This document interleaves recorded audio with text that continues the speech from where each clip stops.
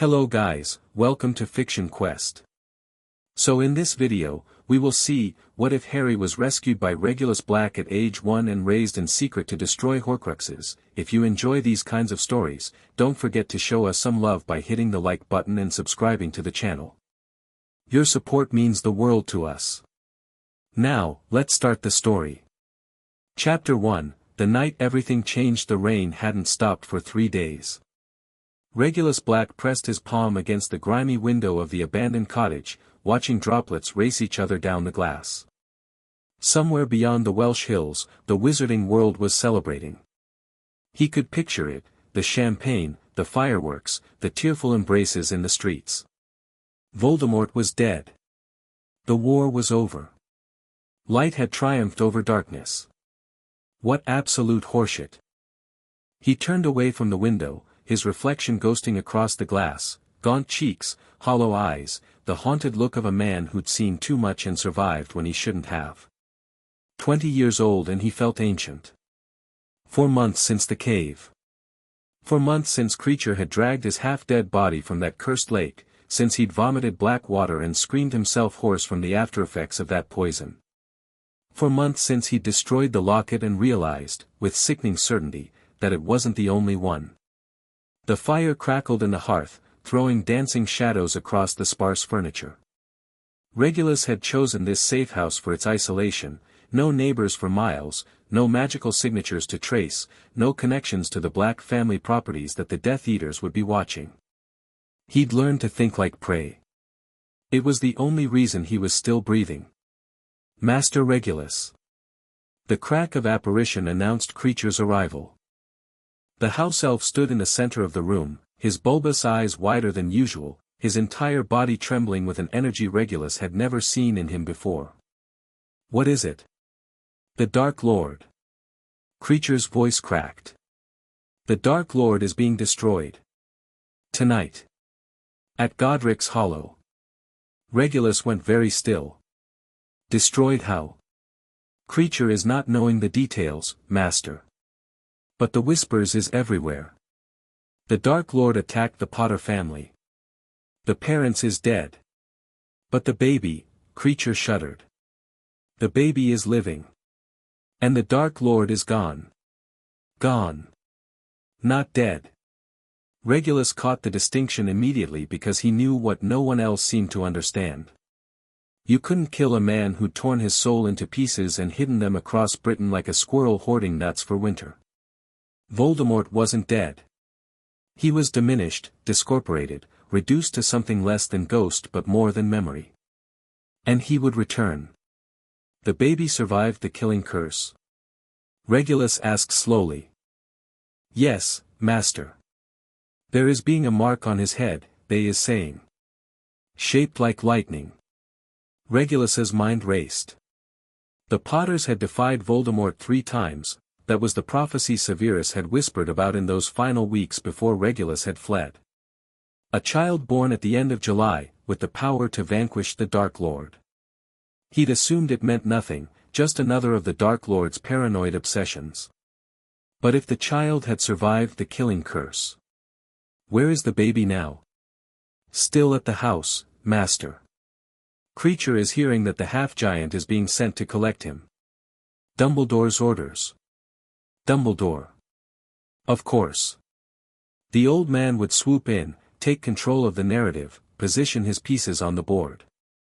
Regulus had watched Dumbledore operate from a distance for years, always 3 moves ahead, always with a grandfatherly smile that never quite reached those calculating eyes. Whatever Dumbledore had planned for the Potter child, it would serve Dumbledore's interests first. Regulus walked to the window again. The rain had intensified, hammering against the roof like desperate fists. He should stay hidden. He should let the world sort itself out while he continued his solitary mission, tracking down the remaining Horcruxes, destroying them one by one, finishing what he'd started in that godforsaken cave. But the child. The child who'd survived what no one should survive. The child marked by Voldemort's own magic. The child who was, if Regulus's suspicions were correct, now bound to the Dark Lord in ways no one else could understand. What would Dumbledore do with such a weapon? Mold it. Shape it. Keep it ignorant and pliable until the moment came to deploy it. Regulus knew about being used as a weapon. He'd spent 3 years as one of Voldemort's pretty young Death Eaters, valued for his family name and pure blood, discarded the moment he showed signs of independent thought. He knew what it felt like to wake up one day and realize you were nothing but a tool in someone else's hand. Creature. Yes, Master. How long until Hagrid reaches Godric's Hollow? The elf's eyes narrowed. Creature is not knowing exactly. The half-giant is being slow. Perhaps an hour, perhaps more. An hour. 1 hour to make a decision that would define the rest of his life, however long or short that might be. Regulus Black had never considered himself a good man. He'd taken the mark willingly, had believed in blood purity with the fervor of youth, had watched people suffer and told himself they deserved it.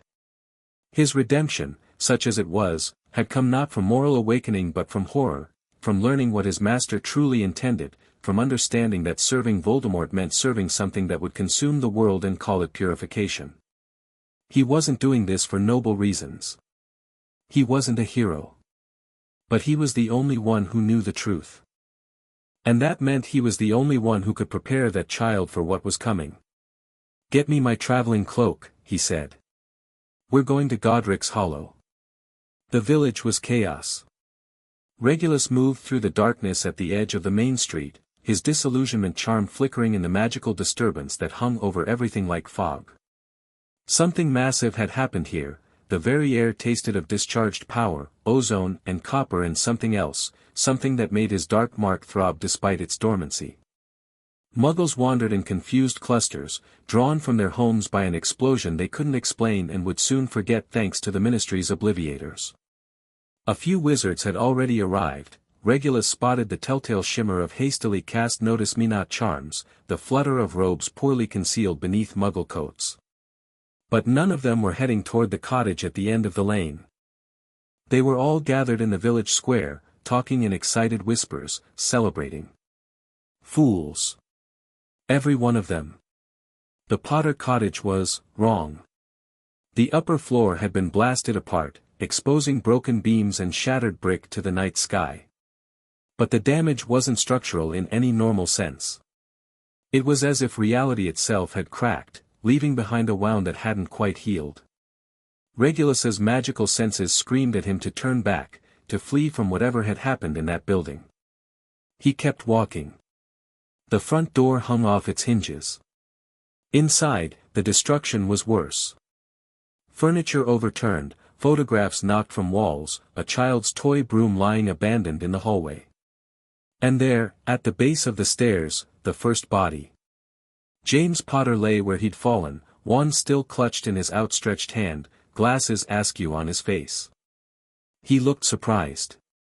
They always looked surprised, the ones who died fighting. As if they couldn't quite believe that all their skill and courage hadn't been enough. Regulus stepped over him without ceremony. There would be time for sentiment later. Or never. Sentiment was a luxury he couldn't afford. The stairs groaned under his weight. Each step took him closer to the epicenter of whatever had happened here, the magical pressure increasing until his ears popped and his vision swam at the edges. When he reached the nursery door, he had to brace himself against the frame just to stay upright. The room was devastated. Scorch marks covered the walls in patterns that hurt to look at.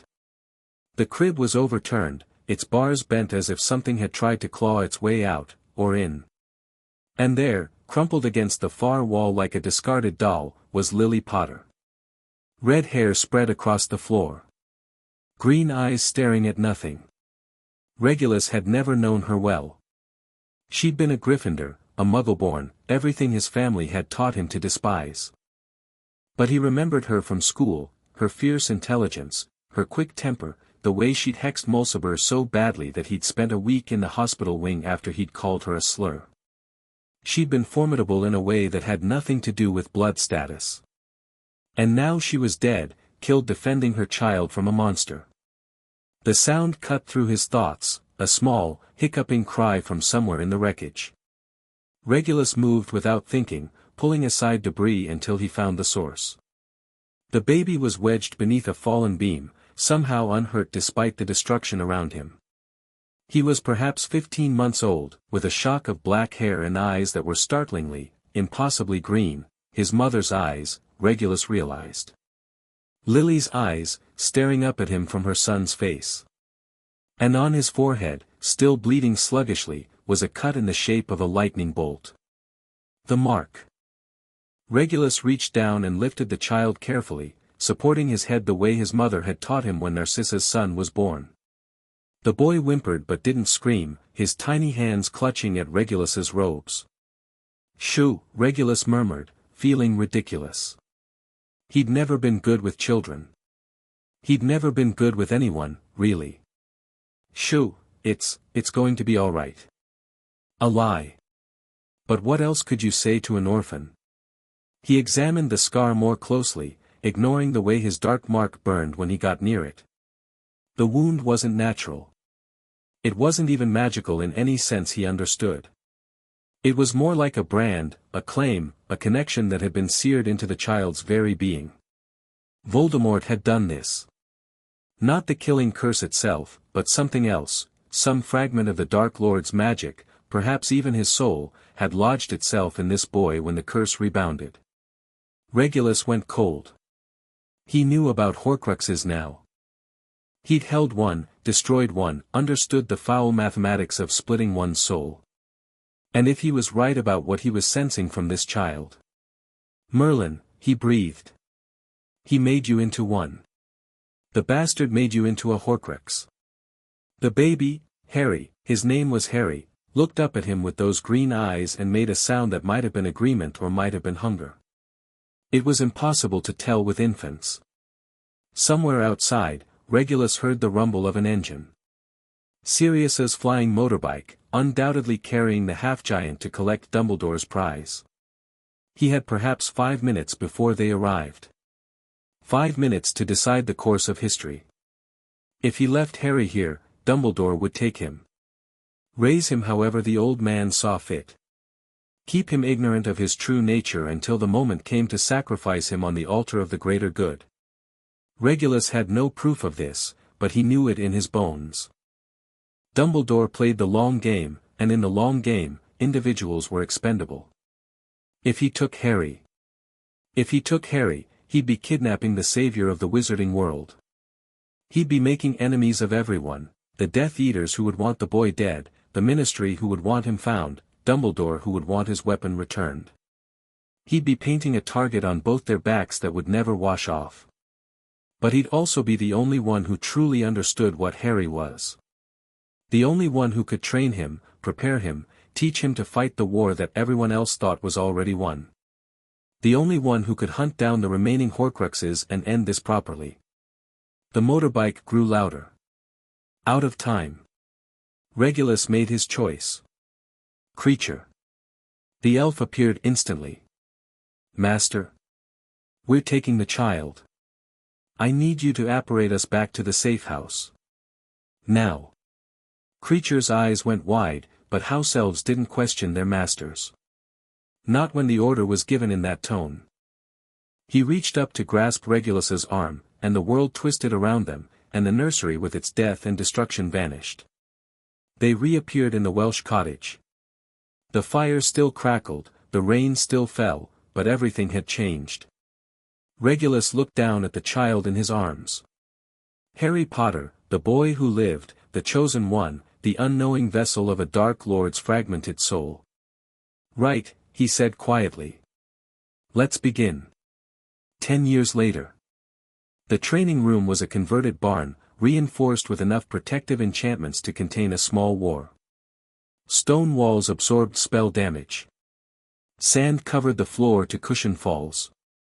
Targets of varying sizes and materials lined the perimeter, some charmed to move erratically, others designed to fire back. In the center of the room, a boy stood with his wand raised. Harry Black, he'd taken Regulus's name on his 5th birthday, a legal fiction that had become something more real than either of them expected, was 11 years old and didn't look like much.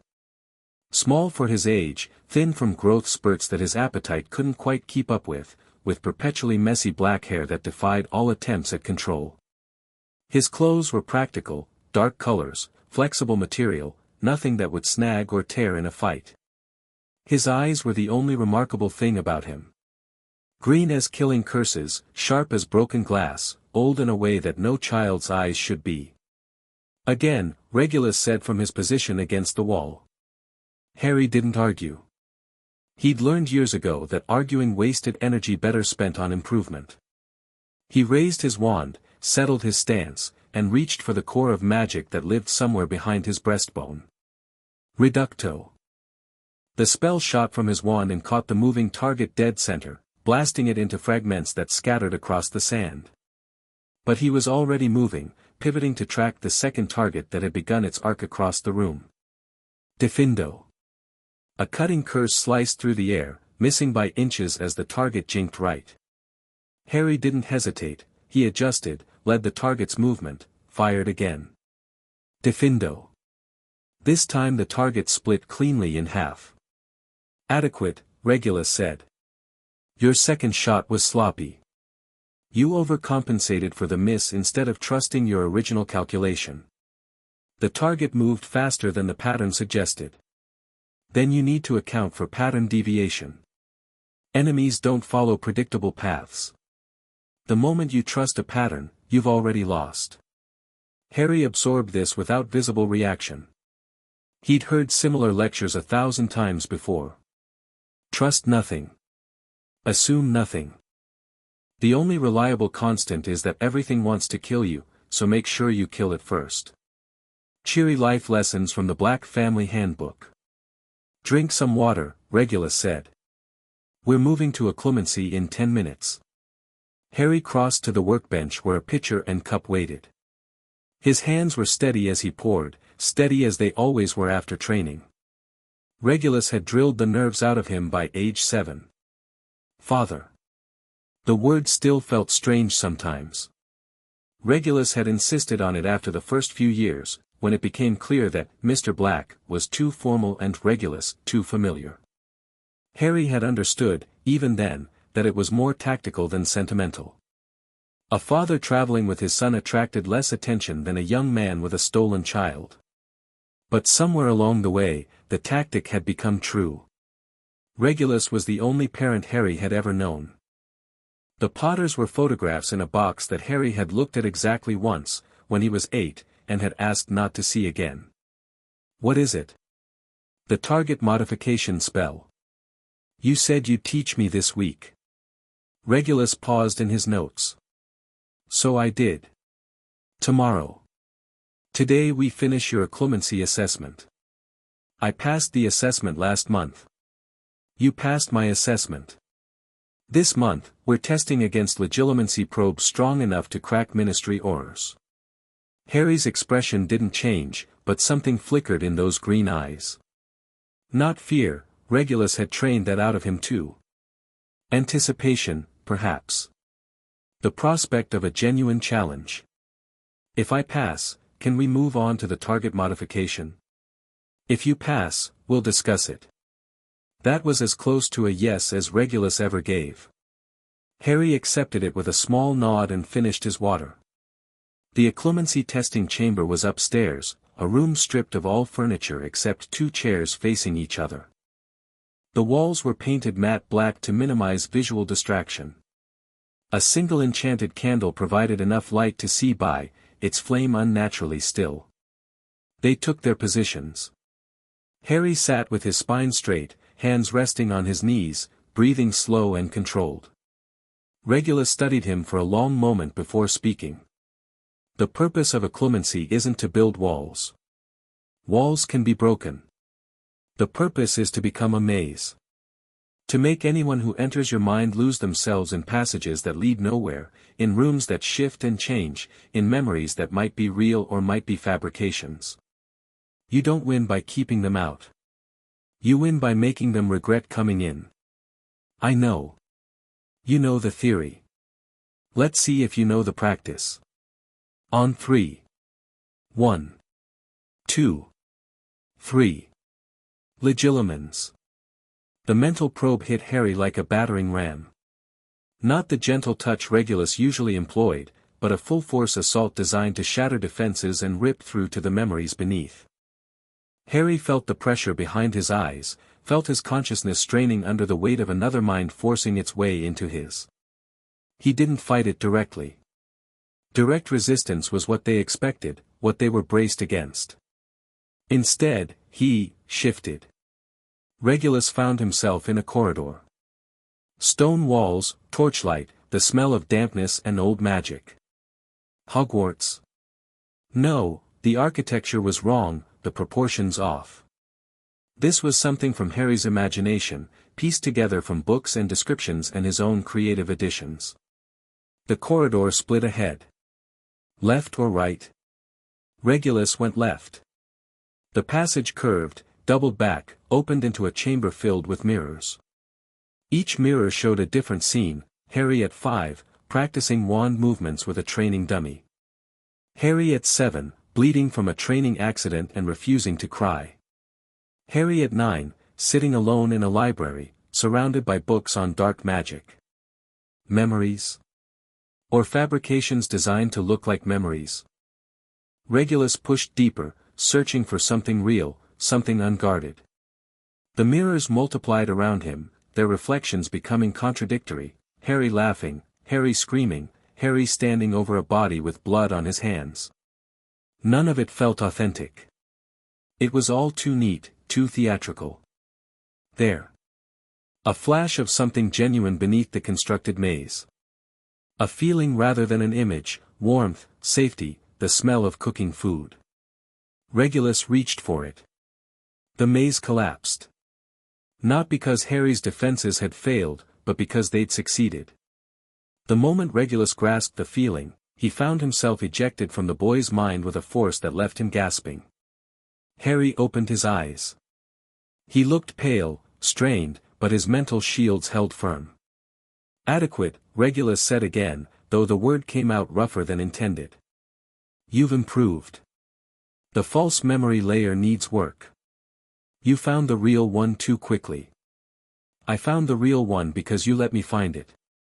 That was the trap. You gave me what I wanted, and then you used my satisfaction against me. Regulus allowed himself a small smile. Well done. Harry's expression didn't change, but something in his posture eased slightly. Praise was rare enough that it still meant something. Father, he said after a moment. The mission you mentioned last week. The one you've been planning. What about it? You said it would be soon. How soon? Regulus stood and walked to the window. The Welsh hills rolled green and empty beyond the glass, spotted with sheep that were actually transfigured security wards. A beautiful prison, if you thought about it the right way. We've been preparing for 10 years, he said quietly. Training, gathering intelligence, destroying the Horcruxes we could find without exposing ourselves. The locket is gone. Creature confirmed the ring is still at the Gaunt Shack, but it's heavily protected, we're not ready for that one yet. The cup, however. Gringotts, Harry said. You've mentioned it before. The Lestrange Vault. The goblins don't like us. They don't like anyone, but they especially don't like wizards who try to steal from them. A frontal assault would be suicide. We need leverage, planning, and precisely the right moment. Regulus turned to face his son. That moment is now. Lucius Malfoy has been making inquiries about dark artifacts, he's rebuilding his collection after the Ministry raids. His activities have drawn goblin attention. While they're watching him, they'll be less vigilant about anything else. When do we leave? 3 days. I want your defensive magic polished by then. The goblins have ancient protections that won't respond well to standard countermeasures. Harry nodded, his mind already shifting to tactical considerations. What's my role? You'll be my son visiting the family vault. Cover identity. But if things go wrong, and they often do, you'll need to fight our way out. Understood. Regulus studied the boy, no, the young man, he'd raised. 11 years old, trained in combat magic that most Aurors wouldn't learn until their 20s, able to shield his mind from expert legilimency, capable of coldly assessing tactical situations that would make grown wizards panic. By any objective measure, Harry Black was a weapon. But he was also, impossibly, a son. Regulus hadn't meant for that to happen. He'd taken Harry for purely practical reasons. The boy was connected to Voldemort, useful for the mission, potentially the key to destroying what remained of the Dark Lord. Sentiment was supposed to be a cover story, not a reality. Somewhere along the way, reality had betrayed him. Harry. Yes. When this is over. When all the Horcruxes are destroyed and the Dark Lord is truly dead. What do you want? The question seemed to catch Harry off guard. His brow furrowed slightly, green eyes distant. I don't understand. It's not a complicated question. What do you want? For yourself. Not for the mission, not for me, not for the abstract future of the wizarding world. What does Harry Black want? Silence stretched between them. Harry's gaze drifted to the window, to the hills beyond, to a world he'd only ever experienced through training exercises and carefully controlled excursions. I want to stop being afraid, he said finally. Not the training fear, I can handle that. But the other kind. The fear that wakes me up at night. The fear that someday the thing inside my head is going to wake up too. Regulus felt something twist in his chest. The scar. They both knew what it was, what it contained. Harry had taken the knowledge of his nature with the same cold pragmatism he applied to everything else, another problem to be solved, another obstacle to be overcome. But beneath that composure was a boy who knew he carried a piece of the darkest wizard in history inside his skull. We'll destroy it, Regulus said. I promise you. You don't know how. Not yet. But I'll find a way. Harry looked at him, really looked, in a way that stripped away the training and the tactics and laid bare something vulnerable. What if the only way is to destroy me? The question hit Regulus like a physical blow. He crossed the room in 3 strides and gripped Harry's shoulders, forcing the boy to meet his eyes. Listen to me. I have spent 10 years preparing for this war. I have sacrificed everything, my name, my family, my future, to see it through. And I will not, let it end with your death. There is another way. There is always another way. We just have to be smart enough to find it. And if we're not, then we cheat. A ghost of a smile crossed Harry's face. That's not very Gryffindor of you. I'm not a Gryffindor. I'm a Slytherin. And Slytherins don't believe in fair fights. We believe in winning. Harry's shoulders relaxed slightly under Regulus's grip. The moment of vulnerability passed, tucked away behind shields that had taken years to build. 3 days, he said, his voice steady again. I'll be ready. I know you will. Regulus released him and stepped back. The training session was over, but the work never stopped. There were supplies to gather, plans to finalize, contingencies to prepare for the 1,000 ways that everything could go wrong. But first, dinner. Even soldiers needed to eat. The kitchen of the cottage was small but functional, equipped with enough enchantments to keep food fresh and meals hot without requiring much actual cooking skill. Regulus had many talents, but culinary arts had never been among them. They survived on simple fare, stews, roasted vegetables, bread that Creature insisted on baking himself because Master's bread is being too dry.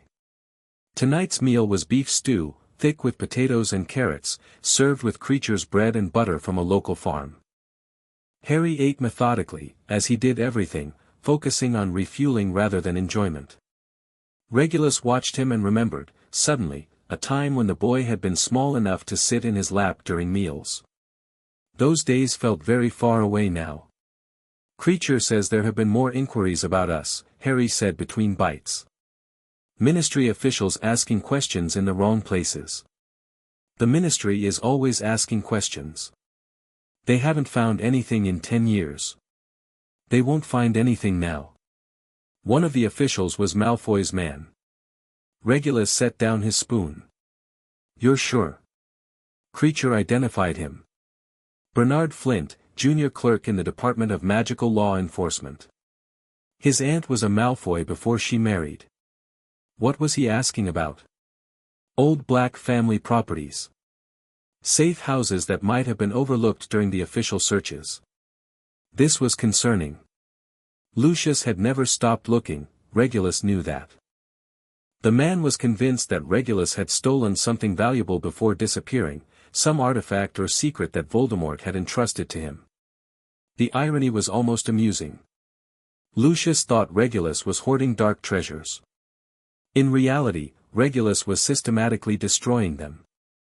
"We'll need to accelerate the timeline," Regulus said. "If Lucius is sniffing around again, it means he's gotten desperate. And desperate men make mistakes that others notice." The Gringotts operation. The Gringotts operation. "We go tomorrow night instead of in 3 days. Can you be ready?" Harry's response was to push back his chair, carry his dishes to the sink, and turn to face his father with calm certainty. "I can be ready in 2 hours." Despite everything, Regulus felt a surge of pride. "That's my boy." Preparation for the Gringotts operation took the rest of the evening and most of the night. Regulus walked Harry through every detail, the entrance procedures, the cart systems, the various security measures they'd need to bypass or avoid. They reviewed exit strategies, backup plans, and worst-case scenarios until Harry could recite them in his sleep. The key to the operation was misdirection. Regulus had spent years cultivating contacts within the Goblin banking system, acquiring information through bribery, blackmail, and the occasional strategic favor. He knew which guards worked which shifts, which carts ran which routes, which vaults had been recently accessed and which had lain dormant for decades. The Lestrange vault was deep in the bank's lowest levels, protected by enchantments that had been accumulating for centuries. Dragon guards, duplicating curses, Gemino and Flagranti charms on the treasure itself. A direct approach would be fatal. But Regulus wasn't planning a direct approach. The Lestranges had a secondary access point, he explained, spreading a yellowed parchment across the kitchen table. A family passage that bypasses the main cart system. It was sealed after Bellatrix's imprisonment, but the seal was Goblin-made. And Goblin-made seals respond to Goblin-made keys. He produced a small silver object from his pocket, an intricate device that looked like a combination of key and clockwork mechanism. "Where did you get that?" Harry asked. "I stole it. 3 years ago, from a goblin who owed me a favor and decided to default on the debt. I thought goblins never forgot a debt. They don't. This one forgot to check his pockets before leaving the pub." Harry studied the key with the analytical gaze Regulus had taught him. "It's been modified. The original enchantments have been layered with something newer. Perceptive. I had to adapt it to work with the Lestrange passage specifically. The original key opened any sealed vault, far too valuable to use directly. This version will only work once, on one vault, before destroying itself. One chance. One chance.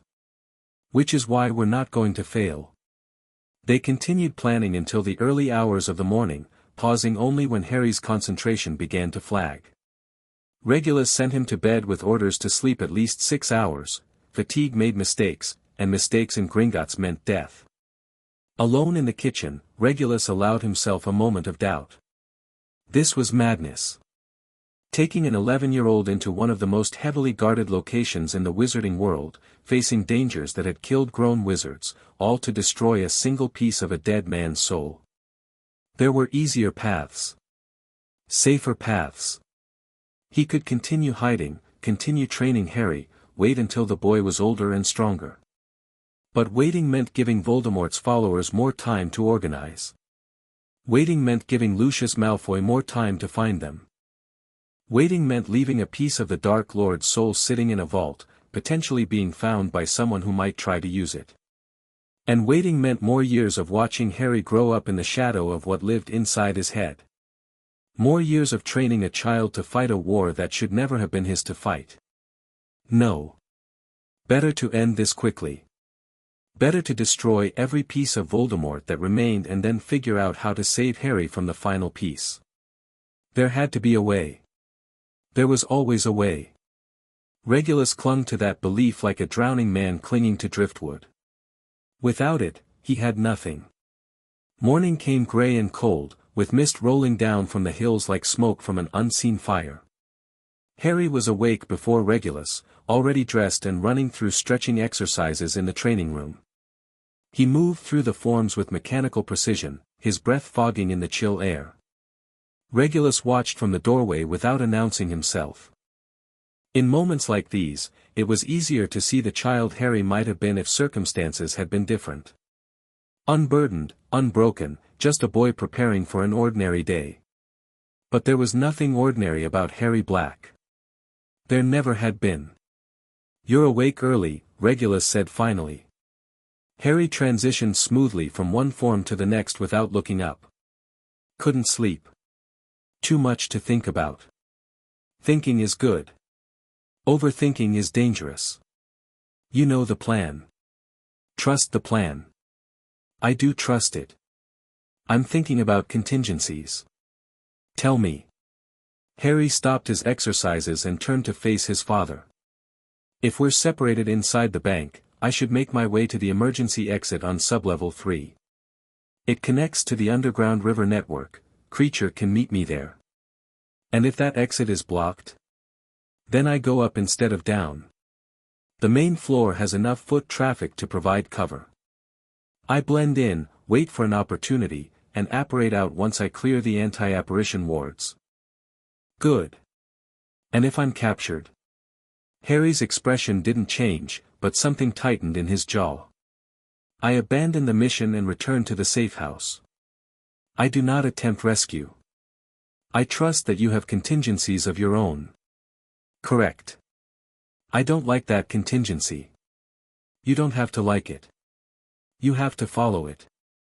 Regulus crossed to stand in front of Harry, close enough to grip his shoulder. "Listen to me. If something happens to me in there, you continue the mission.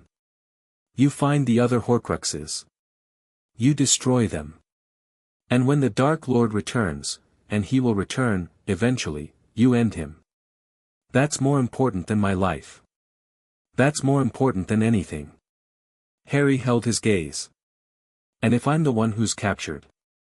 The question hung in the air between them. Regulus had thought about this, planned for it, and come to a conclusion that he'd never admitted aloud. "Then I burn the bank to the ground to get you back." Something shifted in Harry's green eyes. Understanding, perhaps. Or gratitude. It was hard to tell, the boy had learned to hide his emotions too well. "That's not very tactically sound," he said. "No. It isn't." They stood in silence for a moment, the weight of what remained unspoken pressing down on both of them. Then Harry nodded once, sharply, and returned to his exercises. "I'll be ready," he said. Regulus believed him. The rest of the day passed in final preparations. Equipment was checked and rechecked. Polyjuice potion was prepared. They would be entering the bank disguised as a pureblood father and son with legitimate business in the lower vaults. Cover identities were rehearsed until they felt natural. By the time evening fell, everything was in place. Regulus performed one last check of his robes, ensuring that every hidden pocket contained what it should: the modified key, a vial of Peruvian instant darkness powder, a backup wand, a small blade enchanted to cut through goblin-forged metal. Paranoia was a survival trait in his line of work. Harry stood by the door, dressed in robes that matched their assumed identities: dark green velvet, expensive but not ostentatious, the clothing of old money that had learned discretion. The polyjuice had already taken effect, transforming his features into those of a pureblood boy Regulus had selected from genealogical records. Marcus Avery's second cousin, reportedly living abroad, unlikely to be recognized. Regulus's own disguise was similarly chosen, a middle-aged wizard with forgettable features and impeccable credentials. Remember, Regulus said as he checked the time. We're there for a scheduled vault inspection. We have documentation. We have every right to access the lower levels. Confidence sells the disguise more than magic ever could. Harry nodded. His transformed face looked strange, the bones wrong beneath unfamiliar skin, but his eyes remained sharp and focused. What if they recognize the documentation as forged? They won't. I spent 3 years perfecting those documents. Regulus allowed himself a tight smile. Goblins respect meticulous record-keeping. I've provided them with records meticulous enough to make Ragnarok himself weep with envy. And if we run into actual Avries? Then we maintain cover and rely on the fact that pure-blood families are terrible at keeping track of distant relations. Half of them couldn't identify their own cousins in a crowd. Harry's expression shifted slightly, the closest he came to amusement these days. Ready? Regulus asked. Ready. Regulus gripped Harry's arm, fixed their destination firmly in his mind, and disapparated. Diagon Alley at night was a different world than its daytime counterpart. The shops were closed, their windows dark, but magical street lamps cast pools of golden light across the cobblestones. A few figures moved through the shadows, late-night shoppers, workers heading home, the occasional patrol of ministry guards maintaining the peace. And at the end of the alley, gleaming white against the darkness, stood Gringotts' Wizarding Bank. The building seemed to watch them approach, its bronze doors glinting in the lamplight like knowing eyes.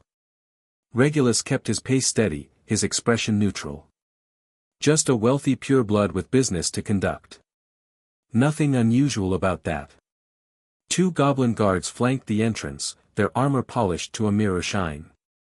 They made no move to intercept Regulus and Harry as they climbed the marble steps, but their dark eyes tracked every movement. The entrance hall was exactly as Regulus remembered, vast, echoing, lined with goblins bent over ledgers and scales. A few other customers conducted business at the far end, their voices reduced to whispers by the hall's acoustic charms. A goblin approached them before they'd taken 3 steps inside. "Welcome to Gringotts," it said, its tone managing to convey both courtesy and contempt. "How may we assist you this evening?" Regulus produced his documentation with a practiced flourish. "Reginald Avery, here for a scheduled inspection of Vault 734. My son is accompanying me as part of his financial education." The goblin examined the papers with the same scrutiny a dragon might give a potentially interesting morsel. Seconds stretched into minutes.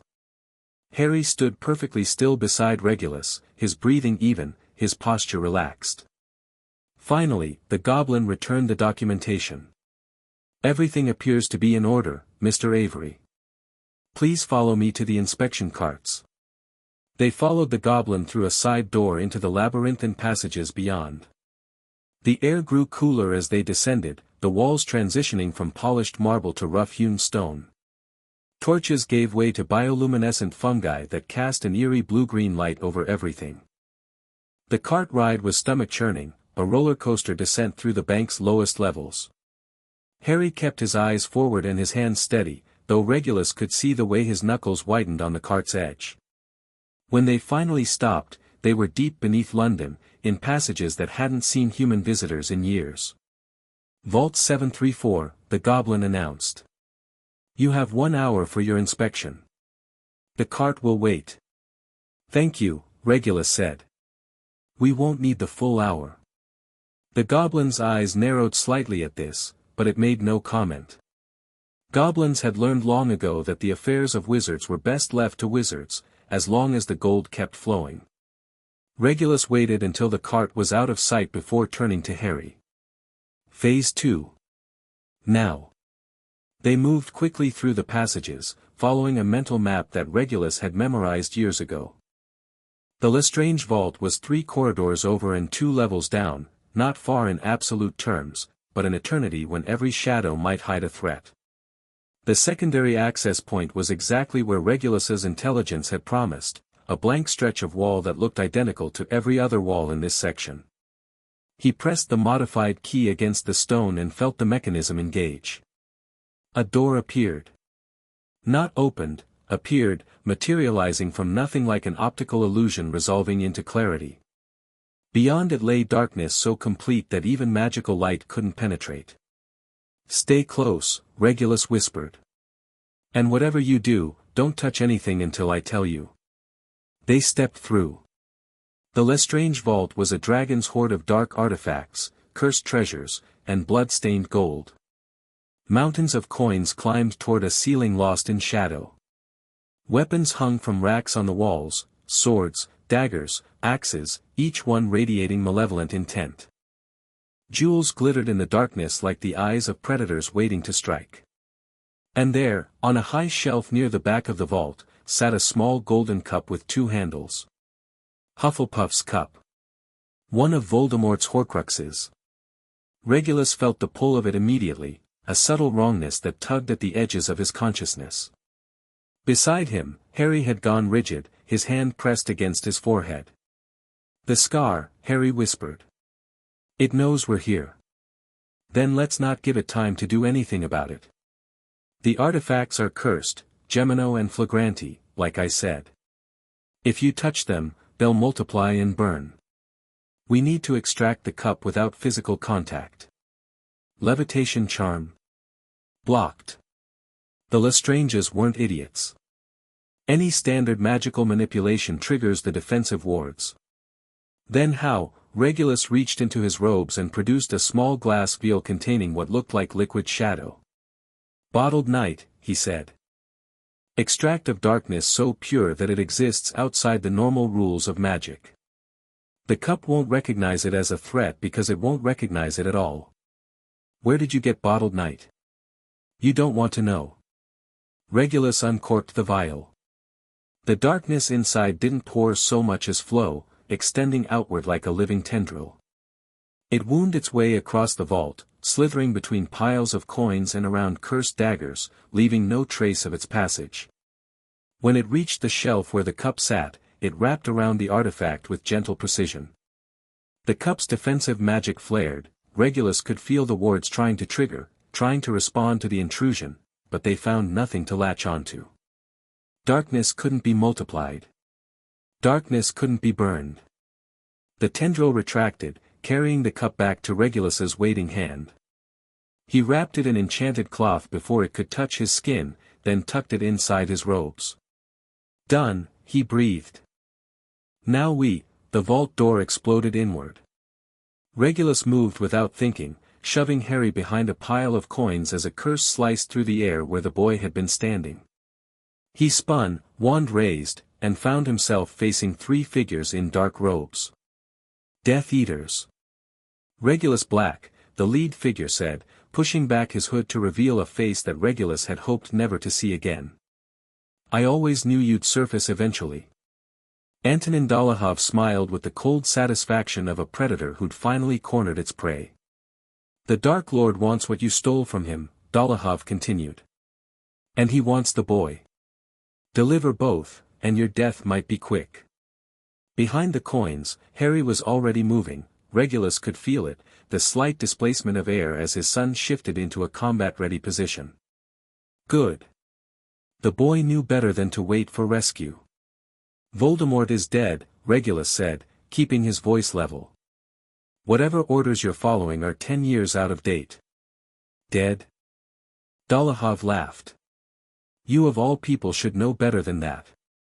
You're the one who destroyed the locket. Yes, we know about that.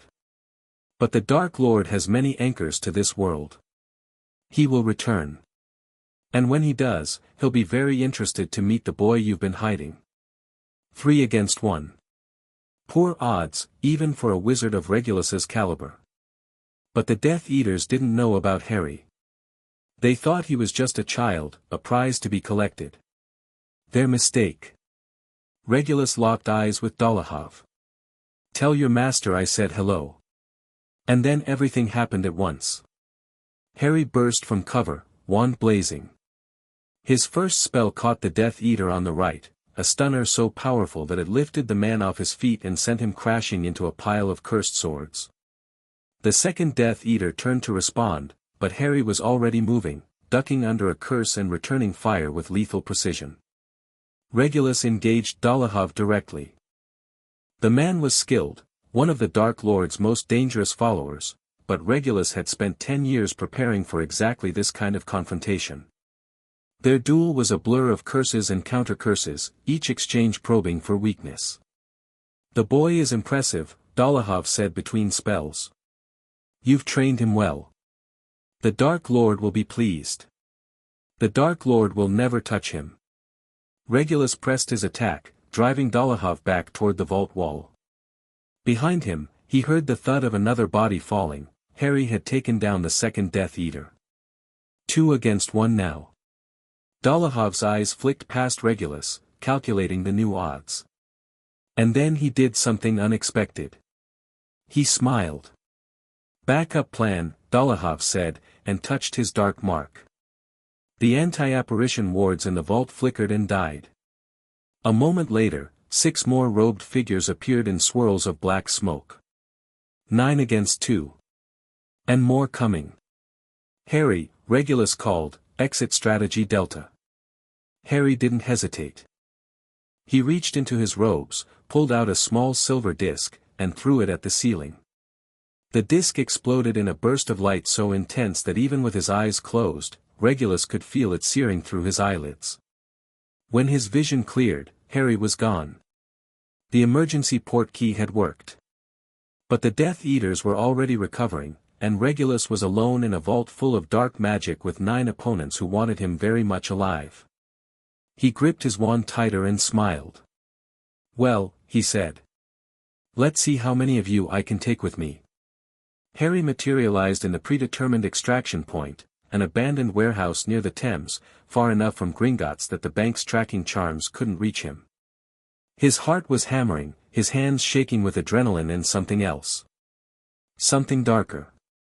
He'd left Regulus behind. The plan had been clear. If separated, escape and regroup. Trust that Regulus had his own contingencies. Continue the mission. But standing alone in the darkness of the warehouse, Harry found that the plan felt very different from the reality. His father was back there, surrounded by enemies, fighting a battle he couldn't win. "Creature." The house elf appeared instantly. "Young Master Harry is calling." "My father. He's still in the bank." "Can you?" Creature is already knowing. Creature is watching. The elf's bulbous eyes were bright with an emotion Harry couldn't read. "Master Regulus is being a great wizard. He is fighting like the old warriors. He is not being captured yet. Yet. The bad wizards is being many. Master Regulus is being one. The mathematics is not being favorable." Harry closed his eyes. Every instinct screamed at him to go back, to fight beside his father, to die together if that was what it came to. But Regulus had been clear. The mission came first. Always. The cup. They'd gotten the cup. That was what mattered. If they capture him. Then Master Regulus is having his own plans, Creature said firmly. He is not telling young Master Harry because young Master Harry is being too brave and not careful enough. But Master Regulus is always being prepared. Harry wanted to argue. He wanted to demand that Creature take him back to the vault, damn the consequences.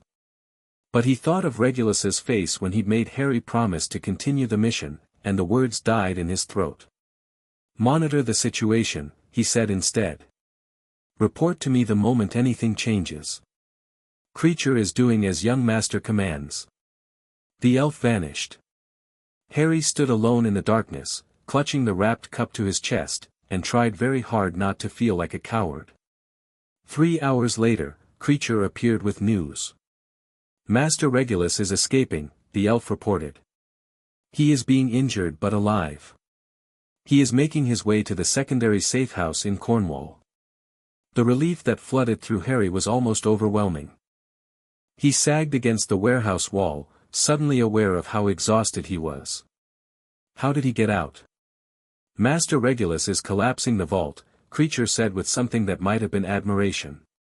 "He is using the cursed artifacts to create a chain reaction. Many bad wizards is being buried. Many treasures is being lost. The goblins is being very angry. Of course. Regulus would never let himself be captured if there was any other option. Even if that option meant destroying a fortune in dark artifacts and making enemies of the entire goblin nation. Take me to Cornwall. The apparition was instant. Harry found himself standing outside a small cottage perched on a cliff overlooking the sea. The door was warded, but creature's magic bypassed the protections easily. Inside, Regulus lay on a cot, his robes torn and bloodied, his face pale as death. But he was breathing. Harry crossed to his side and knelt on the cold stone floor. "The cup?" Regulus asked, his voice barely above a whisper. "I have it." "Good. That's good. You almost died." Regulus's lips twitched. "I've almost died before. You'd think I'd be better at it by now." Harry didn't laugh. He couldn't. The fear that had gripped him in the warehouse was still too raw, too close to the surface. "I left you," he said. "I followed the plan and I left you. You did exactly what you were supposed to do. And if you'd been captured? If they'd tortured you, killed you?" Regulus reached up with a shaking hand and gripped Harry's shoulder. "Then you would have continued the mission. You would have destroyed the cup, found the other Horcruxes, and ended the Dark Lord once and for all. That was always the plan, Harry. Not my survival. Not even yours. The destruction of everything Voldemort created." Harry met his father's eyes. "I'm not sure I can do this without you." "Yes, you can. You've been ready for years."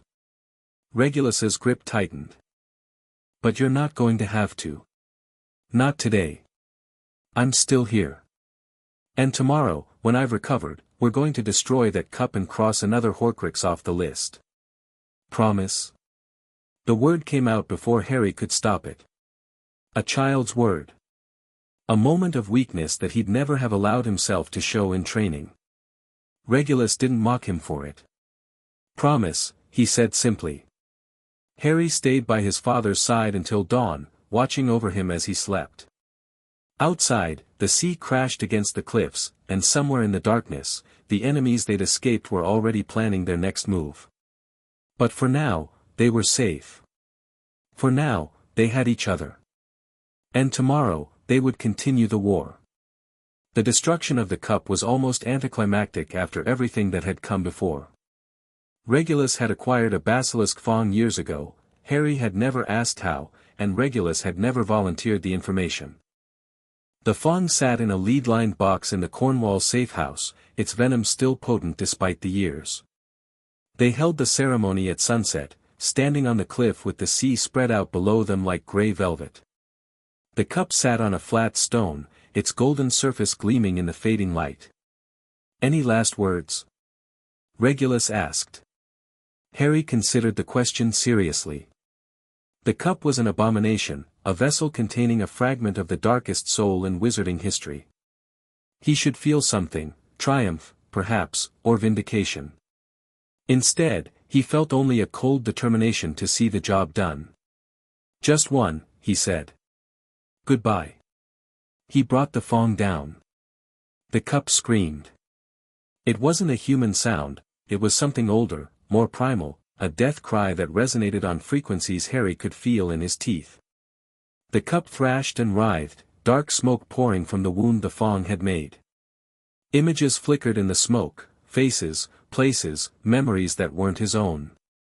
He saw Voldemort as a young man, handsome and cold-eyed, performing the ritual that would tear his soul apart.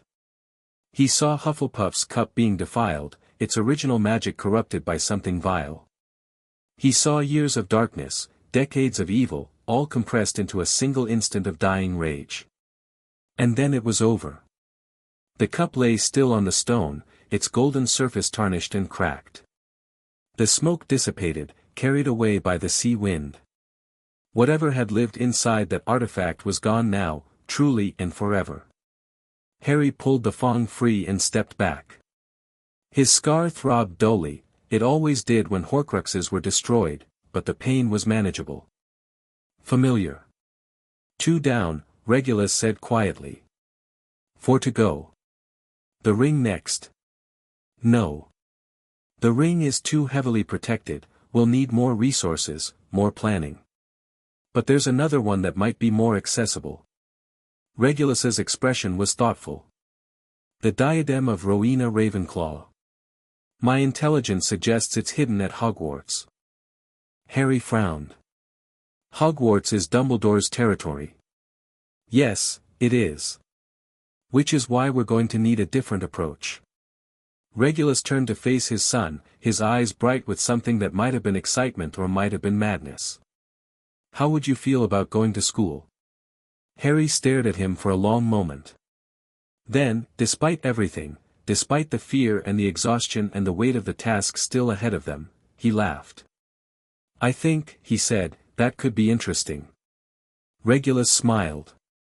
It was a rare expression on his face, and it transformed his features in ways that made him look younger, less haunted. Interesting, he agreed. That's one word for it. They stood together on the cliff, father and son, watching the sun sink below the horizon.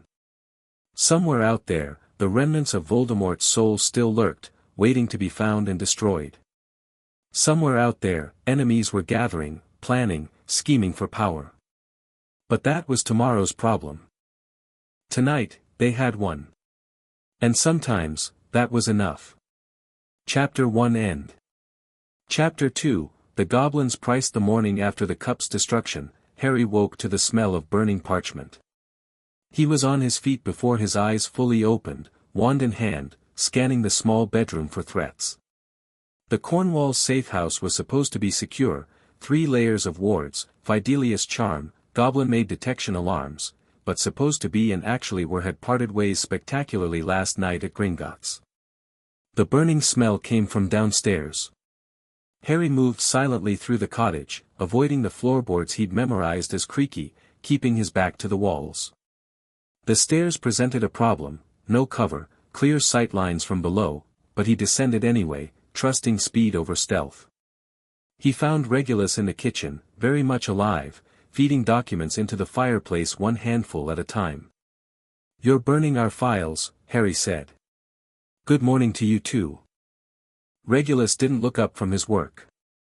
And yes, I'm burning our files. The Gringotts operation is compromised. Dolohov knows we're hunting Horcruxes. By now, every Death Eater cell in Britain knows. Our old intelligence is worthless, worse than worthless, it's a liability. They'll be watching every location we've ever surveilled. Harry lowered his wand but didn't put it away. What about the Hogwarts plan? That's the one advantage we still have. They don't know about the diadem. Voldemort kept that secret even from his inner circle. He was paranoid about anyone discovering how many Horcruxes he'd made. Regulus fed another stack of parchment to the flames. But we need to move faster than I'd planned.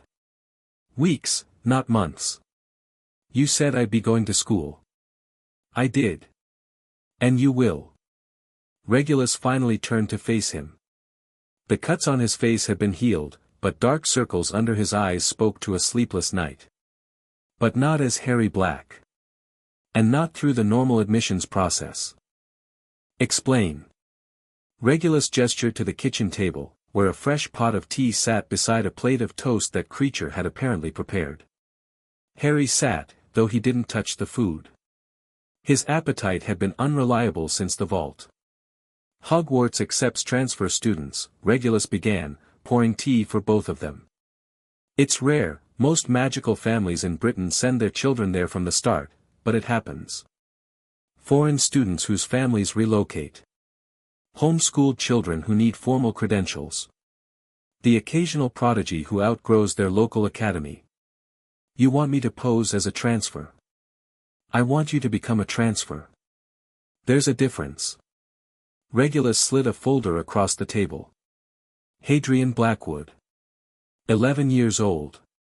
Son of a minor pureblood family that emigrated to France 3 generations ago. Homeschooled until now, but his parents have decided he needs proper socialization with children his own age. Harry opened the folder.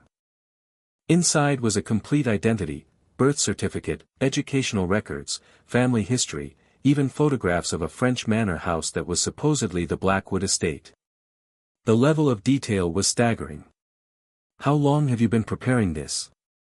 "Since you were 7. I knew we'd need to infiltrate Hogwarts eventually. The castle is too important, too central to British magical society, for us to ignore. The diadem was always a possibility, but even without that, having eyes inside Dumbledore's domain is invaluable." Harry studied the photographs. The boy in them looked nothing like him, brown hair, blue eyes, softer features. "I'll need sustained polyjuice. Months of it. Already arranged. I have a source who can provide the base potion in bulk. The transformation component will come from the real Hadrian Blackwood." "There's a real Hadrian Blackwood?" "There was. He died of dragon pox 3 years ago, along with both his parents. The French magical community keeps poor records of emigrant families. I've been gradually inserting Hadrian's paper trail into their archives ever since. By now, his existence is accepted fact. His resurrection will raise some eyebrows, but not enough to warrant serious investigation." Harry closed the folder. "And if someone at Hogwarts recognizes me anyway? Despite the polyjuice? They won't.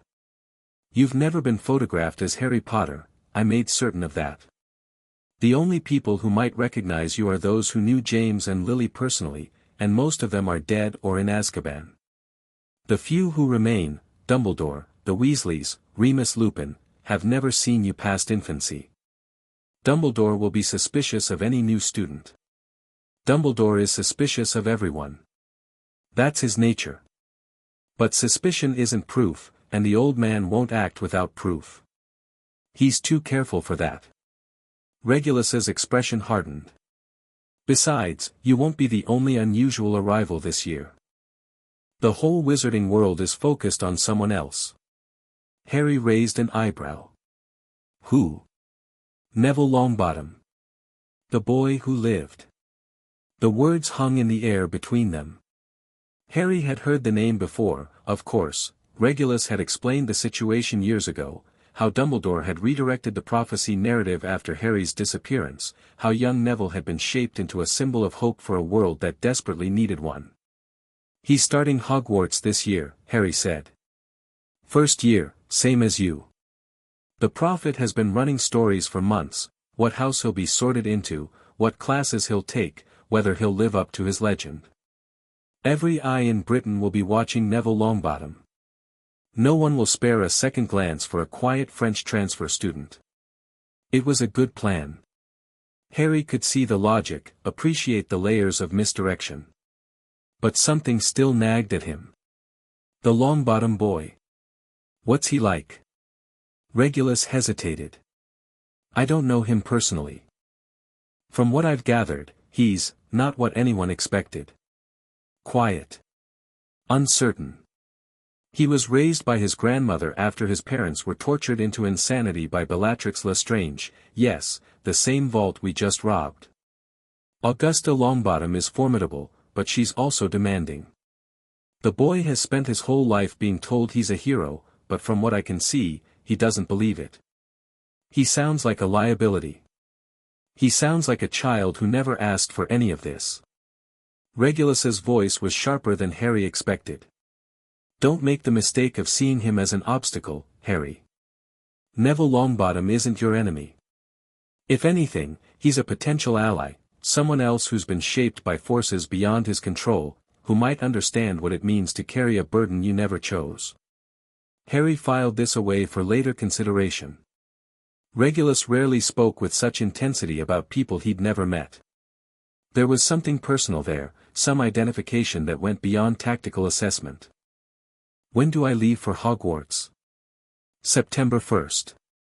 That gives us 6 weeks to prepare. You'll need to master the Blackwood identity, practice maintaining the polyjuice transformation under stress, and brush up on the standard Hogwarts curriculum. Your actual skills are far beyond first-year level, but you'll need to hide that, appear competent but not exceptional.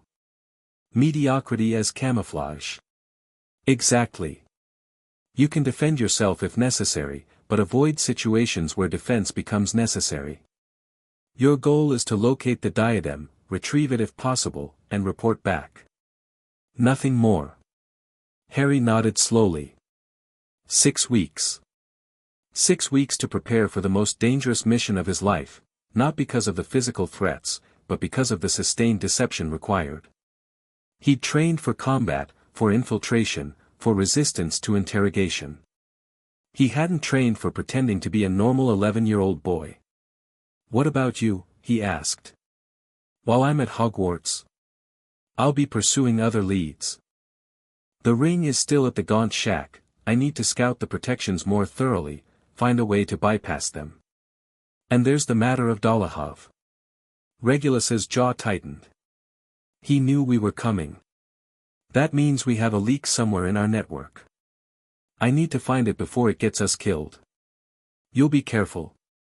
The question came out softer than Harry intended. Regulus met his eyes with something that might have been surprise, or might have been recognition of the fear beneath the words. "I'll be careful," he said. "And you'll stay alive. That's the arrangement." "Understood." "Understood." They sat in silence for a moment, the weight of the coming separation already pressing down on both of them. Harry had never been away from Regulus for more than a few days. The thought of months apart, months of maintaining a false identity, surrounded by potential enemies, with no one to watch his back, was more daunting than any combat scenario. But the mission came first. It always did. "Eat your breakfast," Regulus said finally. "We have a lot of work to do." Harry reached for the toast. The next 6 weeks were the most intensive training period of Harry's life. Regulus had been thorough in his preparations. The Hadrian Blackwood identity came with detailed family histories, magical education records, and enough personal anecdotes to survive casual conversation. But knowing facts and inhabiting a person were different things entirely. They started with the basics. Posture, accent, mannerisms. Hadrian Blackwood had been raised in French magical society, which meant different customs, different assumptions, different ways of carrying himself. Harry spent hours practicing a slight French accent that he could slip into naturally, learning to gesture with his hands the way continental wizards did, adjusting his word choices to reflect a childhood spent outside Britain. "Too stiff," Regulus said on the 3rd day, watching Harry walk across the training room. "You move like someone expecting an attack." Hadrian Blackwood has never been attacked. He's never had to watch his back. "Relax your shoulders." "If I relax my shoulders, I can't draw my wand as quickly." "If you look like you're ready to draw your wand, someone might give you a reason to. Blend in first. Fight only when blending fails." It went against every instinct Harry had developed over 11 years of combat training. But Regulus was right, the best defense at Hogwarts wouldn't be his dueling skills, but his ability to appear harmless. Predators noticed prey that acted like prey. If he wanted to avoid attention, he needed to move like someone who had never learned to be afraid. The polyjuice practice was worse. Maintaining the transformation for more than an hour required constant magical reinforcement, a subtle, draining effort that left Harry exhausted by the end of each session. The potion itself tasted like dirty socks mixed with pond water, and the transformation process was deeply uncomfortable, his bones shifting and reforming beneath skin that suddenly felt too tight or too loose. "You're fighting it," Regulus observed. "The transformation works better when you accept it rather than resist it. It feels wrong. Like wearing someone else's skin. You are wearing someone else's skin. That's rather the point." Regulus handed him another goblet of the foul-tasting potion. "Think of it as a costume. The exterior changes, but you're still you underneath. The transformation is a tool, nothing more." By the 4th week, Harry could maintain the Hadrian appearance for 8 hours without significant strain. By the 5th week, he could do it for 12. Regulus pronounced this acceptable, though not ideal. If you need to sleep in the transformation, you'll have problems. The potion wears off faster when you're unconscious, something about reduced magical circulation. Plan to wake up early and redos before anyone sees you. Every morning for the entire school year. Unless you find the diadem quickly, yes. I'm working on a modified version of the potion that might last longer, but don't count on it being ready in time. The academic preparation was almost relaxing by comparison. Harry had been studying magic since he could hold a wand. His theoretical knowledge was probably superior to most Hogwarts graduates, let alone first years. The challenge was learning to hide it. If a professor asks you to demonstrate the levitation charm, how do you respond? Hesitate slightly. Pronounce the incantation carefully, as if I'm not certain of it. Allow the feather to wobble before it rises. And if another student challenges you to a duel, refuse if possible. Claim that dueling wasn't emphasized in my homeschooling. If forced to defend myself, use only spells appropriate to my supposed skill level, basic shields, disarming charms, perhaps a simple jinx. And if they use something dangerous? Something that could actually hurt you? Harry met Regulus's eyes. Then I respond appropriately and deal with the consequences later. Regulus nodded. Good. Your survival matters more than your cover. Remember that. The nights were the hardest. Alone in his room, Harry lay awake and thought about what was coming. Hogwarts was more than a school, it was a symbol, a fortress, the heart of magical Britain's self-image. Albus Dumbledore had ruled it for decades, shaping generations of witches and wizards according to his vision. And somewhere in that castle was a piece of Voldemort's soul, waiting to be found. Harry touched his scar in the darkness. It hadn't bothered him much lately, the cup's destruction had quieted whatever connection existed between him and the Dark Lord's remnants. But he knew it was only temporary. Every Horcrux destroyed strengthened the others, made them more desperate, more dangerous. When he found the diadem, it would fight back. They always did. The last week before departure brought an unexpected complication. We have a problem, Regulus said, spreading a copy of the Daily Prophet across the kitchen table.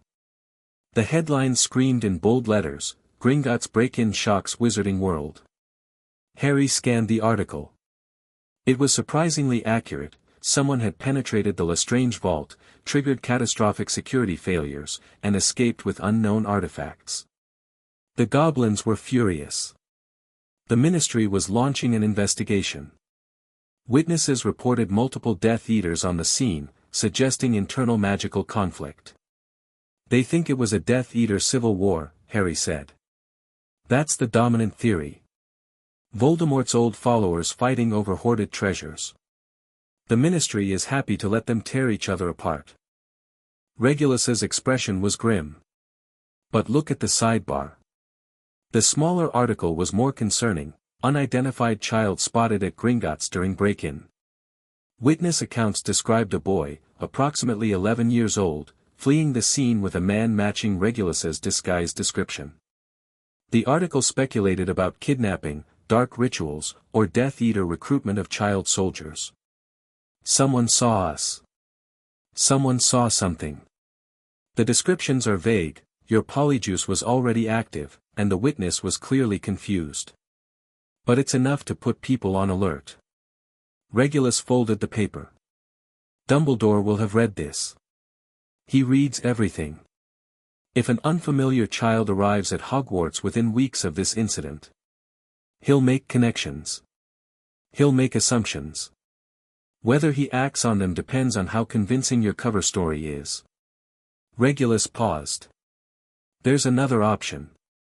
We could delay. Wait until next year, let the attention die down. Harry shook his head. No. The longer we wait, the more time for things to go wrong. Dolohov knows about the Horcruxes. If he finds the diadem first. He won't. He doesn't know where to look. But I take your point. Regulus reached into his robes and produced a small leather pouch. This is your emergency kit. Portkey to the Cornwall safe house, dose of polyjuice with your original appearance, and 50 galleons in untraceable currency. Keep it on you at all times.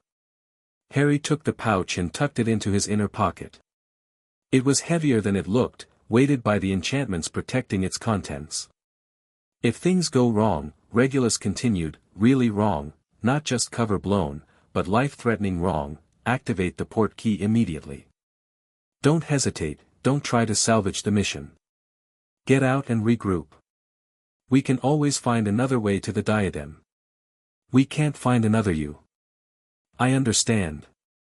Do you? Regulus gripped Harry's shoulders, forcing eye contact.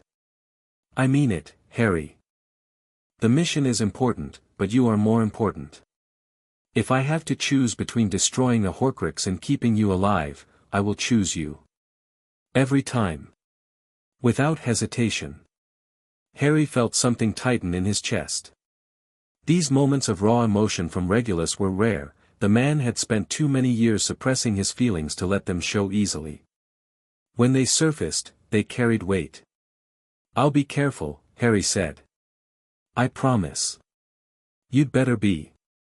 Regulus released him and stepped back, his composure reasserting itself. Now.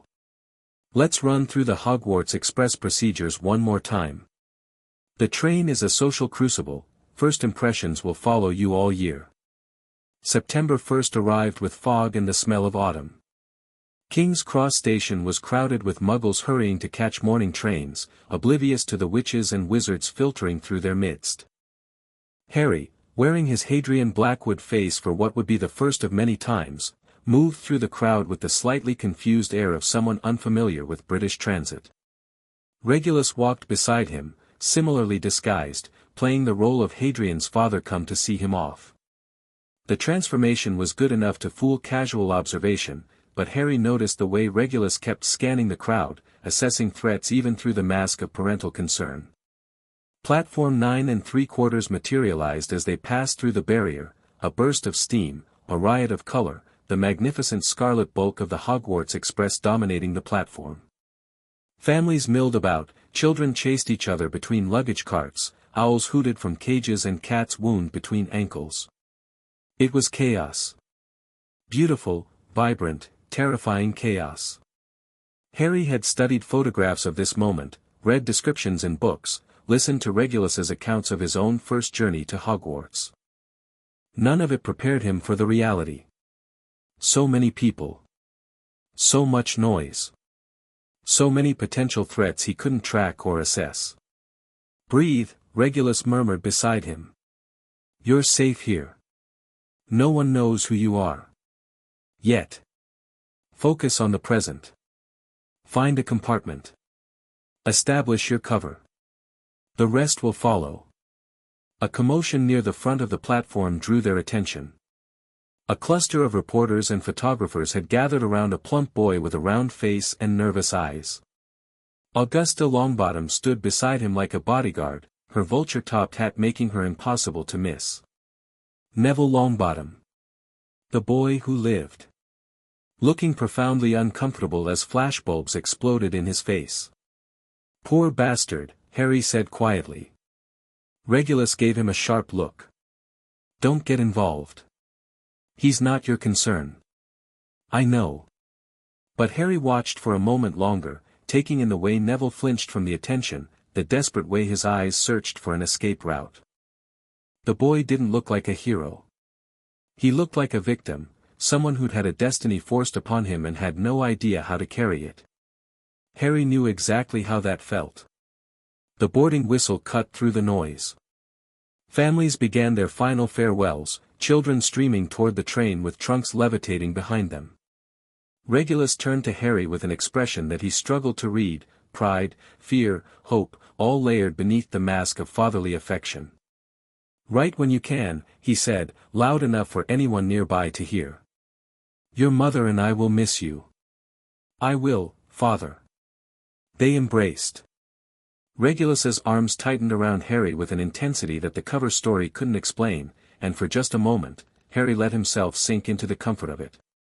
Then Regulus released him, stepped back, and nodded once. Make us proud, son.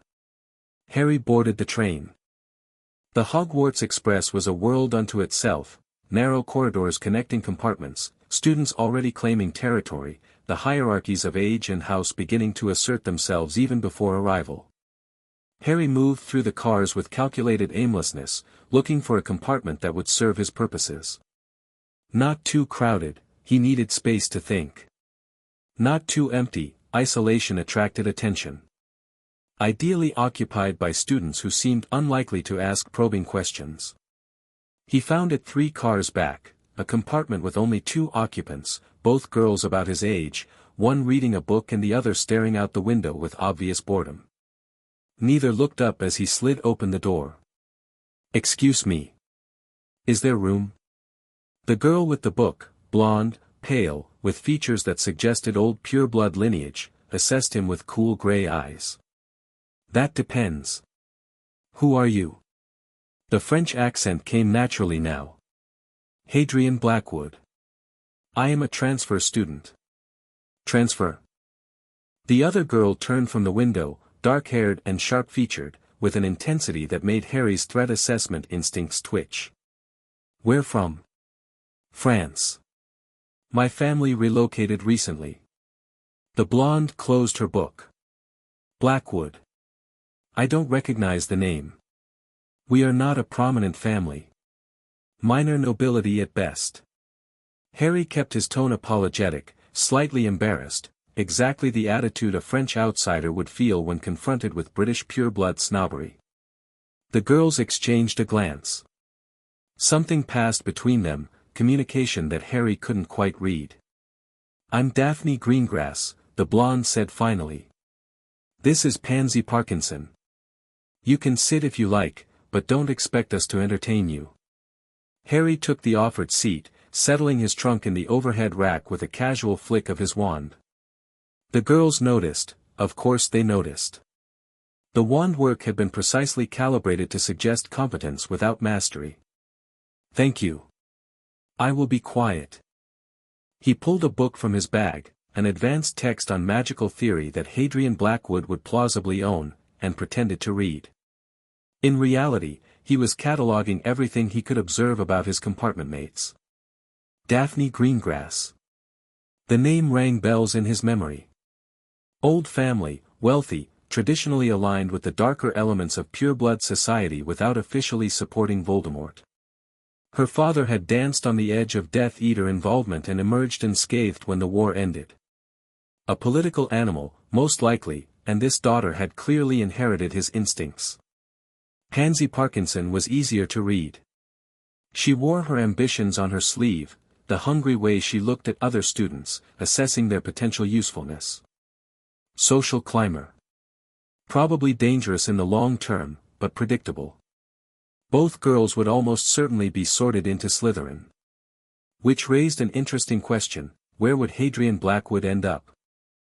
The sorting hat was the one element of his infiltration that Harry couldn't fully prepare for. The artifact was said to read minds, to see through deceptions, to know the truth of a person's character. If it could see through his polyjuice, through his cover identity, through the carefully constructed facade of Hadrian Blackwood, he would deal with that problem when it arose. For now, he had a role to play. The train ride passed in watchful silence. Students came and went. Harry kept track of names, faces, allegiances where he could determine them. A boy named Draco Malfoy made a brief appearance, flanked by 2 larger students who served as obvious muscle. His sneer when he looked at Harry suggested dismissal rather than recognition. Lucius Malfoy's son. Harry filed that away for later consideration. The countryside rolled by outside the window, green hills giving way to darker forests as they traveled north. When the snack trolley came through, Harry purchased a few items he didn't intend to eat, part of maintaining the normal student facade. "You're very quiet," Daphne observed at one point. "I am observing. This is all very new to me." What was school like in France? Different. More focused on individual study than group instruction. Harry allowed himself a small shrug. "I am not certain I will fit in here. Fitting in is overrated. Daphne's expression was unreadable. What matters is making the right connections. And what connections would those be? Her lips curved slightly. I suppose you'll find out. The conversation died there, but Harry marked it. Daphne Greengrass was testing him, probing for useful information. He would need to be careful around her. She was clearly smarter than her friend, and smart people were dangerous. Evening fell as the train wound through increasingly wild landscape. The students changed into their robes, plain black for the first years, who hadn't yet earned house colors. Harry performed the change in the compartment washroom, using the moment of privacy to check his polyjuice and calm his nerves. The face in the mirror was strange. Brown hair, blue eyes, softer features. Not his face. Not Harry Potter, not Harry Black. Just, nobody. A mask with nothing behind it. He touched his forehead where his scar would be if the transformation weren't hiding it. The skin was smooth, unmarked. For these next months, he would be someone without history, without destiny. Just a boy going to school. It felt like loss. It felt like relief. He returned to the compartment as the train began its final approach. Hogwarts materialized out of the darkness like something from a fever dream, towers and turrets silhouetted against a sky full of stars, windows glowing with warm light, the whole impossible structure perched on cliffs above a vast black lake. Harry had seen photographs. Regulus had described it countless times. But nothing prepared him for the reality. It was beautiful. It was terrifying. It was the place where he would spend the next year hunting a piece of Voldemort's soul while pretending to be a normal child. First time seeing it? Daphne asked, watching his face. Yes. The wonder in his voice was genuine. It is, more than I expected. Wait until you see the inside. The arrival procedures were as Regulus had described. First years taken to boats, ferried across the Black Lake while the castle loomed ever larger above them. Harry shared a boat with two other students, a nervous boy who nearly fell overboard and a girl who couldn't stop talking about which house she hoped to join. The castle's entrance hall swallowed them whole. Stone walls rose into shadows, torches cast dancing light, and at the far end, enormous doors waited to deliver them to judgment. Professor McGonagall met them in the corridor outside the Great Hall. She was exactly as Regulus had described, stern, Scottish, with a gaze that seemed to pierce pretense. Harry felt that gaze sweep over him and forced himself not to react.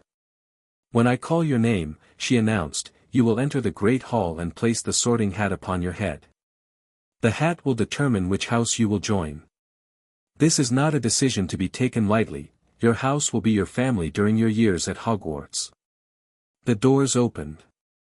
The Great Hall spread before them like a vision, for long tables, hundreds of students, a ceiling that showed the night sky as if the roof had simply vanished.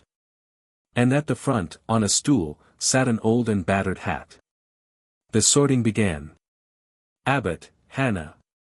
A girl with pigtails stumbled forward.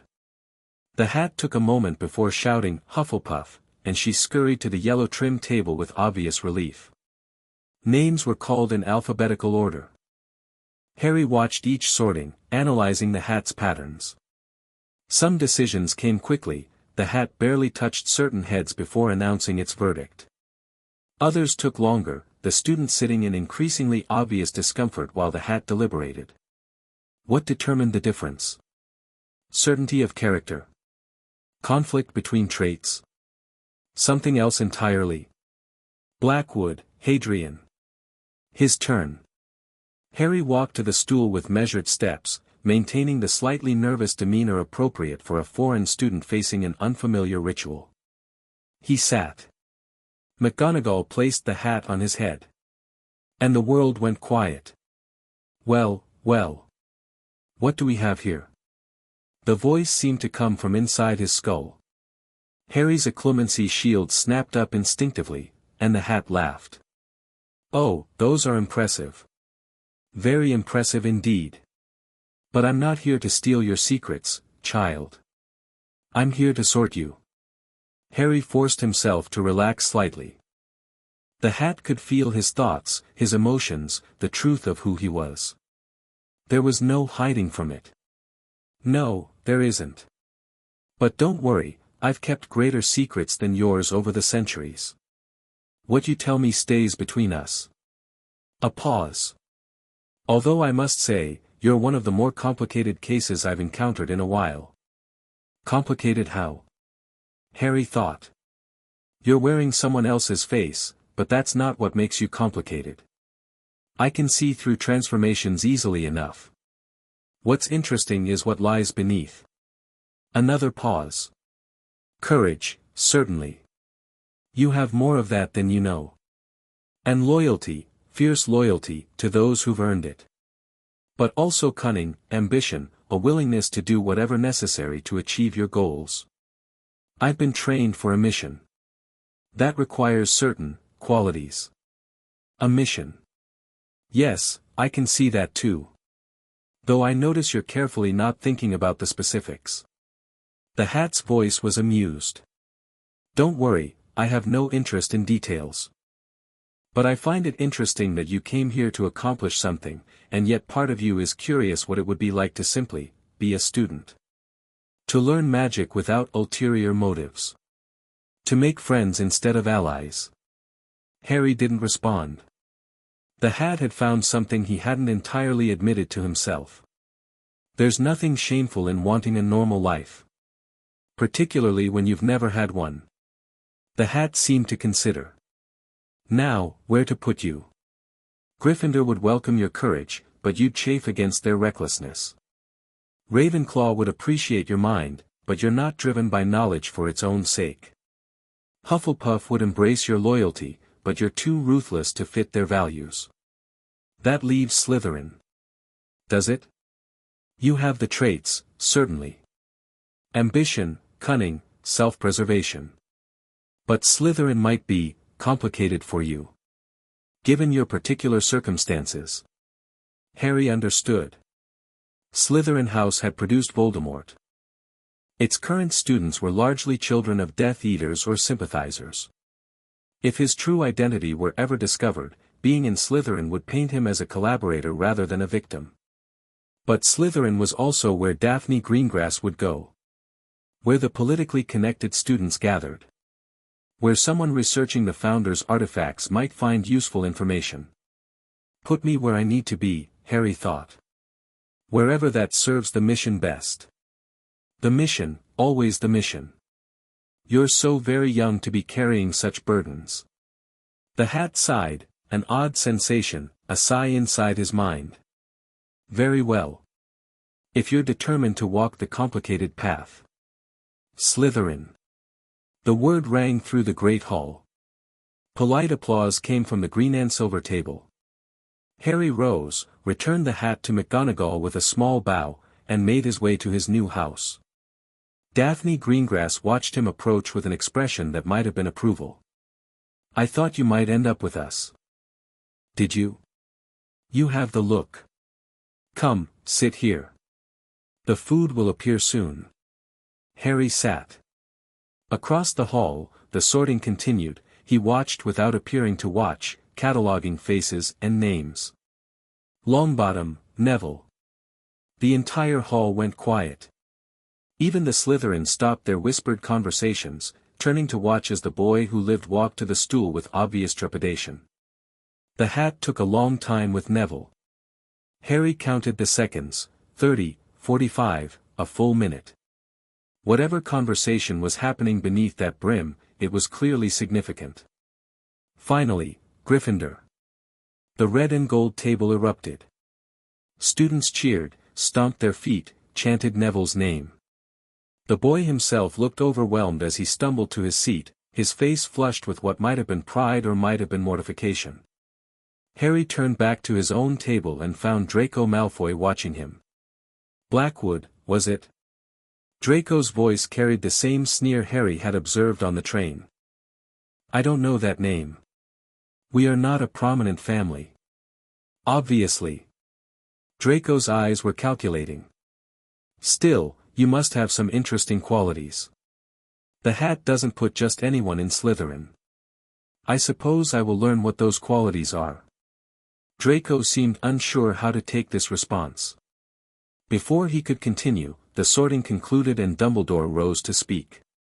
The headmaster was exactly as Regulus had described, tall, thin, with a beard that reached his waist and half-moon spectacles that caught the candlelight. His voice was warm, welcoming, apparently genuine. Harry didn't trust it for a second. Welcome to another year at Hogwarts. Before we begin our feast, I have a few start-of-term notices. The announcements were routine. Third floor corridor forbidden, forest off-limits, magic in corridors discouraged. Harry absorbed the information while keeping most of his attention on his fellow students. Slytherin House was a cross-section of pure-blood Britain, old families, new money, and a few half-bloods who'd managed to claw their way in. The table's social dynamics were already apparent, Draco Malfoy at the center of one group, Daphne Greengrass and Pansy Parkinson leading another, and various satellite students orbiting both. Where did Hadrian Blackwood fit into this? The new student, the outsider, the unknown quantity. Exactly where Harry needed to be. Close enough to gather information, distant enough to avoid deep scrutiny. The feast appeared, platters materializing on the table in a display of house-elf magic that still impressed despite Harry's knowledge of how it worked. He ate carefully, sampling enough to appear normal while keeping his mind on the mission. The diadem was somewhere in this castle. Regulus's intelligence suggested the Room of Requirement, a legendary space that appeared only to those who needed it. Finding the room would be the first challenge. Entering it without being observed would be the second. Locating the diadem among whatever the room contained would be the third.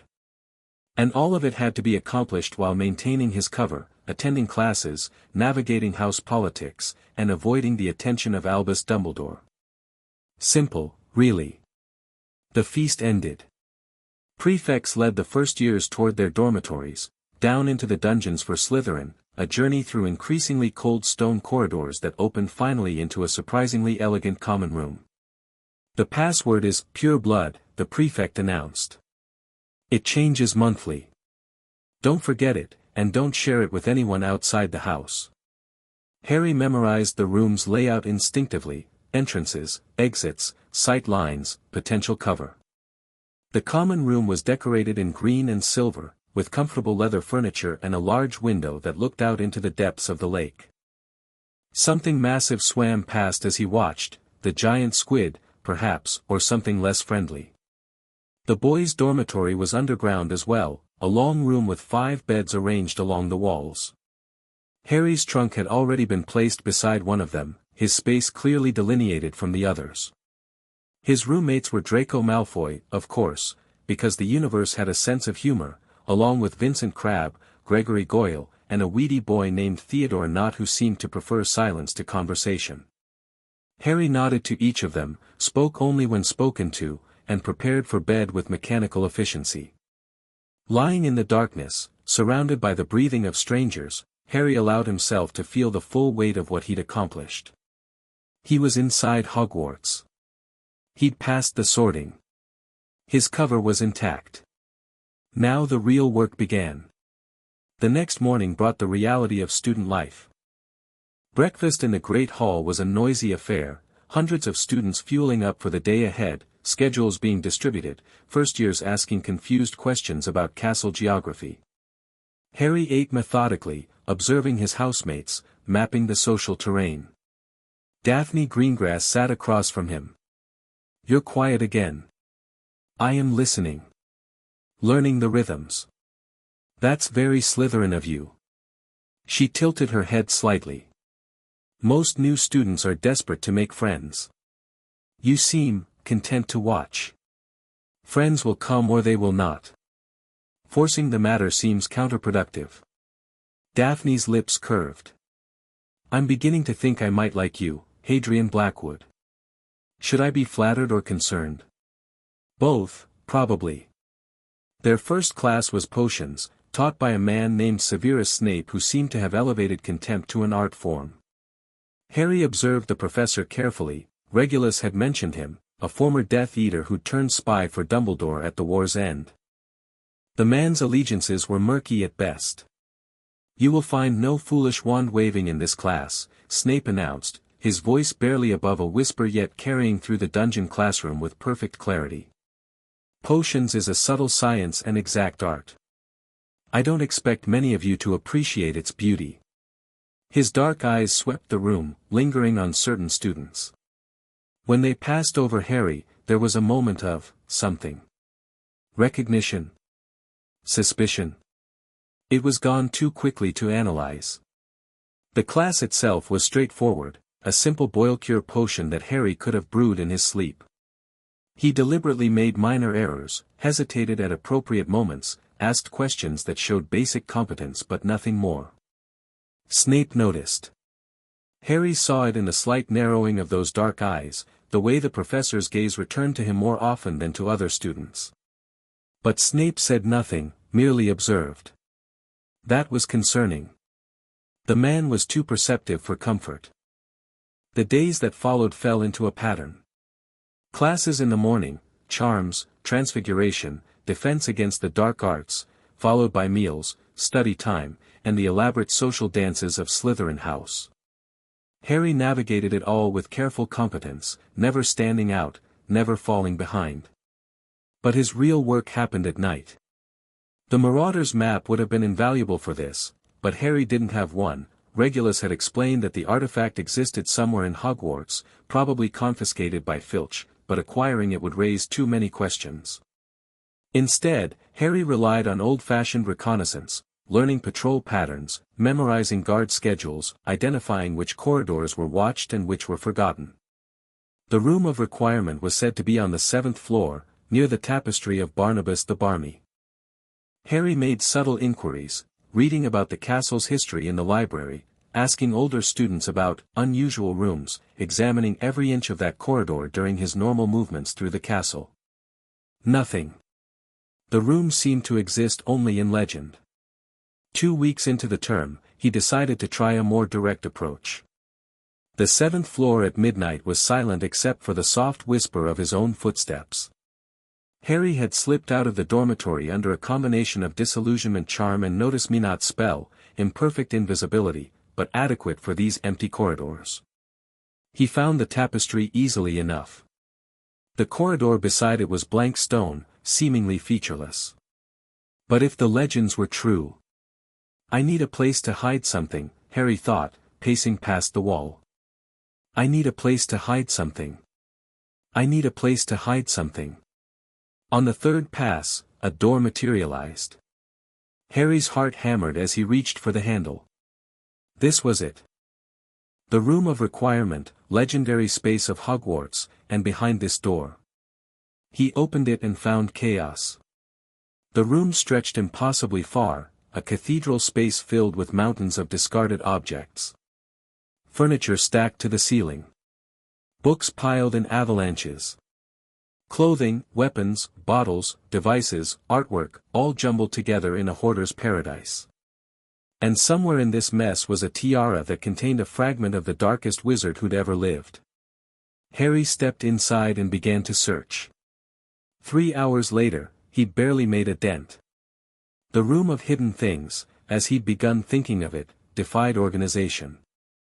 Every time he thought he'd established a system, he discovered another branch, another pile, another hidden alcove. The space seemed to reshape itself as he moved, paths opening and closing according to some logic he couldn't decipher. The diadem could be anywhere. Behind that wardrobe. Under that pile of chains. Inside that suit of armor that might or might not be magical. He needed more time. Many more nights like this one. Harry marked his position with a subtle spell, a magical breadcrumb that would help him find this spot again, and made his way back toward the door. He would return tomorrow, and the night after, and the night after that. However long it took. The door was where he'd left it. He slipped through, closed it behind him, and turned to find Albus Dumbledore standing in the corridor. "Good evening," the headmaster said. "Or should I say good morning?" It is rather late for a first year to be wandering. Harry's mind raced through options. Denial was useless, Dumbledore had clearly seen him emerge from thin air. The disillusionment charm had failed at exactly the wrong moment. "Headmaster," he said, keeping his voice calm. "I was exploring. I could not sleep." Exploring is a fine pastime, though usually better suited to daylight hours. "May I ask what you were searching for?" The question was innocent enough, but those blue eyes, twinkling, always twinkling, held depths that Harry couldn't read. "I had heard stories of unusual rooms in the castle. I wanted to see if they were true." "And were they?" "That depends on your definition of unusual." Dumbledore smiled. It was a warm expression, grandfatherly, designed to put children at ease. Harry felt his guard sharpen rather than relax. "The castle holds many secrets," Dumbledore said. "Some of them are harmless. Others, less so. I would advise caution, Mr. Blackwood. Not everything hidden is hidden for good reason, but some things are." "I will remember that, Headmaster." "See that you do." Dumbledore turned as if to leave, then paused. "One more thing. You are new to Britain, yes? If you ever feel lost or overwhelmed, my door is always open. Hogwarts can be a confusing place for those unfamiliar with its ways." "Thank you, sir." Dumbledore nodded and walked away, his footsteps fading into silence. Harry waited until he was certain the old man was gone before allowing himself to breathe. That had been too close. Dumbledore suspected something, of course he did, the man suspected everything, but he didn't know what. Not yet. Harry needed to be more careful. And he needed to find the diadem faster, before the headmaster's curiosity became something more dangerous. The weeks that followed were a delicate balancing act. By day, Harry played the role of Hadrian Blackwood, attentive student, quiet observer, gradually integrating into the social fabric of Slytherin House. He allowed Daphne Greengrass to become something like a friend, recognizing her value as both ally and information source. He navigated Draco Malfoy's petty dominance games, neither challenging him nor submitting entirely. By night, he searched the room of hidden things. Progress was agonizingly slow. The room's contents seemed endless, and the diadem, if the legends about its appearance were accurate, was small enough to be easily overlooked. Harry developed a systematic approach, dividing the space into sections and searching each one methodically, but even so, he estimated months of work ahead. His letters to Regulus were carefully coded, discussions of academic progress that contained hidden reports on his real activities. Regulus's responses were equally encoded, filled with fatherly advice that translated to strategic guidance. The leak still hadn't been found. Dolohov had gone to ground after Gringotts, but his network remained active. Regulus was being careful, moving between safe houses, never staying anywhere too long. Harry worried. It was an unfamiliar sensation. Usually, he could suppress emotion when necessary, focus purely on the mission. But lying in his dormitory bed at night, listening to Draco Malfoy snore, he found his thoughts drifting to his father. Regulus had given him everything. Training, purpose, identity. The cold pragmatist who'd taken Harry from Godric's Hollow had become something more, a teacher, a protector, a parent in every way that mattered. If something happened to Regulus while Harry was trapped at Hogwarts, unable to help, he pushed the thought away. Worry was useless. Focus on what could be controlled. The diadem. Find the diadem. Destroy it. Move on. October brought Halloween and an unexpected complication. The feast was elaborate, themed decorations, floating pumpkins, a general atmosphere of celebration that Harry observed with detached interest. He was calculating his excuses for leaving early when Professor Quirrell burst into the Great Hall, screaming about a troll in the dungeons. Chaos erupted. Students screamed, teachers shouted orders, the careful social order of the hall collapsed into panic. Harry found himself caught in the flow of bodies as Slytherins rushed toward the exits, toward the dungeons. he realized, where the troll supposedly was. He grabbed Daphne's arm. Not that way. What? But the prefects, think about it. Troll in the dungeons. We're going to the dungeons. That's stupid. Daphne's eyes widened. The towers. We should go up. Yes. They broke away from the crowd, Harry guiding them through corridors he'd memorized during his nighttime explorations. A few other students followed, Theodore not, a girl named Tracy Davis, but most were too panicked to think clearly. They'd almost reached the third floor when Harry heard it. A scream, high and terrified, coming from somewhere nearby. What was that? Tracy whispered. Someone's in trouble. Harry was already moving. Stay here. Are you insane? There's a troll, but Harry was gone, running toward the sound with his wand drawn and his carefully constructed cover forgotten. He found the troll in a first-floor corridor, its massive bulk blocking the passage. And trapped against the far wall, wand shaking in her hand, was a girl with bushy brown hair and tears streaming down her face. Hermione Granger. He'd seen her in classes, a Gryffindor, Muggle-born, the kind of overachiever who annoyed everyone by knowing too much. She must have missed the feast, been caught alone when the troll started wandering. The troll raised its club. Harry didn't think. He acted. Reducto. The spell caught the troll's knee with enough force to shatter bone. The creature howled and stumbled, its club missing Hermione by inches. She scrambled back, still screaming, while Harry pressed his attack. Diffindo. A cutting curse sliced across the troll's arm, drawing dark blood. The creature turned toward this new threat, its tiny eyes focusing on Harry with predatory intent. Good. Let it focus on him. He could handle a troll. The fight that followed was brief but brutal.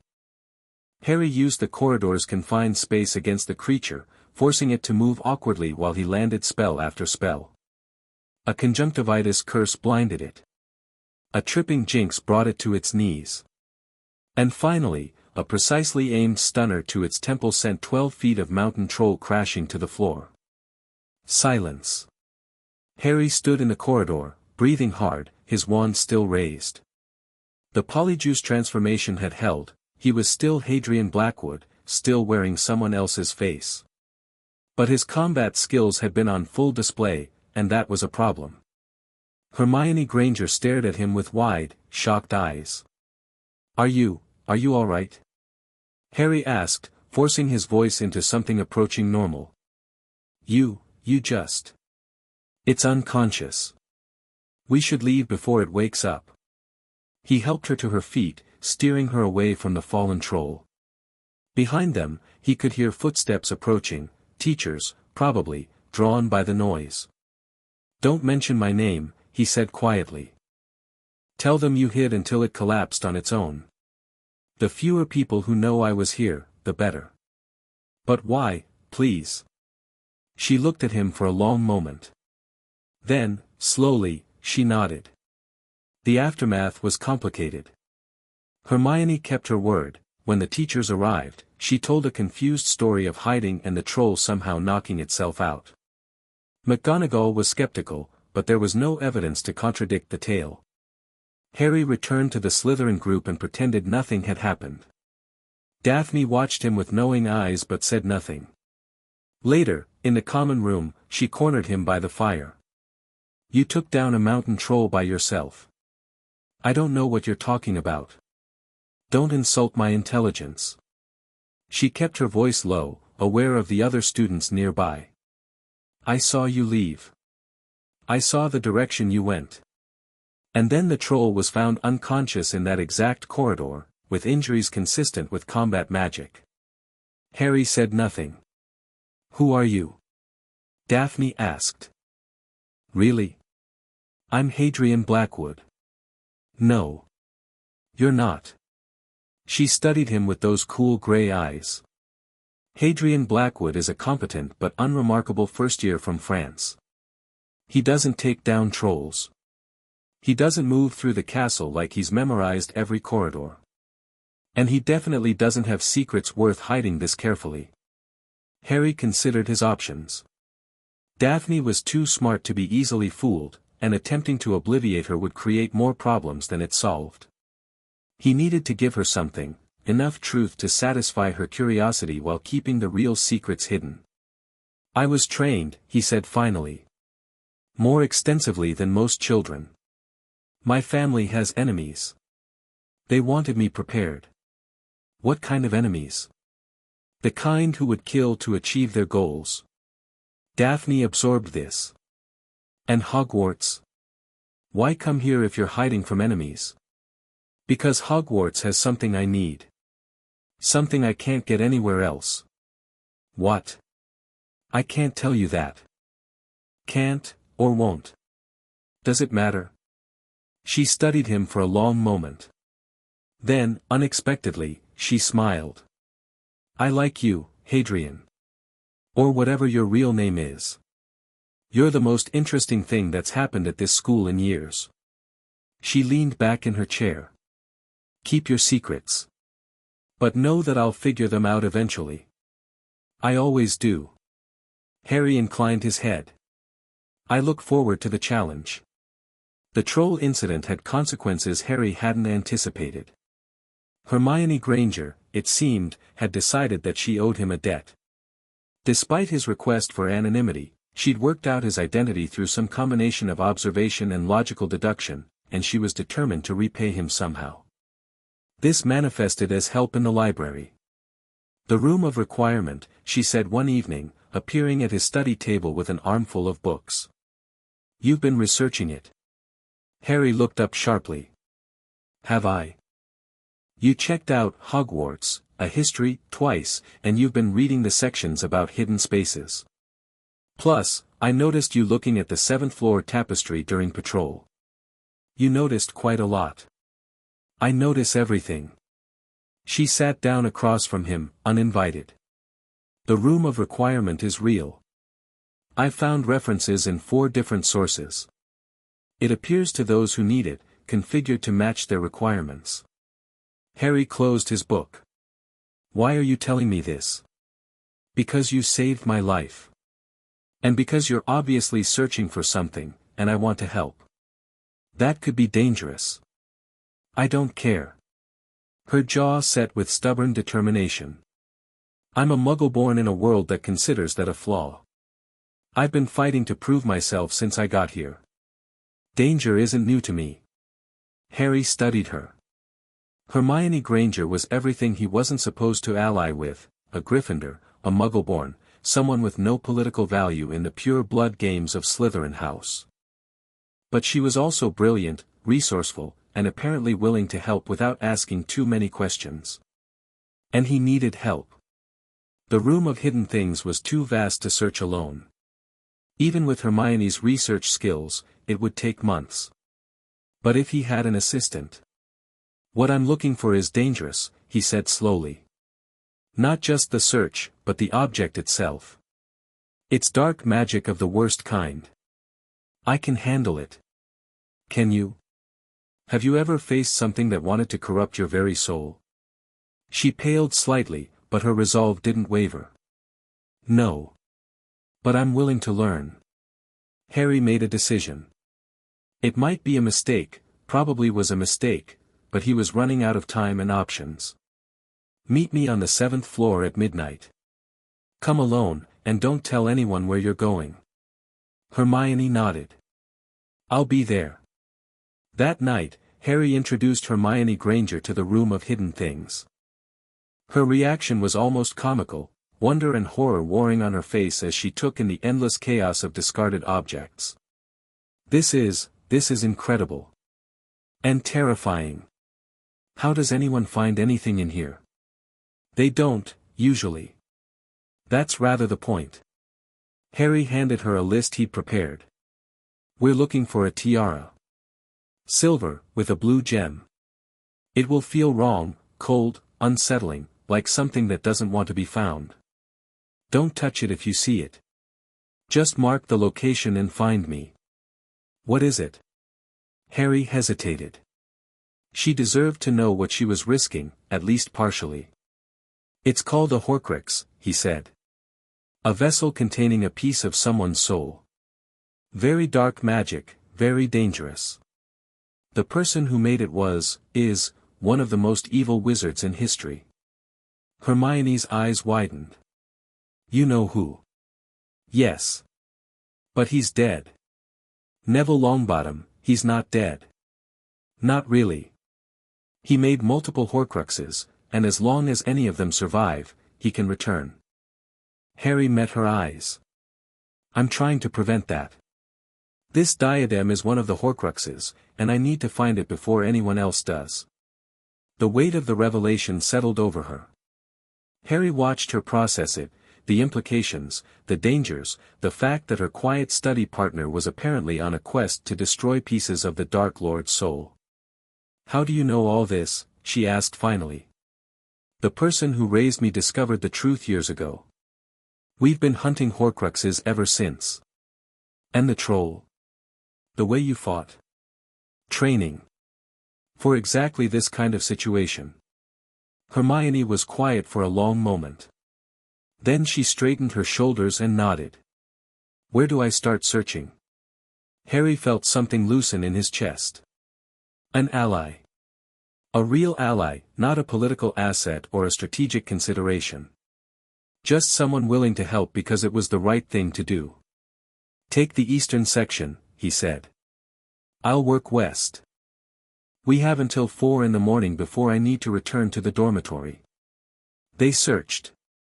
The next weeks became a blur of classes and covert operations.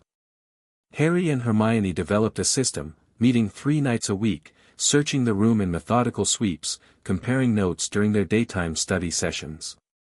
Progress was slow but steady, their coverage of the room's contents gradually expanding. Daphne noticed the alliance, of course. She noticed everything.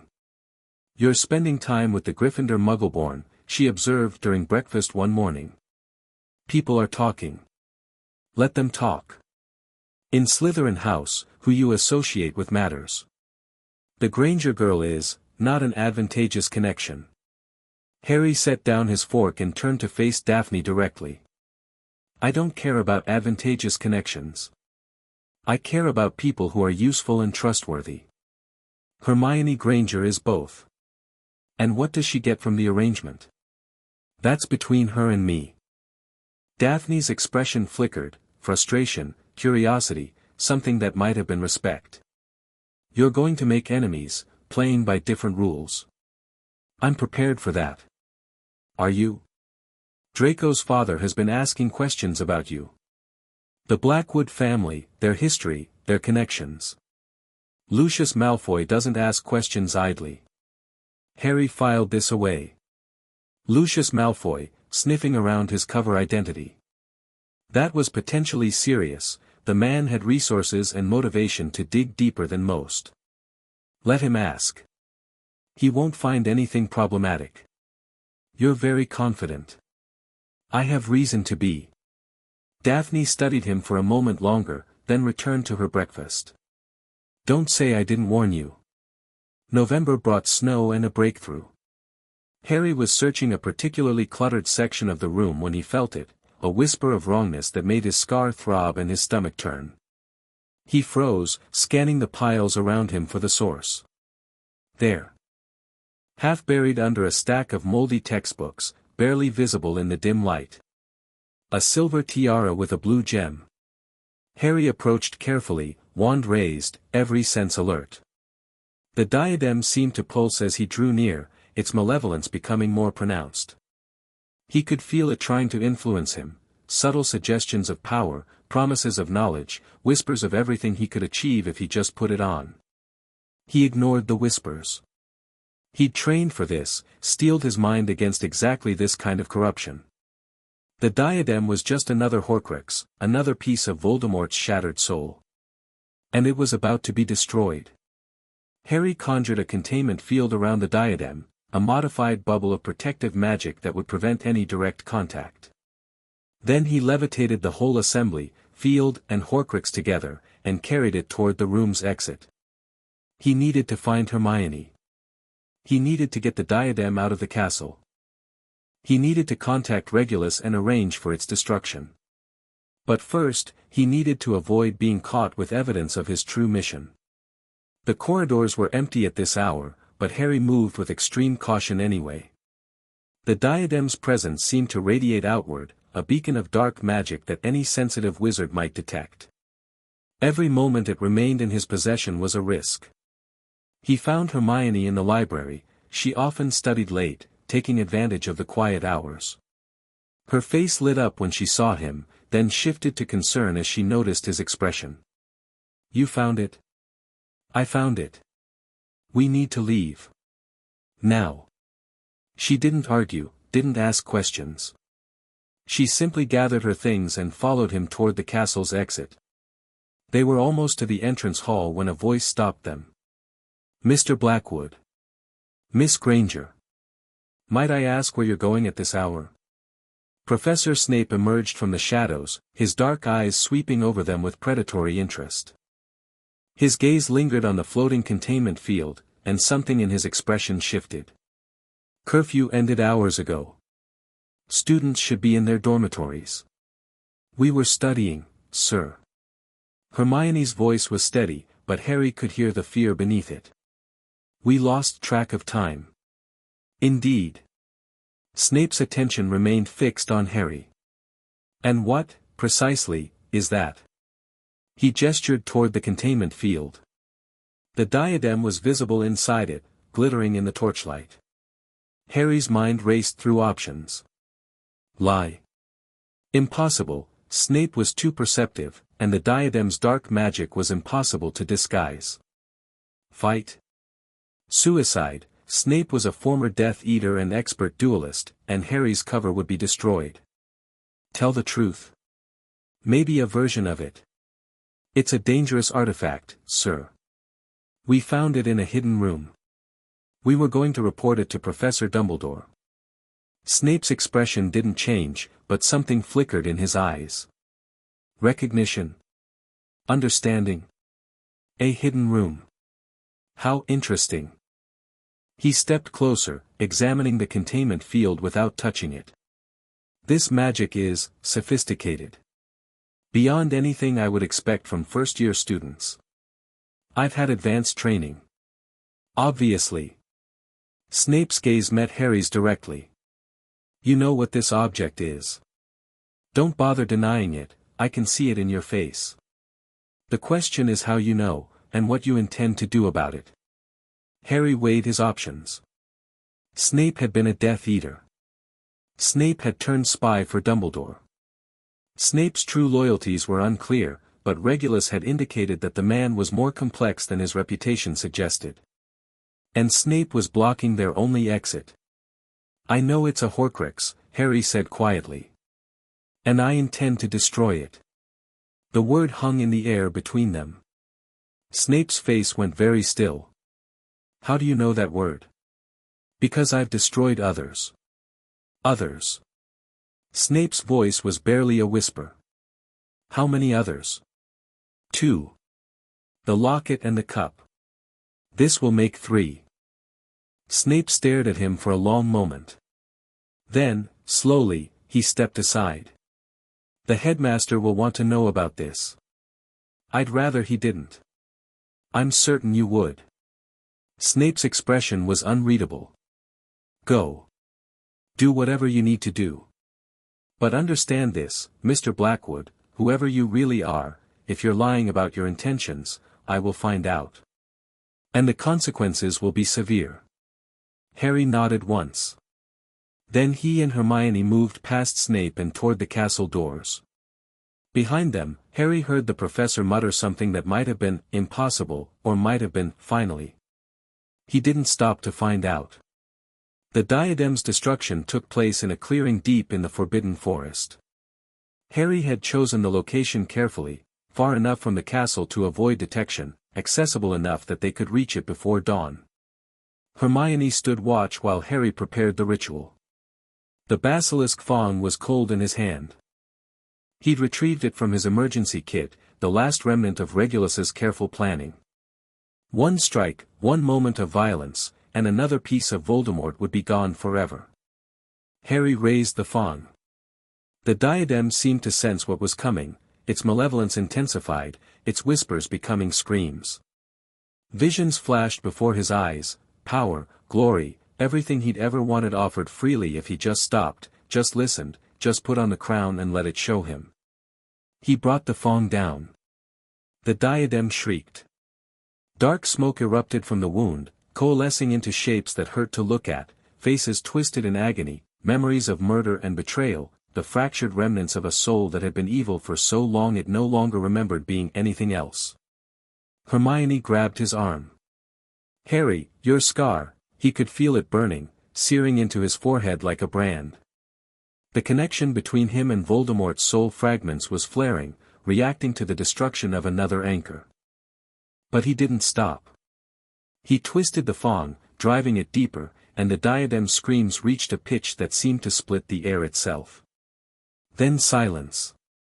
Harry stood over the ruined tiara, breathing hard.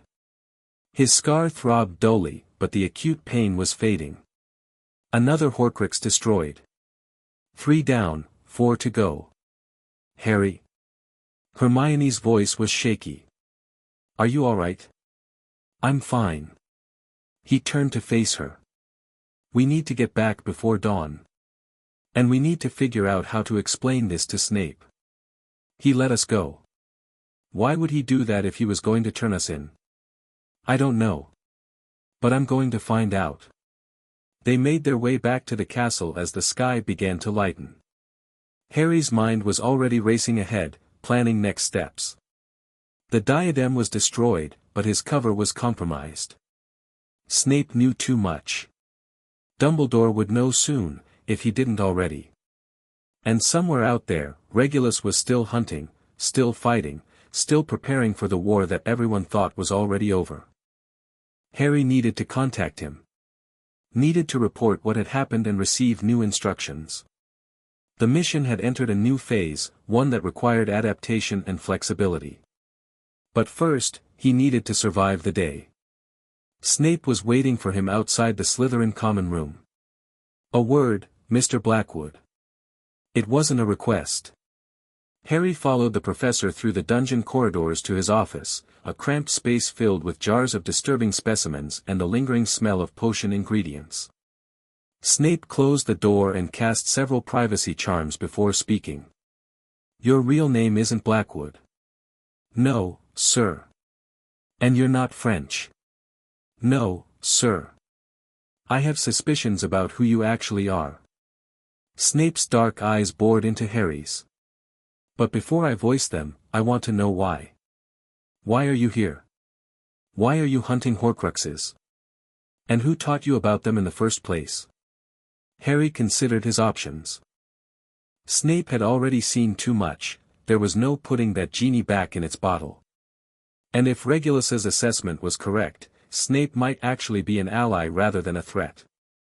Time to gamble. My name is Harry Potter, he said.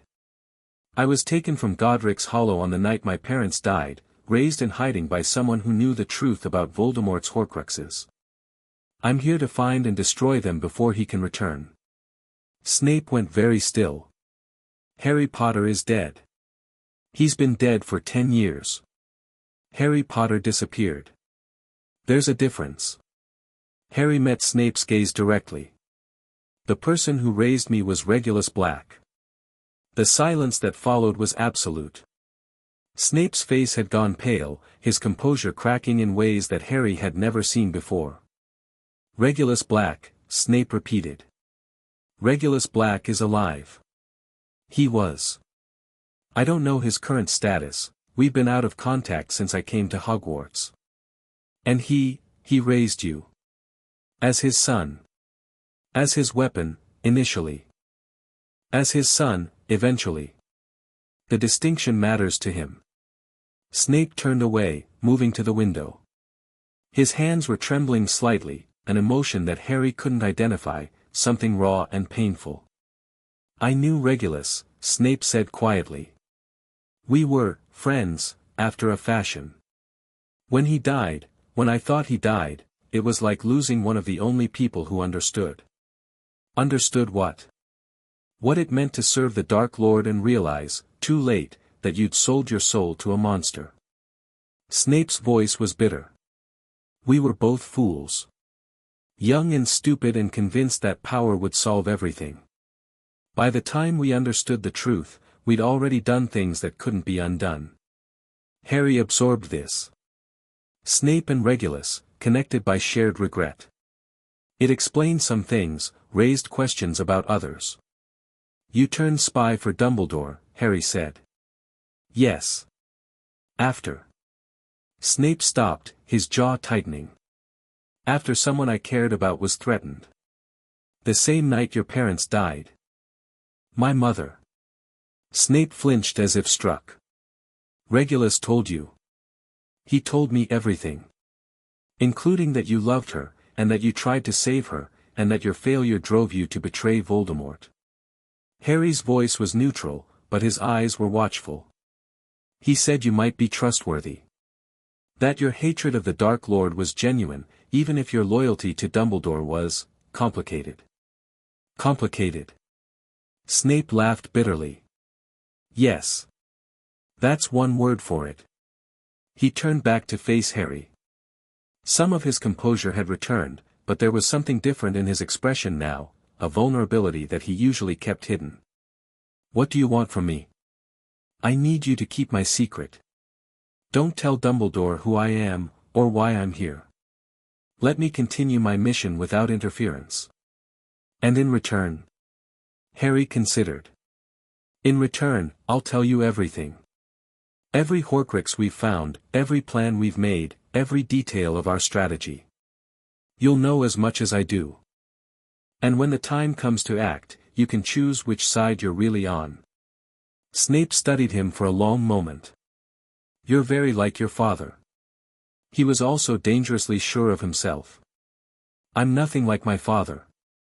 I never knew him. No. You knew Regulus instead. Something softened in Snape's expression. Very well, Harry Potter. I'll keep your secret, for now. But understand that if I determine you're a threat to this school or its students, that arrangement ends. Fair enough. They regarded each other in the dim light of Snape's office, the bitter former Death Eater and the boy raised to destroy what remained of their shared darkness. Get back to your dormitory, Snape said finally. And for Merlin's sake, be more careful. The headmaster may seem grandfatherly, but he notices far more than he reveals. Harry nodded and turned to leave. At the door, he paused. Professor? What? My mother. What was she like? Snape was silent for so long that Harry thought he wouldn't answer. Then, she was kind. Fiercely kind, even to those who didn't deserve it. And she had your eyes. Harry nodded once and left. The weeks that followed were tense but manageable. Snape kept his word, there was no summons to Dumbledore's office, no pointed questions about Harry's true identity. In classes, the professor continued his usual pattern of contempt and criticism, but Harry noticed a subtle difference in how Snape watched him. Less suspicious, more protective. It was strange, being protected by someone who'd known his mother. Strange and uncomfortable and somehow comforting. Hermione remained his ally, though she'd been shaken by the events in the forest. She threw herself into research with renewed intensity, hunting through the library for any information about Voldemort's possible Horcrux locations. The diary, she reported one evening. There are rumors that the Dark Lord had a diary when he was a student. If he made it into a Horcrux. He did. Regulus confirmed it. The diary is currently in the possession of Lucius Malfoy. Malfoy. Draco's father. Yes. Which means retrieving it will require a different approach than the cup or the diadem. What kind of approach? Harry smiled grimly. The kind that involves breaking into a Death Eater's home and stealing from his personal collection. But that's a problem for later. For now, we wait. Christmas approached. Students left for holiday, the castle growing quiet as families reunited across Britain. Harry chose to stay, partially because the Blackwood cover story required it, partially because he wanted to use the empty weeks for further reconnaissance. Daphne stayed as well. "My parents are traveling," she explained when he asked. "Some political function in Vienna. I told them I had too much studying to do." "Did you?" "No. But staying seemed more interesting than listening to my father discuss the future of pureblood society." They spent Christmas Day together, eating in the nearly empty Great Hall and exploring parts of the castle that were usually crowded. Daphne asked questions, always probing, always careful, and Harry gave answers that were true enough without revealing anything critical. "You're not who you say you are," she said eventually. "I know. That doesn't bother you? I've never been who people thought I was. Identity is fluid." Daphne considered this. "I think I understand. My family has expectations, who I'll marry, what positions I'll hold, which side I'll support when the next war comes. I've never fit those expectations particularly well. Is that why you're interested in me? Because I don't fit either. Maybe. Or maybe you're just the first person in a long time who seems to have chosen their own path rather than walking one laid out for them." She met his eyes. "Whatever your real mission is, whatever you're really doing here, I want to help." "That's dangerous." "I know. I don't care." Harry studied her. Daphne Greengrass, political animal, daughter of a family that had survived the last war by playing all sides. She was taking a risk by aligning with him, a risk that could cost her everything if things went wrong. But she was also smart, connected, and willing to operate outside normal constraints. The kind of ally he needed for what was coming. "There's a man named Regulus Black," Harry said. "He raised me. He's been fighting a secret war against Voldemort for over a decade. When I leave Hogwarts for summer, I'm going to join him. If you want to help, that's where to start." Daphne's eyes widened. Regulus Black. The Death Eater who supposedly died in the First War. Supposedly is the key word. He survived. He's been working to destroy what Voldemort left behind, piece by piece. And that's what you're doing here. At Hogwarts. Part of it. The diadem is destroyed. The cup is destroyed. The locket is destroyed. There are still more, and when summer comes, we'll hunt them. Daphne absorbed this. Then, slowly, she smiled. "I always knew you were interesting, Hadrian. Or whatever your name really is." "It's Harry," he said. "Harry Potter." The smile froze on her face. "Harry Potter," she repeated. "The boy who lived. Who supposedly died that night in Godric's Hollow." Supposedly. But that would mean. She trailed off, her mind clearly racing through implications. Neville Longbottom. The prophecy. The whole narrative. Is a lie. Or at least, a misdirection. Dumbledore needed a symbol, and I wasn't available. Neville was the backup plan. Daphne was quiet for a long moment. Then she laughed, a sound of genuine amusement that Harry hadn't heard from her before. "This is insane. This is absolutely, completely insane." She shook her head, still laughing. "And I'm going to help you anyway. Because honestly, this is the most exciting thing that's ever happened to me." Harry allowed himself a small smile. "Welcome to the war, Daphne." "Happy to be here, Harry Potter." "Happy to be here." The rest of the school year passed in a strange combination of routine and anticipation. Harry attended classes, maintained his cover, and carefully avoided Dumbledore's attention. Snape provided occasional intelligence about the headmaster's movements and concerns, though he was careful never to openly ally with Harry against his supposed master. Hermione continued her research, building a comprehensive dossier on possible Horcrux locations. Daphne worked her political connections, gathering information about the Malfoy family and their hidden treasures. And through it all, Harry counted the days until summer. Regulus's letters had become more frequent as the year progressed, their coded messages suggesting that progress was being made on the leak investigation. The Gaunt Shack remained too dangerous to approach, but new intelligence had emerged about other targets. The war was continuing, even if most of the wizarding world remained oblivious. June arrived. Exams were taken and passed. Harry performed precisely at the level expected of a competent but unremarkable student, hiding his true abilities behind a mask of apparent effort. His yearmates prepared to return home for summer, talking excitedly about holidays and family reunions. Harry said goodbye to Hermione at King's Cross Station. "Write to me," she said. "Let me know you're safe." "I'll try. But if you don't hear from me, don't worry. I'm probably just busy hunting pieces of you-know-whose soul." Something like that. She hugged him, a gesture that surprised them both. Then she was gone, disappearing into the Muggle crowd with her parents. Daphne's farewell was more restrained but no less meaningful. "Be careful, Harry. And when you're ready for my help, send word." "I will." He watched her leave with her father, a man whose calculating eyes swept over Harry with obvious interest. Lucius Malfoy's questions about the Blackwood family had apparently reached other ears. Another problem for later. Harry made his way through the station, shedding his Hadrian Blackwood disguise piece by piece.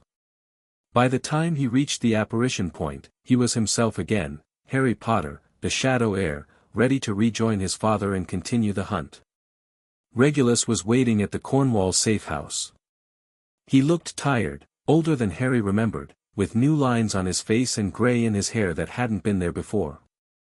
But his eyes lit up when Harry appeared, and he pulled his son into a fierce embrace. "You did it," Regulus said. "The diadem." Snape confirmed it was destroyed. "Snape knows who I am."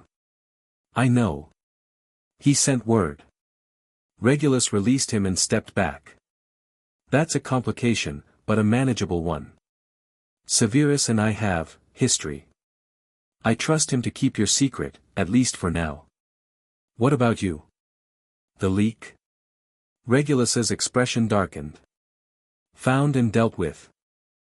One of our information sources had been compromised, a wizard in the ministry who thought he could play both sides. He's no longer a problem." Harry didn't ask for details. Some things were better left unspoken. "What's next?" "The diary.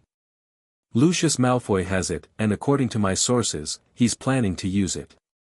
There's a girl, Arthur Weasley's daughter, starting at Hogwarts next year. Lucius intends to slip her the diary, let it corrupt her, use the resulting chaos to discredit her father's Muggle Protection Act. He's going to weaponize a Horcrux against a child. He doesn't know what it really is. He thinks it's just a dark artifact, something that will cause trouble for his enemies. The irony is that he's doing Voldemort's work without realizing it. The diary is one of the most dangerous Horcruxes, capable of actually manifesting a version of the Dark Lord if it drains enough life force." Harry felt cold anger settle in his chest. "We need to stop him." "We will. But carefully. Malfoy Manor is a fortress, we can't just break in like we did at Gringotts. We need a plan, resources, and the right moment." Regulus put a hand on Harry's shoulder. "Summer is for preparation. We'll scout the defenses, gather intelligence, identify weaknesses. And when school starts again, we'll be ready to strike." Harry nodded. The mission continued. The war continued. But for now, he was home. And that was enough. Chapter 2 End. Chapter 3, Ghosts of the Noble House. The summer heat pressed down on the Cornwall safe house like a physical weight. Harry stood in the training yard, sweat dripping from his brow, wand extended toward a series of targets that Regulus had enchanted to move in unpredictable patterns. 3 months at Hogwarts had dulled his edge, the careful mediocrity required by his cover had seeped into his muscle memory, making his reactions a fraction slower than they should have been. Regulus noticed, of course. Regulus noticed everything. Again. And stopped thinking like a first year. Harry gritted his teeth and launched another volley of spells. The targets jinked and weaved, but his aim was true now. 3 stunners found their marks in rapid succession, the dummies collapsing in puffs of enchanted straw. Better. Regulus's voice carried a note of approval that Harry had learned to recognize. Your time at the school cost you speed, but not instinct. A few weeks of proper training and you'll be back to form. I couldn't exactly practice combat magic in the dormitory. No, but you could have maintained your physical conditioning. Your footwork is sloppy. Harry didn't argue.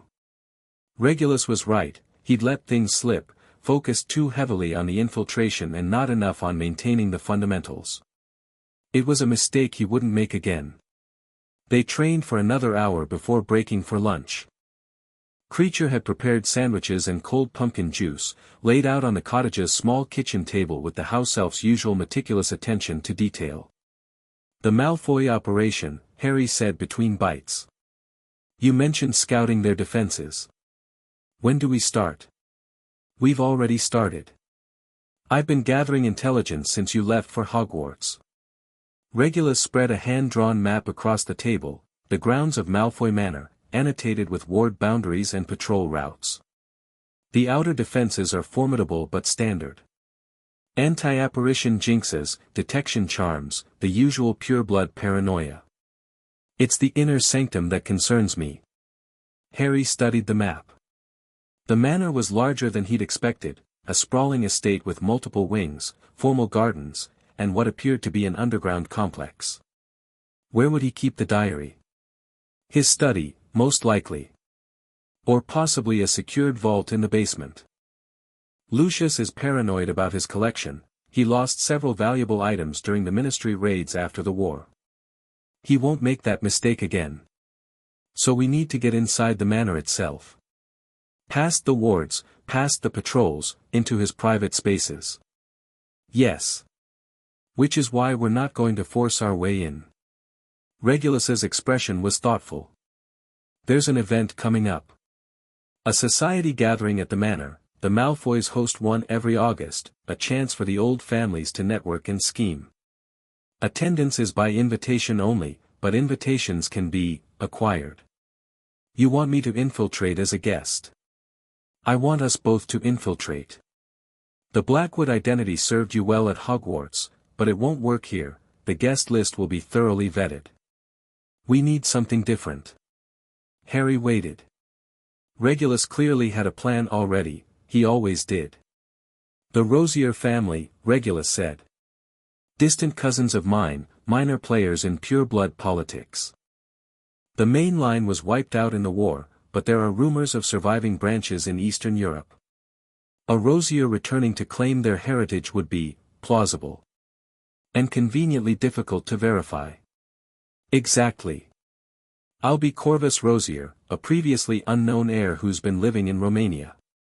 You'll be my son, continuing the Hadrian name for simplicity. We arrive at the gathering, establish our presence, and use the opportunity to scout Lucius's private quarters. Just scout. Not retrieve. Regulus shook his head. Too risky.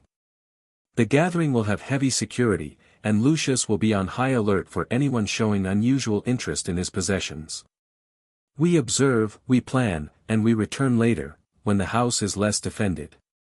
It was a cautious approach, but Harry understood the logic. The Gringotts operation had nearly gotten them killed because they'd underestimated their opposition.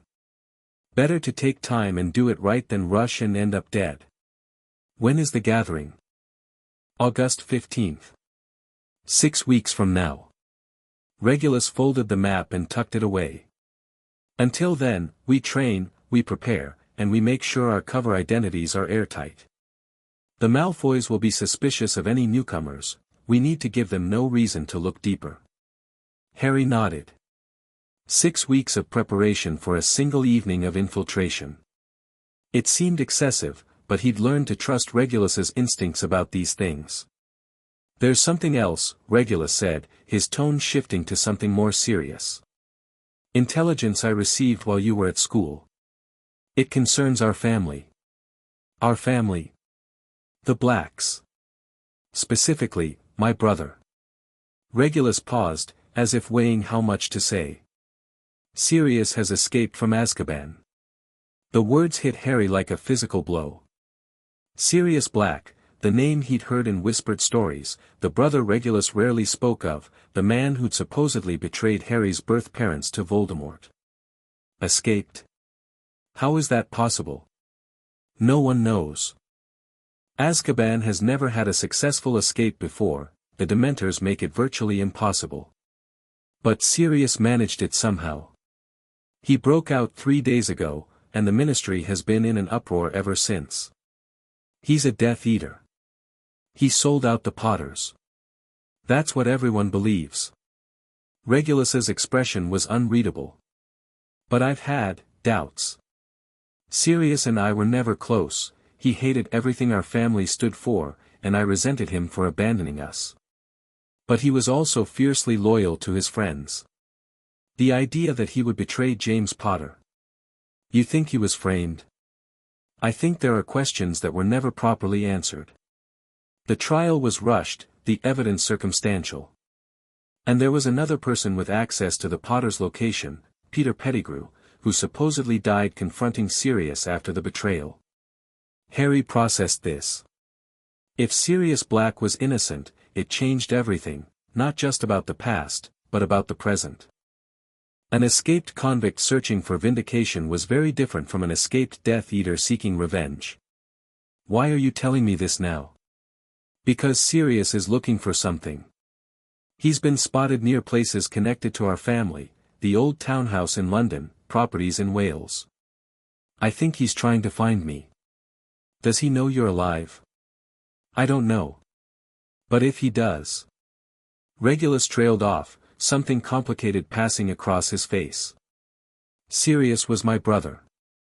We fought, we disagreed about everything that mattered, and when I joined the Death Eaters, he cut me out of his life completely. But he was still my brother. And if there's even a chance he's innocent, you want to find him. I want answers. About what really happened that night. About who actually betrayed your parents. Regulus met Harry's eyes. This isn't about sentiment. If Peter Pettigrew is alive, if he's the real traitor, then he's also a threat. He was one of Voldemort's most devoted followers in the end, a coward, but fanatically loyal. If the Dark Lord returns, Pettigrew will be there to help him. Harry saw the connection immediately. Another target. Potentially. If Sirius can lead us to Pettigrew, we eliminate 2 problems at once, prove my brother's innocence and remove a future threat to our mission. It was logical, strategic, exactly the kind of thinking that Regulus had taught him. But Harry sensed something beneath the tactical assessment, a hope that Regulus was trying very hard not to show. What do you need me to do? For now, nothing. Focus on your training, on preparing for the Malfoy operation. I'll pursue the Sirius lead quietly, see if I can make contact without exposing our position. Regulus stood, signaling that the conversation was over. If something develops, I'll let you know. Harry watched his father leave the kitchen, something heavy settling in his chest. The mission had just gotten more complicated. And for the first time, he wasn't sure if Regulus's judgment could be trusted. Family had a way of clouding even the sharpest minds. The weeks that followed fell into a familiar rhythm. Mornings were for physical training, running, climbing, exercises that built strength and endurance without magic. Regulus believed in redundancy. If your wand was lost or broken, your body should still be capable of survival. Afternoons focused on magical combat. Harry dueled against enchanted opponents, practiced ward breaking, refined his apparition until he could move silently and precisely even under stress. Regulus pushed him harder than ever before, demanding perfection in techniques that had previously been merely adequate. The Malfoys will have hit wizards on retainer, Regulus explained during one particularly brutal session. Former Aurors, mercenaries, people who kill for money. If we're discovered, you may need to fight your way out against professionals. I handled the troll at Hogwarts. A troll is stupid. It telegraphs its attacks, relies on brute force. Professional killers are different. They'll use misdirection, combination attacks, tactics designed to overwhelm even skilled opponents. You need to be ready for that. Harry absorbed the criticism and adjusted. By the end of the third week, he was faster than he'd ever been, his reflexes honed to razor sharpness, his spell selection instinctive rather than conscious. The evenings were for the cover identity. Corvus and Hadrian Rosier required complete backstories, family histories, social connections, opinions on the political questions of the day. Regulus drilled Harry on pure-blood customs, the subtle hierarchies of old family society, the proper way to address a Malfoy versus a not versus a Parkinson. Blood status is everything to these people, Regulus said. They'll be looking for any sign that you're not who you claim to be. Your accent must be flawless, your manners impeccable, your knowledge of pure-blood genealogy thorough. I learned most of this at Hogwarts. Slytherin House isn't subtle about these things. Slytherin House is children playing at politics. The Malfoy gathering is the real thing, adults with power, money, and no compunction about destroying anyone who threatens their interests. One mistake could expose us both. Harry didn't argue. He'd seen enough of pure-blood society through Daphne and Draco to understand what Regulus meant. The children were mirrors of their parents, but dimmer, less dangerous. The adults were another matter entirely. August arrived with storms rolling in from the sea. Harry stood at the cottage window, watching lightning crack across the horizon, thinking about what was coming. The Malfoy gathering was 10 days away. His training was as complete as it could be. The cover identity felt natural now, a second skin he could slip into without conscious effort. But something else nagged at him, a restlessness that had nothing to do with the mission. You're brooding, Regulus observed from behind him. I'm thinking. Same thing, in your case. Regulus joined him at the window. What's on your mind? Harry considered the question. The honest answer was complicated, too complicated, perhaps, for easy expression. At Hogwarts, he said finally, I made connections. Hermione, Daphne. People who know parts of the truth, who've agreed to help. I find myself wondering what they're doing now. Whether they're safe. You're worried about them. I'm not supposed to worry about anyone except the mission. You're also 12 years old. Regulus's voice was unexpectedly gentle. Caring about people isn't a weakness, Harry. It becomes one only when it clouds your judgment or makes you hesitate at critical moments. You care about Sirius. I saw it when you talked about him. Regulus was quiet for a long moment. Then, yes. I do. Despite everything, the years of estrangement, the anger, the fundamental disagreements about everything that mattered, he's still my brother. I can't simply turn that off. Has there been any word about his location? Nothing concrete. He's been spotted in several places, but always briefly. The Ministry is chasing shadows. Regulus paused. I've left messages at some of our family's old dead drops. Places Sirius would remember from childhood. If he's looking for me, he'll find them eventually. And if he's not looking for you? If he's just running? Then we continue our mission without him. Sirius's fate isn't our responsibility, whatever he may or may not have done. But there was something in Regulus's voice that suggested he didn't entirely believe his own words. Harry returned his attention to the storm. Lightning illuminated the hills in frozen moments, each flash revealing a landscape transformed by shadow and light. Tell me about him, Harry said. About Sirius. What was he like, before? Regulus seemed surprised by the question. Before the war. He was difficult. Brilliant, charismatic, absolutely convinced of his own righteousness. Everything our parents valued, he rejected. Pure blood supremacy, tradition, duty to the family name, he called it all rubbish and aligned himself with Gryffindor, with blood traitors and muggleborns. That sounds like rebellion more than conviction. Perhaps at first. But over time, I think it became real. He genuinely believed in equality, in judging people by their actions rather than their blood. It was one of the few things I came to agree with him about, eventually, though by then, it was too late. Too late for what? For us to reconcile.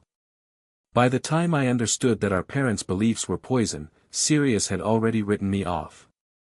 He saw me take the dark mark and decided I was beyond saving. Regulus's voice was heavy with old regret. He wasn't wrong. I was lost for a long time before I found my way back. Harry thought about this. Two brothers, torn apart by ideology, each choosing opposite sides of a war neither had started. It was a story repeated across families throughout Britain, the Black family writ large. If he is innocent, Harry said, if he didn't betray my parents, will you try to reconcile with him? I don't know if that's possible. Too much has happened, too many years have passed. Regulus turned away from the window. But I'd like to try. If only to apologize for the things I believed when we were young. It was more vulnerability than Regulus usually showed. Harry filed it away, another piece of the puzzle that was his father's heart. 5 days before the Malfoy gathering, they received word that changed everything. Kreacher appeared in the training yard with a letter clutched in his gnarled hands, his bulbous eyes wide with an emotion Harry couldn't identify.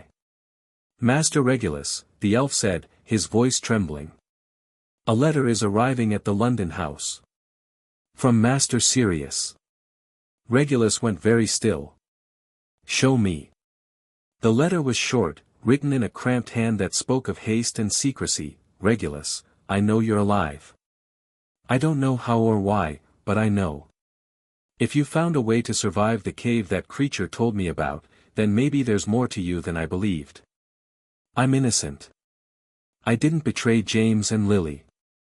The real traitor is Peter Pettigrew, he was the secret keeper, not me. He faked his death and framed me for everything.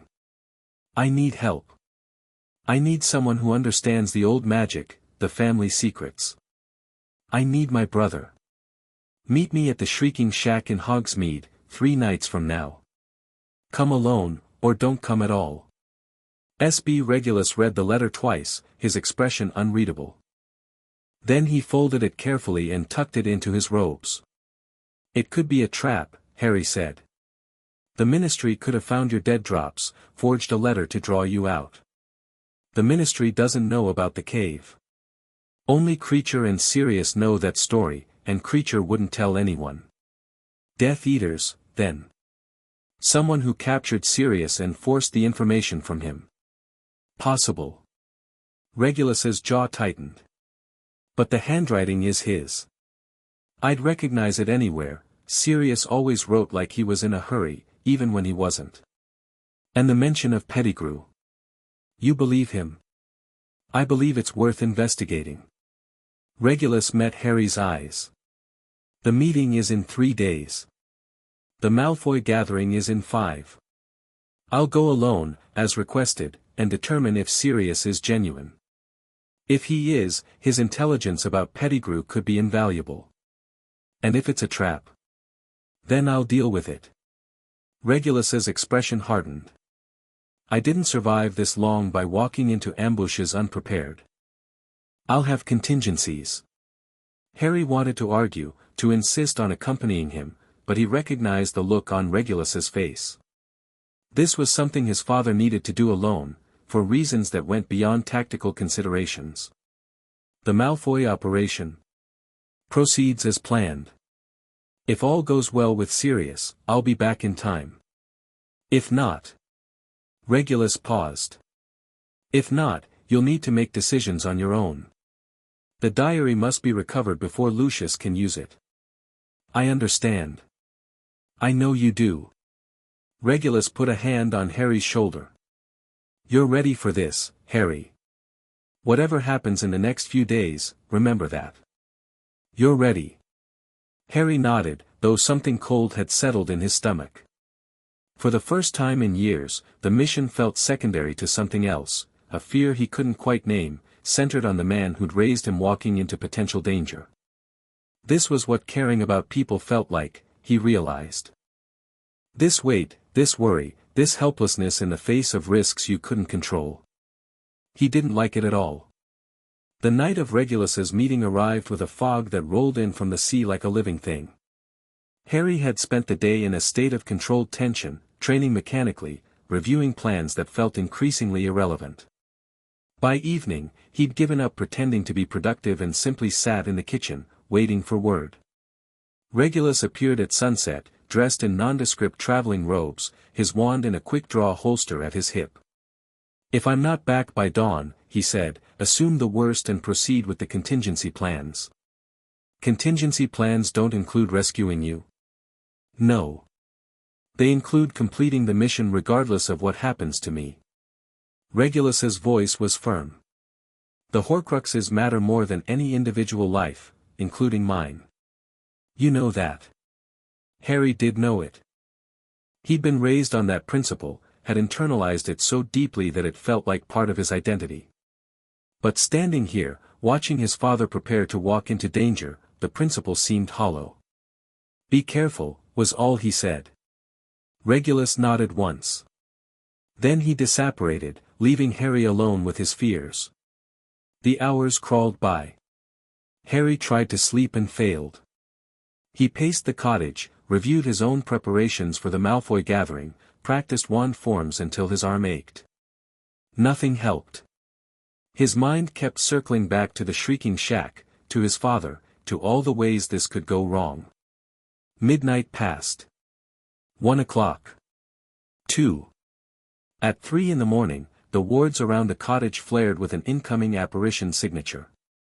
Harry was on his feet instantly, wand drawn, heart hammering. Regulus appeared in the center of the kitchen. He wasn't alone. The man beside him was gaunt, hollow-eyed, with matted black hair that hung past his shoulders and a face that bore the unmistakable marks of Azkaban.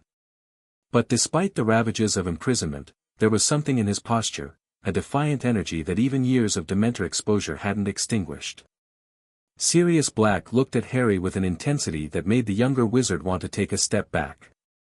"Merlin's beard," Sirius breathed. "He has Lily's eyes." "Sirius, this is Harry," Regulus said, his voice carefully neutral.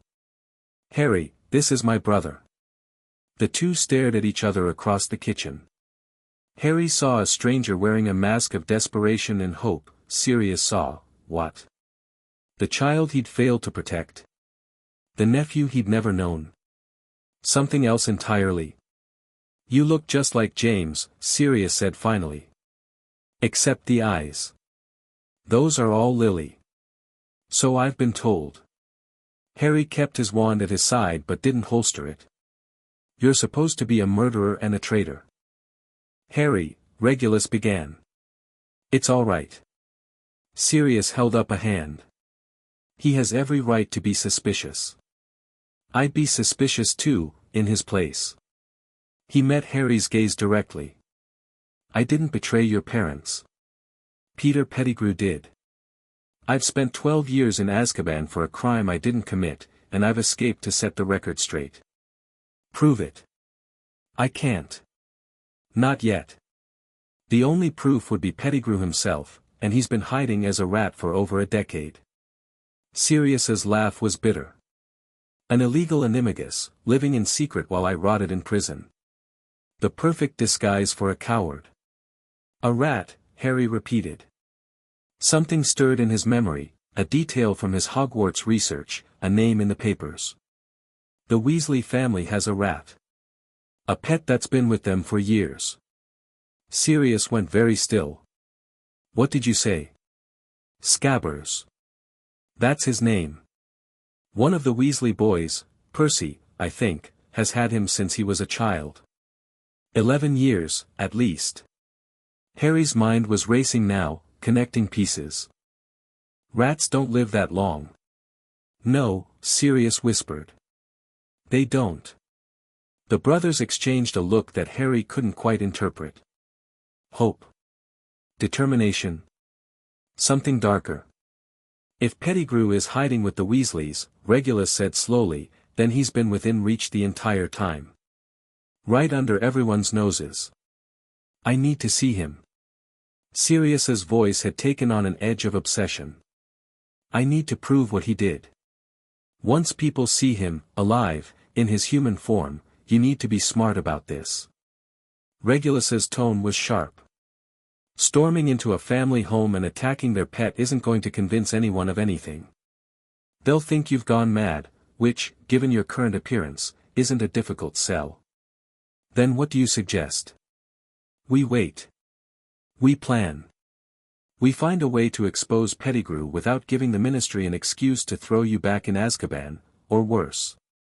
Sirius looked like he wanted to argue, but something in Regulus's expression stopped him. The dynamic between them was strange, decades of estrangement overlaid with fresh, tentative trust.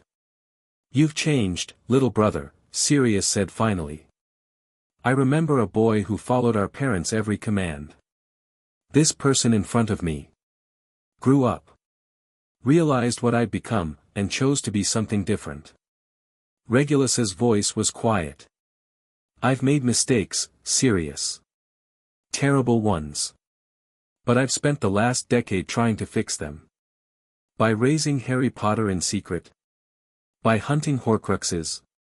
By doing what needed to be done when no one else would.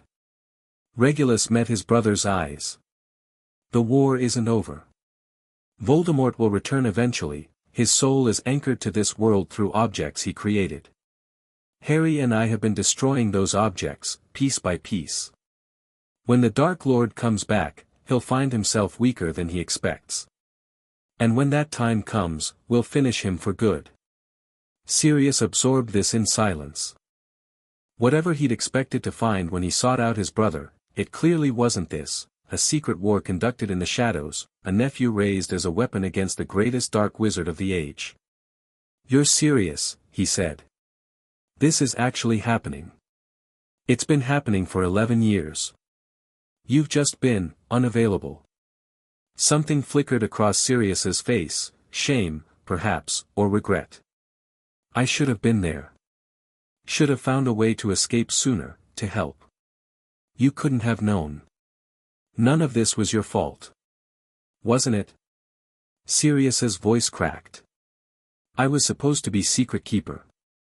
James and Lily wanted me to do it. But I convinced them to switch to Peter at the last moment. I thought I was too obvious a target, that everyone would come after me. I wanted to be the decoy while Peter kept the real secret. That was Peter's betrayal, not yours. He's the one who sold them out. But if I'd just done my job, then you'd be dead, and Peter would have found another way to serve his master. Regulus's tone brooked no argument. The past is the past, Sirius. We can't change it. We can only move forward. Harry watched the exchange with growing understanding. This was what reconciliation looked like, not a dramatic embrace or tearful apology, but two damaged people carefully rebuilding something that had been broken for a very long time. Pettigrew, he said, cutting through the emotion. You said he's with the Weasleys. Their son Percy will be at Hogwarts when term starts, he's a prefect. If the rat is his, there's a chance Pettigrew will be on the grounds. And you'll be there, Sirius said, something like hope kindling in his hollow eyes. I can observe. Confirm that it's really him. But confronting an illegal animagus in front of witnesses would compromise my cover and potentially put innocents at risk. Harry's voice was matter-of-fact. We need a better plan. The boy is right, Regulus said. We can't rush this. The Malfoy operation takes priority. The diary is a Horcrux, which makes it more dangerous than Pettigrew in the immediate term. Once that's handled, we can turn our attention to the rat. Sirius looked frustrated but nodded reluctantly. All right. What's the plan? And so, in a cramped kitchen in Cornwall, 3 generations of Black family history began to negotiate an alliance that none of them had imagined possible. The days before the Malfoy gathering passed in a blur of preparation and tension. Sirius proved to be more useful than Harry had expected.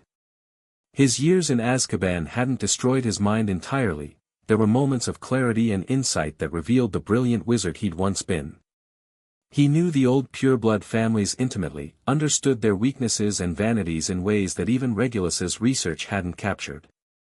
Lucius Malfoy is a collector, Sirius explained during one planning session. Not just of dark artifacts, but of people. He likes surrounding himself with useful individuals, building networks of obligation and debt. If you approach him as a potential asset rather than a threat, he'll be more inclined to let his guard down. The rosier cover should help with that, Regulus said. An unknown heir returning to claim his heritage is exactly the kind of opportunity Lucius would want to exploit. Just don't overplay it. Lucius is suspicious by nature, if you seem too eager to align with him, he'll wonder what you're really after. Harry absorbed the advice, filing it away alongside everything else he'd learned. Sirius's insights were valuable, but there was something unsettling about receiving guidance from a man he'd been taught to think of as his parents' murderer. Trust took time to build. For now, cautious cooperation would have to suffice. August 15th arrived with a heat wave that made the formal robes feel suffocating. Harry studied himself in the cottage's small mirror, seeing a stranger reflected back. The rosier disguise was subtle, modified features, darker hair, a slightly different bone structure, but combined with the expensive robes and practiced mannerisms, it created someone entirely new. Hadrian Rosier. Heir to a fallen house, come to reclaim his place in pureblood society. Regulus appeared behind him, similarly transformed. Ready? As I'll ever be. They apparat to a location outside the Malfoy estate's wards, a copse of trees that provided cover for their arrival. The manor rose in the distance, a pale stone edifice that spoke of old money and older power. Magical lights glittered in every window, and the grounds were alive with arriving guests. Remember, Regulus murmured as they approached the gates, we're here to observe and establish ourselves. Nothing more. I know. And if anything goes wrong, emergency port key, extraction point Delta. I know the protocols. The gates opened to admit them. A house elf in formal livery appeared to take their names and direct them inside. Corvus and Hadrian Rosier, Regulus announced with perfect aristocratic condescension. We received an invitation from Lord Malfoy. The elf bowed low and gestured them forward. Whatever verification system the Malfoys used, Regulus's forged credentials had apparently passed muster. They entered the manor. The gathering was everything Harry had expected and worse. The great hall was packed with the cream of pureblood society, families whose names he recognized from Regulus's lessons, faces he'd seen in photographs and genealogical charts. The Knotts, the Parkinsons, the Crabs, the Goyles. Representatives of every house that had survived the war with their fortunes intact. And at the center of it all, holding court like a king in his palace, was Lucius Malfoy. The man was exactly as Draco had described him, elegant, cold, radiating a casual cruelty that he wore like a designer robe. His wife Narcissa stood beside him, beautiful and remote, while young Draco hovered nearby looking uncomfortable in his formal attire. Corvus Rosier. Lucius's voice carried across the hall as he noticed the newcomers. I had wondered if you would actually appear. Welcome to Malfoy Manor. The invitation was most gracious, Lord Malfoy.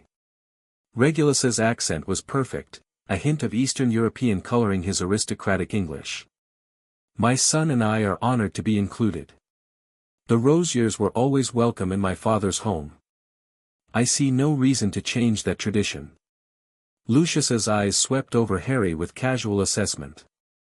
Your son. He attends school. Private tutoring until now. But we are considering more formal options for his continued education. Hogwarts is the obvious choice for any family of standing. My own son is there, as I'm sure you know. Lucius gestured toward Draco. Perhaps the boys should become acquainted. It was a command disguised as a suggestion. Harry inclined his head respectfully and moved toward Draco, leaving the adults to their machinations. "Rosier," Draco said, eyeing him with the same calculating look his father had used. "I don't recall any Rosiers at Hogwarts. I've been educated abroad. My father thought it time I made connections closer to our family's roots." "Romania, isn't it? I've heard rumors." "Rumors are often exaggerated." Harry kept his tone neutral, neither confirming nor denying. "Though I understand Hogwarts has its own share of interesting stories. A troll last year, I'm told." Draco puffed up slightly. "A minor incident. The teachers handled it, though some students panicked unnecessarily. A true Slytherin would have kept their composure." "I'm sure you were exemplary." "Naturally." The conversation continued in this vein, superficial, probing, each party trying to assess the other's value without revealing too much. Harry played his role carefully, presenting himself as a potential ally without appearing too eager. Meanwhile, he was mapping the manor's layout in his mind. Exits, corridors, the location of Lucius's study as they'd identified it from the architectural plans. The interior matched Regulus's intelligence closely, though security was heavier than expected. Harry counted at least 6 armed guards disguised as servants. The evening wore on. Harry circulated through the gathering, making small talk with various guests, building the Rosier reputation one conversation at a time. Regulus did the same with the adults, deploying charm and strategic flattery to position them as valuable additions to the pure-blood social network. It was exhausting work, maintaining the facade while constantly observing. By the time the formal dinner was announced, Harry's head ached from the sustained effort. "How are you holding up?" Regulus murmured as they took their seats at one of the long tables. "Fine. But I haven't seen anything that helps us locate the diary." "Patience. The evening isn't over yet." Dinner was elaborate, course after course of food that Harry barely tasted, served by an army of house elves moving with silent efficiency. Lucius made a speech about the importance of tradition and the resurgence of proper wizarding values. The guests applauded at appropriate intervals. It was only toward the end of the meal that Harry noticed something odd. A house elf, smaller than the others, with nervous, darting eyes, had approached Lucius and whispered something. The elder Malfoy's expression flickered, surprise, perhaps, or concern, before smoothing back into impassivity. "If you'll excuse me," Lucius said, rising from his chair. "A minor matter requires my attention." He left the great hall, moving with a purposefulness that belied his casual tone. Harry watched him go, noting the direction.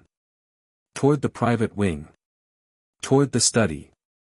He caught Regulus's eye across the table. A slight nod confirmed they were thinking the same thing. Whatever had drawn Lucius away, it was connected to something he valued. Something he felt the need to check personally, in the middle of his own party.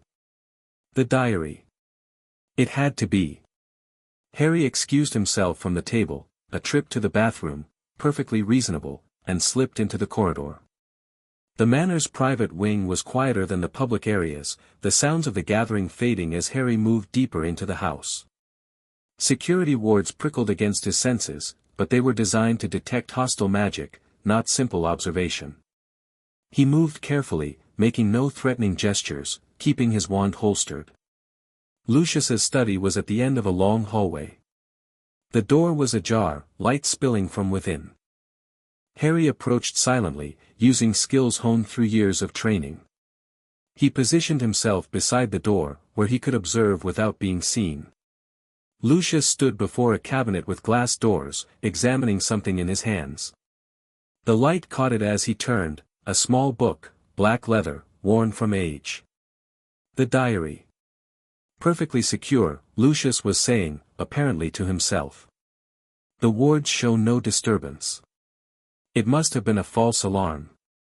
He replaced the diary in the cabinet, closed the glass doors, and tapped his wand against the lock. Wards flared briefly, complex protections that Harry would need time to analyze and dismantle. But now he knew where it was. The exact location, the type of cabinet, the general nature of the protections. Information that would have taken weeks to gather through other means. Lucius turned toward the door. Harry melted back into the shadows, heart pounding, as the elder Malfoy emerged into the corridor. "Curious thing," Lucius murmured, glancing around with suspicious eyes. "I could have sworn." He shook his head and walked back toward the great hall, his footsteps fading into the distance. Harry allowed himself to breathe. They left the gathering an hour later, departing with appropriately gracious farewells and promises to maintain contact. Lucius's suspicious nature had apparently been satisfied, or at least, he'd decided that the Rosiers weren't immediate threats. Only after they'd cleared the wards and apparat back to the cottage did Harry allow himself to relax. "I found it," he said. "The diary. It's in a cabinet in his study, protected by multiple ward layers. I saw you leave."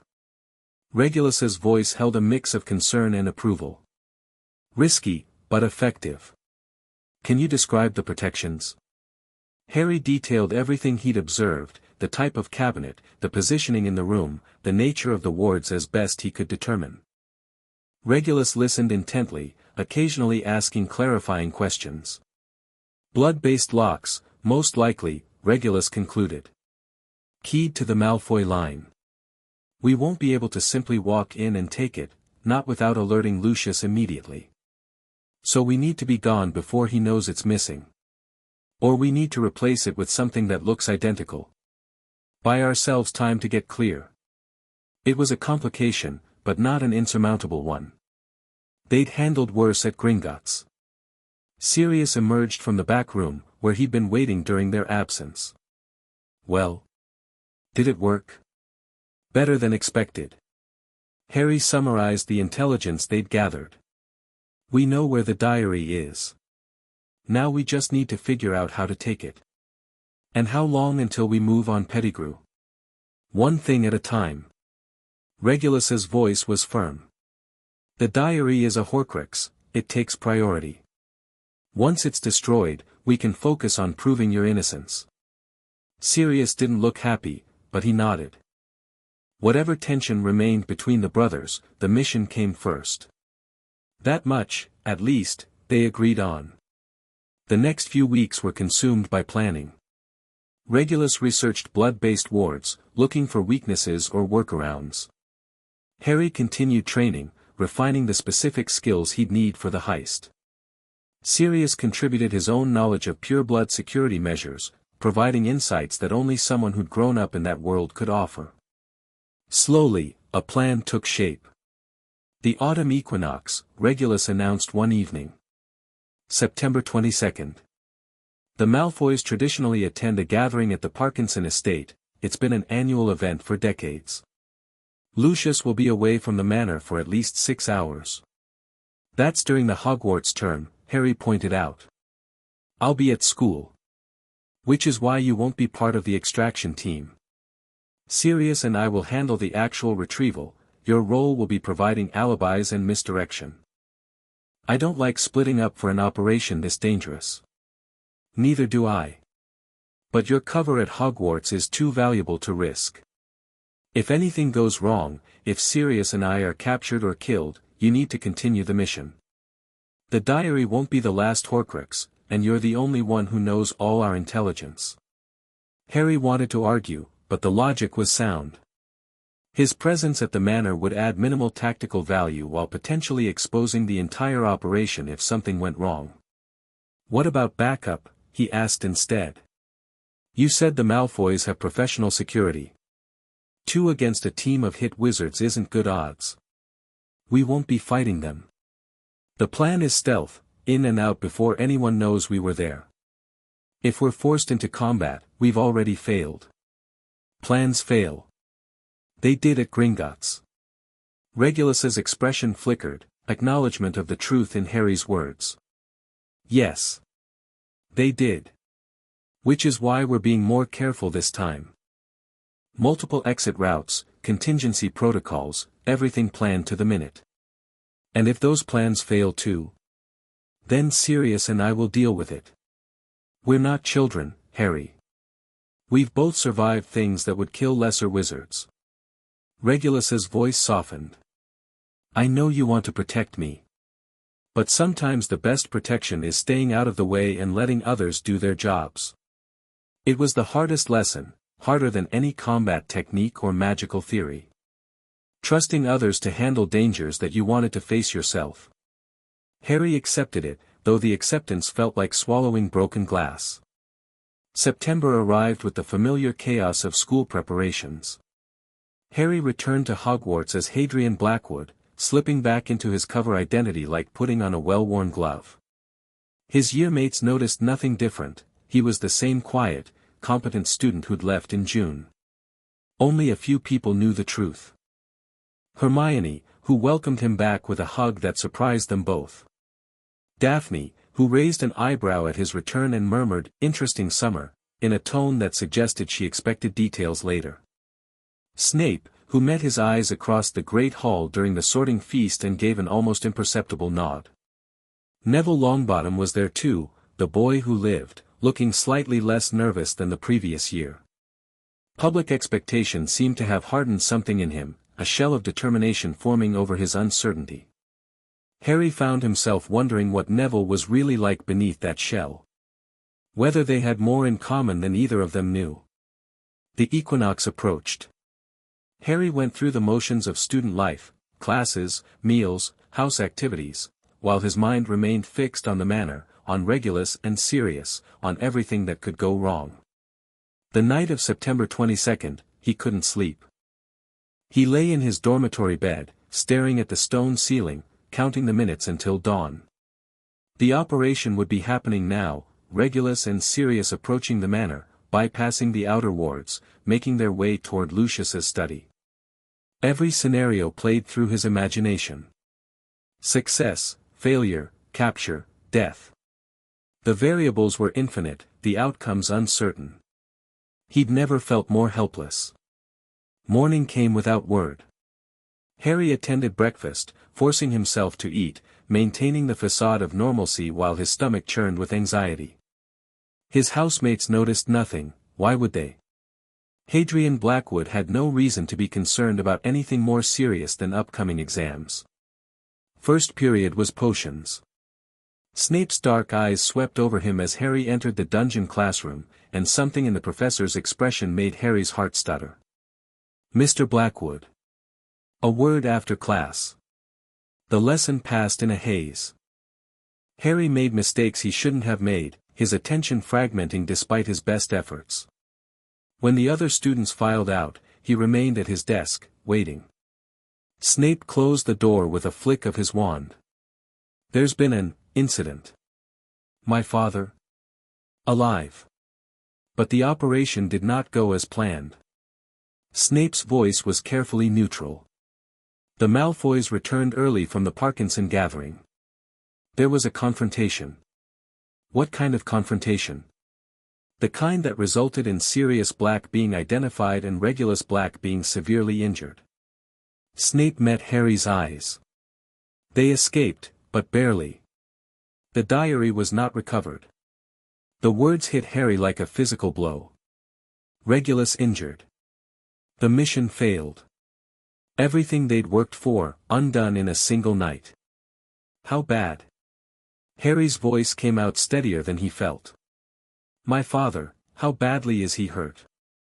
I don't have details. My information came through unusual channels. What I know is that both men are in hiding, somewhere the ministry hasn't found yet. But the search is intense, Harry. Sirius is now the most wanted wizard in Britain, and Regulus has been identified as his accomplice. I need to find them. You need to stay here. Snape's tone sharpened. Leaving Hogwarts now would compromise everything, your cover, your mission, your father's sacrifice. He wouldn't want that. I don't care what he wants. He's hurt, he needs you to be smart. Snape stepped closer, his voice dropping. Listen to me carefully. I didn't survive the Dark Lord's inner circle by being reckless. Your father didn't survive a decade of secret war by being reckless. If you run off half-cocked, you'll get yourself captured or killed, and everything Regulus has worked for will be lost. Harry wanted to argue. Every instinct screamed at him to act, to find Regulus, to do something. But beneath the panic, the cold logic of his training whispered agreement with Snape's words. Running wouldn't help. It would only make things worse. What can I do? He asked finally. Wait. Watch. Be ready to act when the opportunity presents itself. Snape's expression softened almost imperceptibly. I have contacts who might be able to provide more information. When I know something, you'll know. But until then, you must maintain your cover. Dumbledore is already suspicious, any unusual behavior will draw his attention. Harry nodded slowly. The helplessness was crushing, but he understood. Sometimes the hardest thing was doing nothing at all. Thank you, he said.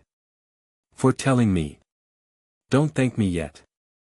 The situation may get worse before it gets better. Snape turned away, signaling the end of the conversation. Get to your next class, Mr. Blackwood. And try not to look like your world is ending. Harry gathered his things and left, walking through corridors that suddenly seemed alien and hostile. Everything had changed in the space of a single night. And he had no idea how to change it back. The days that followed were torture. Harry went through the motions of student life, classes, meals, studying, while his mind remained fixed on Regulus and Sirius. Snape provided occasional updates, passed through coded glances and cryptic notes, but the information was frustratingly incomplete. They were alive. They were in hiding. The diary had been seen but not retrieved. It wasn't enough. It would never be enough, until Harry could see his father with his own eyes and know he was truly safe. Hermione noticed his distress, though she didn't know its cause. You look terrible, she said one evening in the library. Is something wrong? Family matters. I can't really discuss it. Is there anything I can do to help? Just, be normal. Keep me grounded. Harry met her eyes. Having something stable matters more than you know. She didn't press further, but he caught her watching him with concern throughout the following days. Daphne was less circumspect.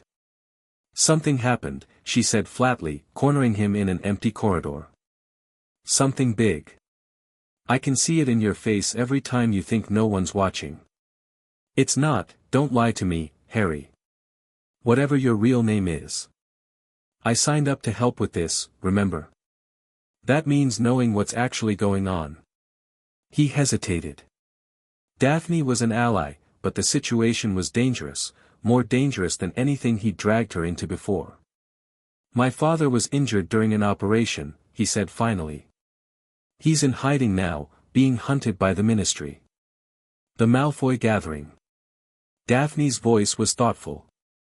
There were rumors of an incident, hushed up quickly. Lucius looked furious when he came to see Draco the next day. You saw him? Briefly. He wanted to ensure Draco's loyalty, I think. Asked questions about unusual students, anyone who might have connections to dark wizards. She paused. I didn't mention you. Thank you. Don't thank me yet. If your father was involved in whatever happened at the manor, Lucius will be looking for anyone connected to him. Your cover might be compromised. Harry had already considered this possibility. The Rosier identity was probably burned, Lucius would be scrutinizing anyone he'd met at the gathering.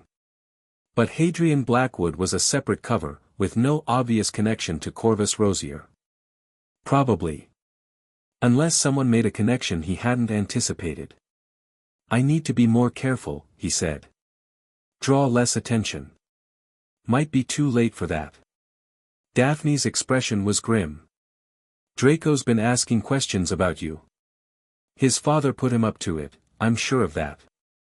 Whatever you're planning next, you should assume you're being watched. The warning sent ice through Harry's veins. If Draco was investigating him, if Lucius was directing that investigation, then his time at Hogwarts might be running out. Thanks for the heads up, he said. I'll be careful. Be more than careful. Daphne touched his arm briefly. Be smart. Whatever this is, whatever you're really doing, it's bigger than one person. Don't throw it away by being reckless. It was good advice. The same advice Snape had given, the same advice Regulus would have offered. Harry wished it were easier to follow. October brought rain and a development that changed everything. Snape appeared at Harry's dormitory door at midnight, his face pale beneath its usual sallowness. Come with me. Now. They moved through the castle in silence, Snape's privacy charms rendering their passage invisible to the sleeping portraits. The destination was Snape's office, where a small fireplace crackled with green flames. Full connection, Snape explained. Heavily warded, completely secure. Someone wants to speak with you. A face appeared in the flames, gaunt, familiar, alive. Father, Harry breathed. Harry. Regulus's voice was weak but clear. I'm sorry it took so long to make contact. Things have been complicated. Are you all right? Snape said you were injured. I'm recovering. Slowly. Sirius got the worst of it, actually, broken ribs, a cursed wound that's still healing. But we're both alive, which is more than I expected.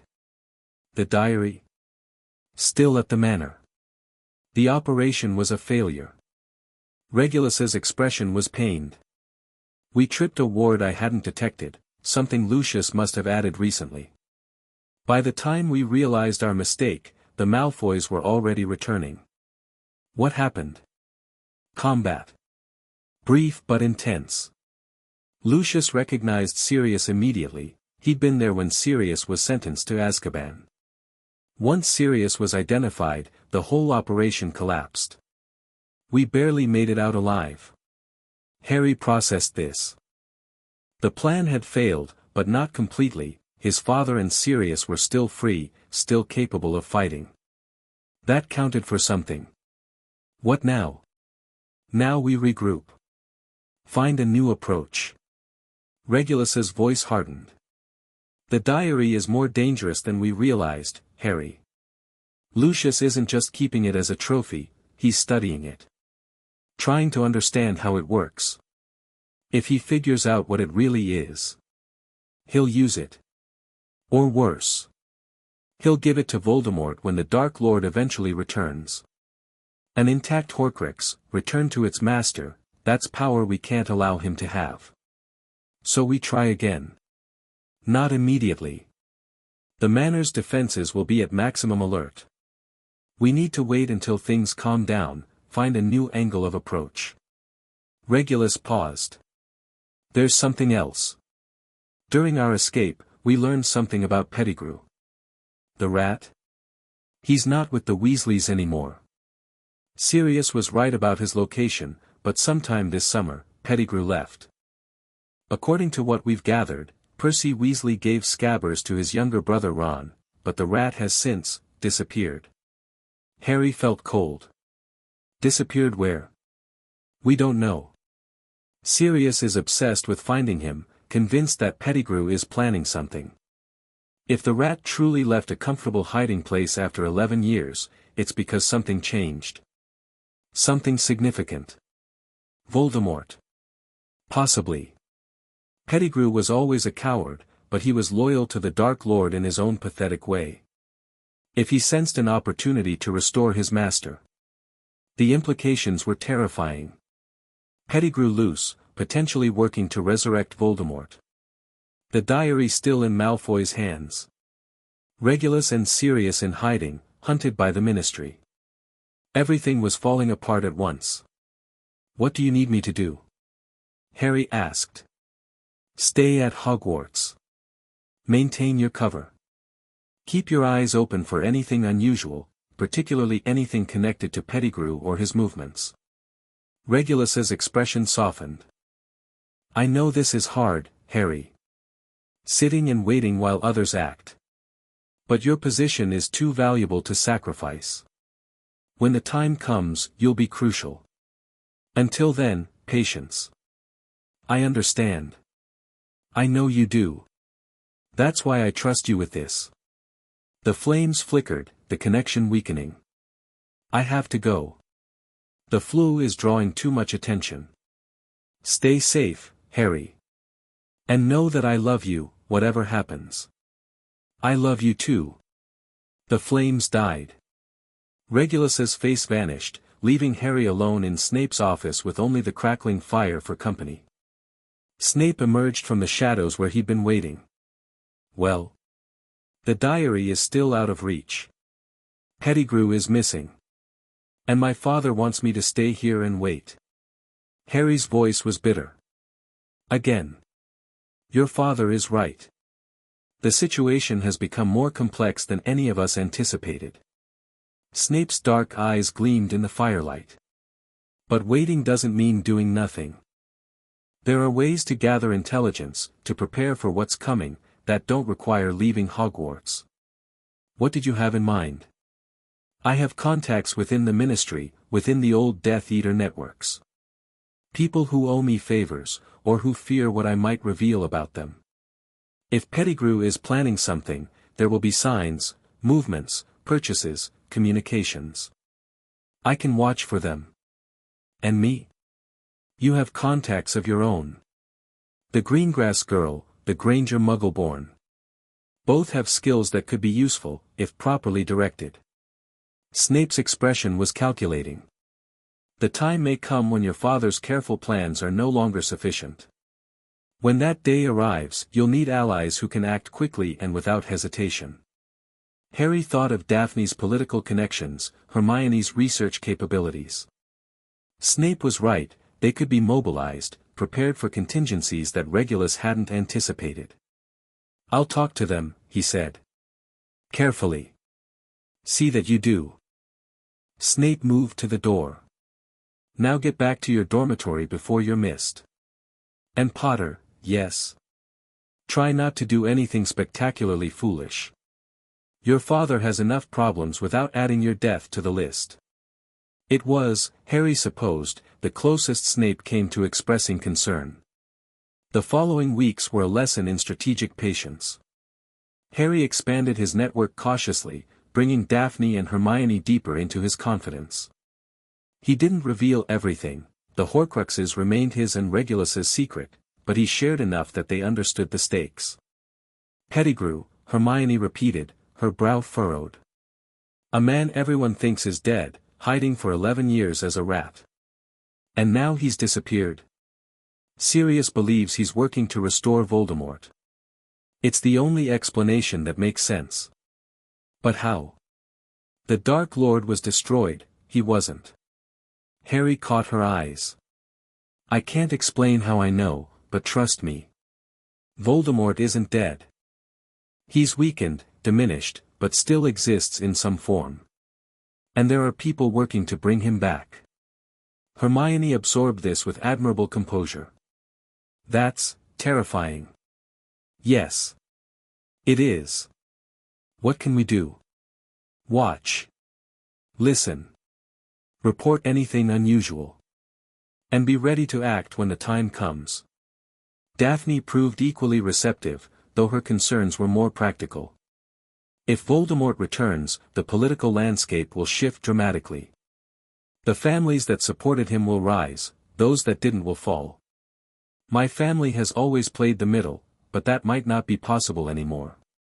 Choose a side now, while you still can, Harry advised. Make it clear where you stand. When the war comes, neutrality won't protect anyone. Easy for you to say.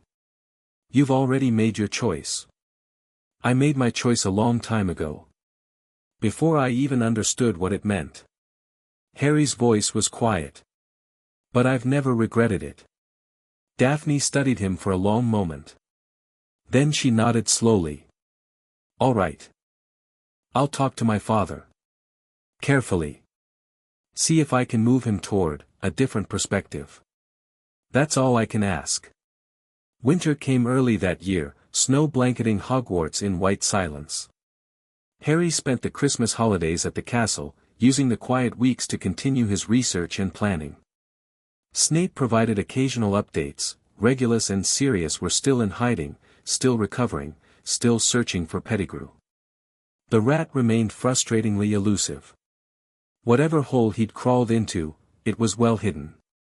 But there were other signs, other movements that suggested something was building. Death Eaters who'd been dormant for years were becoming active again, meeting in secret, reaching out to old allies. The ministry seemed oblivious, but those who knew what to look for could see the pattern. War was coming. Not immediately, but soon. And when it arrived, the wizarding world would face a choice: submit to Voldemort's return, or fight for something better. Harry intended to be ready for that fight. Whatever it cost. The spring term brought an unexpected visitor. Dumbledore summoned Harry to his office one evening in March, a request that set every alarm bell in Harry's mind ringing. He'd avoided the headmaster's attention carefully, maintaining his cover through calculated mediocrity. For Dumbledore to call him in now. "Ah, Mr. Blackwood. Do come in." The headmaster's office was cluttered with instruments Harry didn't recognize, their purposes mysterious. Fawkes the Phoenix sat on his perch, watching with intelligent eyes. And Dumbledore himself sat behind his desk, looking ancient and knowing and faintly dangerous. "Lemon drop?" "No, thank you, headmaster." "Very well." Dumbledore steepled his fingers. "I've asked you here because there are some inconsistencies in your records that I'd like to discuss." Harry kept his expression neutral. "Inconsistencies, sir?" "Your homeschooling certificates appear genuine. Your family history checks out, at least superficially. But there are gaps, periods where the documentation is thin, where Hadrian Blackwood seems to disappear. My family moved frequently. Records weren't always kept properly." "Indeed." Dumbledore's blue eyes twinkled, but there was steel beneath the warmth. "I've also noticed that you have a remarkable talent for going unnoticed. Your movements around the castle are difficult to track, even for someone with my resources." "I'm not sure what you mean, sir." "I think you are, Mr. Blackwood. Or should I call you by a different name?" The question hung in the air. Harry felt his heart rate increase, his muscles tensing for fight or flight. Dumbledore knew. Or at least suspected enough to be dangerous. "I'm not sure what name you have in mind," Harry said carefully. "Neither am I, truthfully. But I know this much: you're not who you claim to be. You've been trained in arts that most students don't encounter until adulthood.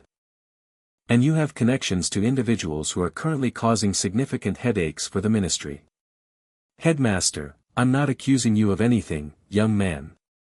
I'm simply curious." Dumbledore leaned forward. "Sirius Black escaped Azkaban. Regulus Black, long thought dead, has apparently resurfaced. And you, a student who appeared seemingly from nowhere, share certain characteristics with both of them." Harry said nothing. Denial would be useless, confirmation would be worse. "I want to help you," Dumbledore continued. "Whatever situation you're in, whatever forces are driving you, I can offer protection. Resources. A chance to do things the right way, instead of skulking in shadows. And in return? In return, I would ask for honesty. About who you are, what you're doing, and what you know about the threats we face." It was tempting. Dumbledore had power, influence, knowledge that could make everything easier. With the headmaster's backing, they could move openly instead of hiding, could marshal the forces of the light against Voldemort's eventual return. But Harry remembered Regulus's warnings. Dumbledore played the long game. He used people as pieces, moved them across the board according to his own designs. However genuine his offer of help might seem, there would be strings attached. "I appreciate your concern, headmaster," Harry said. "But I'm not sure what you're asking me to confirm. I'm Hadrian Blackwood, a student at your school.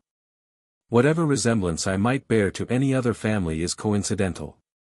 Dumbledore studied him for a long moment. Then, slowly, he smiled. "You've been well taught in the art of evasion. Whoever trained you did excellent work." He rose from his desk.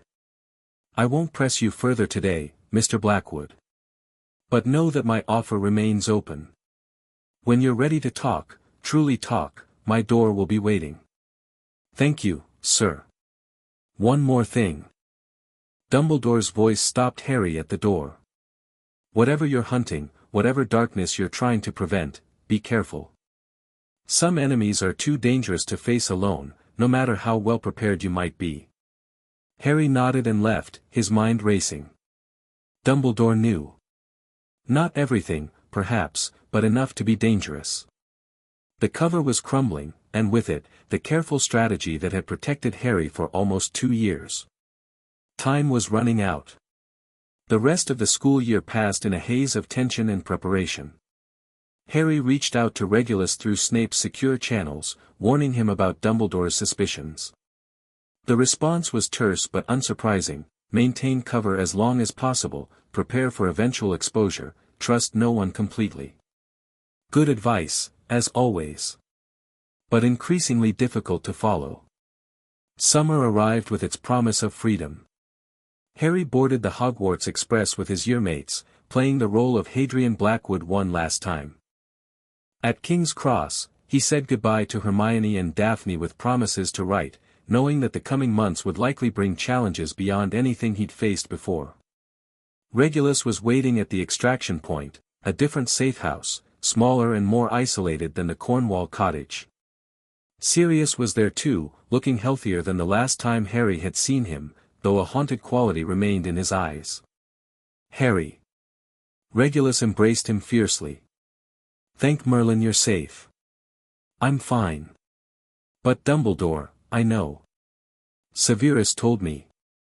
Regulus released him, his expression grave. We need to accelerate our timeline. The old man is too clever, sooner or later he'll connect the pieces. What about the diary? Still our priority. But we may need to approach it differently. Regulus glanced at Sirius. There's been a development. Tell him. Sirius stepped forward, something like hope struggling through his haunted features. I found Pettigrew. What? Where? Albania. He's traveled to Albania, following rumors of a presence there, a dark force that whispers to those who listen. Sirius's voice was intense. It's Voldemort, Harry. What's left of him? Pettigrew is trying to find his master, to restore him. Harry felt cold. How long do we have? Months, maybe. The process of resurrection isn't simple. Pettigrew needs resources, rituals, components that are difficult to acquire. Sirius met Harry's eyes. But once he succeeds, once Voldemort returns, everything changes. Then we stop him, Harry said. We stop Pettigrew, we stop the resurrection, we end this before it begins. It's not that simple, Regulus said. Pettigrew is protected. Not by the Dark Lord himself, but by the Covenant of Slytherin, an ancient organization that worships the Founder's legacy. They see Voldemort as their prophesied champion, the one who will restore wizarding supremacy. They've been preparing for his return for centuries. The Covenant. Harry had heard the name before, in Regulus's briefings about potential threats. You said they were dormant. They were. But they've awakened, sensing the stirring of their master's soul. They're the ones who've been protecting Pettigrew, guiding him toward the resurrection site. Harry processed this. A new enemy, one they hadn't fully accounted for in their plans. The mission had just become exponentially more complicated. What do we do? We adapt. We prepare. And when the time comes. Regulus's expression hardened with determination. We destroy the Covenant, kill Pettigrew, and end Voldemort's last chance at resurrection. Whatever the cost. Harry looked at his father and his uncle, two men shaped by war and loss and a determination that bordered on obsession. They'd given everything to this fight, their families, their futures, their very identities. And he was proud to stand beside them. Then let's get started, he said. The war was about to begin in earnest. Chapter 3 End. Chapter 4, The rat in the shadows. The Albanian mountains rose like broken teeth against a sky bruised purple with coming storms. Harry crouched behind a fallen log, binoculars pressed to his eyes, watching the cabin that sat in the valley below. 3 weeks of tracking had led them here, a remote safe house where Peter Pettigrew had been spotted by Sirius's network of contacts. The rat had grown complacent, apparently convinced that no one would follow him this far from Britain. He was wrong. Movement, Harry murmured. East window. Someone's pacing. Beside him, Sirius tensed. Even after months of recovery, his godfather, a term Harry was still adjusting to, radiated a barely contained energy that made stealth operations challenging.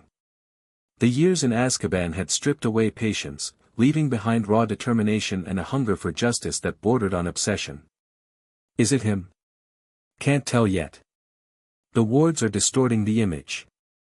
Harry adjusted the binoculars, which Regulus had enchanted to partially penetrate magical concealment. Wait, there.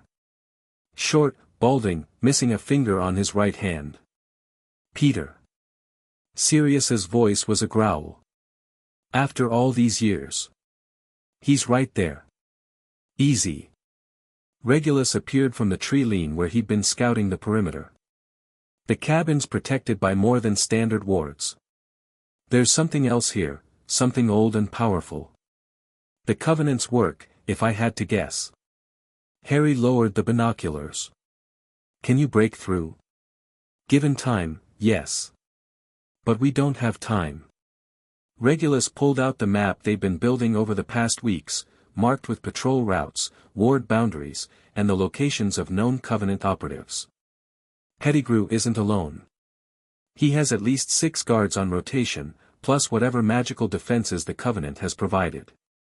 A direct assault would be suicide. Then we draw him out, Sirius said. Make him come to us. With what bait? Peter's a coward, but he's not stupid.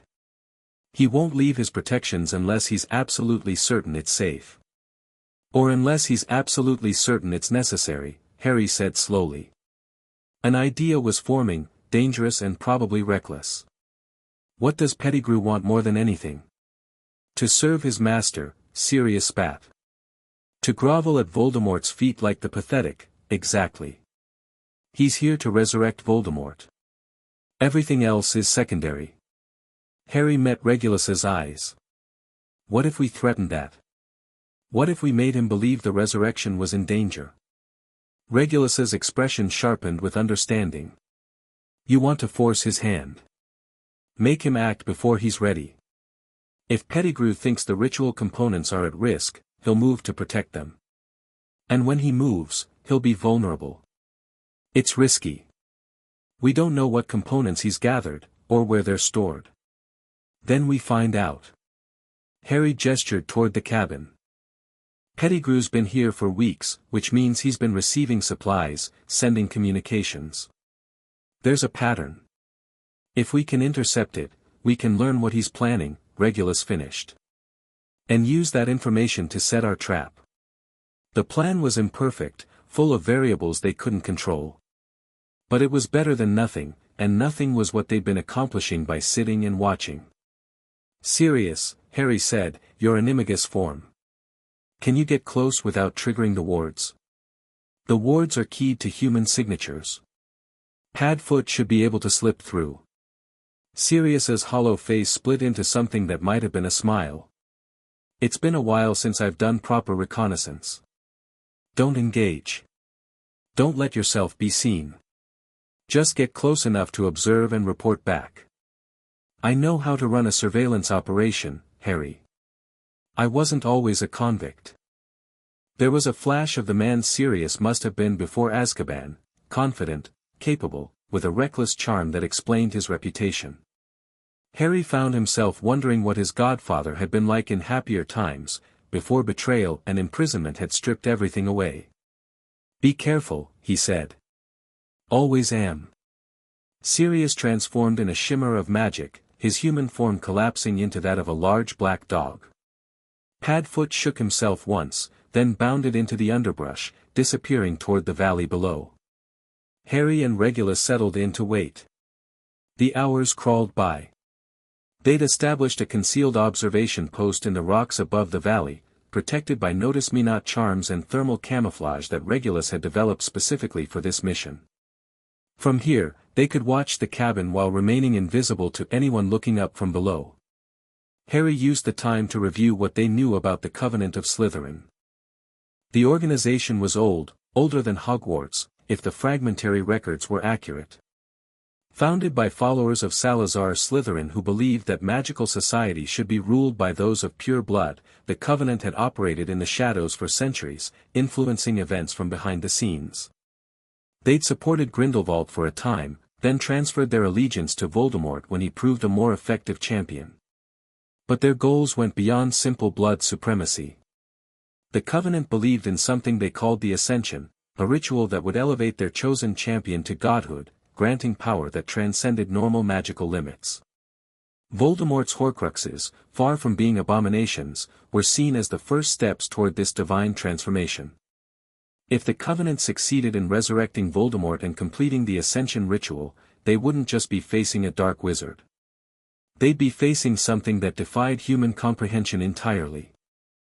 "You're thinking too hard," Regulus observed. "I can see it in your face. Just reviewing the intelligence. The intelligence we have is incomplete at best. Don't let yourself get paralyzed by what we don't know." Regulus handed Harry a canteen.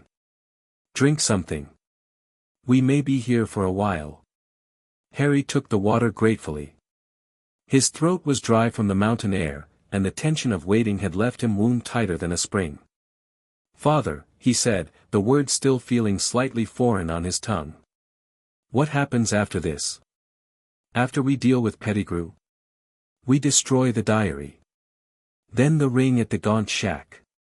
Then whatever else remains. And then?" Regulus was silent for a moment. "I haven't thought that far ahead." "You must have considered it. What your life might look like when the mission is complete." "My life ended in that cave, Harry. Everything since has been borrowed time." Regulus's expression was distant. "I didn't expect to survive destroying the locket. When I did, I saw it as a second chance, an opportunity to fix my mistakes. But I never thought about what would come after. I'm not sure I believed there would be an after." It was a bleak admission, but Harry understood. He'd been raised with the mission as his purpose, his entire identity shaped around the goal of destroying Voldemort's Horcruxes. What came after had always been abstract, theoretical, a future so distant it might as well be fantasy. But the mission would end eventually. One way or another. "I think about it sometimes," Harry said quietly. "What I might do if I had a normal life. If I could just be someone." "Any conclusions?" "Not really. I don't know what normal even looks like." Harry stared down at the cabin, watching the thin trail of smoke rising from its chimney. "Hermione talks about wanting to change the world, improving conditions for house elves, reforming magical education. Daphne wants to reshape pureblood society from within, make it less toxic. They have goals beyond survival. And you?" "I have the mission. That's all I've ever had." Regulus was quiet for a long moment. "Then, when I was your age, I wanted to be a Quidditch player. Professional, for the Montrose Magpies. I spent hours practicing, dreaming of glory and cheering crowds." He laughed, soft and bitter. "That boy seems like a stranger now. Like someone I read about in a book. What changed?" "I grew up. The war started. I took the mark because that's what was expected, what my family demanded. By the time I understood what I'd become, it was too late to go back." Regulus met Harry's eyes. "That's the danger, Harry. Not losing we can recover from. The danger is letting the mission consume you so completely that there's nothing left when it's over. That's what happened to me. I don't want it to happen to you." "What are you saying?" "I'm saying, find something else. Something beyond the Horcruxes and the war. Friends, love, a passion that has nothing to do with destruction. Build a life while you're building toward victory. Regulus's voice was intense, almost pleading. I couldn't do that. I was too broken, too lost. But you're young enough to choose differently. To be more than just a weapon. Harry absorbed this in silence. It was the most personal thing Regulus had ever said to him, more revealing than years of training conversations and mission briefings. I'll try, he said finally. I don't know if I'll succeed. But I'll try. That's all any of us can do. Padfoot returned as the sun was setting, emerging from the shadows as Sirius Black with a wild gleam in his eyes. I got close, he said, barely containing his excitement. Close enough to hear them talking. Pettigrew's planning something big, a ritual, 3 nights from now. Something about preparing the vessel. The vessel? Regulus frowned. For the Horcrux magic? I'm not sure. But they mentioned needing blood, the enemy's blood, specifically. And something about a bone from a father's grave. Harry felt cold. Bone of the father, blood of the enemy, flesh of the servant. It's the resurrection ritual. They're planning to bring Voldemort back in 3 days. Can they do it? Sirius asked. Without all the Horcruxes. The Horcruxes anchor him to life, but the resurrection ritual is separate. They just need a host body and the right components. Harry's mind was racing. 3 days. That's not enough time to destroy the other Horcruxes. Then we stop the ritual itself, Regulus said. If we can prevent Pettigrew from completing the ceremony, he'll just try again. As long as he has the components, he can perform the ritual anywhere. Then we destroy the components. Or capture Pettigrew and force him to tell us where they are. The cabin's too well protected. We already established that. The cabin won't matter if Pettigrew leaves to perform the ritual. Sirius's voice was sharp. They can't do the ceremony there, there's not enough magical resonance. They'll need a place of power, somewhere connected to Voldemort's history. The Riddle Graveyard, Harry said, remembering Regulus's research. Voldemort's father is buried in Little Hangleton. If they need bone of the father, that's where they'll go. Regulus was already moving, pulling out maps and documents. We get there first. Set up an ambush. When Pettigrew arrives for the ritual, we take him, Sirius finished, his voice hungry. We take him, and we end this. It was a plan. A desperate one, thrown together in minutes, full of holes that they wouldn't be able to patch. But 3 days wasn't enough time for subtlety. 3 days meant they had to act, regardless of the risks. We need to move, Harry said. Now. If they're watching this area, we can't afford to be spotted leaving. Regulus nodded. Pack everything. We leave within the hour. They broke camp with practiced efficiency, erasing every trace of their presence. As Harry worked, his mind kept circling back to the implications of what they'd learned. Voldemort's resurrection. 3 days away. The mission had just become urgent in a way it had never been before. Everything they'd worked toward came down to this. Little Hangleton was a village that time had forgotten. The main street was lined with closed shops and crumbling buildings, populated by a handful of residents who viewed strangers with open suspicion. The Riddle House loomed on the hill above it all, abandoned and rotting, its windows staring down like empty eyes. And in the graveyard beside the church, the bones of Tom Riddle Sr. lay waiting. Harry stood among the headstones, studying the layout with tactical precision. The graveyard was exposed, limited cover, clear sight lines, multiple approach vectors that would need to be monitored. Not ideal for an ambush, but they'd work with what they had. The Riddle tomb is in the back corner, Regulus said, pointing. That's where they'll need to perform the bone ritual. We set up positions covering the approach and wait. How do we know they're coming here specifically? Sirius asked. There might be other locations connected to Voldemort's history. There might be.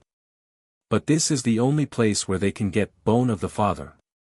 The other components can be sourced elsewhere, but this one is irreplaceable. Unless they've already collected it. Regulus shook his head. The bone needs to be harvested at the moment of the ritual. Something about preserving its magical potency. They'll come here, on the night of the ceremony. Harry traced the paths between the headstones, calculating angles and distances. If we position ourselves here, here, and here, he indicated 3 points, we cover all the likely approaches. When Pettigrew arrives, we let him get close enough to the tomb that he can't easily retreat, then we engage. And the Covenant guards? We neutralize as many as possible in the opening volley. The advantage of ambush is surprise, we need to make it count. Sirius's expression was grim. I want Pettigrew alive. He needs to stand trial, to confess what he did. I won't have my name cleared by a corpse. We'll try, Harry said. But if it comes down to stopping the ritual or capturing him alive, the ritual comes first. I know. Sirius's jaw tightened. I've waited 12 years for justice. I can wait a little longer if I have to. The words cost him, Harry could tell. Sirius's desire for vindication burned like a fever, consuming everything else. The fact that he could put the mission first, even now, spoke to a strength that Azkaban hadn't managed to destroy. 2 days, Regulus said. We use that time to prepare. Wards, traps, contingencies. When they arrive, we'll be ready. They got to work.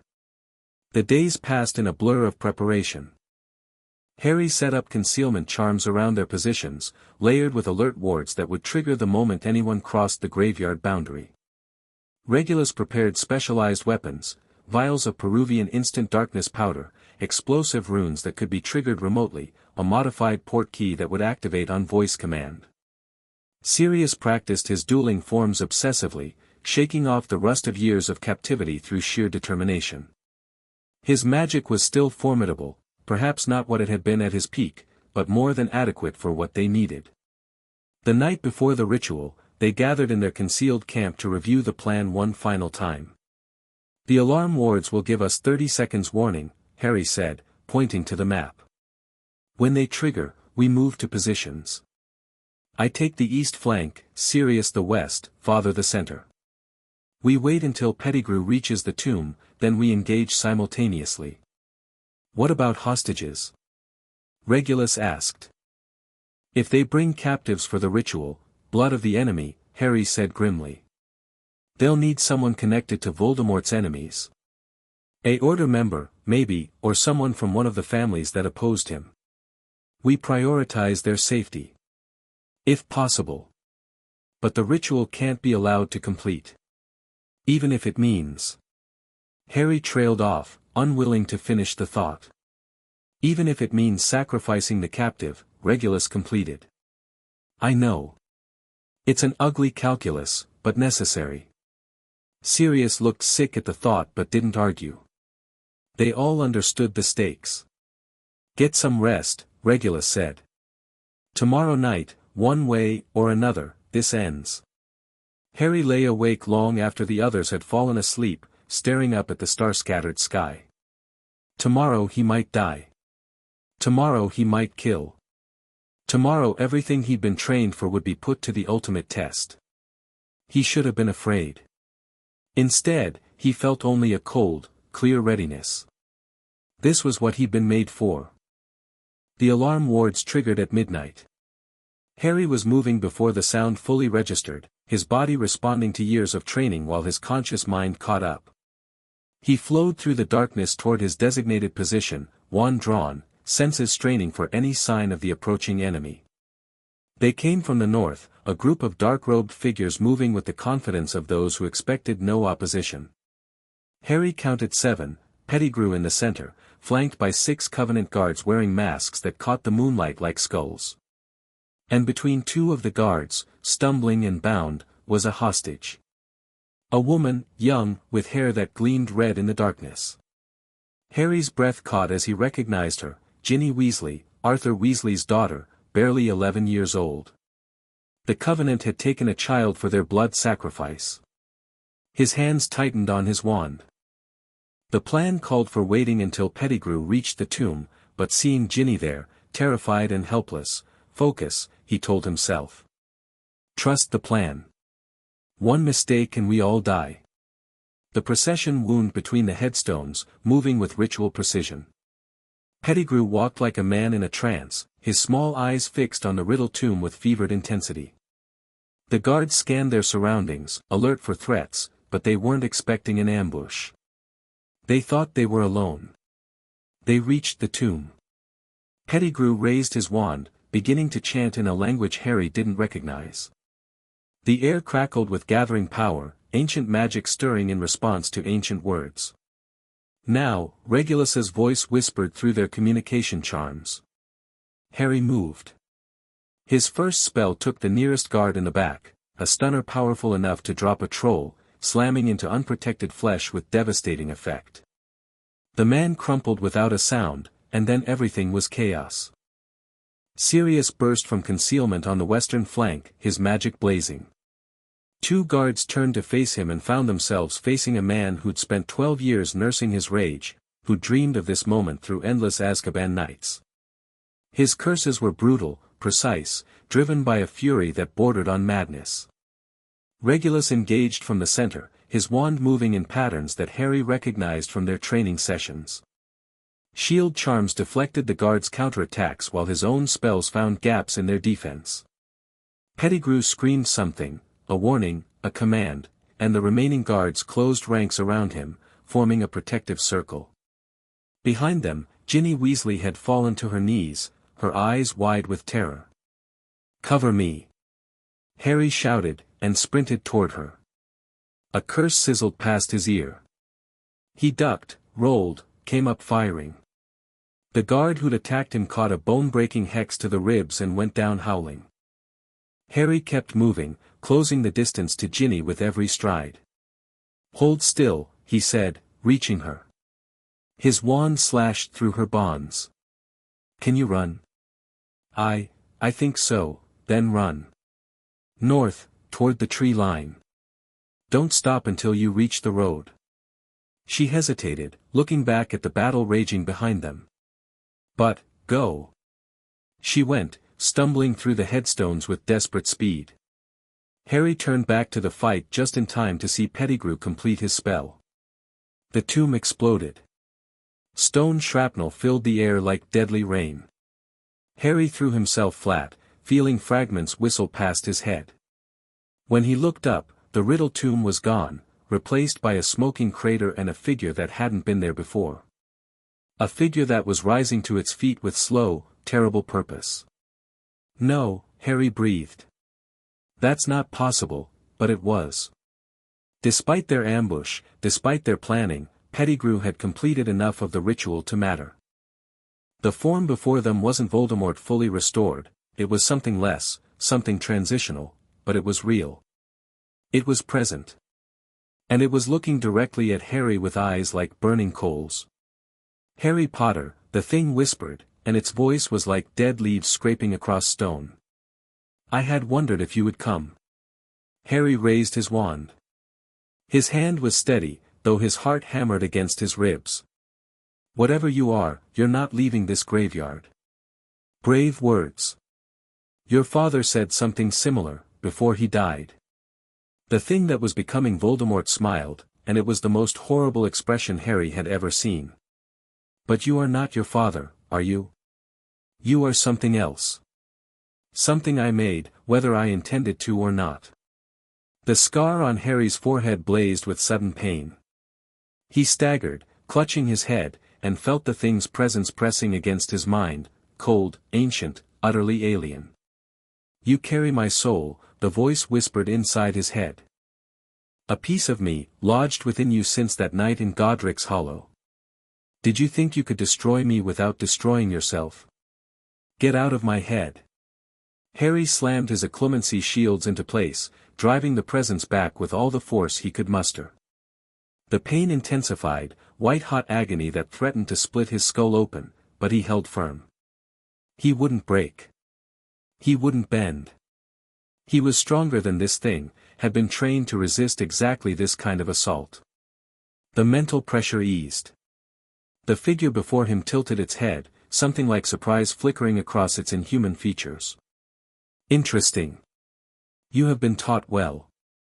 It raised one skeletal hand. But not well enough. The curse that followed was unlike anything Harry had faced in training. It wasn't a spell in any conventional sense, it was pure malice given form, a wave of dark magic that swept across the graveyard like a physical force. Harry threw up a shield, felt it shatter instantly, and was thrown backward into a headstone with force that knocked the breath from his lungs. He tried to rise. His body wouldn't cooperate, too much damage, too fast. Through blurring vision, he saw Regulus engage the creature directly, his wand blazing with light magic that seemed to cause it actual pain. Harry. Sirius's voice, somewhere to his left. Harry, get up. We need to, the creature gestured. Sirius flew backward, crashing into the church wall with a sickening crack. He didn't get up. Father. Harry forced himself to move, ignoring the screaming protest of his injuries. He staggered toward Regulus, who was now dueling the creature alone, light against darkness, desperation against malice. Stay back. Regulus shouted. Get serious and go. I'm not leaving you. That's an order, Harry. The creature laughed, a sound like breaking glass. How touching. The Death Eater who thinks he can be redeemed, sacrificing himself for the boy who carries my soul. It struck at Regulus with casual brutality, and Harry watched his father's shields crack under the assault. You changed nothing, Regulus Black. You delayed me, perhaps. Inconvenienced me. But I will rise. I will always rise. Regulus was on his knees now, his wand arm hanging at an unnatural angle. But his eyes burned with defiance as he looked up at the creature that had once been his master. You're wrong, he said. I changed everything. I gave him a chance. I gave him a choice. And he'll destroy you, in the end. Not because of prophecy, but because of who he is. Touching final words. The creature raised its hand for the killing blow. Harry moved without thinking. He threw himself between Regulus and the creature, his wand raised in a gesture he barely understood.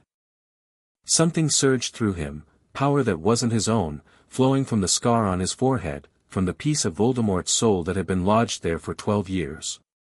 The creature's spell struck Harry's wand and stopped. Not deflected. Not absorbed. Stopped, as if it had hit an invisible wall and simply, ceased to exist. The creature's eyes widened. What? Harry felt the power building inside him, demanding release. It was terrifying, exhilarating, more intoxicating than anything he'd ever experienced. For one mad moment, he understood why Voldemort had pursued this, the pure, transcendent rush of touching something beyond mortal limits. He could take it. The power was right there, waiting to be claimed. All he had to do was accept what he was, embrace the piece of Voldemort's soul inside him. No. He was Harry Potter. Harry Black. Son of James and Lily, raised by Regulus, trained to fight evil, not become it. He would not be seduced by power that had been stolen from murdered innocents. He would not become the thing he'd sworn to destroy. Harry rejected the power, all of it, every dark whisper and tempting promise, and instead channeled something else entirely. Love. The love Regulus had given him. The love his parents had died to protect. The love that Sirius still felt despite years of torment. Love was supposed to be weak. Sentimental. Worthless in the face of true power. Love was the most devastating weapon Harry had ever wielded. The creature screamed as the energy struck it, a sound of such utter agony that it seemed to resonate across dimensions. Its partially formed body began to dissolve, dark magic bleeding away like smoke in a high wind. This isn't over, it snarled as it faded. You cannot destroy me while my anchors remain. I will return. I will always return. Then I'll stop you again, Harry said. As many times as it takes. The creature gave him one final look of pure hatred, and then it was gone, leaving nothing but scorched earth and the smell of ozone. Harry collapsed. He woke in an unfamiliar bed, with unfamiliar sounds around him and unfamiliar light streaming through unfamiliar windows. Easy, Regulus's voice said from somewhere nearby. You've been unconscious for 3 days. 3 days? Harry tried to sit up and found that his body strongly objected to this plan. What happened? The creature, gone. For now. Regulus appeared in Harry's field of vision, his arm in a sling but otherwise intact. What you did? I've never seen anything like it. You pushed it back, Harry. Drove it out before it could fully manifest. Serious? Recovering. Several broken bones and a nasty concussion, but nothing that won't heal. The girl. Ginny Weasley. Safe. She made it to the road, flagged down a passing car. By the time we extracted ourselves from the graveyard, the Muggles had already called for help. Regulus's expression was complicated. She doesn't know who rescued her, we made sure of that. But the Covenant will be hunting for whoever disrupted their ritual. Harry processed this slowly, his thoughts still foggy from extended unconsciousness. The ritual failed, though. Voldemort didn't return. The full ritual failed. But what manifested? Regulus shook his head. That was something, Harry. Something more than a shade, less than a full resurrection. Voldemort's soul managed to gather enough power to take temporary physical form. Because of the Horcruxes. Because of the Horcruxes. As long as they exist, he can keep trying. Keep gathering power. Eventually, he'll succeed. Regulus leaned forward, his eyes intense. What you did at the end, the power you called on. Do you understand what that was? Harry remembered the moment, the dark temptation, the power that had surged through him from the scar. The choice he'd made to reject it. Voldemort's soul fragment, he said. It tried to merge with me. Offer me its power. And you refused. It wasn't hard. I knew what it was. Where it came from. Harry met Regulus's eyes. I'm not going to become him, Father. No matter what it takes. Something in Regulus's expression shifted, relief, pride, a love that he rarely allowed himself to show. I never doubted that. But now we know something we didn't before. The soul fragment inside you isn't just an anchor for Voldemort's resurrection. It's a weakness. A connection that works both ways. What do you mean? I mean that when you rejected that power, you hurt him. Genuinely hurt him, in a way that our spells couldn't. Regulus's voice was intense. When the time comes to destroy the Horcrux inside you, that connection might be the key. Not just to your survival, but to ending him permanently. Harry absorbed this. The Horcrux in his head had always felt like a death sentence, a problem with no solution except his own destruction. But if Regulus was right. There's a way to survive, he said slowly. To destroy the soul fragment without dying. Possibly. I don't know what it would involve, but the fact that you can resist its influence, even weaponize your connection against him, that changes things. Regulus stood. We need more information. More research. And we need to destroy the other Horcruxes before Voldemort can make another attempt at resurrection. The diary. The diary, Regulus confirmed. Pettigrew escaped the graveyard, he fled the moment things went wrong. He'll go back to his Covenant masters, report what happened. They'll be more careful next time. But they'll try again. Inevitably. Which means we need to be faster, smarter, more aggressive. Regulus's jaw tightened. No more reconnaissance. No more careful planning. We hit the Malfoys, we take the diary, and we burn it to ash. It was a dramatic shift from Regulus's usual methodical approach. But Harry understood the urgency. They'd come within inches of losing everything at that graveyard. They couldn't afford to let the enemy regroup. When? As soon as you're healed. A week, maybe 2. Regulus moved toward the door. Rest now. Recover your strength. The war isn't over, Harry. It's just beginning. He left, and Harry lay in the unfamiliar bed, staring at the unfamiliar ceiling, thinking about everything that had happened and everything that was still to come. 3 days ago, he'd faced the closest thing to Voldemort they'd yet encountered. He'd nearly died. He'd nearly succumbed to the darkness inside him. But he hadn't. He'd chosen love over power, hope over despair. And somehow, impossibly, he'd won. It wasn't a permanent victory. Regulus was right, the war was just beginning. More battles lay ahead, more risks, more moments where everything could go wrong. But for the first time in his life, Harry felt something that might have been optimism. They could do this. They could actually win. He held on to that feeling as he drifted back to sleep. Recovery took 10 days, not the week Regulus had hoped for. The damage from the graveyard was more extensive than initial assessments had suggested: hairline fractures, internal bruising, magical exhaustion that left Harry struggling to cast even basic spells. His body had pushed itself beyond normal limits to channel the power that had driven Voldemort back, and now it was demanding payment. Harry used the enforced rest to catch up on intelligence.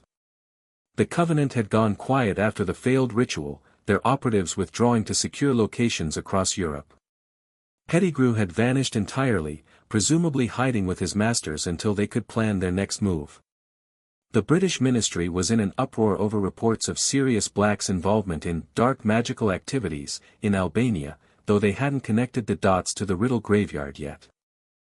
And at Hogwarts, life continued as normal, students studying for exams, professors teaching their classes, Dumbledore watching over it all with his usual inscrutable patience. Harry's absence would be noticed, of course. Hadrian Blackwood had missed 2 weeks of the spring term, and the cover story they'd prepared, a family emergency requiring immediate travel, would only hold up to so much scrutiny. "We may need to adjust your approach," Regulus said during one of their planning sessions. "The Blackwood identity is becoming strained. Too many absences, too many unexplained circumstances. You want me to abandon it? I want you to be prepared for that possibility. If Dumbledore or the Ministry connects Hadrian Blackwood to the events at Little Hangleton. They won't. There's no evidence tying me to the graveyard. Ginny Weasley never saw my face clearly, and the Covenant operatives we fought were all killed or captured before they could report." Killed or captured by whom? Regulus's expression was pointed. "Someone cleaned up that graveyard, Harry. Someone removed the bodies, erased the magical signatures, made it look like nothing happened. That wasn't us." Harry felt cold. Dumbledore?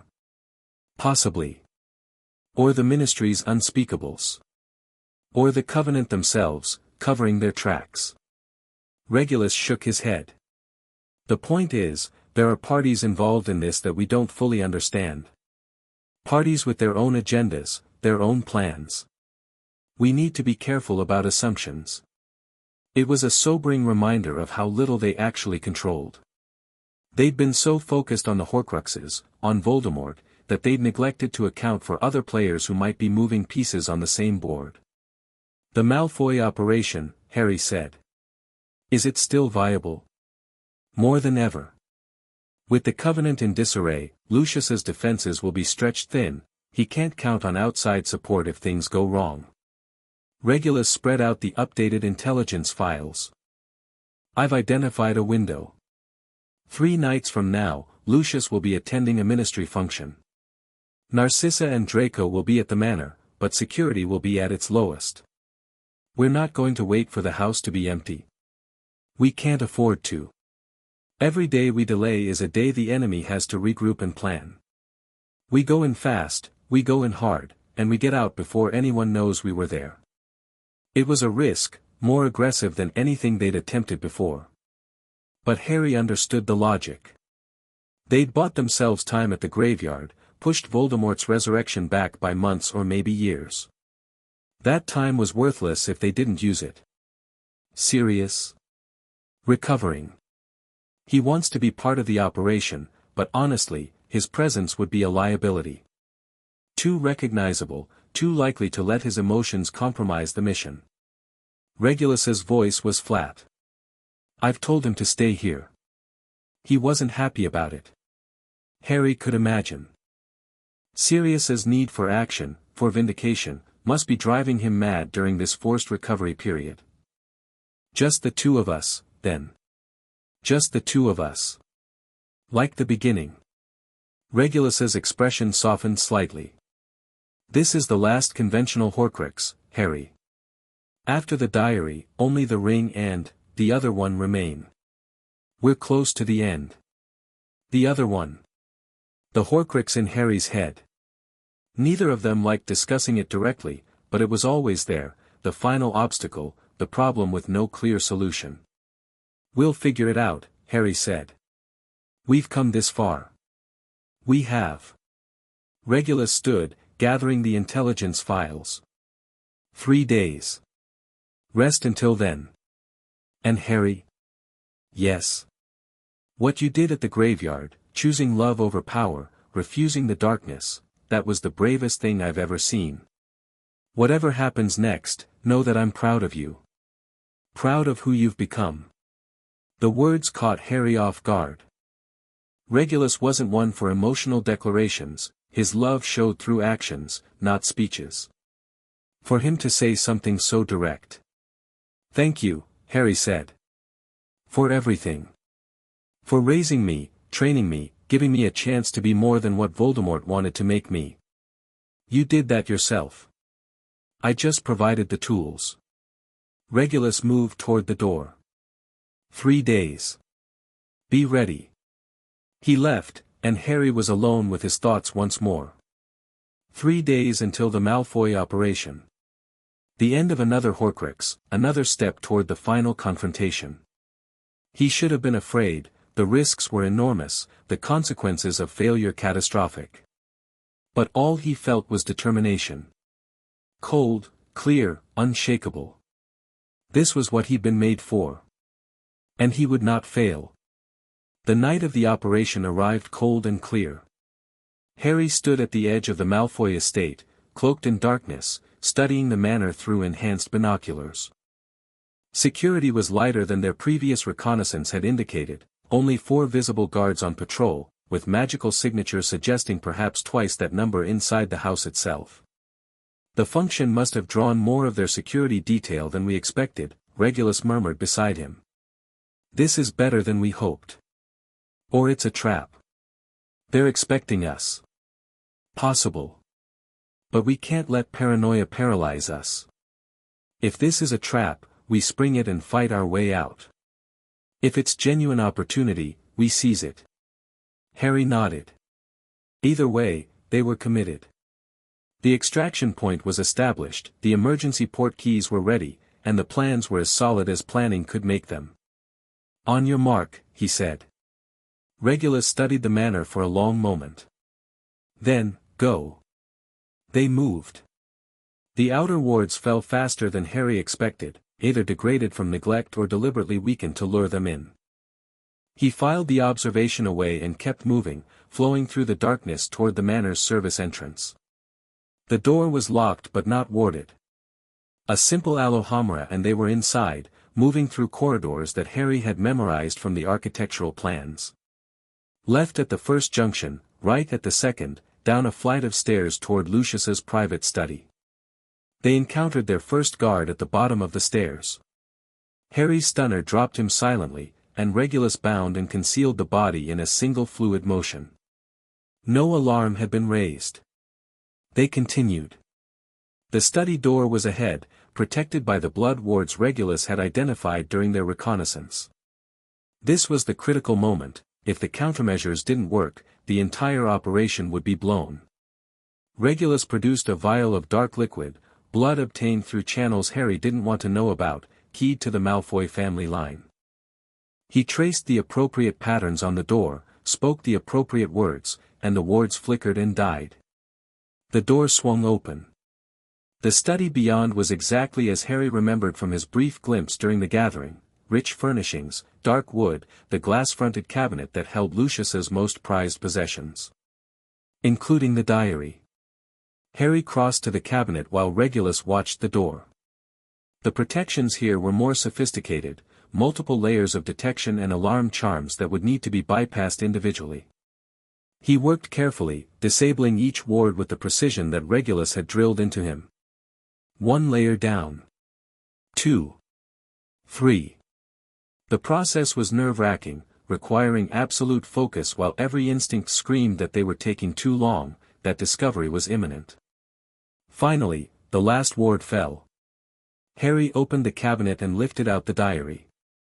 It felt wrong in his hands, cold, heavy, pulsing with a malevolence that made his scar throb. The soul fragment inside was strong, perhaps the strongest of any Horcrux they'd encountered. It seemed to press against Harry's mind, seeking entry, whispering promises of power and knowledge. He shoved it into the containment bag he'd brought and sealed the protections. The whispers faded, blocked by layers of enchantment designed specifically for this purpose. "Got it," he said. "Good. Let's." The door burst open. Narcissa Malfoy stood in the entrance, wand raised, her beautiful face twisted with fury. "Thieves! In my own home!" She fired before either of them could react. Regulus threw himself sideways, taking the curse on his shield, while Harry scrambled for cover behind the desk. "Mrs. Malfoy!" Regulus shouted. "We're not here to hurt you. I don't care who you are or what you want. Another curse, another shield. You've violated my family's sanctuary. You'll pay for that with your lives." She was good, better than Harry had expected. Her spells were precise, varied, never giving them time to mount a counterattack.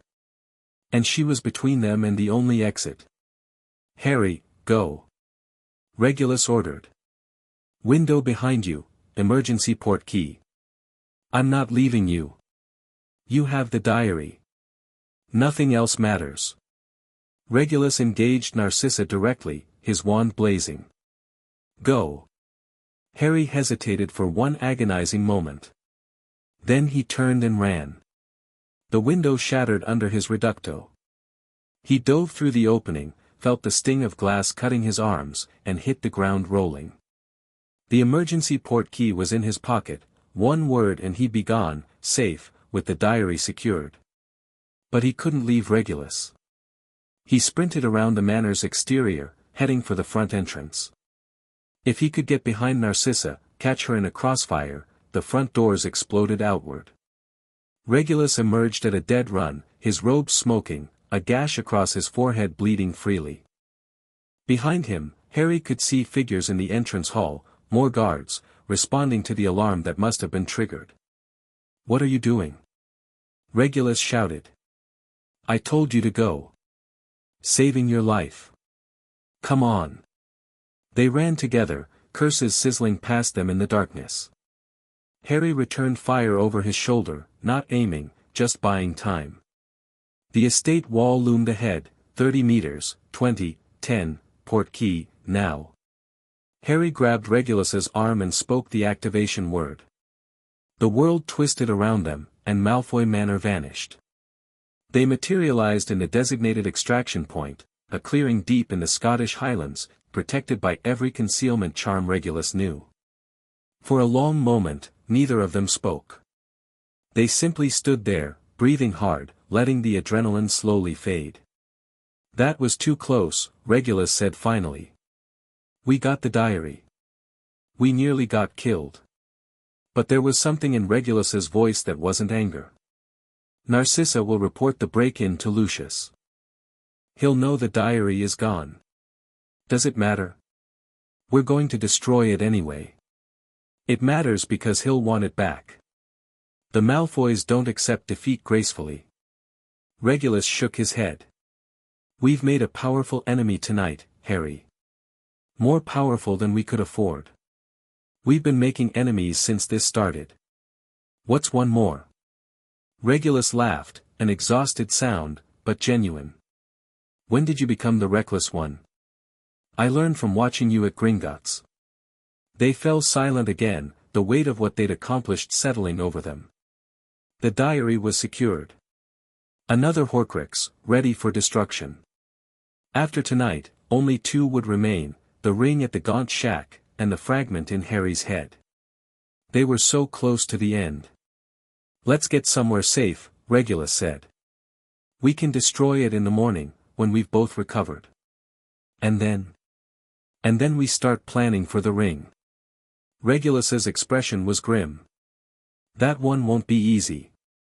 The Gaunt Shack has protections that make the Malfoys' wards look like children's games. We'll figure it out. We will. Regulus put a hand on Harry's shoulder. You did well tonight. Better than well. When I told you to go, most people would have listened. Most people aren't your son. No. They're not. Regulus's grip tightened briefly, then released. Come on. Sirius will want to hear about this.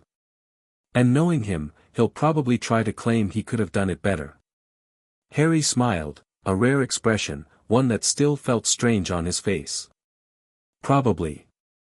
They disapparated together, leaving the clearing empty and silent under the star-filled sky. The diary's destruction took place at dawn. They gathered in the safehouse's warded chamber, Harry, Regulus, and Sirius, who had insisted on being present despite his still healing injuries. The diary sat on a stone pedestal in the center of the room, its dark leather cover gleaming malevolently in the morning light. This is the one, Sirius said quietly. The one Voldemort made when he was still a student. There's more of him in this than in any of the others. Which makes it more dangerous. Regulus handed Harry the basilisk fong. And more satisfying to destroy. Harry took the fong, feeling its weight in his hand. This had become almost routine now, the ritual of ending another piece of Voldemort's soul. But there was nothing routine about what the diary represented. This was the first Horcrux Voldemort had ever created, the beginning of his journey toward immortality. Destroying it felt like more than just eliminating a threat. It felt like justice. Any last words? Harry asked. Just one. Regulus's voice was hard. Make it hurt. Harry raised the fong and brought it down. The diary screamed. It was different from the other Horcruxes, more human, more desperate. Ink sprayed from the wound like blood, black and thick, and within it Harry saw images. A young Tom Riddle, handsome and charming and utterly empty behind his eyes. The moment he first learned about Horcruxes, the terrible light of possibility dawning on his face. The murder of Moaning Myrtle, cold and calculated, a necessary sacrifice for his ambition.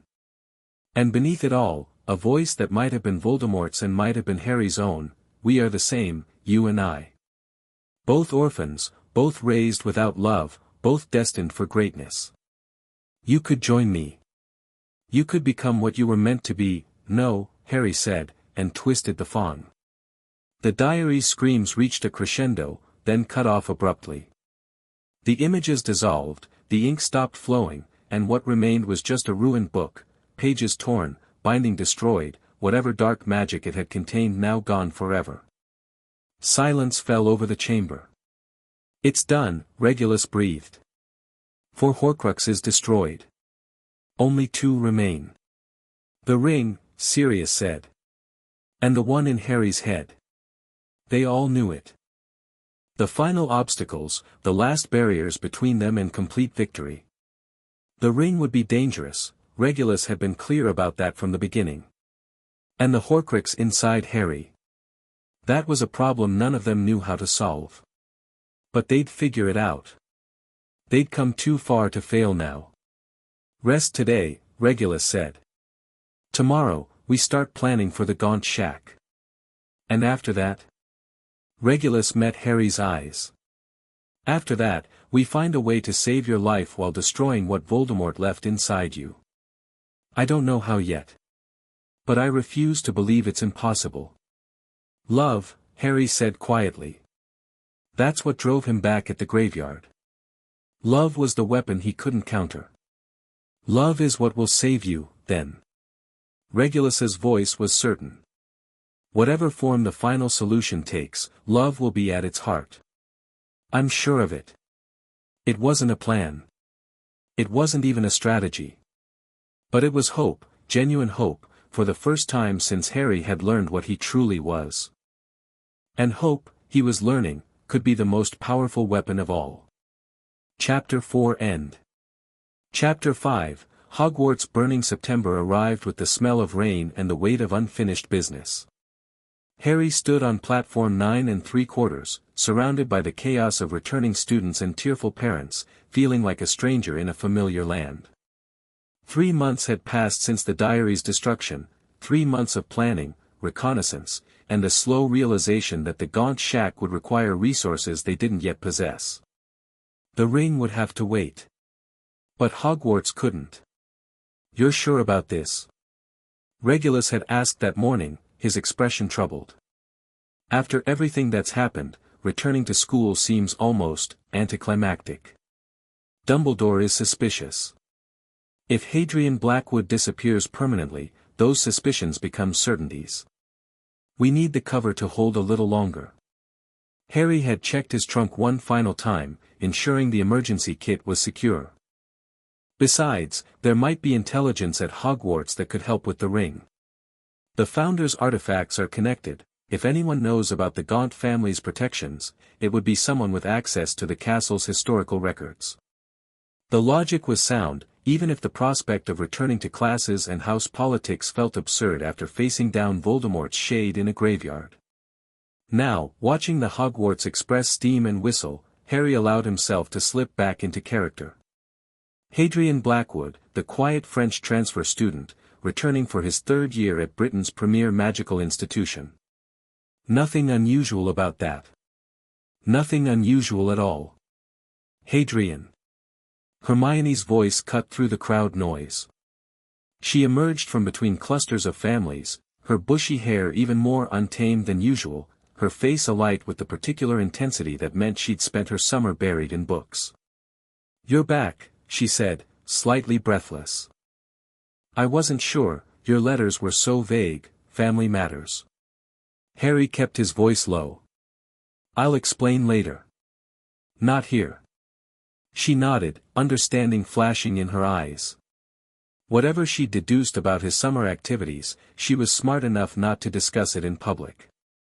They boarded the train together, finding a compartment near the back where they'd have some privacy.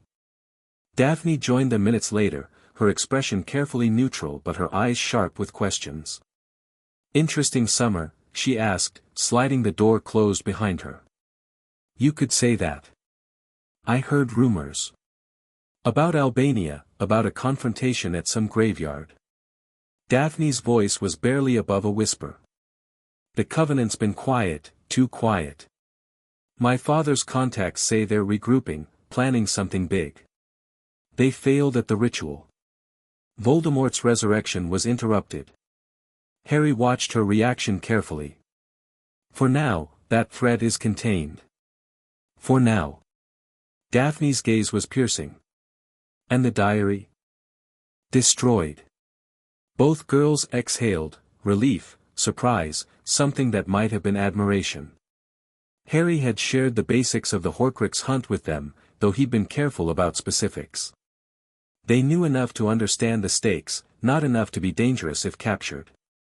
"That leaves 2, Hermione said quietly. "The ring and, the other one. The ring is heavily protected. We're still working on an approach." Harry didn't mention the Horcrux in his head. Some things were too personal, too frightening to discuss even with allies. "And in the meantime?" Daphne asked. "What's our role?" "Research." The Gaunt family had connections to Hogwarts. Salazar Slytherin was their ancestor. There might be records in the castle that could help us understand their protective magic. "The restricted section," Hermione said immediately. "I've been working on getting access, Professor Vector seems to like me well enough. If I can convince her I need materials for an advanced arithmancy project. Do it. And Daphne, political intelligence. She nodded. The old families talked to each other, especially about blood legacies. If the Gaunts had allies or enemies among the pure-blood houses, someone might know something useful. It wasn't much of a plan, but it gave them direction. Purpose. Something to focus on besides the enormity of what still lay ahead. The train began to move, pulling away from the platform with a great hiss of steam. Through the window, Harry watched London slide past, Muggle buildings giving way to countryside, the ordinary world receding as they traveled deeper into magical Britain. "There's something else," Hermione said after the silence had stretched too long. "Something you should know about." "What?" "Neville Longbottom." Hermione's expression was troubled. "He's changed over the summer. Something happened to him, I don't know what, but he's different. More confident, more intense. People are talking about it." Harry remembered the nervous boy from previous years, the one who'd seemed crushed by the weight of expectations he'd never asked for. "Changed how?" "He's been training. Seriously training. The rumor is that Dumbledore has been personally instructing him in advanced magic." Hermione leaned forward. "Harry, if Dumbledore is preparing Neville for something specific, then the headmaster knows more than he's letting on." Harry's mind raced through implications. He knows Voldemort is coming back. He knows about the prophecy. And he's building his own weapon to counter the threat. "The boy who lived," Daphne said softly. "The narrative everyone believes. What happens when the real chosen one and the fake one are both at Hogwarts?" It was a question Harry had been avoiding. His presence at the school had always been a calculated risk, but if Dumbledore was actively preparing Neville for a confrontation with Voldemort, that calculation changed.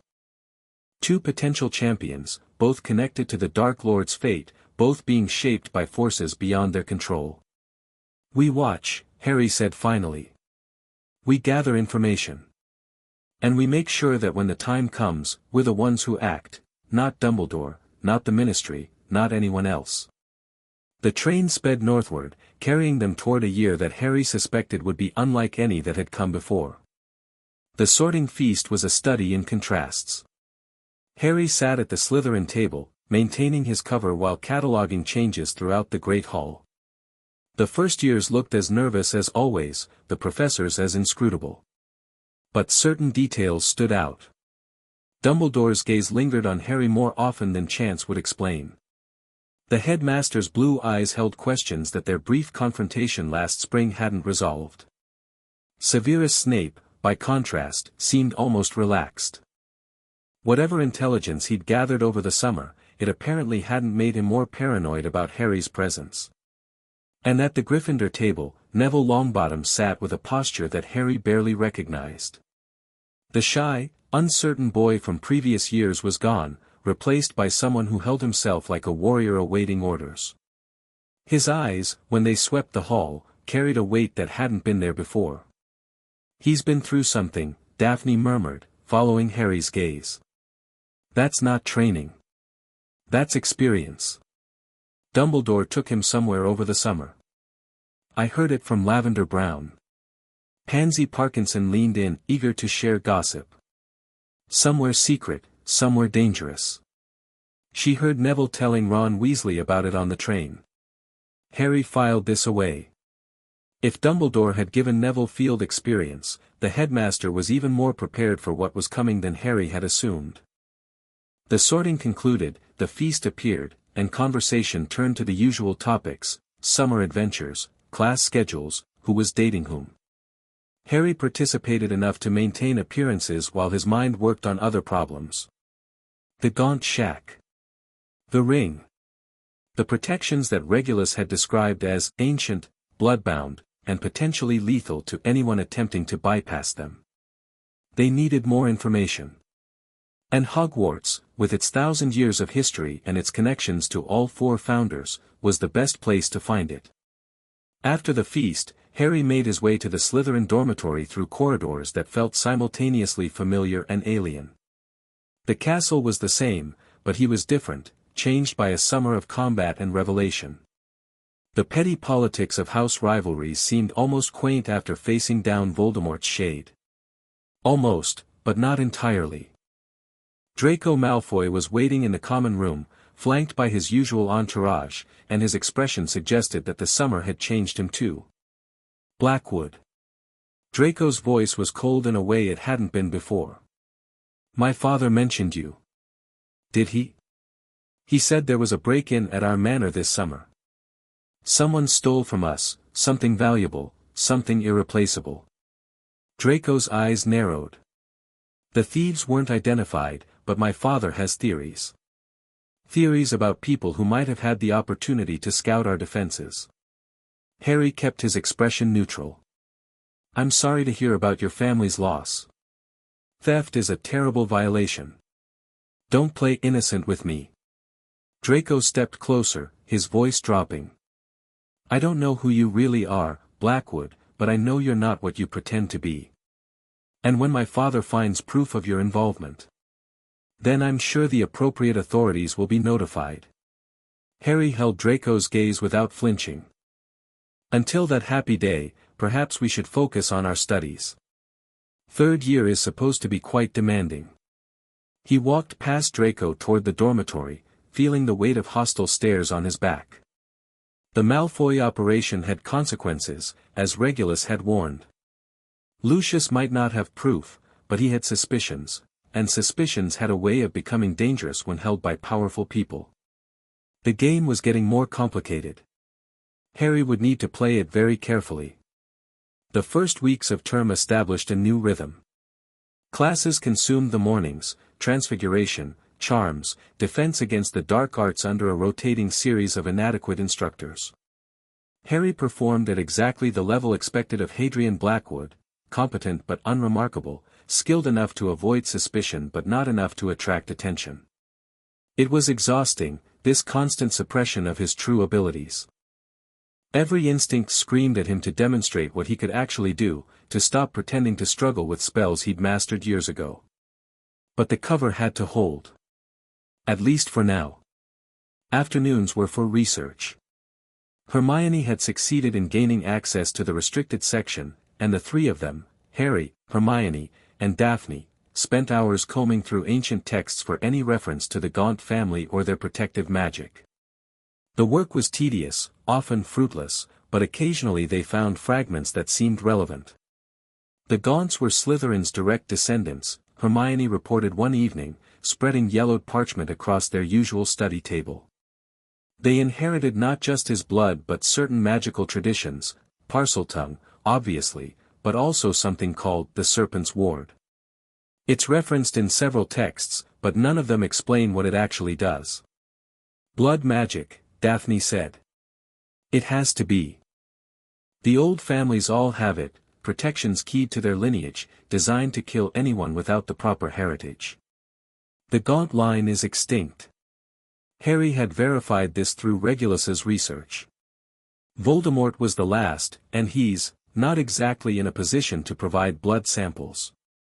Not extinct if you count him. And not extinct if there are illegitimate branches no one knows about. Daphne's expression was thoughtful. Pure-blood families are notorious for keeping bastards secret. There might be Gaunt blood out there somewhere, diluted but usable. It was a line of inquiry worth pursuing, though Harry didn't relish the thought of tracking down unknown descendants of Salazar Slytherin.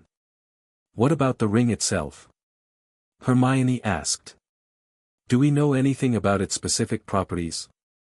It's called the Resurrection Stone. Harry had held back this information until now, uncertain how much to reveal. According to legend, it can bring back shades of the dead, not truly alive, but visible, able to communicate. Both girls stared at him. The Resurrection Stone, Hermione repeated slowly. As in, the Deathly Hallows? The children's story? Apparently not just a story. The Hallows are real, and the ring contains one of them. Harry met their eyes. Which means its protections aren't just about keeping the Horcrux safe. They're about protecting an artifact of immense power. An artifact that Voldemort chose to corrupt with a piece of his soul. Daphne's voice was troubled.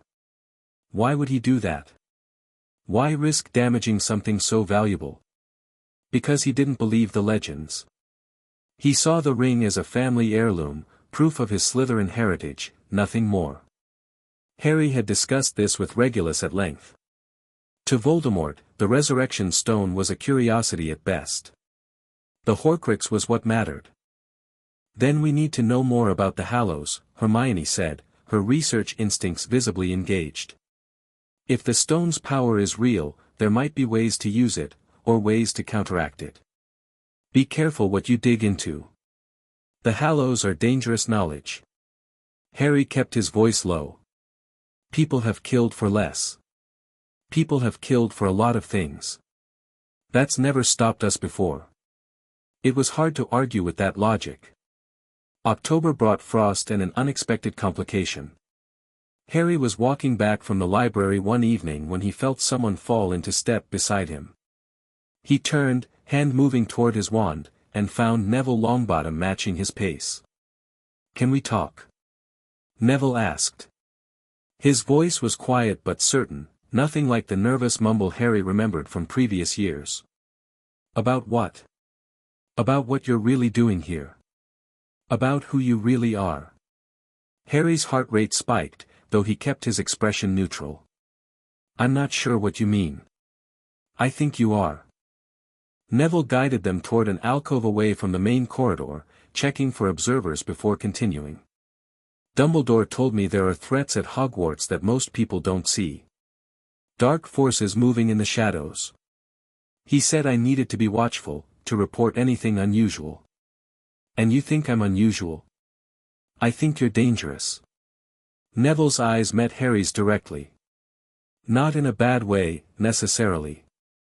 But you're not who you pretend to be, and you're not here for education. I've been watching you, Blackwood. You move like someone who's been trained. You react to threats before most people even recognize them.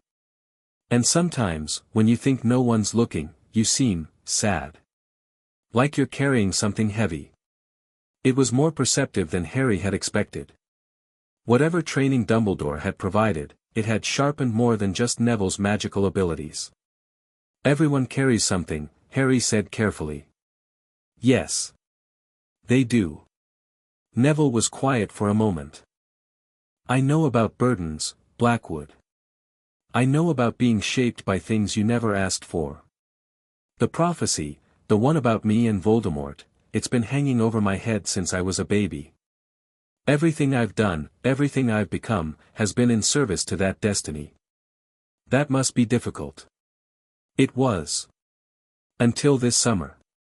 Something shifted in Neville's expression, determination, maybe, or acceptance. "Dumbledore took me somewhere.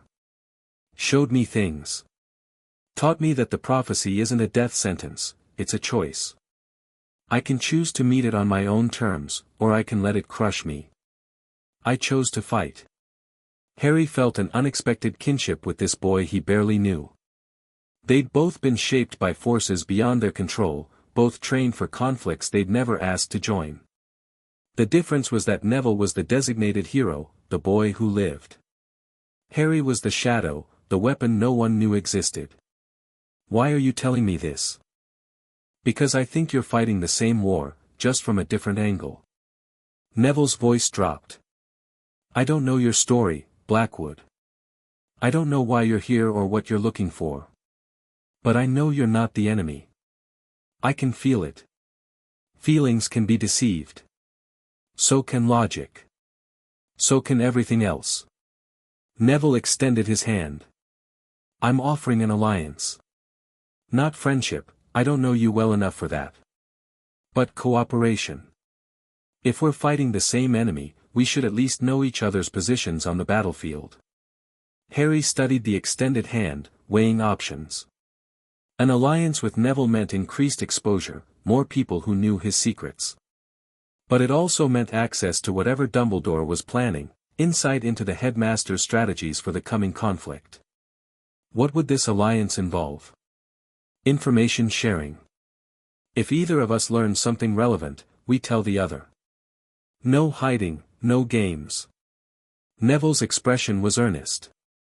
I'm not asking you to reveal everything. Just enough that we're not working at cross purposes. It was a reasonable offer, more reasonable than Harry would have expected from someone so directly connected to Dumbledore. Either Neville was being honest, or he was a very good liar. Harry chose to believe the former. All right, he said, taking Neville's hand. An alliance. But understand, there are things I can't tell you. Not yet. Not until I'm sure how they fit into the larger picture. I understand. There are things I can't tell you either. Neville's grip was firm. But this is a start. Maybe, if we're lucky, we'll both survive long enough to learn the rest. They shook once, then released. An agreement sealed in shadows, between two boys shaped by destiny and determined to forge their own paths. One more thing, Neville said as he turned to leave. Dumbledore asked about you.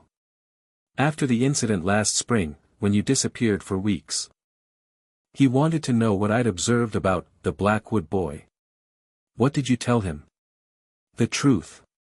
That you keep to yourself, study hard, and seem completely ordinary. Neville smiled slightly. I'm a terrible liar, so I've learned to tell the truth selectively. The headmaster accepted my assessment, but I don't think he believed it. No. He wouldn't. Watch your back, Blackwood. Whatever you're doing here, Dumbledore has plans of his own. And he doesn't like variables he can't control. Neville walked away, leaving Harry alone in the alcove with his thoughts. Another player on the board. Another complication in an already complicated game. But also, possibly, an ally who understood what it meant to carry a burden that felt impossible to bear. The war was growing more complex by the day. November brought rain and a breakthrough. Hermione appeared at breakfast one morning with barely contained excitement, shoving a book under Harry's nose before he'd even finished his porridge. I found it, she whispered. The Serpent's Ward. Look. The text was old, written in a cramped hand that Harry had to struggle to read. But the content was unmistakable. The Serpent's Ward, devised by Salazar Slytherin in the final years of his life, is the ultimate expression of blood-bound protection.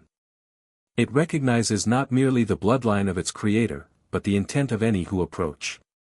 Those who seek to harm the protected object or location will find themselves facing compulsions of increasing intensity, the desire to stop, to turn away, to forget. Those who resist these compulsions will experience physical consequences, pain, disorientation, and ultimately, death. Only those who share the blood of the Creator and approach with benevolent intent may pass through the ward unharmed. For all others, the Serpent's Ward is an absolute barrier. Harry read the passage twice, feeling hope and despair war in his chest. Blood of the Creator. That means, Gaunt blood, Hermione finished. Or Slytherin blood, which amounts to the same thing. The line is extinct. Not entirely. Hermione's voice was barely audible. Harry, think about it. Who else carries Slytherin's blood? The realization hit him like a physical blow. Voldemort. And through the Horcrux. You. You carry a piece of Voldemort's soul. A piece that's been part of you since infancy. Hermione's eyes were bright with discovery. If the ward recognizes blood-based intent, it might recognize you as having a legitimate claim. Not Gaunt blood exactly, but something connected to it through the soul fragment. That's a theory, Hermione. An untested theory based on incomplete information. It's more than we had yesterday. She gripped his arm. This could be the answer, Harry. The way to bypass the protections without triggering the defenses. Harry wanted to believe it.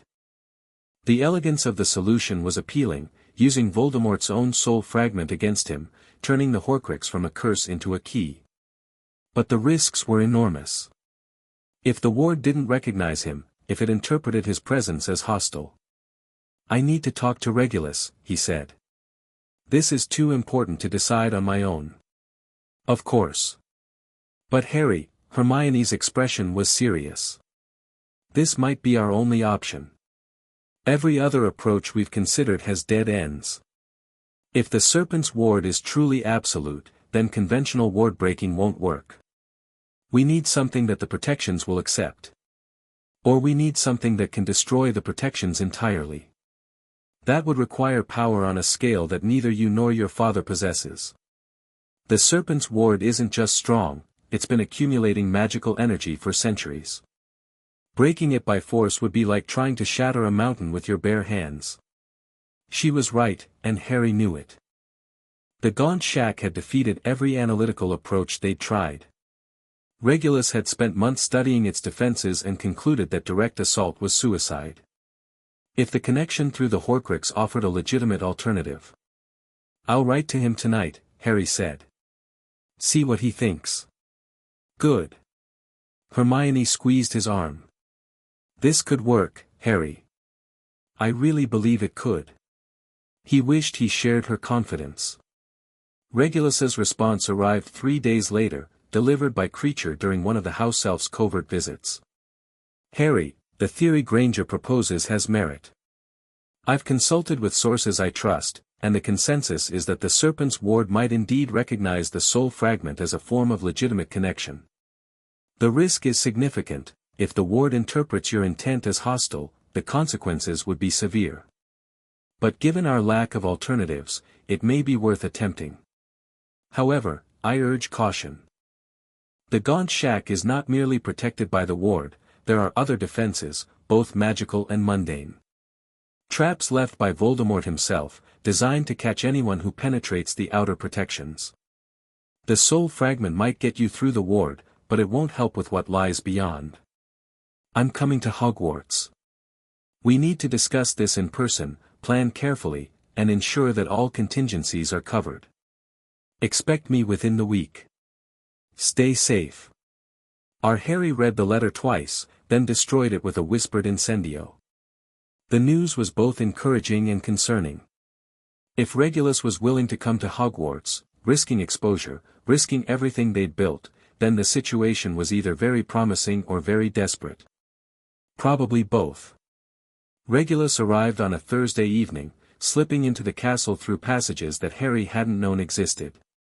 "Hogwarts has many secrets," Regulus explained when Harry met him in an unused classroom near the dungeons. "I explored them extensively when I was a student.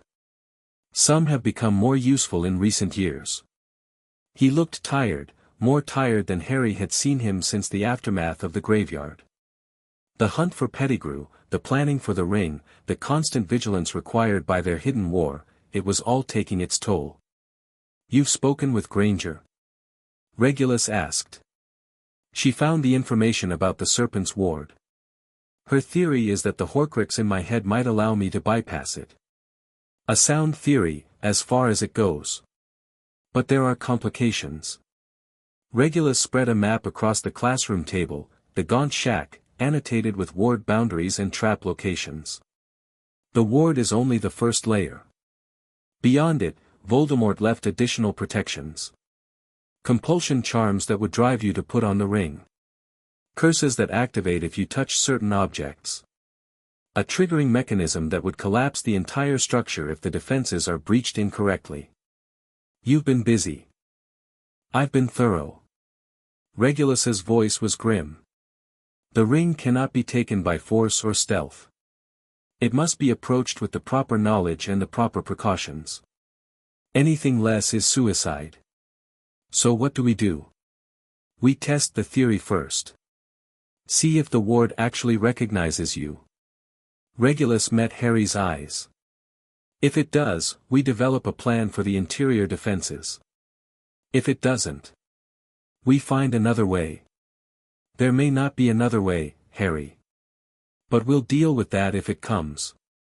They studied the map together, analyzing approaches and contingencies. Regulus had identified 3 potential entry points, each with different risk profiles. The main approach was the most direct but also the most heavily trapped. A secondary path through the forest offered concealment but required navigating dangerous magical creatures. A third option involved underground tunnels that might bypass some of the surface defenses. When do we attempt it? Harry asked. The winter holidays. You'll be off from school, able to leave without raising suspicions. Regulus paused.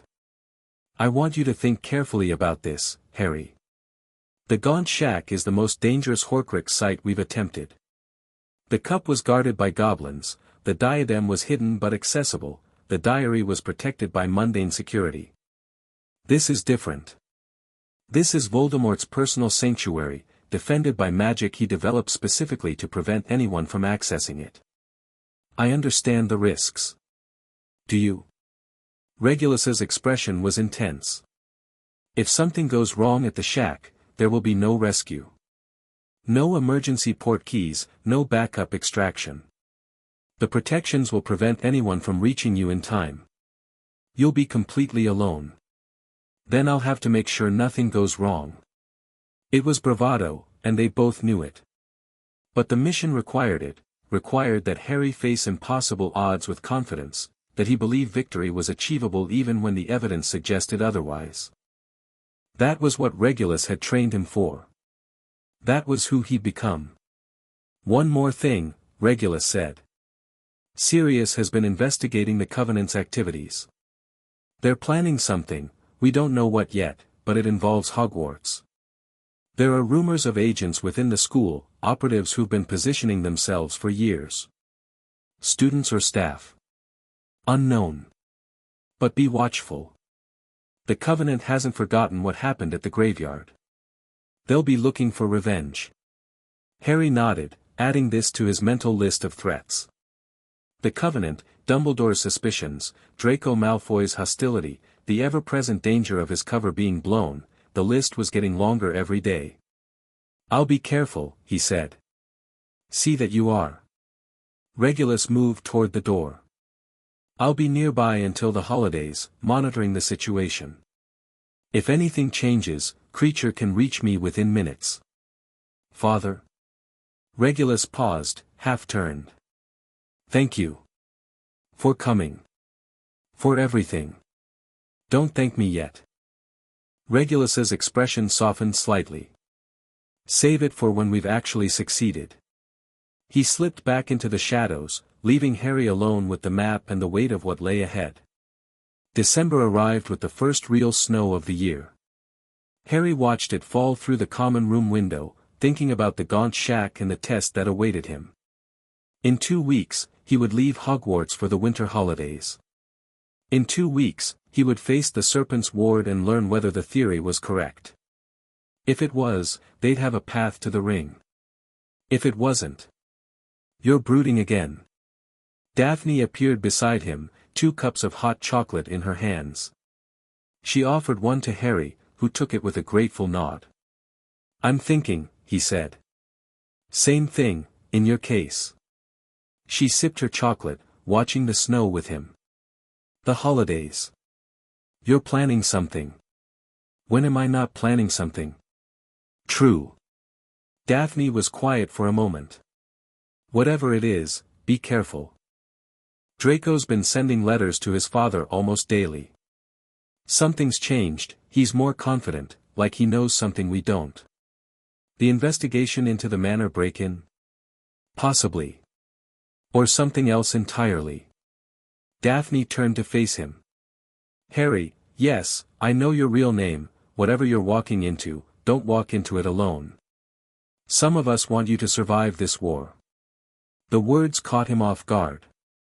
He and Daphne had developed something like friendship over the past year, but she'd always maintained a certain distance, the political caution of a pure-blood daughter who understood the value of deniability. I won't be alone, he said. I have people who are watching my back. Your father. And his brother. Daphne's voice was soft. They're both hunted men, Harry. If something happens to them, then plans change. People change. The boy I met 2 years ago wouldn't have said that. She smiled slightly. You've learned to care about things beyond the mission. That's good. But it's also dangerous. Caring is always dangerous. Yes. But it's also what makes us human. Daphne touched his arm briefly. Come back from whatever you're planning. The world needs Harry Potter, even if it doesn't know he exists. She walked away, leaving Harry with his chocolate and his thoughts. 2 weeks until the test. 2 weeks until they learned whether the path to the ring was open or forever closed. He would be ready. Whatever it took. The castle celebrated the approaching holidays with its usual enthusiasm, decorations appearing overnight, carols echoing through the corridors, an atmosphere of warmth and joy that seemed almost obscene given what Harry knew was coming. He went through the motions of celebration while his mind remained fixed on the mission.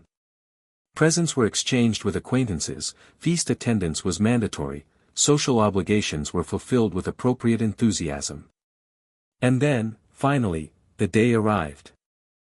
Harry boarded the Hogwarts Express with the other students heading home for break, maintaining his cover until the train pulled into King's Cross Station. He said goodbye to Hermione, who knew what was coming and tried not to let her worry show, and to Daphne, who said nothing but let her eyes convey what words couldn't. Then he slipped away from the crowd, found an empty alley, and apparat to the rendezvous point. Regulus was waiting. Ready? He asked. Harry thought about everything that led to this moment, the training, the sacrifices, the battles won and lost. He thought about the Horcruxes destroyed and those that remained. He thought about the piece of Voldemort's soul that lived inside his head, the curse that might finally become a blessing. Ready, he said. They disapparated together, heading toward the gaunt shack and whatever waited within. Chapter 5 End. Chapter 6, The Room of Hidden Things. The gaunt shack squatted in its clearing like a rotting tooth in a diseased mouth. Harry studied it from the tree-line, taking in every detail while his scar throbbed with a dull, persistent ache. The building was even worse than Regulus's descriptions had suggested, walls sagging inward, roof half-collapsed, windows like empty eye sockets staring into nothing. Whatever grandeur the Gaunt family had once possessed, centuries of decline had stripped it away entirely. And beneath that decay, power hummed. Ancient, patient, hungry. The ward begins approximately 20 meters from the structure, Regulus murmured beside him. You'll feel it before you see it, a pressure, a sense of wrongness. If the theory is correct, that sensation should ease as you approach. If it doesn't. I turn back immediately. Immediately, Harry. No heroics, no pushing through. The Serpent's ward doesn't give warnings. One moment you're uncomfortable, the next moment you're dead. Harry nodded, though part of him wondered if he'd actually be able to stop. He'd been training his whole life to push through discomfort, to ignore pain and fear in pursuit of objectives. Turning back went against every instinct Regulus had cultivated. I'll maintain position here, Regulus continued. If you make it inside, signal with the standard flare. If you encounter problems. I won't. If you encounter problems, Regulus repeated firmly, activate your emergency port key and extract. We can regroup and try again. There's no shame in tactical retreat. I know. They stood in silence for a moment, the winter wind cutting through their heavy cloaks. The sun was setting, painting the sky in shades of orange and red that seemed almost too beautiful for this place of darkness and decay. Father, Harry said quietly. If something goes wrong, nothing's going to go wrong. But if it does, I want you to know that I don't regret any of it. The training, the mission, being raised by you instead of whoever else might have had me. You gave me purpose. That matters. Regulus's expression flickered, too many emotions to identify, quickly suppressed. You can tell me all of that when you come back with the ring. I will. But I wanted you to know anyway. They didn't embrace. That wasn't their way. But something passed between them, acknowledgement, respect, love expressed through silence rather than words. Go, Regulus said. And come back. Harry went. The ward announced itself exactly as Regulus had described. One moment Harry was walking through ordinary forest, his boots crunching on frost-hardened leaves. The next, a pressure descended on him like a physical weight, invisible hands pushing against his chest, urging him to stop, to turn around, to forget this place existed. He kept walking. The pressure intensified. His thoughts grew sluggish, muddied by compulsions that whispered seductively about the comfort of retreat. This isn't worth it. The ring doesn't matter. Go back to your warm bed, your safe life, your peaceful existence. But beneath the compulsions, something else stirred. The scar on his forehead burned hotter, and Harry felt a strange resonance, recognition, almost. As if some part of him belonged here, had always belonged here. He reached for that feeling and pushed outward. The pressure eased. Not entirely, the ward was still present, still probing, but the worst of the compulsions faded. Harry found himself able to think clearly again, to move forward without fighting for every step. It's working. The Horcrux is working. He continued toward the shack, his confidence growing with each step. The ward didn't attack, didn't escalate its defenses. It seemed almost confused by his presence, neither accepting him fully nor rejecting him entirely. The boundary of the clearing approached. Harry paused at the edge, studying the shack from this new vantage point. The decay was even more pronounced up close, the building seeming to lean toward him with predatory anticipation. And on the door, barely visible beneath layers of grime, was a serpent carved in silver. "Speak to me, Slytherin, greatest of the Hogwarts Four." The words rose unbidden, and Harry realized with a start that he was speaking Parseltongue. The snake carving seemed to writhe, its silver body catching the fading light. "Who approaches the sanctuary of the noble house?" "One who carries the blood of Slytherin," Harry replied, still in the serpent tongue. The words felt strange in his mouth, simultaneously foreign and familiar. "One who seeks what lies within. The blood is fragmented. Incomplete. You are not of the line, yet you carry something of us." The snake's carved eyes seemed to focus on Harry's forehead. "Ah. You bear the Dark One's mark. A piece of his soul, lodged within your own. Will you let me pass?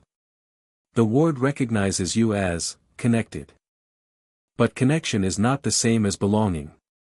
A pause that felt almost contemplative. "What do you seek within these walls?"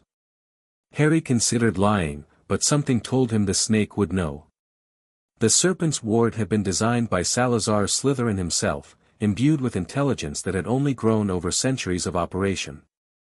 "A ring," he said. "A ring that was corrupted by the one whose mark I bear. I seek to destroy it. To destroy the Dark One's anchor." "You would diminish him." "I would end him. Permanently." The snake was silent for a long moment. When it spoke again, there was something new in its voice, approval, perhaps, or satisfaction. "The Dark One violated the sanctity of this place. He used our legacy for his own purposes, twisted our magic to serve his corruption. We remember what he was before, the boy who came seeking power, who found our secrets and perverted them. Then you'll help me? We will not hinder you. The outer ward will allow your passage." The snake's eyes seemed to narrow. "But know this, fragment bearer, within these walls lie defenses the Dark One created himself. We have no control over those. If you wish to claim what lies within, you must face his traps on your own." "I understand." "Then enter, and may your quest succeed where others have failed." The door swung open of its own accord, revealing darkness beyond. Harry stepped inside. The interior of the shack was somehow worse than the exterior. Dust lay thick on every surface, disturbed only by the trails of rats and insects that had made this place their home. The furniture, what remained of it, was rotted and broken, collapsed into piles of moldering wood. And everywhere, the smell of decay hung heavy in the air. But beneath the physical deterioration, Harry sensed something else. Magic, dark and potent, layered through the structure like poison through blood. Voldemort's traps, waiting to be triggered. He moved carefully, testing each step before committing his weight. The floorboards groaned ominously but held. His wand traced patterns in the air, seeking the magical signatures that would reveal hidden dangers. There. A compulsion charm, woven into the walls. Subtle, almost undetectable, designed to draw intruders toward a specific point in the room. Harry followed its pull with his senses while keeping his body still, tracing the magical threads to their destination. A box, sitting on what had once been a mantelpiece. Simple wooden construction, unremarkable in appearance. And within it, Harry could feel the ring's presence like a wound in reality. The Horcrux pulsed with malevolent energy, calling to the fragment in his head, promising power and knowledge to anyone who would claim it. "Put me on," something whispered. "Put me on and see the truth. See the dead, speak with the lost, command the power that defies mortality itself." The resurrection stone. Of course. Even corrupted by Voldemort's soul, its fundamental nature remained, the ability to summon shades of the departed. Harry could see his parents. Speak to them, hear their voices, know them in a way he never had. All he had to do was put on the ring. No. He forced the compulsion away, slamming his occlumency shields into place. The whispers faded, though the hunger behind them remained, patient, eternal, waiting. The box was trapped. Harry could see it now, the magical signatures that would trigger if anyone tried to open it without the proper protections. Fire, most likely, fiend fire, knowing Voldemort's preferences. The entire shack would become an inferno, incinerating anyone foolish enough to disturb the Dark Lord's treasures. But Harry hadn't come unprepared. He withdrew the basilisk fong from his inner pocket, feeling its familiar weight. The venom within could destroy Horcruxes, they'd proven that with the cup, the diadem, the diary. If he could pierce the ring without touching it directly. The compulsion surged again, stronger this time. You don't need to destroy it. The ring is yours by right, you carry the Dark One's soul, you are his heir, his successor. Claim your inheritance. Harry's hand trembled. The ring was so close, calling to him with a voice that echoed in his bones. He could see it now through the box's lid, which had become transparent under his focused gaze, a black stone set in gold, inscribed with a symbol he didn't recognize. The Deathly Hallows. The Resurrection Stone. The power over death itself. One touch. That's all it would take. One touch and you could speak to your parents, learn what they were truly like, finally understand where you came from. I know where I came from, Harry said aloud, his voice steadier than he felt. I came from a man who chose to save me when he could have left me to become a weapon. I came from training and sacrifice and the determination to end what Voldemort started. He raised the basilisk fong. And I don't need a ring to tell me who I am. The fong came down. The box exploded, not with fiend fire but with something darker, a wave of pure malevolence that slammed into Harry like a physical force. He staggered back, his vision swimming, while the ring rose from the wreckage and hung in the air before him. You dare. The voice was different now, not the seductive whisper of the stone, but something colder, more familiar. You dare to strike at me, fragment bearer? I who gave you the gift of my soul. Voldemort. Speaking through the Horcrux, channeling enough of his essence to manifest as a presence in the shack. You gave me nothing, Harry said, raising his wand. You marked me as a target. That's not a gift, it's a curse. A curse you could have turned to your advantage. We could have been allies, you and I. Two pieces of the same soul, working together toward immortality. The ring pulsed with dark light. Instead, you chose to be my enemy. My destroyer. Someone has to be. Then face the consequences of that choice. The ring attacked. Harry had fought dark magic before, compulsions, curses, the shade at the graveyard. But this was different. This was Voldemort at the height of his power, preserved in amber at the moment of the ring's creation, fighting with all the fury of a soul that refused to accept its own ending. Curses flew from the ring in rapid succession, killing curses, cruciatus, spells. Harry had no names for that left smoking craters in the floor. He dodged, deflected, counterattacked with everything Regulus had taught him. Reducto. The spell caught the ring dead center, but the Horcrux absorbed the impact without damage. Of course, only basilisk venom or fiendfire could destroy it. Everything else was just buying time. You cannot win this fight, Voldemort's voice echoed. You are alone, outmatched, facing power beyond your comprehension. Surrender the Fong and I might let you live. You're lying. You never let anyone live. True. But a quick death is preferable to what I have planned for you. Another wave of curses, faster now, more coordinated. Harry's shields cracked under the assault, and he felt blood trickling from his nose, the strain of maintaining defenses against an opponent this powerful. He needed to end this. Now. Harry reached for the connection he discovered at the graveyard, the link between his soul fragment and Voldemort's essence. It was there, pulsing with malevolent energy, a bridge between them that went both ways. If he could use it. He stopped defending. Stopped attacking. Instead, he opened himself to the connection, letting Voldemort's presence pour into him. What are you doing? The voice sounded confused for the first time. You cannot absorb me, your soul is too small, too weak. I'm not trying to absorb you, Harry said, his voice strained as the dark energy flooded his consciousness.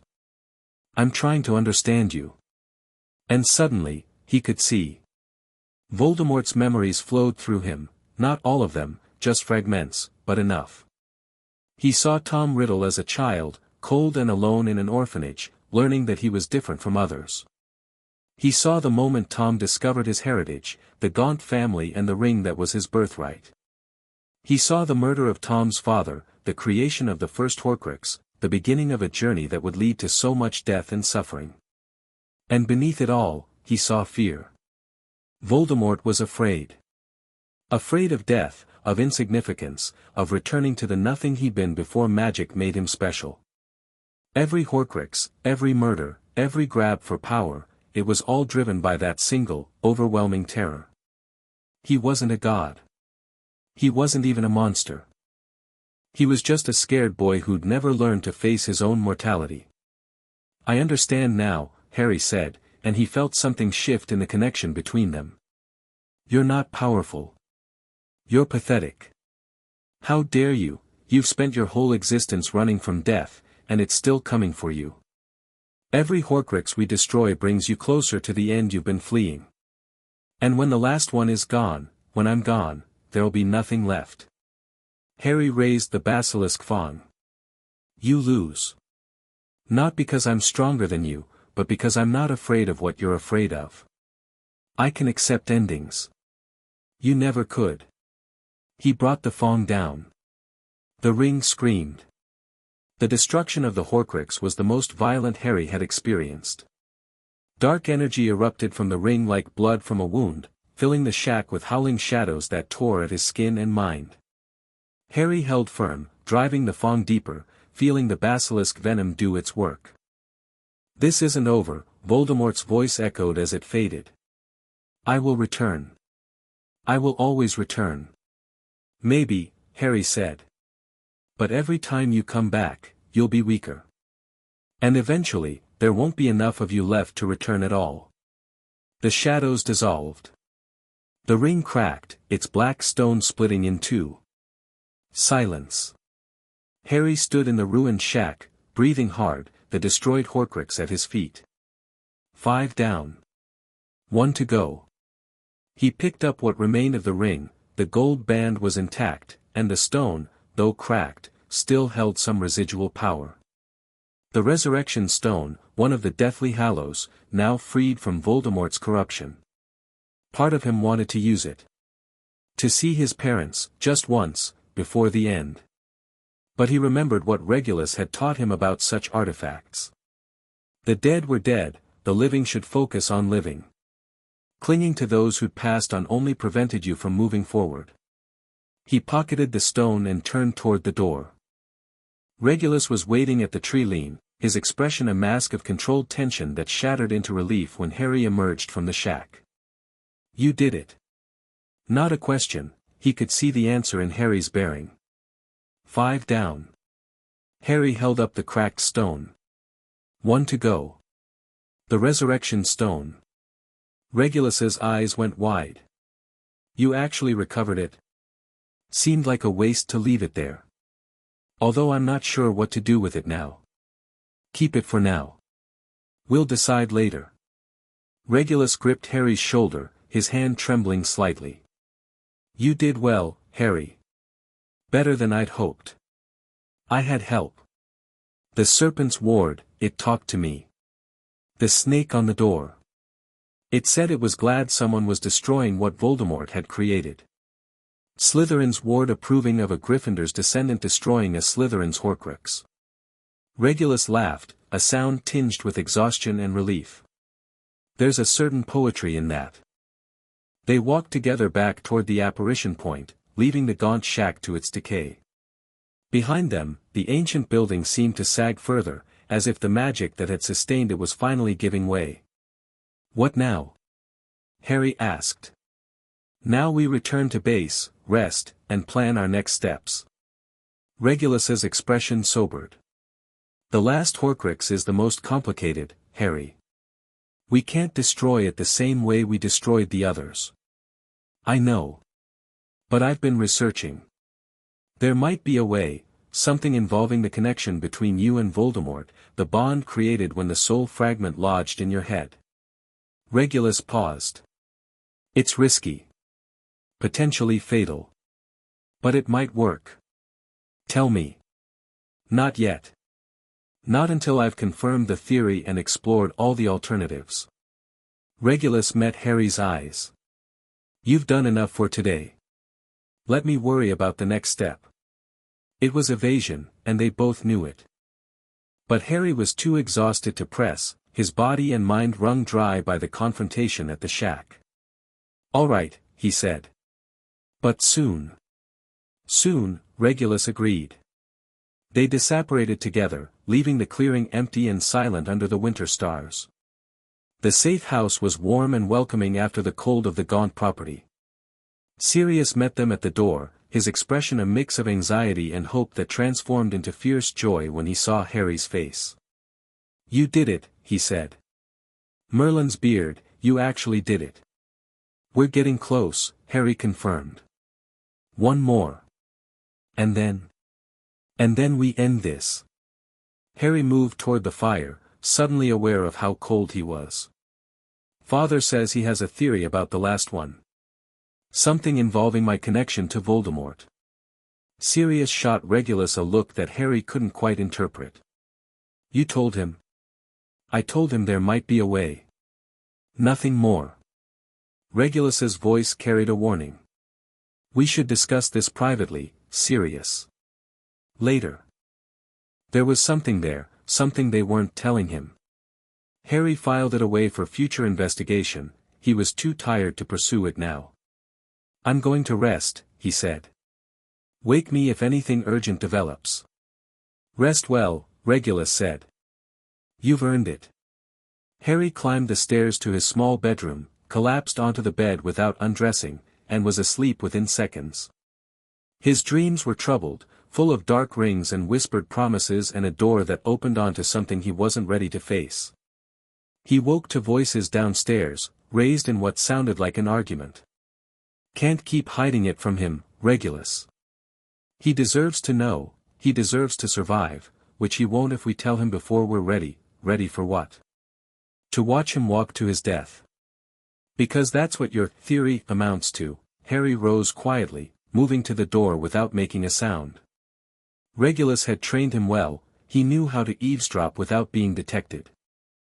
Research suggests that the soul fragment can be destroyed without killing the host. But only if the host willingly accepts death. It's a paradox that requires my godson to let himself be killed. How is that acceptable? Because he won't actually die. The soul fragment will absorb the killing curse, protecting him the same way it's been protecting him since infancy. The piece of Voldemort will be destroyed, but Harry, that's theory, Regulus. Speculation based on incomplete information. You don't know it will work. You're asking him to gamble his life on a hunch. Silence. Then Regulus's voice, quieter, do you have a better idea? The silence stretched longer this time. Harry had heard enough. He opened the door and descended the stairs, watching both men freeze as they realized he was awake. How much did you hear? Regulus asked. Enough. Harry kept his voice level. You think I need to accept death to survive it? That the killing curse will destroy the Horcrux but leave me alive. Regulus's face was a mask of guilt and determination. It's more complicated than that, explain it to me. All of it. No more secrets. They sat together in the small sitting room, and Regulus explained. The theory was based on ancient magic, the same magic that had protected Harry as an infant, when Lily Potter's sacrifice had turned Voldemort's curse back upon himself. Love magic, Regulus called it, though the term seemed inadequate for what he described. When Voldemort had tried to kill baby Harry, the rebounding curse had fragmented his soul. One piece had lodged in the only living thing nearby, Harry himself. For 12 years, that fragment had remained dormant, protected by the same love magic that had saved Harry's life. But there was a connection between Harry and the Horcrux, a bond that went deeper than mere physical proximity. The soul fragment had become intertwined with Harry's own soul, drawing on his life force, his magic, his very essence. If Harry was hit by another killing curse, specifically, a killing curse from Voldemort himself, the curse would target the soul fragment first. It was the weakest point, the vulnerability in the connection. The Horcrux would be destroyed, and the love magic that had protected Harry since infancy would prevent the curse from touching his own soul. In theory. The problem, Regulus admitted, is that we can't test it. If I'm wrong, you die. There's no second chance, no fallback position. But if you're right? If I'm right, the last Horcrux is destroyed and Voldemort becomes mortal. We can kill him permanently, end the threat forever. Harry absorbed this in silence. The logic was elegant, almost beautiful in its symmetry. The curse that had started everything, the killing curse that had orphaned him, created the Horcrux, set the entire chain of events in motion, would also end it. Poetic justice, if you believed in such things. There's no other way, he asked. None that I've found. The soul fragment is too deeply embedded to be removed by conventional means. Any attempt to extract it would kill you just as surely as the killing curse, but without the protection the curse ironically provides. So I have to face Voldemort. Have to let him try to kill me. When he returns, and he will return, eventually, yes. That's the only scenario in which the theory has a chance of working. Harry thought about the graveyard, about the shade that had risen from the ritual site before being driven back. Voldemort was already trying to return. It was only a matter of time before he succeeded. Then we wait, Harry said. We prepare. And when the time comes, we make sure everything is in place for the confrontation. Sirius looked stricken. Harry, you can't just accept this. There has to be another option, there isn't. Father's been researching for months, if there was another way, he would have found it. Harry met his godfather's eyes. I've known since the beginning that I might not survive this war. The Horcrux in my head was always the biggest obstacle, the problem we couldn't solve. Now we have a solution. It's risky, but it's better than nothing. It's not better than nothing if it gets you killed. Everything might get me killed. That's the nature of war. Harry felt a strange calm settling over him, acceptance, not of death, but of possibility. At least this way, my death would mean something. Would accomplish what we've been fighting for. Sirius turned away, his shoulders shaking with emotion he couldn't express. Regulus moved to Harry's side. I won't pretend this is the outcome I wanted. I've spent 11 years trying to find a way to destroy the Horcrux without losing you. This was always the last resort. I know. Harry touched his father's arm. And I know you'll be there when it happens. Whatever the outcome, I won't face it alone. Never alone.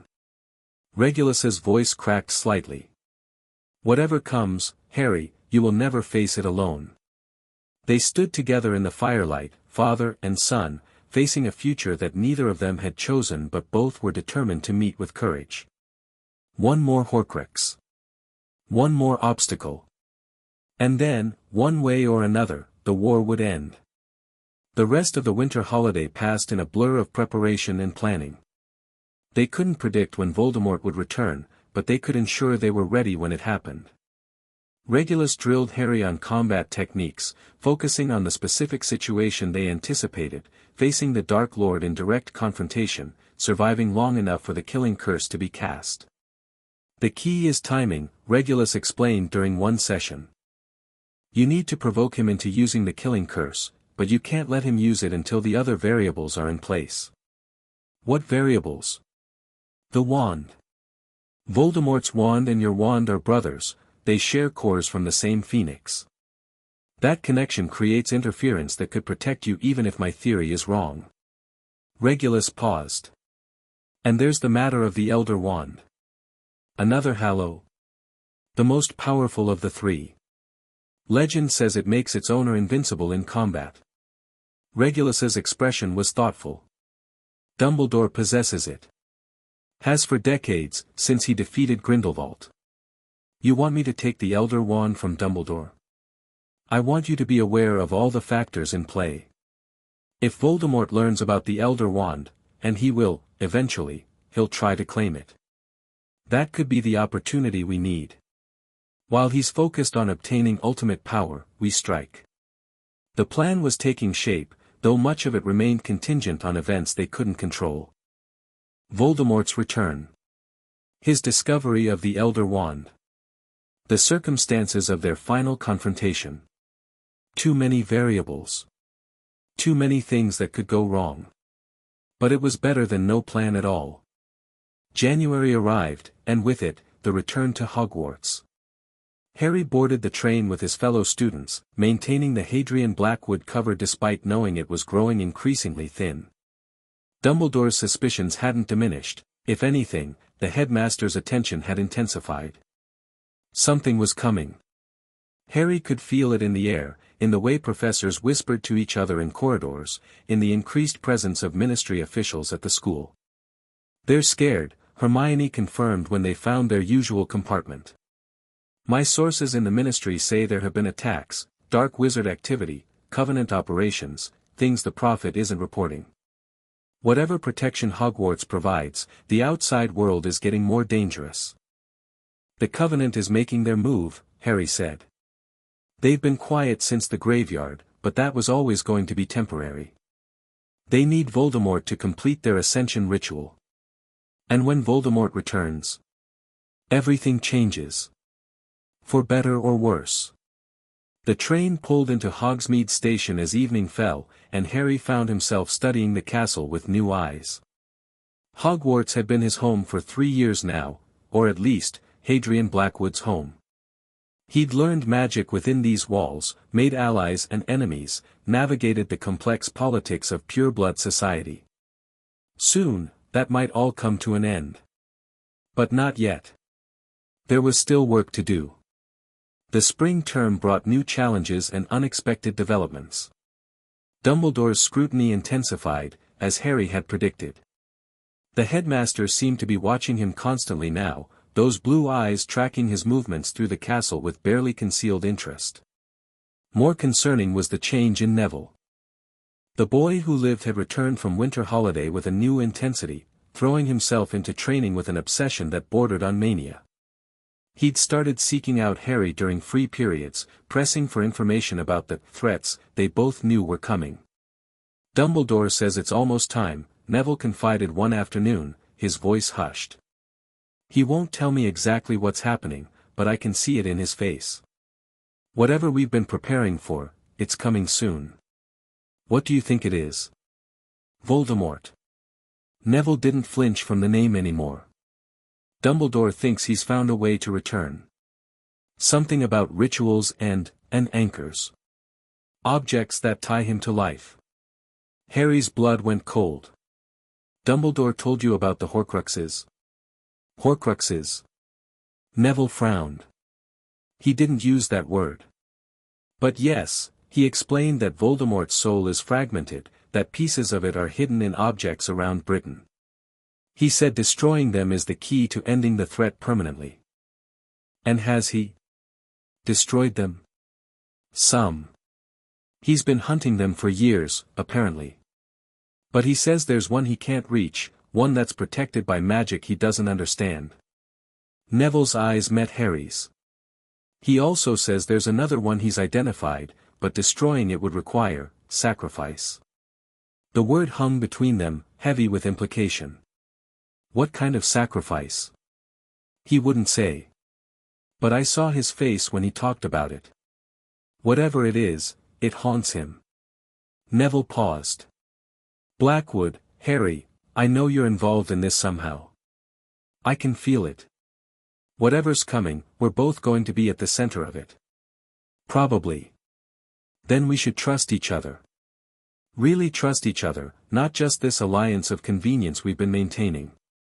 Neville extended his hand. Whatever secrets you're keeping, I don't need to know them. But I need to know that when the time comes, we'll fight together. Harry looked at the extended hand, at the earnest face of the boy who'd been shaped by the same destiny that had shaped him. They were mirrors of each other in many ways, both marked by prophecy, both trained for war, both carrying burdens they'd never asked for. Together, Harry agreed, taking Neville's hand. Whatever came next, they would face it as allies. March brought rain and a summons Harry had been dreading. The headmaster would like to see you in his office, Professor McGonagall informed him after Transfiguration class. Immediately. Harry followed her through the castle, his mind racing through possibilities. Had his cover been blown? Had Dumbledore finally connected the pieces? The gargoyle guarding Dumbledore's office stepped aside, and Harry climbed the spiral staircase with a sense of foreboding. Whatever waited above, it wouldn't be pleasant. Ah, Mr. Blackwood. Or should I say, Mr. Potter. Dumbledore sat behind his desk, his expression unreadable. There was no twinkle in his eyes today, no grandfatherly warmth. Just a calculating intelligence that made Harry's skin prickle with warning. You know, Harry said. It wasn't a question. I've suspected for some time. The resemblance to James, the connection to events I've been tracking, the convenient timing of your appearance. Dumbledore gestured to a chair. Please, sit. We have much to discuss. Harry remained standing. How long have you known? Known with certainty. Only recently. A source within the ministry confirmed that the break-in at Malfoy Manor was connected to Horcrux hunting, an activity I've been engaged in myself for some years. The only people with both the knowledge and the motivation to target Lucius's possessions would be those who understood what the diary truly was. Regulus. And you, by extension. The son he raised from infancy, trained to continue his mission. Dumbledore's voice held no accusation, only a weary acknowledgement. I confess, when you first appeared at Hogwarts, I hoped you might be an ally. A resource in the war I knew was coming. But you've proven remarkably resistant to my attempts at recruitment. Your attempts at manipulation, you mean? Perhaps. I've never denied that I play the long game, or that I'm willing to use people to achieve necessary ends. Dumbledore rose, moving to the window. The question now is what we do with this knowledge. You clearly don't trust me, and I admit to uncertainty about your ultimate intentions. But we share a common enemy, Mr. Potter. That should count for something. Should it? Voldemort will return. Soon, if my intelligence is accurate. When he does, the wizarding world will face a threat unlike any in recent history. We cannot afford to fight each other when a greater enemy awaits. Harry considered this. Dumbledore's logic was sound, even if his methods were questionable. And the old man had resources, connections, knowledge that could be invaluable in the confrontation to come. What are you proposing? An exchange of information. You tell me what you know about the remaining Horcruxes, I share what I've discovered. Together, we develop a strategy for the final confrontation. Dumbledore turned to face him. And when the time comes, we ensure that Harry Potter, the real Harry Potter, fulfills the destiny that the prophecy foresaw. The prophecy. Harry felt cold. You know what it says. I do. I was there when it was spoken, and I've carried its burden ever since. Dumbledore's voice softened. The one with the power to vanquish the Dark Lord approaches, born to those who have thrice defied him, born as the 7th month dies, and the Dark Lord will mark him as his equal, but he will have power the Dark Lord knows not. And either must die at the hand of the other, for neither can live while the other survives, Harry finished.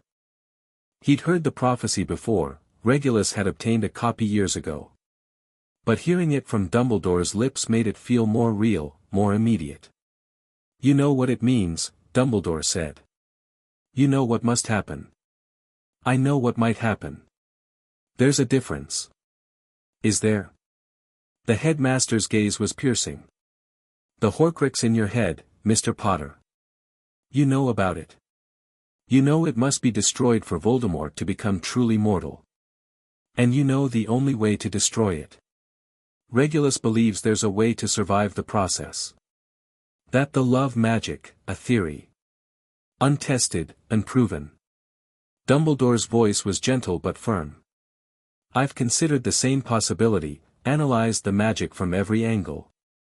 There's a chance, a small chance, that you might live. But there's also a chance you won't. Are you prepared to accept that? Harry met the old man's eyes. I accepted it a long time ago. The question is whether you're prepared to let me try. Silence stretched between them. Then, slowly, Dumbledore smiled, a genuine expression, tinged with sadness and something that might have been respect. You are very like your father, he said. And very like your mother. The best of both of them, perhaps. I hope that's enough. So do I. They talked for another hour, sharing information, comparing notes, developing the outline of a strategy for the war to come. It wasn't trust, not yet, but it was cooperation. A beginning. When Harry finally left the headmaster's office, the sun was setting over the mountains, painting the sky in shades of gold and crimson. Everything was falling into place. The pieces were moving toward their final positions. And somewhere out there, Voldemort was preparing to return. Chapter 6 End. Chapter 7, The World Reacts. The Daily Prophet landed on the breakfast table with a thud that seemed to echo through the great hall. Harry didn't need to read the headline. He could see it reflected in the faces around him: shock, confusion, fear, excitement. The reactions rippled outward like waves from a stone dropped in still water, transforming the usual morning chaos into something charged and dangerous. Harry Potter alive, raised by Death Eater and hiding, the words screamed from the front page in letters 2 inches tall. Below them, a photograph that Harry didn't recognize, some artist's rendering of what the boy who lived might look like now, based on aging charms applied to his infant pictures. It looked nothing like him. It looked nothing like Hadrian Blackwood either, which was perhaps the only mercy. Well, Daphne murmured from across the table, her voice carefully controlled, that's rather inconvenient. Harry scanned the article quickly, his mind racing through implications. The source was anonymous but clearly well-informed, details about Regulus Black's survival, about the secret war being waged against Voldemort's legacy, about the systematic destruction of dark artifacts. Someone had talked, or someone had been captured and made to talk. The Covenant. It had to be. This was their counterstroke, their way of destabilizing everything Harry had built. Blackwood. Draco Malfoy's voice cut through the whispers. He stood at the end of the Slytherin table, flanked by Crabbe and Goyle, his pale face twisted with something between triumph and fury. Or should I call you Potter now? The great hall went silent. Every eye turned toward Harry, waiting for his response. He could deny it. The article had no photographs, no definitive proof. But looking at the faces around him, Daphne's carefully blank expression, Hermione's worried eyes from the Gryffindor table, Neville's sharp attention, Harry realized that denial would only delay the inevitable. The cover was blown. Time to adapt. Does it matter what you call me? Harry rose from his seat, his voice carrying clearly through the silent hall. I'm the same person I was yesterday. The same person I've been for 3 years. You're a liar. Draco's wand appeared in his hand. You infiltrated this school under false pretenses. You broke into my family's home. I destroyed pieces of Voldemort's soul. Harry let the name land like a thunderclap. Half the students flinched, the other half went pale. I've been fighting a war that most of you didn't even know existed. Everything I've done has been in service of that mission. A likely story. My father says, your father is a Death Eater who was planning to use a dark artifact to attack innocent students. Harry's voice was cold. The diary I took from your manor was a Horcrux, a container for part of Voldemort's soul. If I hadn't destroyed it, your father would have unleashed something that could have killed dozens of people. Draco's face went white. That's a lie, is it? Harry took a step forward, and Draco took an involuntary step back. Ask him. Ask your father what the diary really was, what it was designed to do. Ask him about the Chamber of Secrets, about the monster Salazar Slytherin left behind. Ask him what would have happened if his plan had succeeded. The silence that followed was absolute. Harry could feel the shift in the room, the students processing this new information, re-evaluating everything they thought they knew. Mr. Potter. Professor McGonagall's voice broke the tension. She stood at the head table, her expression unreadable. The headmaster would like to see you in his office. Immediately. Harry nodded once. He gathered his things without hurrying, aware of every eye tracking his movements. At the door, he paused and looked back. The war is coming, he said. Whether you believe me or not, Voldemort will return. When that happens, you'll have to choose a side. I've already chosen mine. He walked out, leaving chaos in his wake. Dumbledore's office was crowded when Harry arrived. The headmaster sat behind his desk, his expression grave. Flanking him were Professor Snape and Professor McGonagall, both looking tense. And standing near the window, looking more exhausted than Harry had ever seen him, was Regulus Black. Father. Harry crossed to him immediately. How did they? The Covenant captured one of my informants. Tortured him for information before killing him. Regulus's voice was hollow. He knew enough to expose the broad strokes of our operation. The Prophet received an anonymous tip this morning. Can we contain it? No. The story is too sensational, too well-sourced. By tomorrow, every witch and wizard in Britain will know that Harry Potter is alive and has been hiding at Hogwarts. Regulus met his eyes. The cover is gone, Harry. We need to adapt to the new reality. Indeed. Dumbledore's voice drew their attention. The question now is how to proceed. Mr. Potter's presence at this school has been exposed, which means certain parties will be taking an interest.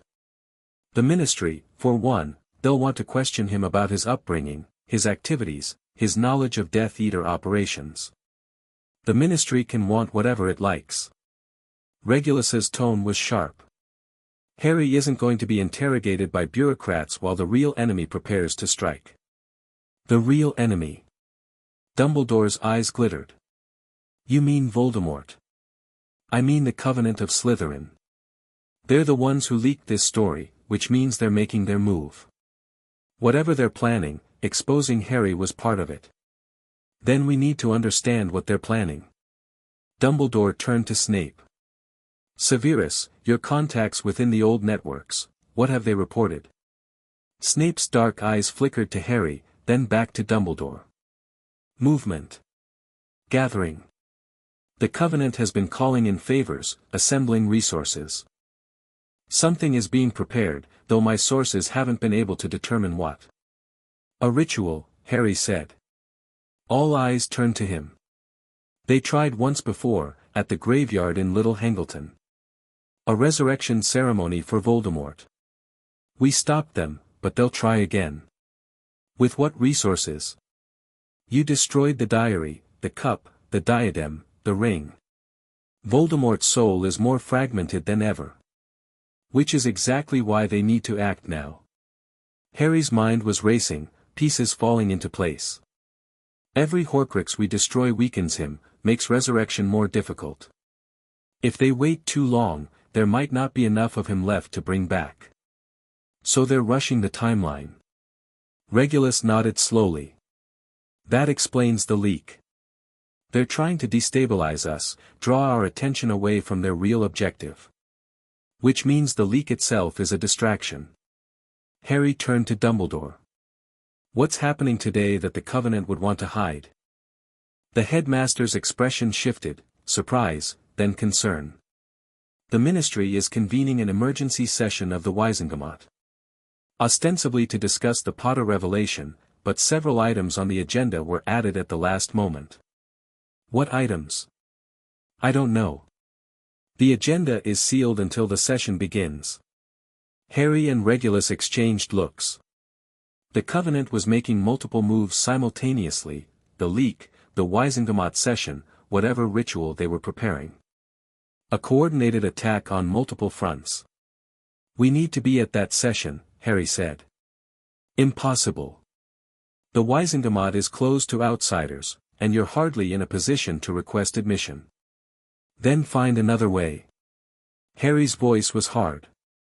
Whatever the Covenant is planning, it involves the Ministry. If we're not there to counter it, a knock at the door interrupted him. McGonagall crossed to answer it, revealing a breathless fifth-year Gryffindor. Professor, the Great Hall, there's been an attack, they ran. The Great Hall was in chaos. Students screamed and scrambled for cover as dark-robed figures dueled with the professors who'd remained after breakfast. Spellfire crackled through the air, shattering windows and scorching ancient stone. In the midst of it all, a towering figure in silver mask directed the assault with cold precision. Covenant operatives. At least a dozen of them, appearing from nowhere, striking at the heart of Hogwarts itself. Harry didn't hesitate. His wand was in his hand before he'd consciously decided to draw it, and his first spell took a Covenant soldier in the back, a stunner powerful enough to drop the man like a puppet with cut strings. Protect the students. Dumbledore's voice boomed through the chaos, amplified by magic. The headmaster moved with a speed that belied his age, his wand tracing patterns of light that drove back the attackers. Harry fought his way toward the center of the hall, where the masked leader was dueling three professors simultaneously. Flitwick, Sprout, and Vector were holding their own, but barely. The Covenant operative was skilled, ruthless, and clearly playing for time rather than victory. Harry. Regulus appeared at his side, deflecting a curse that had been aimed at Harry's back. The leader, I recognize those movements. That's Marcus Selwyn, one of the Covenant's inner circle. What's he doing here? This is suicide, they can't possibly win against the whole school. They're not trying to win. They're trying to distract. Regulus's eyes swept the hall. Where's Neville? Harry scanned the chaos, searching for the boy who lived. He found him near the Gryffindor table, defending a cluster of younger students against two Covenant soldiers. Neville moved with the confidence Harry had noticed growing all year, his spells precise and powerful. But he was being herded. The soldiers weren't trying to kill him, they were driving him toward the hall's side entrance, separating him from his defenders. They're after Neville.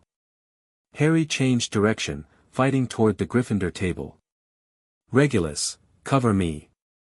His father fell in behind him, and together they cut through the Covenant forces like a blade through silk. Harry's training took over, years of Regulus's drilling translating into action without conscious thought. Duck, shield, counter, advance. The rhythm of combat, familiar as breathing. They reached Neville just as the two soldiers made their final push. Harry's reducto caught one in the chest, Regulus's cutting curse dropped the other. Neville spun, wand raised, then lowered it when he recognized them. Potter, Black, they're trying to, we know. Get those students to safety, we'll handle the soldiers. Neville hesitated only a moment before nodding. He gathered the younger Gryffindors and shepherded them toward the exit while Harry and Regulus held the line. The battle was turning. More professors had arrived, and the Covenant's numerical advantage was fading. Selwyn must have realized it too. He broke off from his duel and raised something that glinted in the morning light. A portkey. Retreat. Selwyn's voice echoed through the hall. Objective achieved, retreat. The remaining Covenant soldiers broke off their engagements and grabbed onto Selwyn. In a flash of light, they were gone, leaving behind only destruction and confusion. Harry lowered his wand slowly, his heart still pounding. What objective? What did they achieve? That.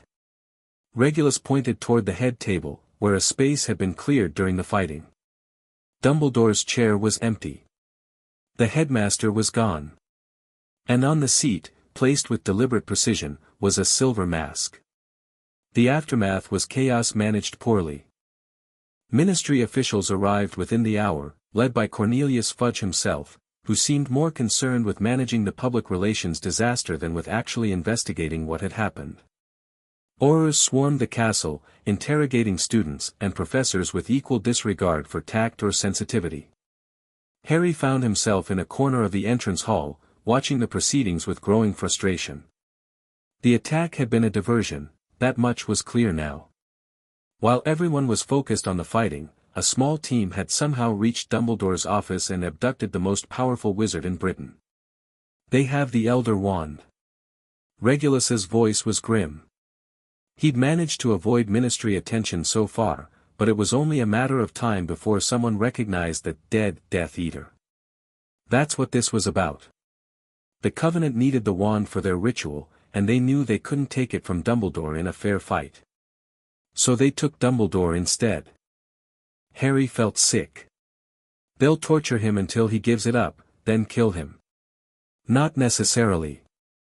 The Elder Wand has rules, it only serves those who've won it from its previous master. Killing Dumbledore without defeating him in combat wouldn't transfer the wand's allegiance. Then what? They'll try to break him. Force him to fight one of their champions under controlled conditions. Or they'll find some loophole in the wand's rules that we don't know about. Regulus's jaw tightened. Either way, we're running out of time. Harry's mind raced through options. The Covenant had Dumbledore. The Ministry was in chaos. Voldemort's resurrection was imminent.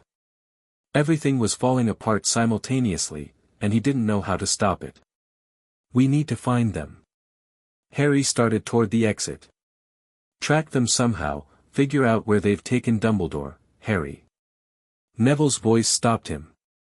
The boy who lived approached through the crowd, his expression determined. I'm coming with you. This isn't your fight. The hell it isn't. Dumbledore's been preparing me for this war for years. If the Covenant has him, I'm going to help get him back. Neville met Harry's eyes. Besides, according to the prophecy, I'm supposed to be the one who faces Voldemort. Maybe it's time I started acting like it. Harry studied him for a long moment. Neville had grown since their first meeting, not just in skill, but in confidence. The nervous boy who'd flinched from his own legend was gone, replaced by someone who might actually be able to live up to it. All right, Harry said. But we do this my way. Follow my lead, watch my back, and don't take unnecessary risks. Agreed. Regulus appeared beside them, his expression a mixture of concern and calculation. If we're doing this, we need to move now. Every minute we delay gives the Covenant more time to complete their plans. Where do we even start looking? I have an idea. Regulus pulled out a small, glowing object, a compass of some kind, its needle spinning erratically. This is keyed to dark magical signatures. The Covenant's ritual site will be generating massive amounts of dark energy. If we can get close enough, this will lead us directly to them. Close enough to where? Little Hangleton. It's where they tried before, and it's where Voldemort's father is buried. For a resurrection ritual, that location is irreplaceable. Harry nodded slowly. Back to the graveyard. Back to where everything had nearly ended once before. Then let's go. They apparat to the edge of Little Hangleton as the sun was setting. The village looked the same as Harry remembered, quiet, sleepy, completely unaware of the horrors that had been committed on its outskirts. The Riddle House loomed on its hill, dark and abandoned, while the church graveyard stretched below it like a field of forgotten promises. The compass is reacting. Regulus held up the device, its needle now pointing steadily toward the Riddle House. They're there. In the house itself, not the graveyard. Makes sense. The house has more room for a ritual setup, and it's easier to defend. Harry studied the building, assessing approaches. How do we get in? Carefully. The Covenant will have wards, guards, probably traps. We can't just charge in. We don't have time for a careful approach. Neville's voice was tense. Every minute we spend planning is a minute they have Dumbledore. And every minute we spend dead because we rushed in without a plan is a minute we're not rescuing anyone. Regulus's tone was sharp. I've been doing this longer than both of you combined. Trust me, careful is how we survive. They circled the property, identifying guard positions and ward boundaries. The Covenant had set up a perimeter, but it was thinner than Harry had expected. Most of their forces must be inside, preparing for the ritual. There. Harry pointed to a gap in the patrol pattern. Between those two sentries. If we move fast, we can reach the house before they notice. And then? Then we improvise. It wasn't much of a plan, but it was all they had. They moved.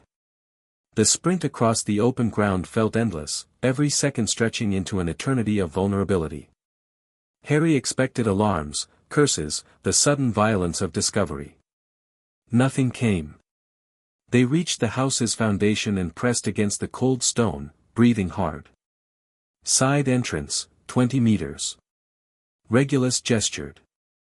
Probably servants' quarters. Less likely to be monitored than the main door. They crept along the wall, moving in shadows, until they reached a small door that hung slightly ajar. Inside, dusty corridors stretched into darkness, illuminated only by the occasional flickering torch. And from somewhere deeper in the house, Harry could hear chanting. The ritual started. Neville's face was pale in the torchlight. We need to move. They followed the sound, navigating by ear through a maze of abandoned rooms and crumbling hallways. The chanting grew louder, more intense, and Harry could feel dark magic building in the air like static before a storm. The final door was guarded by 2 Covenant soldiers in full regalia. Harry and Regulus took them down simultaneously, stunners striking before the guards could even raise their wands. The bodies dropped, and Harry pushed through the door into what had once been a grand ballroom. The sight that greeted him stole his breath.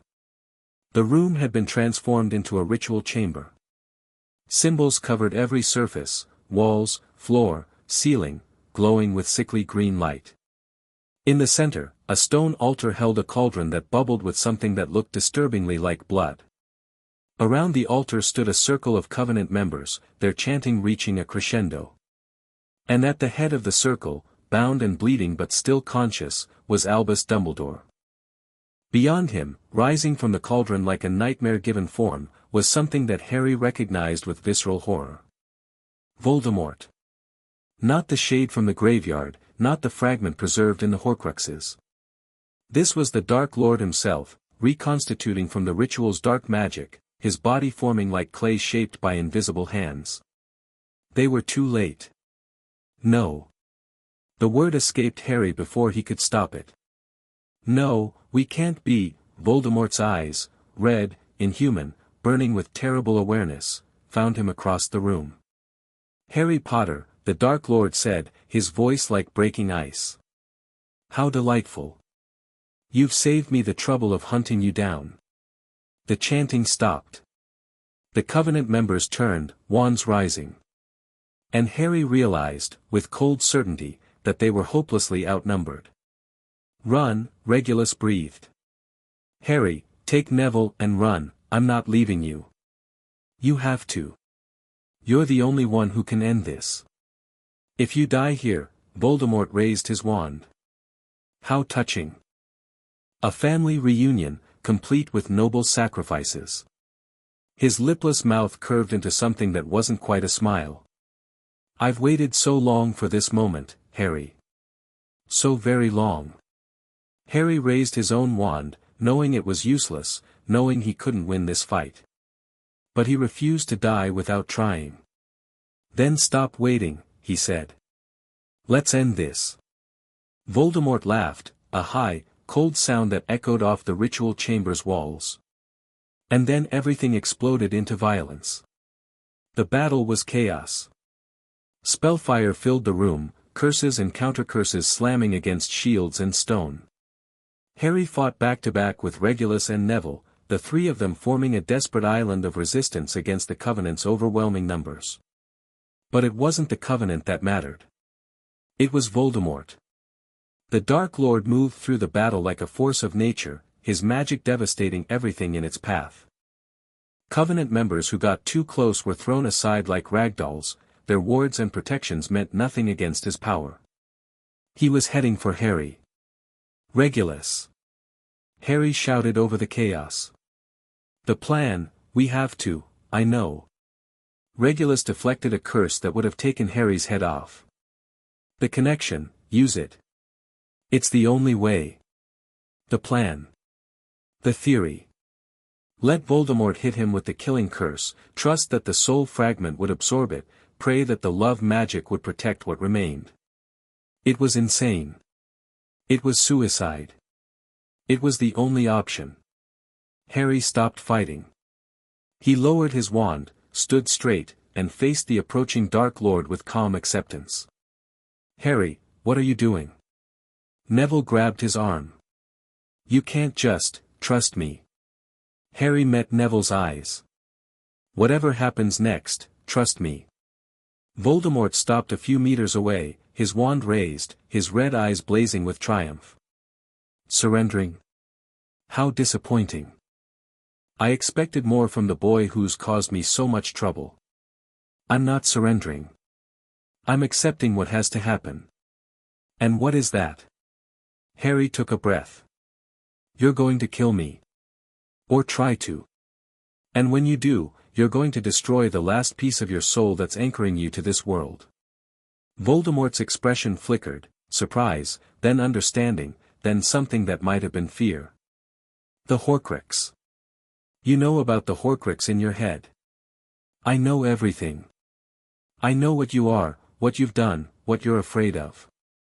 And I know that no matter how many times you come back, we'll keep destroying you. Piece by piece. Until there's nothing left. Brave words for someone about to die. Maybe.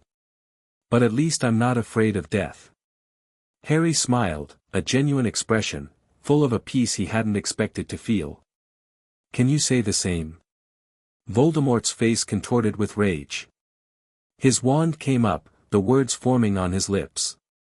Avada Kedavra. The green light filled Harry's vision, and the world went white.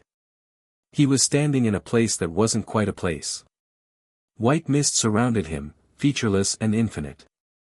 There was no up or down, no horizon, no sense of anything at all except his own presence.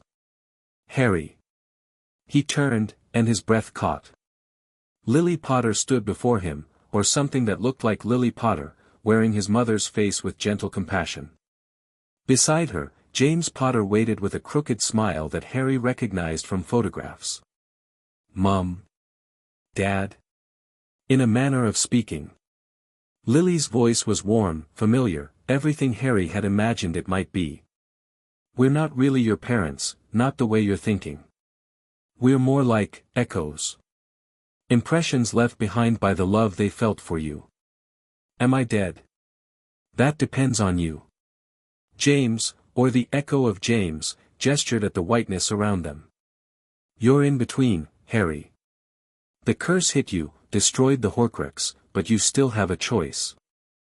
You can go on, join us, find peace. Or you can go back. Go back to what? To the fight. To your friends. To the life you've been building. Lily touched his face, and her hand felt real, solid. Your father, Regulus, he's still fighting. They all are. But they can't win without you. Harry closed his eyes, feeling the weight of the choice pressing down on him. He could stay here, in this place of peace and warmth. He could finally meet his parents, learn who they really were. He could rest. But that wasn't who he'd been raised to be. I have to go back, he said. The war isn't over. We know. James smiled, and there was pride in it. That's why we're here, to tell you it's okay. Whatever you choose, we're proud of you. We've always been proud of you. And we'll be waiting, Lily added. When the time really does come, we'll be here. Harry felt tears on his cheeks, though he couldn't remember starting to cry. I never got to know you. You know us better than you think. We're in you, Harry, in every brave choice you make, every time you choose love over hate. That's our legacy. That's what we gave you. The white mist began to fade, reality reasserting itself around the edges of his vision. Go, James said. Finish what you started. And Harry? Yes. Give Voldemort hell. Harry opened his eyes. He was lying on the floor of the ritual chamber, surrounded by chaos and destruction. The battle still raged around him, but something had changed. The Covenant members were in disarray, their formation broken. And at the center of the room, Voldemort was, screaming. The Dark Lord was on his knees, clutching his chest, his face contorted with agony Harry had never seen before. Something was wrong with him, his form was flickering, destabilizing, like an image on a damaged screen. Harry. Regulus was at his side, helping him up. You're alive, how are you, the Horcrux? Harry's voice was rough, but growing stronger. It's gone. I can feel it, the fragment in my head is gone. And Voldemort? Feeling the effects. Harry watched the Dark Lord struggle, understanding dawning. He's lost his last anchor. For the first time in decades, he's actually vulnerable. Then we need to finish this. Regulus raised his wand. While he's weak, no. Harry put a hand on his father's arm. This is my fight. The prophecy, damn the prophecy. I'm not letting you face him alone. You're not. You never have been. Harry met Regulus's eyes. But this is something I have to do myself. You know that. A moment of silence, heavy with everything they couldn't say. Then Regulus nodded once, sharply. End it, he said. And come back. Harry walked toward Voldemort. The Dark Lord saw him coming and raised his wand with a shaking hand. You should be dead. I was. Briefly. Harry stopped a few meters away, his own wand ready. It didn't take. Impossible. The killing curse doesn't work so well when you're trying to kill someone whose mother died protecting them. Love magic. The power you never understood. Voldemort's face twisted with fury. Love is weakness. Love is why you're going to lose. Harry raised his wand. Right now. Tonight. Forever. The Dark Lord snarled and cast another killing curse, aimed with all the hatred and fear that animated his corrupted soul. Harry didn't dodge. He didn't need to.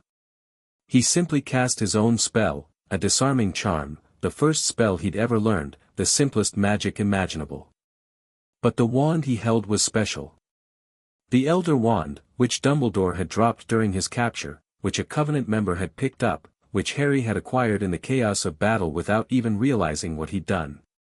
The Elder Wand, which recognized him as its master because he'd defeated its previous wielder in combat, disarming the Covenant soldier who'd taken it from Dumbledore. The two spells met in the air between them. Green light clashed with red. For a moment, they hung suspended, perfectly balanced. Then Voldemort's curse rebounded. The green light struck the Dark Lord in the chest, and this time, there was no Horcrux to save him. No anchor to the world of the living. No escape. Tom Marvolo Riddle, the self-styled Lord Voldemort, fell dead without a sound. And Harry Potter, the boy who lived, stood victorious over his body. The aftermath was surprisingly quiet. The remaining Covenant members surrendered or fled. Aurors arrived in force, taking custody of the prisoners and securing the scene. Dumbledore was freed, wounded but alive, his eyes bright with tears as he looked at the students who'd risked everything to save him. Harry stood apart from it all, staring down at Voldemort's corpse, feeling nothing. He'd expected triumph. Relief. Maybe even satisfaction. Instead, there was only emptiness, a hollow space where the certainty of purpose had lived for as long as he could remember. It's over. Neville appeared beside him, his face streaked with dirt and blood but his eyes clear. We actually did it. Yeah. Harry's voice sounded strange to his own ears. We did. What happens now? Harry looked up at the sky, where stars were beginning to appear through breaks in the clouds. What happened now? The mission was complete. Voldemort was dead. The Horcruxes were destroyed. For the first time in his life, Harry Potter had no idea what came next. I don't know, he said honestly. I guess we figure it out. Neville smiled, a small expression, but genuine. Together? Harry looked at him, then at Regulus approaching from across the ruined ballroom, then at the other figures emerging from the chaos, Hermione, Daphne, Sirius, all of them still standing, still fighting, still alive. Together, he agreed. Whatever came next, he wouldn't face it alone. Chapter 7 End. Chapter 8, Blood of the Covenant. The celebration at the Ministry lasted 3 days. Harry watched it from a distance, declining interview requests and avoiding the endless stream of well-wishers who wanted to shake the hand of the boy who lived, the real one, as they now called him. The distinction grated, though he understood why people made it. Neville had carried the title for over a decade, surrendering it couldn't be easy. But Neville seemed relieved rather than resentful. You're welcome to it, he'd said during a quiet moment after the battle. I never wanted to be a symbol. I just wanted to help. Now Harry stood at the window of the minister's reception room, watching fireworks explode over Wizarding London while politicians and dignitaries celebrated a victory they'd had no part in achieving. The hypocrisy was staggering, but also predictable. People needed heroes, and they needed to believe they'd supported those heroes all along. You look like you'd rather be anywhere else. Daphne appeared beside him, elegant in formal robes that probably cost more than most families earned in a month.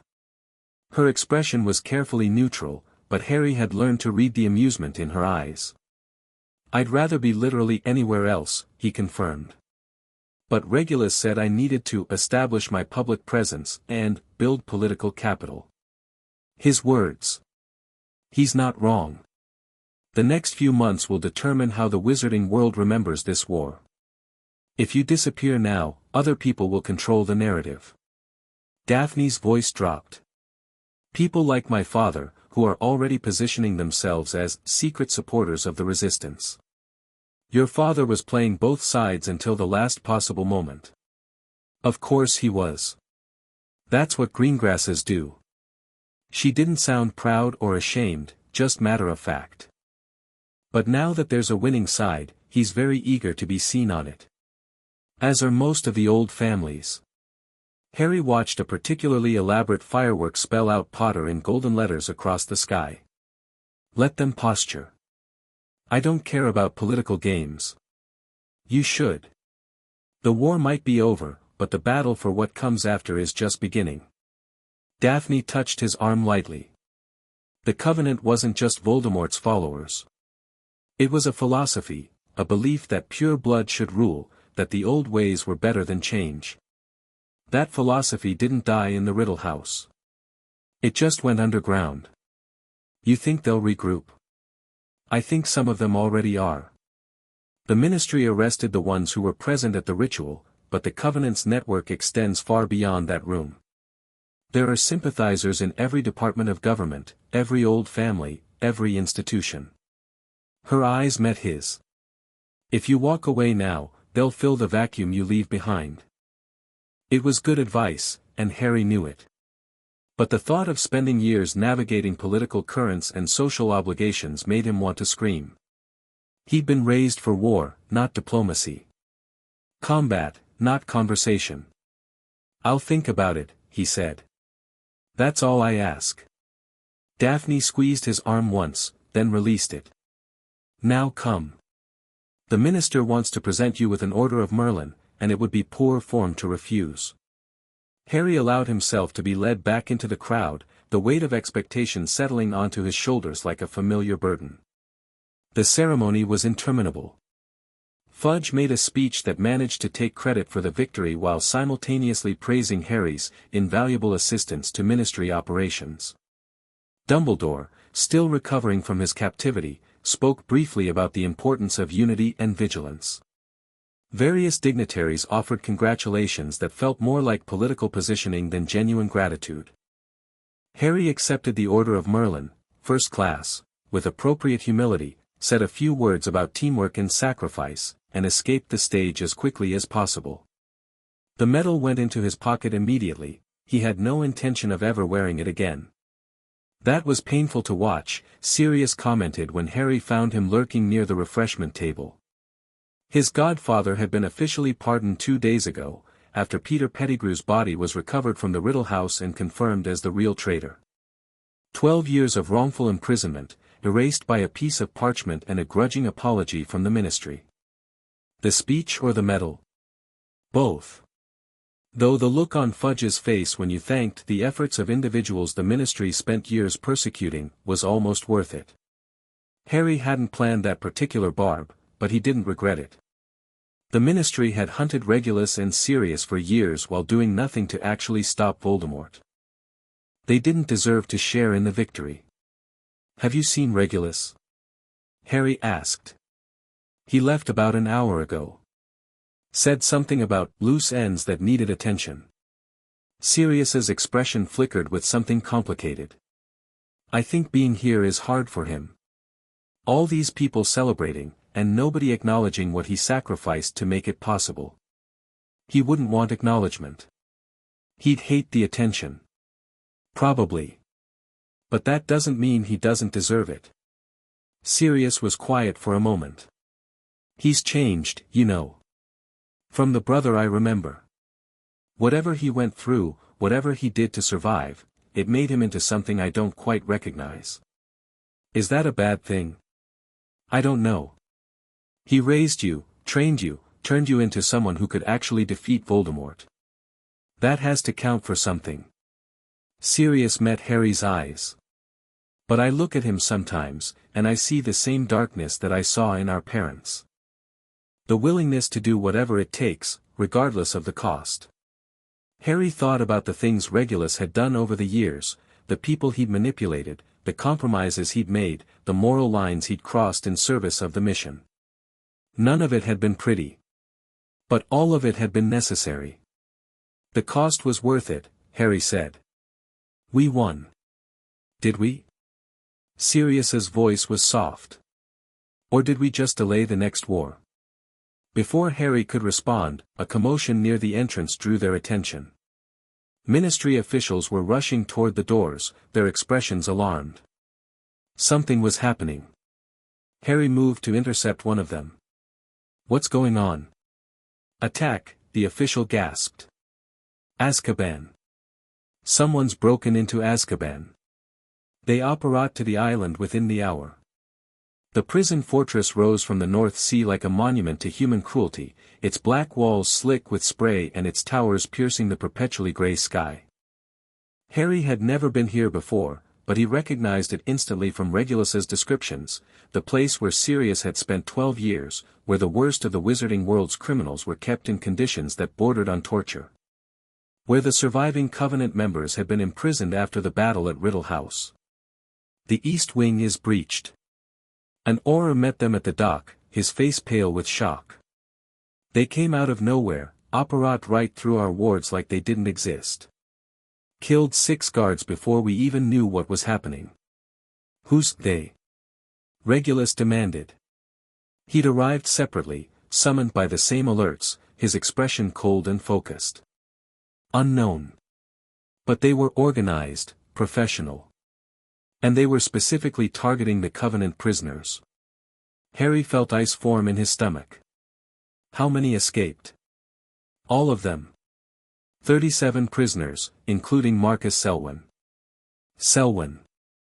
The leader of the attack on Hogwarts, the one who'd orchestrated Dumbledore's capture. He'd been in custody for less than a week, and now he was free. This wasn't a random breakout, Regulus said, his voice tight. This was a rescue operation. The Covenant isn't as broken as we thought. But Voldemort's dead. What's the point of continuing without their champion? Voldemort was never the point. He was a means to an end. Regulus turned to face Harry, his expression grim. The Covenant's true goal was always the ascension, elevating a chosen champion to godhood. They tried with Voldemort, and we stopped them. But the ritual still exists. The knowledge still exists. All they need is a new candidate. Who would be stupid enough to volunteer for that? Someone desperate enough. Or someone who doesn't realize what they're agreeing to until it's too late. Regulus's jaw tightened. We need to find them before they can regroup. Every hour they're free is an hour they can use to prepare another attempt. They spent the next several hours examining the breach site, interviewing surviving guards, and piecing together what had happened. The picture that emerged was disturbing. Whoever had planned the breakout had detailed knowledge of Azkaban's security systems, knowledge that could only have come from inside the Ministry. We have a mole, Harry concluded. Someone in the Department of Magical Law Enforcement, probably high-ranking enough to access the prison's ward schematics. Agreed. Which means we can't trust the official investigation to find anything useful. Regulus gathered the intelligence they'd collected. We need to do this ourselves, off the books. Like old times, Harry said with a humorless smile. Exactly like old times. Except now we're hunting something potentially worse than Voldemort. They left Azkaban as dawn was breaking, the fortress's shadow stretching across the grey water like a warning of things to come. The investigation consumed the following weeks. Harry threw himself into the work with a focus that bordered on obsession, grateful for something concrete to do instead of attending political functions and accepting accolades. Regulus coordinated their efforts from a new safe house in Scotland, while Sirius used his newly restored connections to gather intelligence from the old families. The picture that emerged was troubling. The Covenant had indeed been preparing for Voldemort's failure. Their organizational structure was compartmentalized, with cells operating independently across Europe. The capture of one group didn't expose the others, they simply went silent and waited for instructions. And someone was now providing those instructions. We've identified several communication nodes, Hermione reported during one of their strategy sessions. She'd formally joined their operation after leaving Hogwarts. Her parents had been less than thrilled, but she'd convinced them that her talents were needed for advanced magical research. The messages are heavily encrypted, but I've managed to decode fragments. They keep referring to someone called the Heir. Voldemort's heir? Neville asked. He'd also joined them, taking a leave of absence from the Auror training program he'd enrolled in after the war. I thought he never had children. Not biological children. But the Covenant believes in spiritual inheritance, the idea that certain magical bloodlines carry potential that can be awakened under the right conditions. Hermione spread several documents across the table. According to what I've found, the Ascension ritual doesn't require a specific person. It requires someone with the right qualities. What qualities? Power, obviously. But also a particular resonance with dark magic, a natural affinity that can be cultivated and enhanced. Hermione's expression was troubled. The texts describe it as a shadow in the soul. Something that exists from birth, waiting to be awakened. Harry felt a chill that had nothing to do with the room's temperature. The Horcrux in his head was gone, destroyed when Voldemort's killing curse had struck him. But he'd carried it for years, felt its influence, understood what it meant to have darkness living inside you. "They're looking for someone like me," he said quietly. "That's my fear." Hermione met his eyes. "The Horcrux gave you a connection to Voldemort, a shadow in your soul, exactly as the texts describe. If the Covenant has studied this phenomenon, they might be looking for others with similar contamination. Are there others? I don't know. But the Dark Lord wasn't the only wizard who created Horcruxes throughout history. There might be people out there carrying fragments of other dark souls, unaware of what they harbor." The implications were staggering. Harry had spent his entire life believing he was unique, the only person who'd survived the killing curse, the only one marked by Voldemort's soul. But what if that wasn't true? What if there were others, scattered across the world, carrying darkness they didn't understand? "We need to find them before the Covenant does," Regulus said. "If they're recruiting people with these shadows, then we need to get to them first." "How?" "We don't even know where to start looking." "Yes, we do." Regulus pulled out a map, marked with locations across 3 continents. The Covenant's communication nodes. They're not random, they're positioned near sites with historical significance to dark magic. Places where Horcruxes were created, where dark rituals were performed, where magical contamination might have affected local populations. "You want to follow their trail. I want to beat them to it. If we can identify their targets before they can, we might be able to offer those people protection, or at least warn them about what they're being recruited for." It was a long shot, but it was better than waiting for the Covenant to make their next move. Harry looked around the room at the faces of his allies, Hermione, Neville, Sirius, Daphne, and Regulus. The same people who'd fought beside him against Voldemort, now preparing to face a threat that might be even more dangerous. "Let's get to work," he said. The first lead took them to Albania. The location was familiar, the same forest where Voldemort's shade had hidden for years, the same region where Pettigrew had eventually found him. But the specific site Regulus had identified was different, a village in the mountains, so remote that it didn't appear on most maps. They approached cautiously, aware that the Covenant might have reached it first. The village was small, perhaps 50 houses clustered around a central square, with a church that looked centuries old looming over everything. "There's something wrong here," Daphne murmured as they entered the square. "Can you feel it?" Harry could.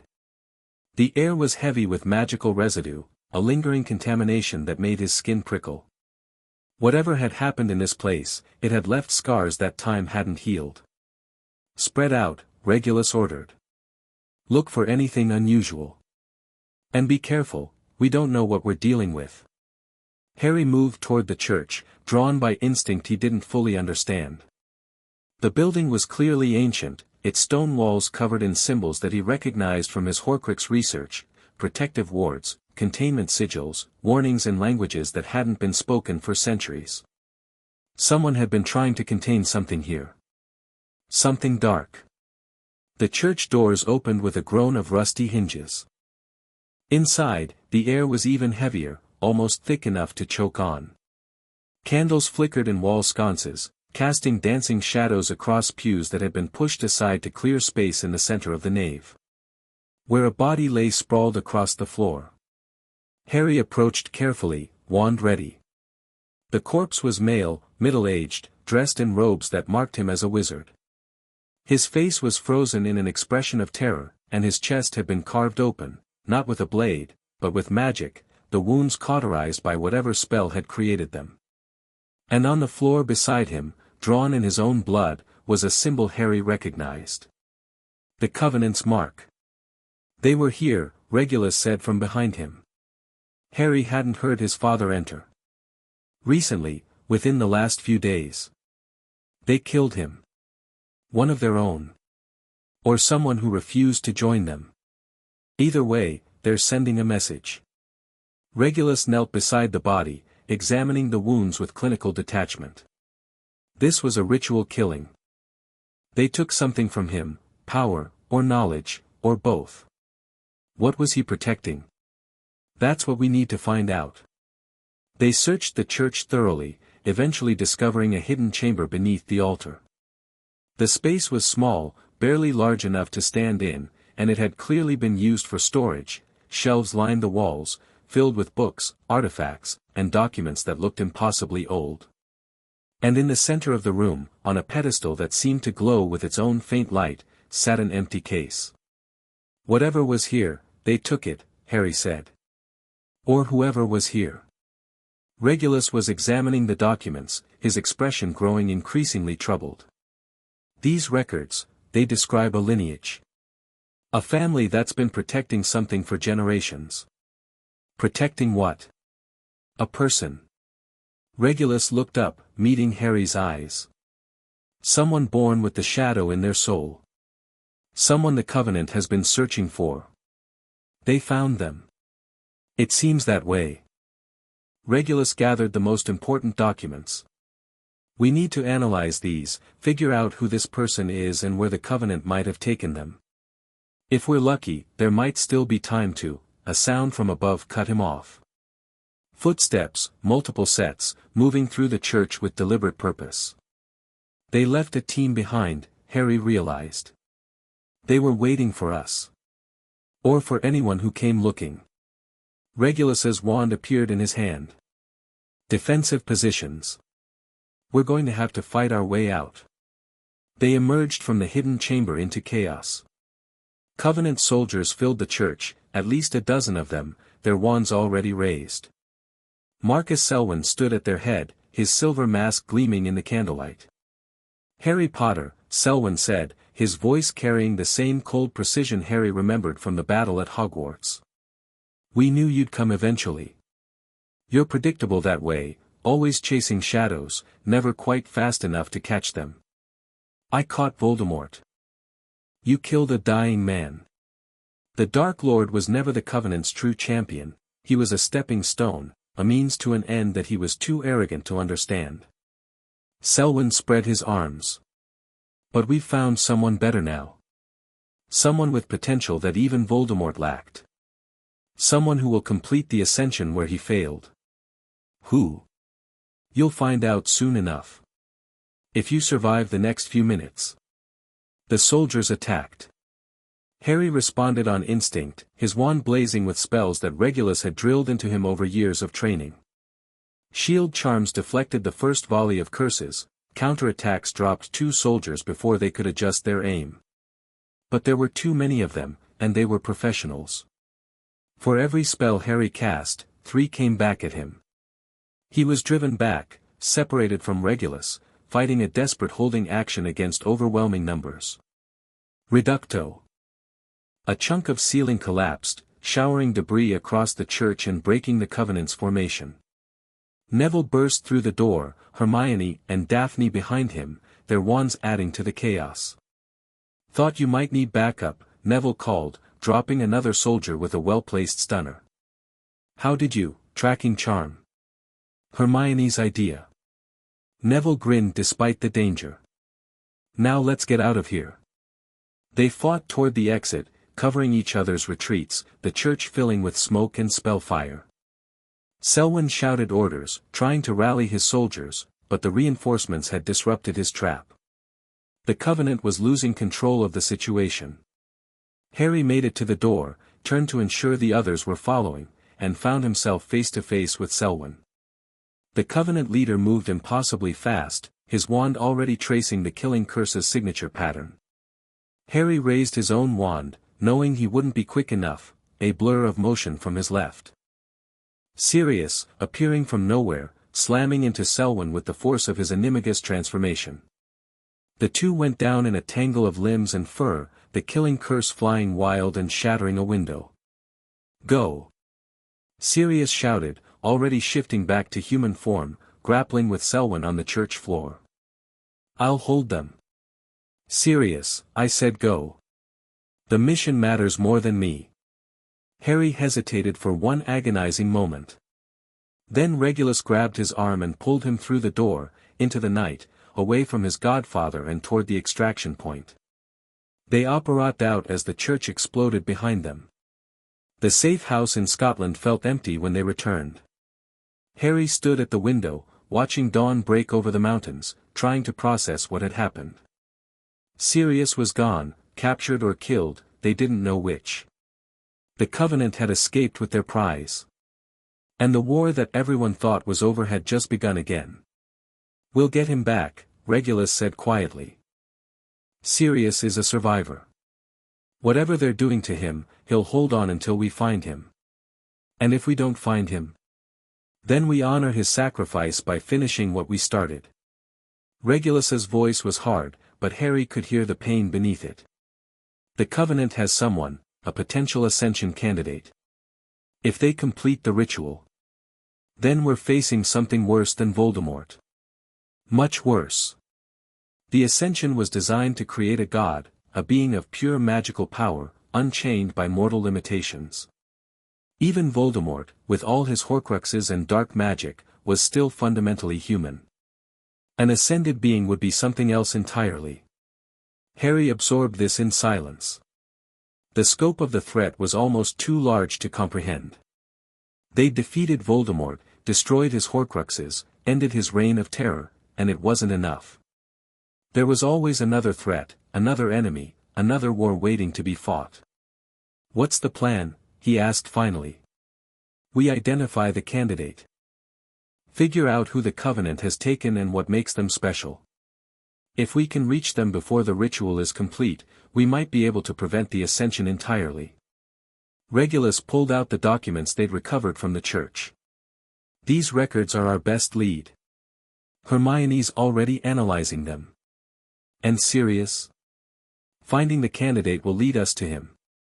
The Covenant won't separate their prisoner from their prize, too much risk of rescue attempts." It made sense, but Harry couldn't shake the feeling that they were missing something.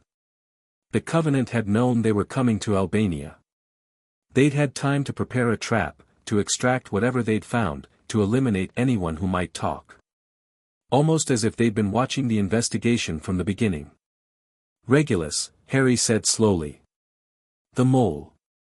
The one who gave them the Azkaban schematics. We never found them." "No. The Ministry investigation turned up nothing. What if they're still active? What if they've been feeding information to the Covenant this whole time?" Regulus's expression flickered, surprise, then grim understanding. "Then everything we've learned is compromised. Every move we've planned, every location we've identified. They know what we know. Which means they're always one step ahead." Regulus's jaw tightened. "We need to change our approach. Go dark, cut off all contact with anyone who might be compromised. That's everyone. We don't know who the mole is. Then we trust no one except the people in this room." Regulus looked at Harry, and something in his expression shifted, a vulnerability he rarely showed. "I'm sorry, Harry. I thought we'd won. I thought it was over. It's not your fault. You couldn't have predicted this. I should have. The Covenant didn't survive for centuries by being careless. Of course they had contingencies, plans that would activate if Voldemort failed." Regulus turned away, his shoulders tense with frustration. "I was so focused on the Horcruxes that I missed the larger picture. We both did. But we know better now." Harry moved to stand beside his father. "We'll find the mole. We'll rescue Sirius. We'll stop the Ascension. One step at a time, like you taught me. Like I taught you." Regulus laughed, though there was no humor in it. Sometimes I wonder if I taught you too well. You're better at this than I ever was, the planning, the fighting, the willingness to keep going no matter what. I learned from the best. Did you? Regulus turned to face him, his eyes searching Harry's face. Or did I just teach you to be a weapon? To sacrifice everything for the mission, regardless of the cost. You taught me to fight for what matters. Right now, that's enough. They stood together in silence, watching the sun rise over the Scottish Highlands. The war wasn't over, maybe it would never be over, as long as people like the Covenant existed. But they would keep fighting. That was all any of them could do. Chapter 8 End. Chapter 9, The Heir Alone. 3 weeks after Albania, Regulus Black disappeared. Harry received the news through Creature, who appeared in the Scottish safe house at midnight with tears streaming down his weathered face. The elf could barely speak, his words coming in broken fragments that Harry had to piece together like a shattered puzzle. A meeting. A contact who claimed to have information about the Covenant's candidate. Regulus had gone alone, despite Harry's protests, insisting that the source would only speak to him directly. He never came back. Creature is trying to find Master Regulus, the elf wailed. Creature is searching everywhere, but the bond is being blocked. Something is preventing Creature from feeling where Master is. Blocked how? Dark magic. Very old, very powerful. The same magic that is being used by the bad wizards who is taking Master serious. The Covenant. Of course. They'd taken Regulus just as they'd taken Sirius, and now Harry was truly alone.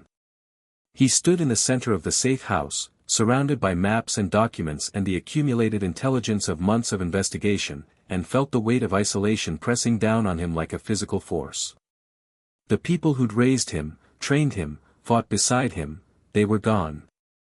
Captured by an enemy that seemed to anticipate every move, counter every strategy. Creature. Harry's voice was steadier than he felt. I need you to contact the others. Hermione, Neville, Daphne. Tell them what's happened. Tell them to meet me here as soon as possible. Yes, Master Harry. Creature is doing this. The elf hesitated. Master Harry is not going to do something foolish. Master Regulus is always saying that Master Harry is being too brave for his own good. I'm not going to do anything until I have more information. I promise. Creature nodded, though his expression suggested he didn't entirely believe it. He vanished with a crack, leaving Harry alone with his thoughts and his fears. The others arrived within hours. Hermione came first, her face pale with shock but her mind already working on the problem. The documents from Albania, she said immediately. We need to go through them again. There might be something we missed, some clue about where the Covenant operates. Neville followed, his expression grim. I've been in contact with the Auror office. Officially, they're treating Regulus's disappearance as a separate case from Sirius's capture. Unofficially, everyone knows they're connected. Any leads? Nothing useful. The Covenant's operational security is better than anything the Ministry has seen before. Every trail goes cold within hours. Daphne arrived last, bringing intelligence from her family's networks. The old families are scared, she reported. They know the Covenant is active again, and they're worried about being caught in the crossfire. Some are trying to cut deals, offering information in exchange for protection. Anything actionable? Maybe. One of my father's contacts mentioned a name, Aurelius Blackwood. He's supposedly a Covenant leader, someone high up in their hierarchy. If we can find him, he might lead us to the others. Aurelius Blackwood. The name was familiar, though Harry couldn't immediately place it. He'd heard it somewhere before, in connection with something important. Wait. Hermione was already flipping through the Albanian documents. Blackwood, that's the name on these records. The family that was protecting the candidate. The ones the Covenant killed. Yes, but look, the lineage goes back further than I realized.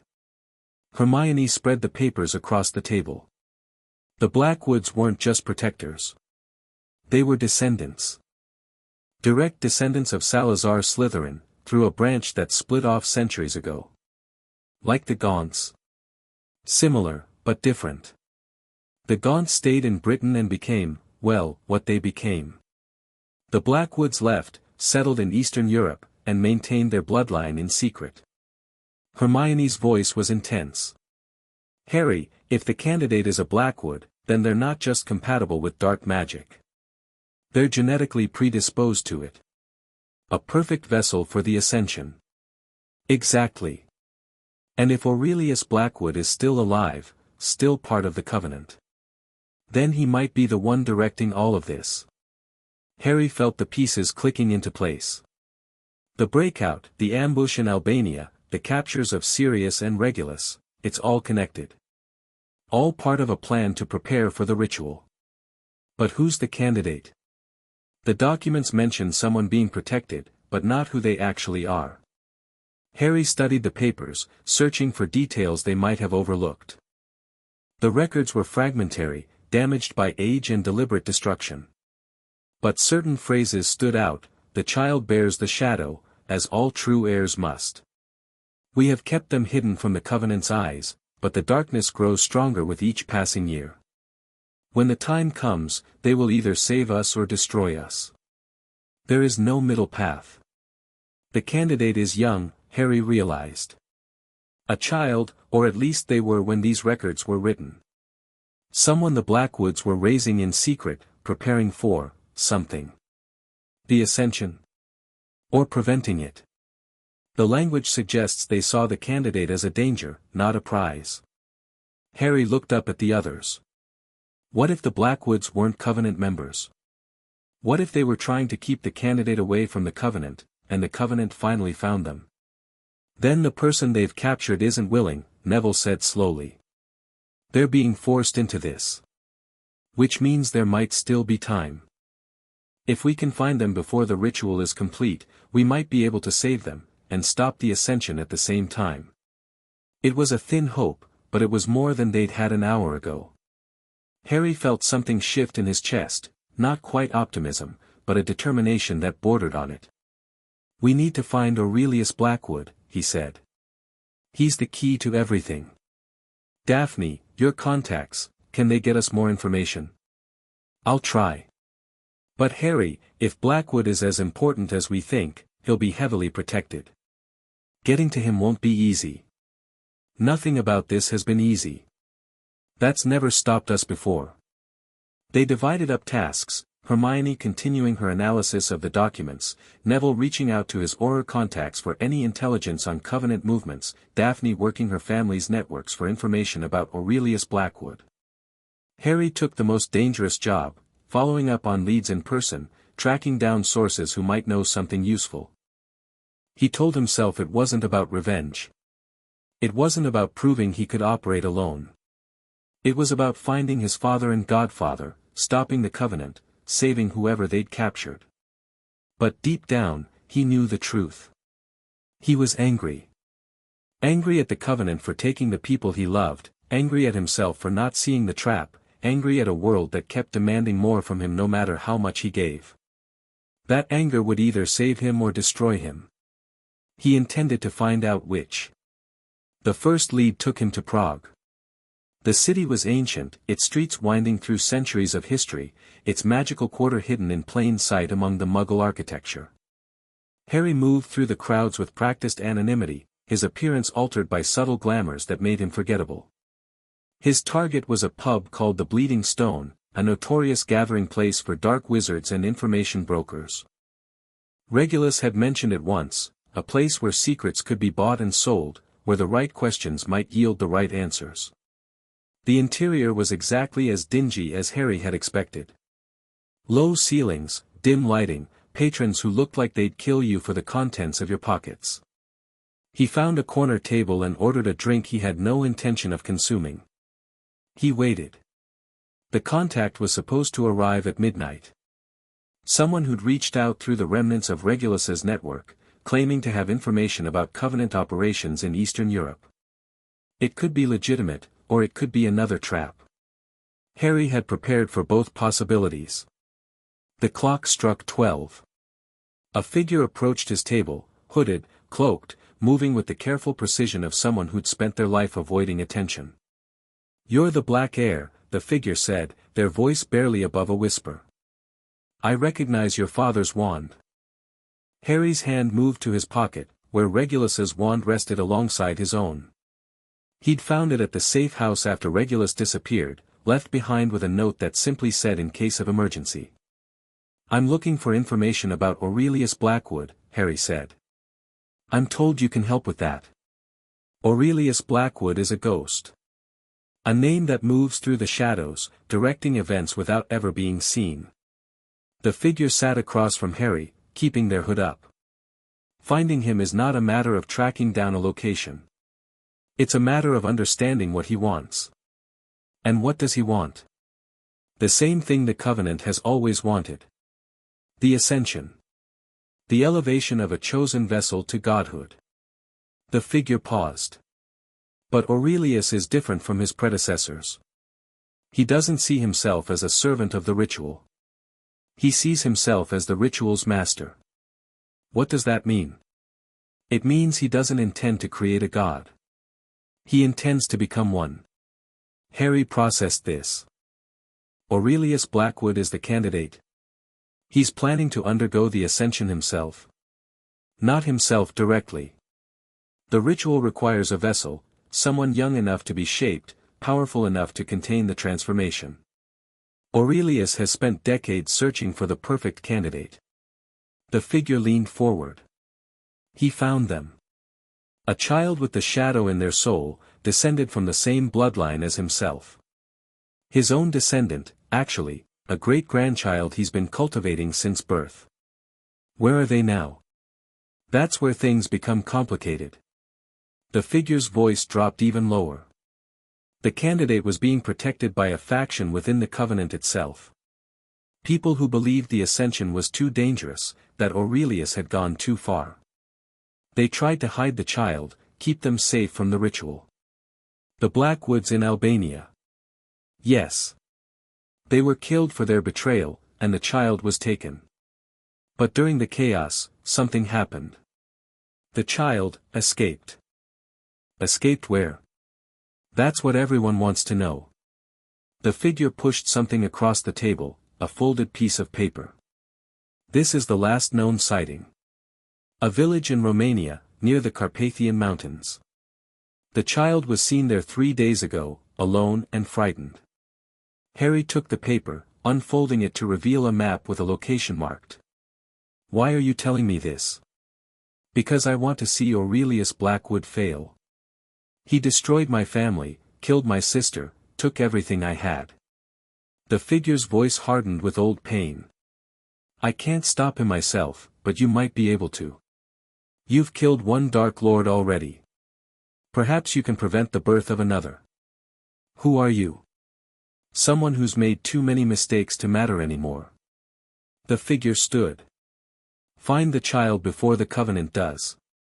They're the key to everything, and if Aurelius gets them back, nothing will be able to stop what comes next." The figure walked away, disappearing into the pub's crowd before Harry could ask anything else. He looked down at the map in his hands, memorizing the location, then burned the paper with a whispered incendio. Romania. The Carpathian Mountains. A frightened child with the power to become a god. The mission had just become more complicated. Harry arrived in Romania the next morning. The village was small, isolated, nestled in a valley that seemed cut off from the rest of the world. Mountains rose on all sides, their peaks white with snow, their forests dark with secrets. The locals watched him with the suspicion of people who'd learned to distrust strangers. He found lodging at a small inn, paying with Muggle currency to avoid attracting magical attention. Then he began asking questions, carefully, obliquely, presenting himself as a hiker who'd heard rumors about strange occurrences in the area. The locals were reluctant to talk at first. But gradually, over the course of several conversations, a picture emerged. A child had been seen in the forest. Young, perhaps 9 or 10, with dark hair and pale skin. They moved like a wild animal, hiding from anyone who approached, surviving on whatever they could scavenge. The villagers had tried to help, but the child always ran. And sometimes, when the child was frightened, things happened. Objects moved without being touched. Fires started and stopped without explanation. The very air seemed to grow heavy, charged with something that the villagers couldn't name. Magic. Uncontrolled, instinctive, dangerous. Harry understood what that felt like. He remembered his own childhood, before Regulus had found him, the strange occurrences that no one could explain, the power that erupted whenever his emotions got too strong. Without training, without guidance, that power could be as destructive as any curse. And this child had the shadow in their soul. Whatever that meant, it couldn't be good. He began searching the forest the next day, moving systematically through the trees, looking for signs of habitation. The terrain was difficult, steep hillsides, dense undergrowth, trails that seemed to disappear without warning. But Harry had been trained to track targets through worse conditions than this. On the third day, he found them. The child was hiding in a cave, barely large enough to shelter a grown person. Harry approached carefully, keeping his hands visible, making no sudden movements. The child watched him from the cave's entrance, their eyes wide with fear and something else, a wariness that spoke of too many betrayals, too many people who'd promised safety and delivered pain. "I'm not going to hurt you," Harry said quietly. "I just want to talk." "They all say that." The child's voice was hoarse, as if they hadn't spoken in days. "Then they try to take me back to him." "To Aurelius?" The child flinched at the name. "You know him." "I know what he wants to do to you. I'm trying to stop him." "Everyone says that too." "Then the child's voice broke. "I don't believe anyone anymore." Harry understood. He remembered what it felt like to be young and alone, surrounded by people who wanted to use him for their own purposes. The Covenant, the Ministry, even Dumbledore in his own way, they'd all seen Harry as a tool, a weapon, a means to an end. "My name is Harry Potter," he said. "I was raised by someone who rescued me from people who wanted to control me. For most of my life, I've been fighting against the kind of people who are hunting you. I know who you are." The child's eyes narrowed. "You killed the Dark Lord. Everyone knows that." "I did. And I'm going to stop Aurelius too, if I can. But I need your help to do it." "My help?" The child laughed, though there was no humor in it. "I'm just a kid. What could I possibly do? You could tell me what you know. About the Covenant, about the ritual, about what Aurelius is planning." Harry took a slow step closer. "And you could let me protect you. I know what it's like to carry something dark inside you. I had it too, for most of my life. It doesn't make you evil, it makes you a target. And targets survive by finding allies." The child was quiet for a long moment. Harry could see them thinking, weighing risks and possibilities, trying to decide whether to trust this stranger who'd appeared out of nowhere. "My name is Mira," the child said finally. "Mira Blackwood. And if you really want to stop my great-grandfather, you need to understand something." "What?" "He's not just trying to become a god. He's trying to become the god, the original one, the first dark wizard who created the Ascension ritual thousands of years ago." Mira's voice was haunted. "Aurelius believes he's the reincarnation of that wizard. He believes the ritual is his birthright, his destiny. And he'll destroy anyone who gets in his way. Including you. Especially me. I'm the vessel he needs, the only one with the right bloodline, the right shadow. Without me, the ritual can't work." Mira met Harry's eyes. "That's why the others tried to protect me. They knew that as long as I was free, Aurelius couldn't complete his plans. And now? Now they're all dead. Everyone who tried to help me, everyone who stood between me and him." Mira's voice cracked. I'm the only one left. And I don't know how much longer I can keep running. Harry made a decision. He crossed the remaining distance and crouched in front of Mira, bringing himself to the child's eye level. "You're not alone anymore," he said. "I'm going to help you. Not because of the ritual, not because of what you can do for my mission, because no child should have to face this alone. I know what that's like, and I won't let it happen to you." Mira stared at him for a long moment. Then, slowly, the fear in their eyes began to fade, replaced by something that might have been hope. "Do you promise?" "I promise." It was a vow Harry intended to keep, no matter what it cost.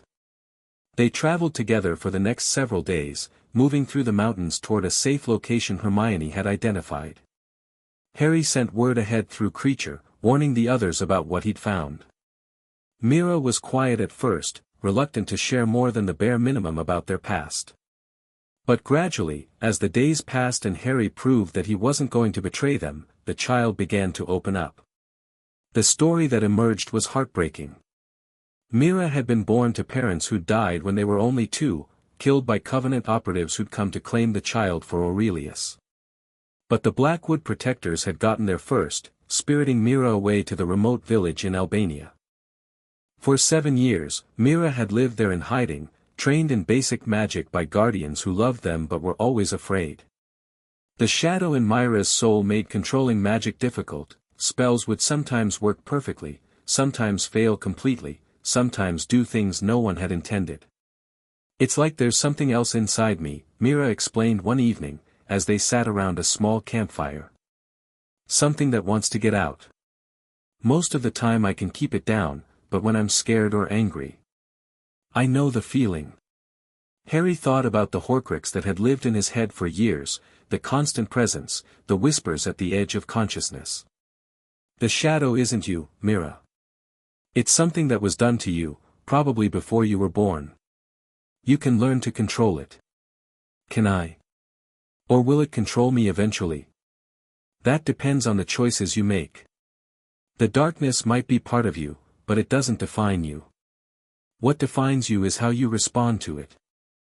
Mira was quiet for a moment. "Is that what you did? Chose not to let it control you? Every day? Sometimes every hour?" Harry met the child's eyes. "It's not easy, and it doesn't get easier. But it is possible. And you won't have to do it alone." They reached the safe house 3 days later, where the others were waiting. Harry watched Mira's expression as they entered, the way the child took in each face, assessing potential threats and allies. It was the same wariness Harry had felt at that age, the same need to evaluate every situation for danger. "Mira, this is Hermione, Neville, and Daphne. They're my allies, they've been helping me fight the Covenant." "Hello, Mira." Hermione crouched down to the child's level, her expression warm. "I'm glad you're safe. We've been worried about you. You don't even know me. We know what you've been through. That's enough to worry about." Hermione smiled. "Are you hungry? I'm sure Creature can find something for you to eat." Mira hesitated, still not quite trusting, but eventually nodded. Creature appeared with food, and the child ate ravenously, clearly not having had a proper meal in days. Harry drew the others aside, speaking quietly. "Aurelius needs Mira for the ritual. Without them, the ascension can't happen. Then we protect them," Neville said simply. "Whatever it takes." "It's not that simple. The Covenant has Regulus and Sirius, they'll use them as leverage. And Aurelius has resources we can't match. Trying to hide Mira indefinitely isn't a long-term solution." "Then what do you suggest?" Harry looked back at Mira, who was listening to something Creature was saying with the first hint of a genuine smile Harry had seen from them. "We go on the offensive. Find out where the Covenant is holding Regulus and Sirius, rescue them, and take down Aurelius before he can complete his plans." "That's suicide," Daphne said flatly. "We don't have the numbers, the intelligence, or the firepower to assault a Covenant stronghold. Then we get them. Somehow. Harry's voice was hard. I'm done reacting to their moves. It's time they started reacting to ours. It was a bold statement, and Harry wasn't entirely sure how he was going to back it up. But as he looked at his allies, at the people who'd stood beside him through everything, he felt something he hadn't felt since Regulus's disappearance. Hope. They would find a way. They always did.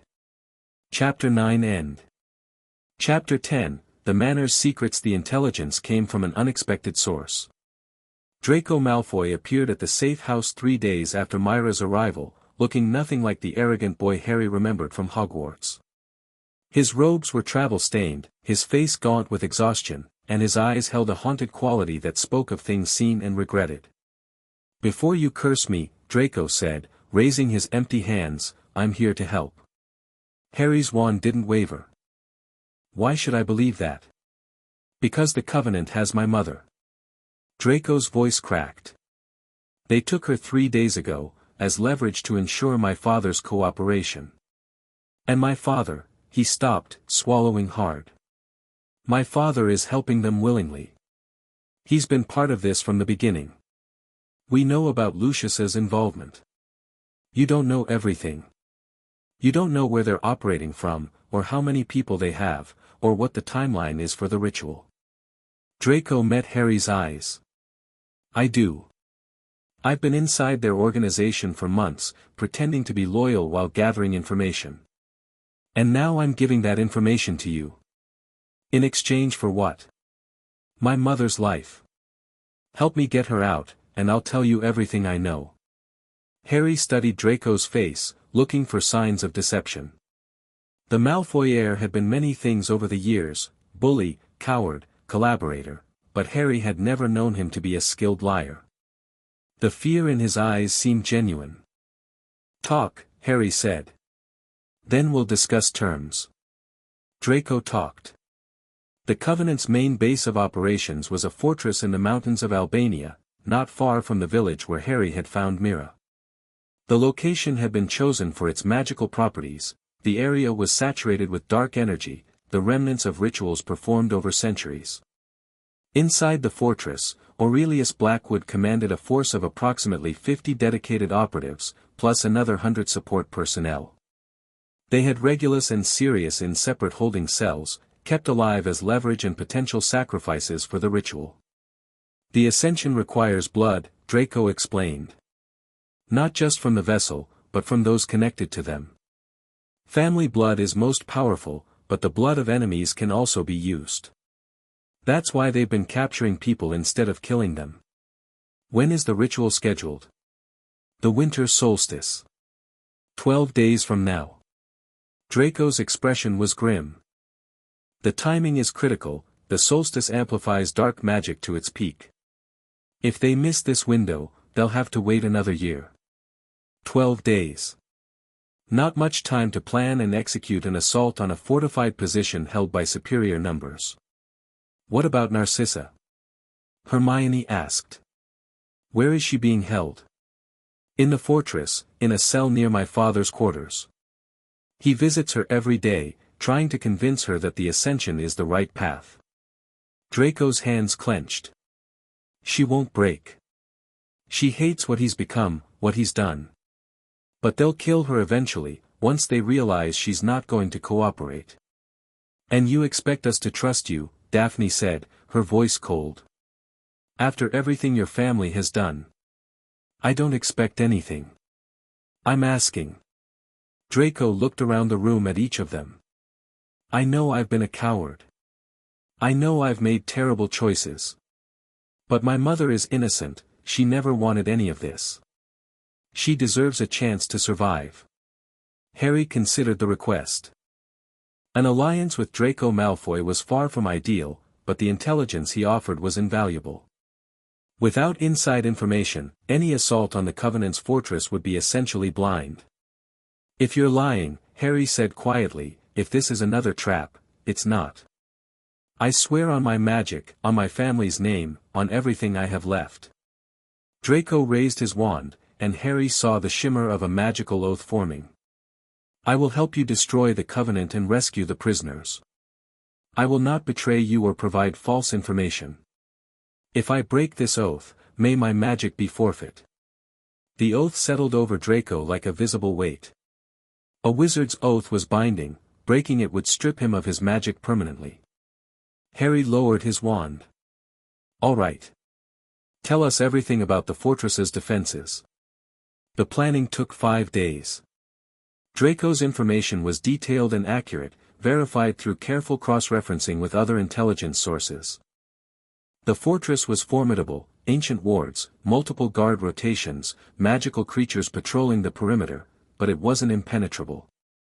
The main entrance is suicide, Neville said, studying the fortress schematics Draco had provided.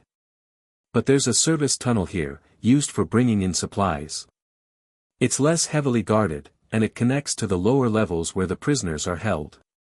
The tunnel is warded against apparition and portkeys, Draco added. But physical entry is possible if we can neutralize the guards without raising an alarm. How many guards? 4 on the tunnel entrance, rotating every 6 hours. Plus 2 patrol teams that pass through every 30 minutes. Harry calculated the timing. We need a distraction. Something that draws attention away from the service entrance while the infiltration team moves in. I can provide that, Daphne said. My family has connections to several Covenant sympathizers.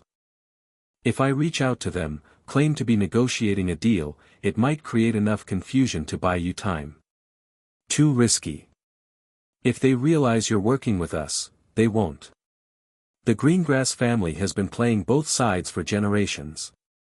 They'll believe I'm doing the same thing. Daphne's expression was determined. This is my contribution, Harry. Let me make it. Harry didn't like it, but he couldn't argue with the logic. Every asset they had needed to be deployed if this plan was going to work. What about me? Mira asked quietly. The child had been listening to the planning sessions, absorbing information with an intensity that reminded Harry of himself at that age. I can help. No. Harry's response was immediate. You're the one person who absolutely cannot be anywhere near that fortress. If the Covenant captures you, if the Covenant captures me, they can complete the ritual. I know. Mira met Harry's eyes. But I also know things about Aurelius that no one else does. I've spent my whole life being prepared for this moment, trained, educated, shaped. I understand how he thinks. That's valuable for planning. Not for field operations. I'm not asking to fight. I'm asking to help. Myra's voice was steady, more mature than any 9-year-old should sound. There are things about the ritual that even Draco doesn't know. Weaknesses that could be exploited. If you go in without understanding them, then tell us now. Share what you know. Mira was quiet for a moment. Then, the ritual requires my willing participation. Not just my presence, my active cooperation. Aurelius has been trying to convince me for years, to make me believe that the Ascension is my destiny. That's why he didn't just kidnap me earlier. But he did kidnap you. In Albania. Because he's running out of time. The magical conditions for the ritual only align once every 100 years, this solstice is his last chance. Myra's expression was haunted. He's been waiting his entire life for this moment. He's not going to let anything stop him. What happens if you don't cooperate? If you actively resist during the ritual? I don't know for certain. But the texts suggest the ritual could fail, or worse, backfire. The energies involved are enormous. If they're not properly channeled through a willing vessel. Mira shrugged. It could destroy everyone involved. Harry absorbed this. A potential weakness, but one that required Mira to be present at the ritual itself. The exact scenario he was trying to prevent. We'll keep that in reserve, he said. For now, focus on the rescue operation. If we can get Regulus and Sirius out, if we can rescue Narcissa and disrupt their timeline, we might be able to delay the ritual entirely. And if we can't, then we adapt. Like we always do. The night of the operation arrived cold and clear. Harry led the infiltration team, himself, Neville, and Draco. Hermione would coordinate from a safe distance, monitoring communications and providing magical support. Daphne was already in position, meeting with Covenant contacts to create the distraction they needed. Mira had been left at the safe house with Creature, despite their protests. Harry had been firm, whatever happened tonight, the child's safety was paramount. They approached the fortress through the mountains, using paths Draco had mapped during his time inside. The terrain was treacherous, loose rock, hidden crevasses, wards that had to be carefully avoided, but they moved in silence, trusting their training and each other. The service tunnel entrance was exactly where Draco had indicated, a heavy iron door set into the mountainside, guarded by 4 Covenant soldiers in dark robes. "Wait for the signal," Harry whispered. Minutes passed. Then, from somewhere within the fortress, explosions echoed. Daphne's distraction had begun. The guards turned toward the sound, momentarily confused. Harry moved. His stunner dropped the first guard before the man could react. Neville took the second, Draco the third. The fourth managed to raise his wand, but Harry's follow-up spell caught him mid-incantation. 4 guards down in less than 3 seconds. Silent, efficient, exactly as planned. "Move," Harry said. They entered the tunnel. The interior of the fortress was a maze of corridors and chambers, carved from living rock and reinforced with centuries of magical construction. Harry led them through the passages Draco had memorized, avoiding patrol routes and guard stations. The prisoners' cells were in the lowest level, beneath the ritual chamber. As they descended, Harry felt the dark magic growing stronger, a pressure that made his scar throb despite the Horcrux being long destroyed. "This way," Draco whispered, pointing toward a side passage. "My mother's cell is down here. Regulus and Sirius first. Then Narcissa. But, we stick to the plan. The cells are all in the same area, we'll get everyone out at once." Draco looked like he wanted to argue, but a sharp glance from Neville silenced him. They continued. The cell block was guarded by 2 more soldiers, easily neutralized with the same efficiency as the ones outside. Harry moved to the first cell door and found Sirius inside, chained to the wall, his face bruised but his eyes sharp with recognition. "Harry." Sirius's voice was hoarse. "I knew you'd come. Save the reunions for later.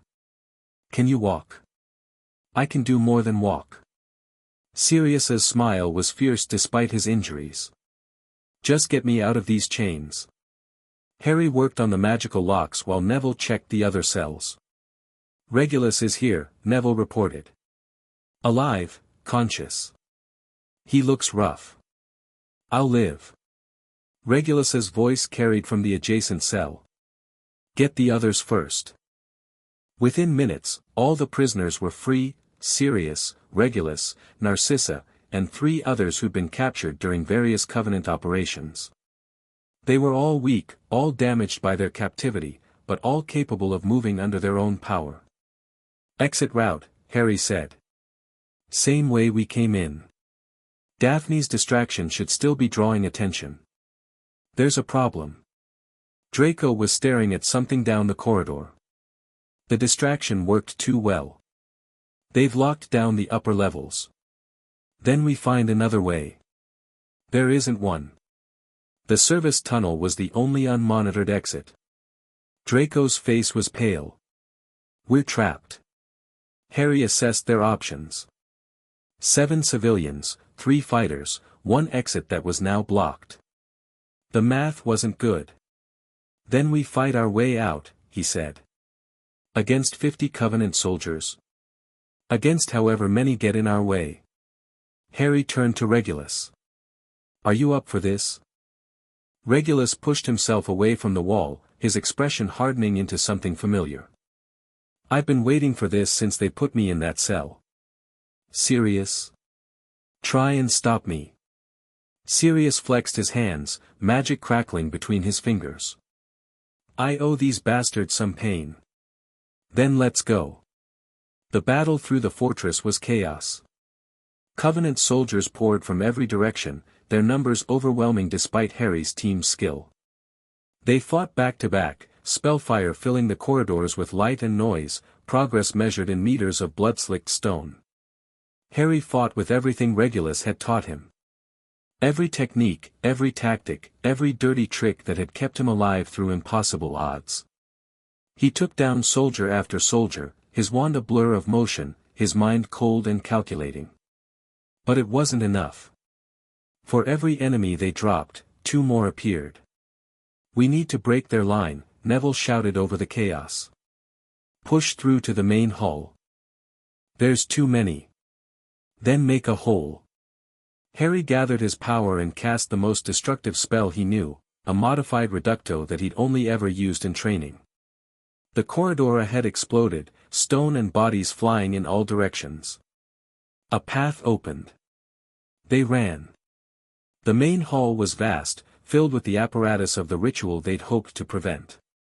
And standing at its center, waiting for them, was Aurelius Blackwood. The Covenant leader was older than Harry had expected, ancient, really, his face a map of wrinkles and scars. But his eyes were sharp, burning with an intensity that belied his apparent age. "Harry Potter," Aurelius said, his voice carrying easily across the hall. "The famous boy who killed the Dark Lord. I was hoping you'd come. Then you're about to be disappointed." Harry raised his wand. "This ends tonight. Does it?" Aurelius smiled, and the expression was terrifying in its calm certainty. "I've spent 100 years preparing for this moment. Did you really think a few rescued prisoners would stop me?" He raised his hand, and the walls around them began to glow. "The ritual doesn't require the winter solstice," Aurelius said. "It just makes things easier. With enough power, with enough sacrifice, I can complete the ascension whenever I choose." Harry felt the dark magic building around them, pressing down like a physical weight. The fortress itself was the ritual chamber, he realized. Everything they'd done, the fighting, the destruction, the deaths, had fed power into the spell Aurelius was now activating. They'd walked into the trap themselves. "Father." A voice cut through the chaos. Mira emerged from a side passage, flanked by Creature. "Stop this. Mira." Aurelius's expression shifted, something like affection mixing with his madness. "You came after all. I knew you would. The blood calls to blood. I came to stop you. To end this. You came because you're part of this. You always have been." Aurelius extended his hand toward the child. "Join me, Mira. Accept your destiny. Together, we can become something beyond mortal comprehension." Harry moved to intercept, but the magic building in the room held him in place. He couldn't reach Mira, couldn't protect them from whatever Aurelius was planning. "I won't help you," Mira said, their voice steady despite the fear visible in their eyes. "I'll never help you. You don't have to help willingly. The ritual prefers cooperation, but it can work without it, if there's enough raw power to force the transformation." Aurelius's smile widened. "And thanks to Harry Potter and his friends, there's more than enough." He began to chant. The world went white. Harry felt himself falling, though there was no longer any ground beneath him. The ritual had activated, pulling everyone in the hall into its vortex. He could sense the others, Regulus, Sirius, Neville, all of them, scattered through a void of pure magical energy. And at the center of it all, Aurelius and Mira, locked in a battle of wills that would determine the fate of everything. "Help me." Myra's voice echoed in Harry's mind, clear despite the chaos surrounding them. "I can't hold him alone. He's too strong." Harry reached for the connection, trying to lend his strength to the child's resistance. But the magic was too volatile, too powerful. Every time he pushed, it pushed back harder. "The shadow," Myra's voice said. "The shadow in my soul, it's the same shadow that was in yours. Voldemort's touch, passed down through generations. That's what Aurelius wants to channel." Can you reject it? I don't know. I've never tried. A pause. But you did. You rejected the Horcrux inside you, chose love over power. Show me how. Harry thought about the moment he'd faced Voldemort in the Riddle House. The killing curse, the choice to accept death, the discovery that love, the love his mother had given him, the love Regulus had shown him, was stronger than any dark magic. He pushed that memory toward Mira, sharing it through the connection that the ritual had created between them.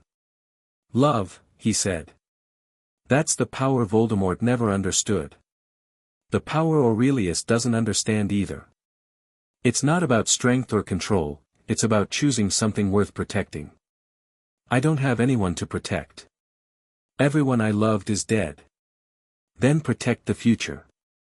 Protect the children who will never be born if Aurelius succeeds. Protect the world that gave you life, even if that life has been hard. Harry felt his own conviction strengthening as he spoke. You're not alone, Mira.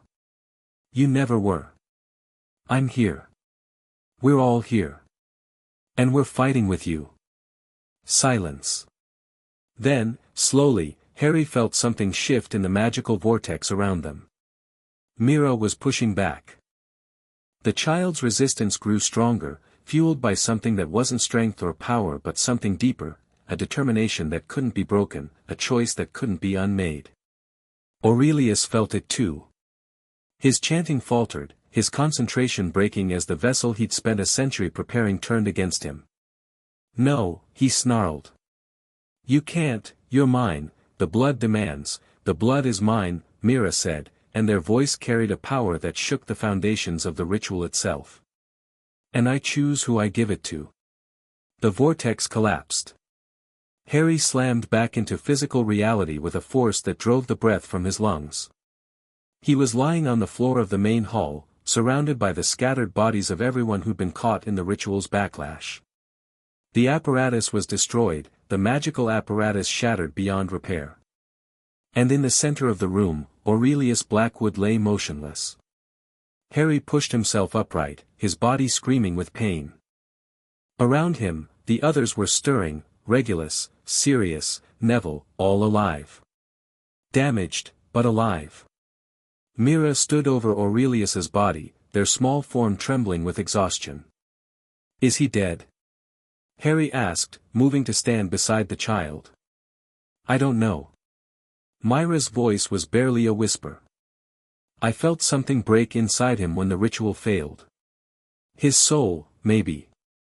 Or whatever was left of it. Harry checked for a pulse. Nothing. Aurelius Blackwood, the would-be god, the architect of the Covenant's darkest ambitions, was dead. It's over, Harry said. You stopped him. We stopped him. Mira looked up at Harry, and despite everything they'd been through, there was something like hope in their eyes. I couldn't have done it alone. No one should have to. The fortress was crumbling around them, its magical foundations destabilized by the ritual's collapse. They needed to move, to escape before the whole structure came down.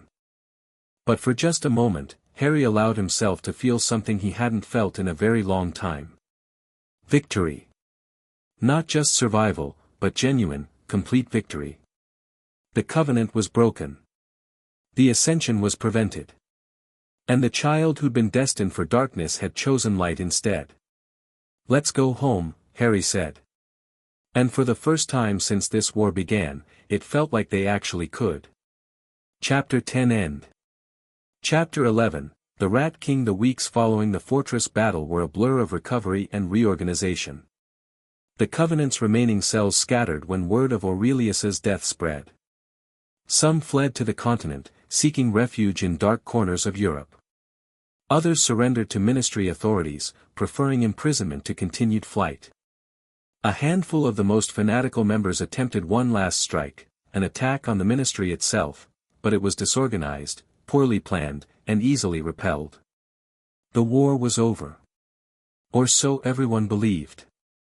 Harry stood at the window of Grimmauld Place, watching rain streak down the glass. Sirius had reclaimed the ancestral black home after his pardon, and it had become their unofficial headquarters, a place where the scattered members of their group could gather, plan, and heal. Regulus was recovering in one of the upper bedrooms, his injuries from captivity more severe than he'd initially let on. Sirius spent hours at his brother's bedside, the two of them talking in low voices, rebuilding a relationship that had been broken for decades. Mira had been placed in protective custody, officially as a ward of the ministry, but actually under Harry's direct supervision. The child was adapting slowly, learning to trust, beginning to believe that the nightmare of their life might finally be ending. And yet Harry couldn't shake the feeling that something was wrong. "You're brooding again." Hermione appeared beside him, 2 cups of tea in her hands. She offered one to Harry, who took it gratefully. "I'm thinking. Same thing, in your case." She smiled slightly. "What's bothering you?" "Pettigrew." Harry had been turning the name over in his mind for days. "We never found him. After the graveyard, after everything that followed, he just vanished. He was at the Riddle House. Voldemort's resurrection. But he wasn't at the fortress. He wasn't part of the Covenant's operations. Where did he go?" Hermione frowned. "I assumed he died in the chaos. Or fled when things went wrong. Pettigrew is a survivor. He spent 12 years hiding as a rat, waiting for his moment. He doesn't just disappear." Harry set down his tea. "I think he's still out there. Still planning something." "Planning what?" "Voldemort is dead. The Covenant is destroyed. What could he possibly hope to accomplish?" "I don't know. But I want to find out before we have another surprise on our hands." The investigation into Pettigrew's whereabouts began quietly.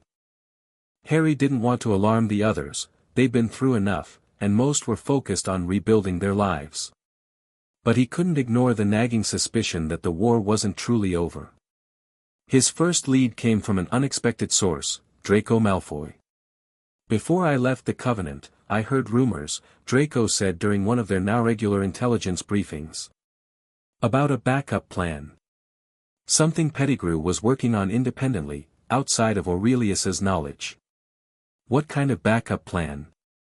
"I don't know the details. But the people who talked about it were afraid. Whatever Pettigrew was planning, it scared even the Covenant's inner circle. That was concerning.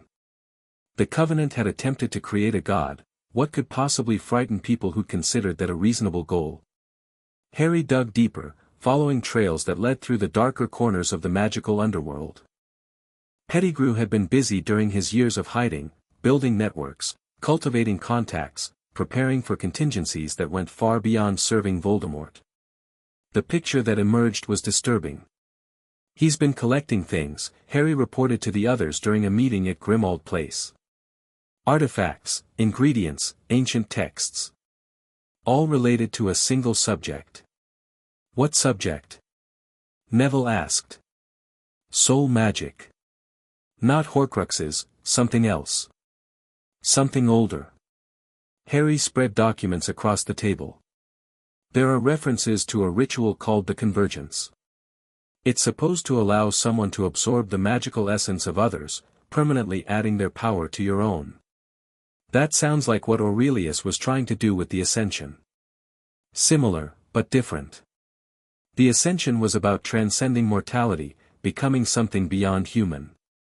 The Convergence is about accumulating power, stealing it from others and making it yours. Who would Pettigrew want to steal power from?" Hermione's voice was troubled.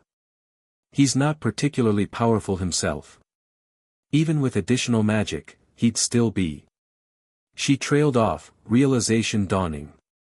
"He wouldn't target ordinary wizards," Harry said. "He'd target the most powerful ones he could find. People whose magic would actually be worth stealing. People like Dumbledore. Or you. Or anyone who's been touched by extraordinary magic. Anyone who survived things that should have killed them." Harry's jaw tightened. "The Convergence doesn't just steal power, it steals the magical resonance that power creates. The more someone has been through, the more valuable they become. Then everyone in this room is a target, Sirius said from the doorway. He'd been listening, his expression grim. We've all been through things that left marks. Exactly. And Pettigrew knows it. Harry looked around at his allies. He's not just running. He's preparing. And when he's ready, he's going to come for us. They spent the next several days fortifying their defenses and trying to locate Pettigrew's base of operations. The search was frustrating.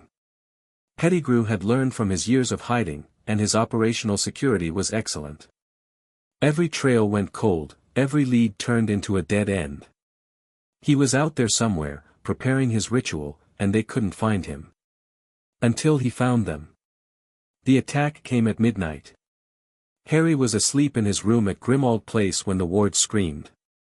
He was on his feet instantly, wand in hand, moving toward the source of the disturbance. The front door had been breached.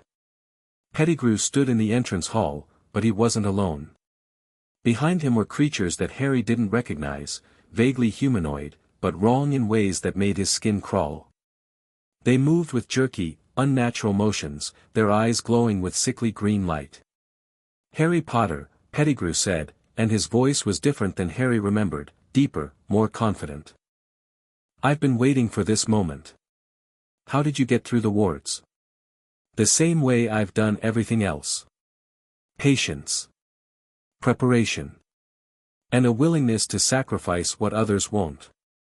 Pettigrew smiled, and the expression was chilling on his rat-like face. "Do you know what these creatures are? They used to be wizards. Quite powerful ones, actually. But I needed their magic more than they did. The convergence." Pettigrew had already begun the ritual, already started absorbing the power of others. "You're insane," Harry said. "I'm practical. The Dark Lord is dead, the Covenant is destroyed, and I'm the only one left who understands what's really at stake." Pettigrew raised his wand.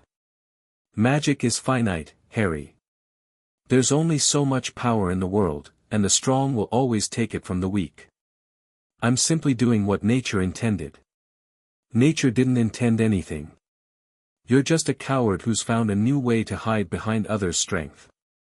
"Perhaps. But I'm a coward who's about to become the most powerful wizard alive." Pettigrew gestured, and his creatures surged forward. "Kill the others. Potter is mine." The battle that followed was unlike anything Harry had experienced. Pettigrew's creatures were fast, strong, and utterly relentless. They felt no pain, showed no fear, and attacked with a single-minded ferocity that was terrifying to face. Harry's allies poured from their rooms, engaging the monsters in desperate combat. But Harry's focus was on Pettigrew. The rat had changed. Whatever power he'd already absorbed had transformed him from a sniveling coward into something genuinely dangerous. His spells came faster than Harry expected, hit harder than they should have, and carried a weight that spoke of stolen strength. "You feel it, don't you?" Pettigrew taunted as they dueled through the house. "The power I've gathered. And I've only just begun. Imagine what I'll be capable of when I've finished, when I've taken the magic of everyone who's ever meant anything. You won't live that long. Won't I?" Pettigrew deflected Harry's curse with contemptuous ease. "You've always underestimated me, Harry. Everyone has. Poor Peter, the weakest of the marauders. Peter, who could never match James or Sirius or even Lupin. But I've outlived them all, haven't I? Survived everything that was supposed to kill me. By betraying the people who trusted you. By being smart. By recognizing that loyalty is a weakness, that friendship is a trap, that the only person who will ever truly protect you is yourself." Pettigrew's voice was bitter. "I learned that lesson early, and I've never forgotten it." Their duel carried them through the house, spells shattering furniture and scorching walls. Harry fought with everything he had, but Pettigrew's stolen power gave him an edge that was difficult to overcome. Then Regulus appeared.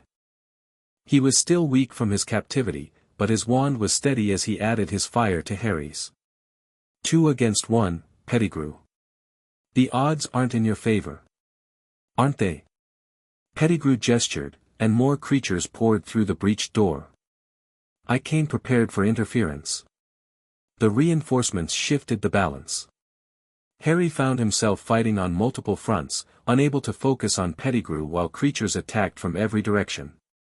Regulus went down under a pile of bodies, his spells cutting through them but not fast enough. Father. Harry turned to help, exposing his back to Pettigrew. Avada Kedavra. The green light streaked toward Harry. He saw it coming, knew he couldn't dodge in time, braced himself for impact, and Sirius threw himself into the curse's path. Time seemed to stop. Sirius Black hung suspended in the air for one eternal moment, the killing curse's light illuminating his face.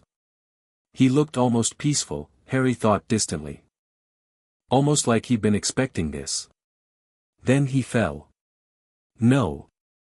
Harry's scream tore from his throat as he caught his godfather's body. Sirius was still warm, his eyes still open, but there was nothing behind them. Nothing at all. Touching, Pettigrew said, his voice thick with satisfaction. He always was the noble one. Always throwing himself into danger to protect others. How fitting that it finally caught up with him. Harry felt something break inside him. Not despair, that would come later. What flooded through him now was rage, pure and absolute, a fury that burned away everything else. Sirius was dead. The man who'd spent 12 years in prison for a crime he didn't commit, who'd finally been freed, who'd been rebuilding his life, dead. Because of this pathetic, cowardly rat. You. Harry's voice was barely recognizable. You killed him. I did. Just like I killed James and Lily, in a way. Just like I'll kill everyone you love, one by one, until you're as alone as I've always been. Pettigrew raised his wand again. Starting with you. But Harry was already moving. The magic that erupted from him wasn't conscious, it was instinct, pure emotion channeled through years of training. Pettigrew's creatures vaporized where they stood, turned to ash by power that Harry hadn't known he possessed. Pettigrew tried to shield, tried to run, tried to do anything to escape the wave of destruction coming for him. It didn't matter. Nothing mattered against the force of Harry's grief made manifest. The rat was thrown backward, crashing through walls, his stolen protection stripped away one by one. Harry followed, relentless, his wand tracing patterns of light that burned brighter than the sun. Please, Pettigrew whimpered, his confidence shattered, his true nature reasserting itself. Please, Harry, I was always loyal to your father, I never wanted, don't. Harry's voice was ice. Don't you dare speak his name. He raised his wand for the final blow. Harry. Regulus's voice, behind him. Weak, but urgent. Harry, stop. He killed Sirius. He betrayed my parents. He deserves everything you want to do to him. But if you do this, if you kill him in cold blood, you become something else. Something you can't come back from. Harry's hand trembled. The rage was still there, demanding release, demanding that Pettigrew pay for everything he'd done. But Regulus's words cut through the red haze, reminding him of lessons learned long ago. The mission. The purpose. The difference between justice and revenge. He needs to stand trial, Regulus continued. He needs to face what he's done in front of the whole wizarding world. That's the justice Sirius would have wanted. Not an execution in a hallway. Harry looked down at Pettigrew, pathetic, sniveling, the same coward he'd always been despite his stolen power. Killing him would be easy. It might even feel good, for a moment. But it wouldn't bring Sirius back. Harry lowered his wand. Stupefy. Pettigrew collapsed, unconscious. Harry stood over him for a long moment, feeling the rage slowly drain away, leaving only emptiness behind. Sirius was dead. The war was over. And somehow, Harry was supposed to keep living. He didn't know how to do that. The funeral was held 3 days later. The magical community turned out in force, hundreds of witches and wizards who'd heard about Sirius Black's sacrifice, who wanted to pay their respects to a man who'd been wrongly imprisoned and had still given his life to protect others. Harry stood at the front of the gathering, beside Regulus and the other survivors of the attack. He didn't speak during the ceremony, he wasn't capable of forming words around the grief that filled him. When it was over, when the crowd had dispersed and the grave had been sealed, he remained by the stone marker that bore his godfather's name. Sirius Black 1959–1994. He lived as a man should, with courage, loyalty, and love. He was proud of you. Regulus's voice came from behind him. He told me, during those weeks in the cell. He said you'd become everything he'd hoped for and more. I barely knew him. Harry's voice was hollow. He was in prison most of my life, and then he was on the run, and then, this. We had so little time. The time you had mattered. That's what counts. Does it? Harry turned to face his father. People keep dying for me. Sirius. The Blackwood Protectors. Everyone who's ever tried to help me ends up, that's not true. Look around you. Regulus gestured at the cemetery, at the people still lingering in the distance. Hermione. Neville. Daphne. Mira. They're all still here. They fought beside you and survived. Sirius didn't die because of you, he died because Peter Pettigrew is a monster who needed to be stopped. He made that choice himself. I should have been faster. Should have seen the curse coming. Stop. Regulus's voice was sharp. I've watched you blame yourself for things beyond your control since you were a child. It ends now. Sirius chose to protect you because he loved you, because that's who he was. Honoring his memory means living the life he saved, not drowning in guilt. Harry wanted to argue, wanted to hold on to the pain because letting go felt like betrayal. But he looked at Regulus, his father, the man who'd raised him, who was still here despite everything, and felt something shift in his chest. I don't know how to do this, he admitted. How to keep going when it hurts this much. One day at a time. 1 hour at a time, if that's what it takes. Regulus put a hand on Harry's shoulder. You're not alone, Harry. You never have been. And you never will be. They stood together by the grave as the sun set, father and son, mourning the man they'd both loved in different ways. The war was over. The healing was just beginning. Pettigrew's trial was held 2 weeks later. The evidence was overwhelming. Testimony from multiple witnesses, memories extracted under Veritaserum, the creatures he'd created as proof of his dark experiments. The Wisengamot deliberated for less than an hour before returning their verdict. Guilty on all counts. The sentence was death. Harry attended the execution, standing in the back of the chamber as Pettigrew was led to his fate. The rat was crying, begging for mercy that no one was inclined to offer. It was a pathetic end to a pathetic life. But as the executioner raised their wand, Pettigrew's eyes found Harry's across the room. You think this is over? The rat hissed. You think killing me ends anything? The darkness is coming, Potter. It's always been coming. And when it arrives, you'll wish you'd let me live to help you fight it. The killing curse took him before he could say more. Harry walked out of the ministry into the afternoon sun, Pettigrew's final words echoing in his mind. The darkness is coming. He didn't know what it meant. But he knew, with a certainty that came from years of fighting impossible odds, that it wasn't over. It was never over. Chapter 11 End. Chapter 13, The Gathering Storm. The year that followed was the most intensive period of preparation Harry had ever experienced. The Order of the Phoenix transformed from a peacetime organization into something resembling a wartime coalition. Research teams worked around the clock, analyzing every scrap of information about the convergence ritual. Field operatives investigated activation sites across 3 continents. Diplomatic envoys reached out to magical communities that had never before cooperated with British wizards. And at the center of it all, Harry drove himself relentlessly, sleeping only when exhaustion forced him to, pushing his mind and body to their limits. "You're going to burn out," Regulus warned him one evening, finding Harry still awake at 3 in the morning, surrounded by ancient texts and intelligence reports. "The ritual won't complete any faster because you've worked yourself to death. I can rest when this is over. You said the same thing during the Horcrux hunt. And during the Covenant War.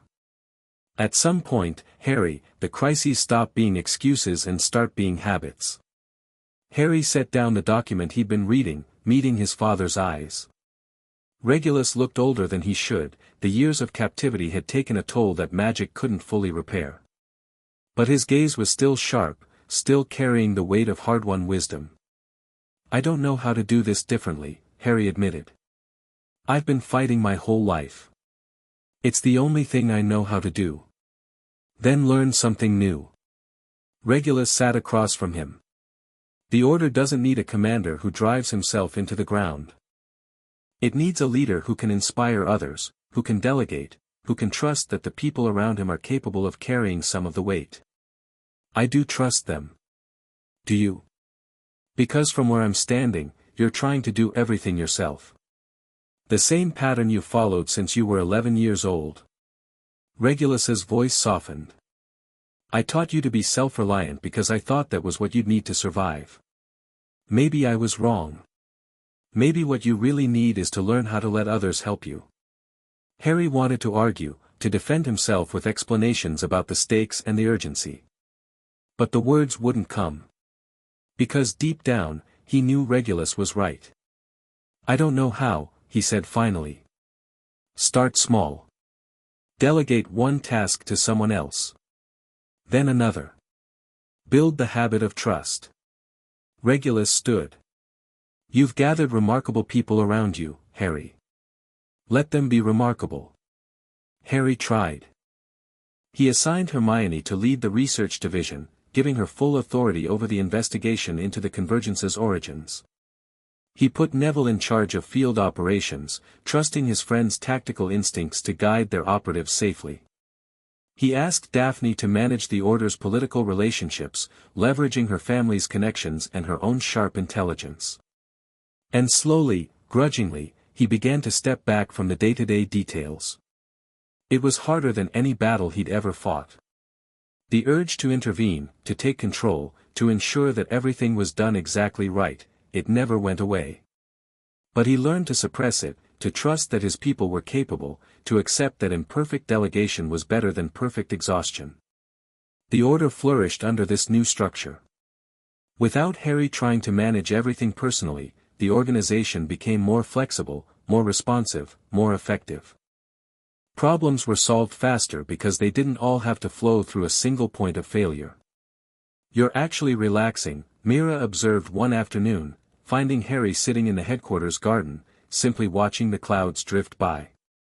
The child had grown significantly over the past year, both physically and emotionally. The haunted look in their eyes had faded, replaced by something that might have been contentment. "Trying to. It doesn't come naturally. I noticed." Mira sat beside him on the bench. "The others talk about you, you know. About how different you are from the stories." "Different how?" "The stories make you sound like this invincible hero, always confident, never doubting. But you're actually just a person. Someone who gets tired and makes mistakes and worries about things." "Disappointed?" "No. Relieved." Mira smiled slightly. "If you were actually perfect, it would be hard to live up to you. But since you're not, maybe there's hope for the rest of us." Harry laughed, a genuine sound, surprising him with its naturalness. "Is that your way of saying I'm a good role model?" "It's my way of saying you're human. Which is better than being a symbol." Myra's expression grew more serious. "Harry, whatever happens with the convergence, whatever the ritual does when it completes, I want you to know that you've already made a difference. To me, to everyone in the Order, to the whole wizarding world. Whatever comes next, that matters. You sound like you're saying goodbye." "I'm saying thank you." While I still can. Mira stood. The researchers think the activation is accelerating. We might have less time than we thought. The acceleration was confirmed 3 days later. The sites are reaching resonance faster than our models predicted, Hermione reported during an emergency council meeting.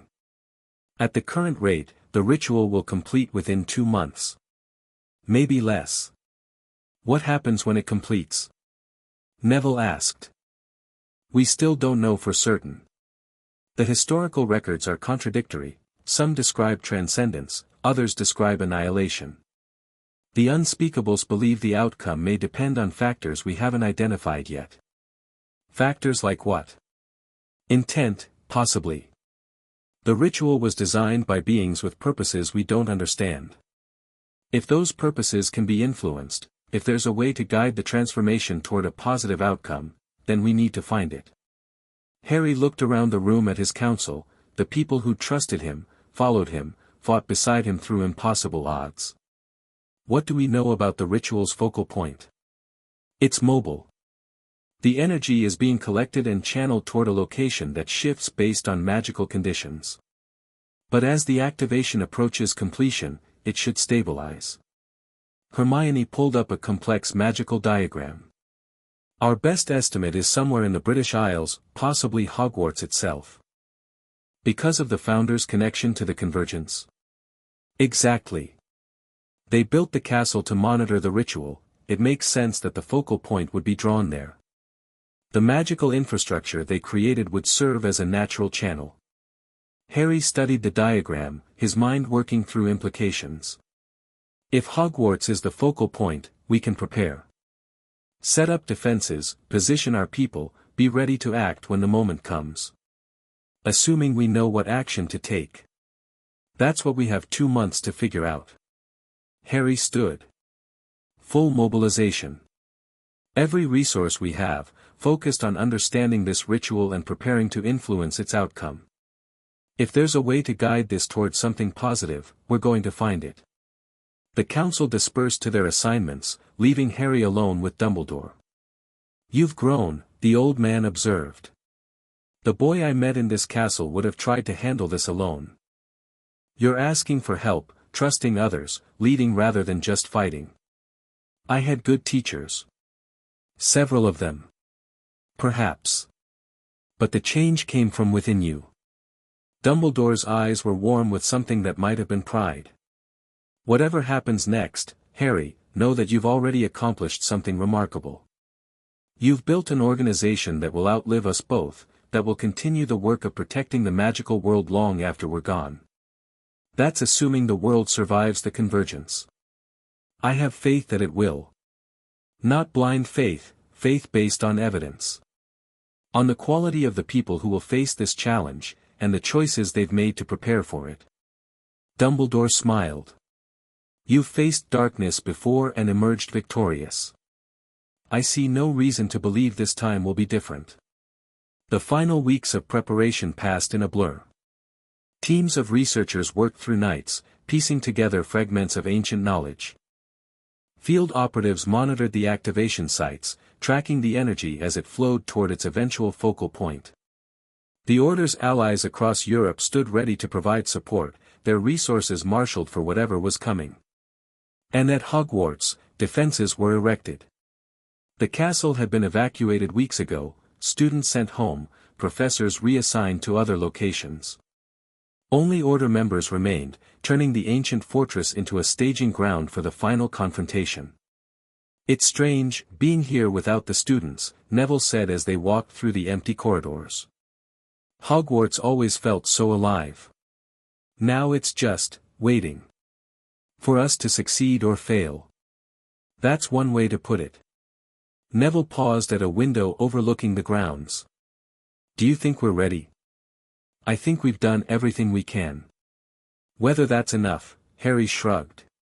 We'll find out soon. Always the optimist. I prefer realistic. Optimism is hoping for the best. Realism is preparing for the worst while working toward the best. Harry turned to face his friend. Neville, whatever happens in the next few days, don't Please. Neville held up a hand. I've had enough dramatic farewell speeches to last a lifetime. Let's just do the job. And celebrate afterward, when we've won. And if we don't win? Then at least we won't have wasted our last hours being maudlin. Neville smiled. Come on. The others are waiting for the final briefing. The briefing took place in the Great Hall, the same room where Harry had first been sorted into Slytherin so many years ago. 200 Order members filled the space, the core of their organization, the people who would face whatever emerged from the convergence. Their faces were tense but determined, ready for the challenge ahead. Harry stood at the front of the room, flanked by his council. Regulus, recovered from his injuries but still bearing the marks of his captivity. Hermione, brilliant and steady as always. Neville, grown into a leader in his own right. Daphne, her political acumen tempered by genuine commitment to the cause. And Mira, the child who'd become something like hope for them all. In approximately 6 hours, the convergence will complete, Harry began. Energy that's been building for centuries will focus on this castle, and something will happen. We don't know exactly what, the records are incomplete, the predictions uncertain. But we know it will be significant. He paused, looking out at the faces before him. I won't lie to you about the risks. We're facing something unprecedented, a force that dwarfs anything we've encountered before. Some of us may not survive the night. That's the reality we've chosen to accept. But we haven't come this far to be passive observers. We're here because we believe the outcome can be influenced, that our choices matter, that our presence makes a difference. The beings who created this ritual had their own purposes, but those purposes aren't written in stone. We can shape what happens next. Each of you has a role to play. The researchers will monitor the energy flows, looking for opportunities to intervene. The field teams will secure the perimeter, preventing interference from any remaining hostile forces. The council will coordinate from the Great Hall, adjusting our response as the situation develops. And all of us, every single person in this room, will hold on to what matters. Love, loyalty, hope, the belief that tomorrow can be better than today. Those aren't just emotions. They're power. The same power that defeated Voldemort, that stopped the Ascension, that has carried us through every challenge we've faced.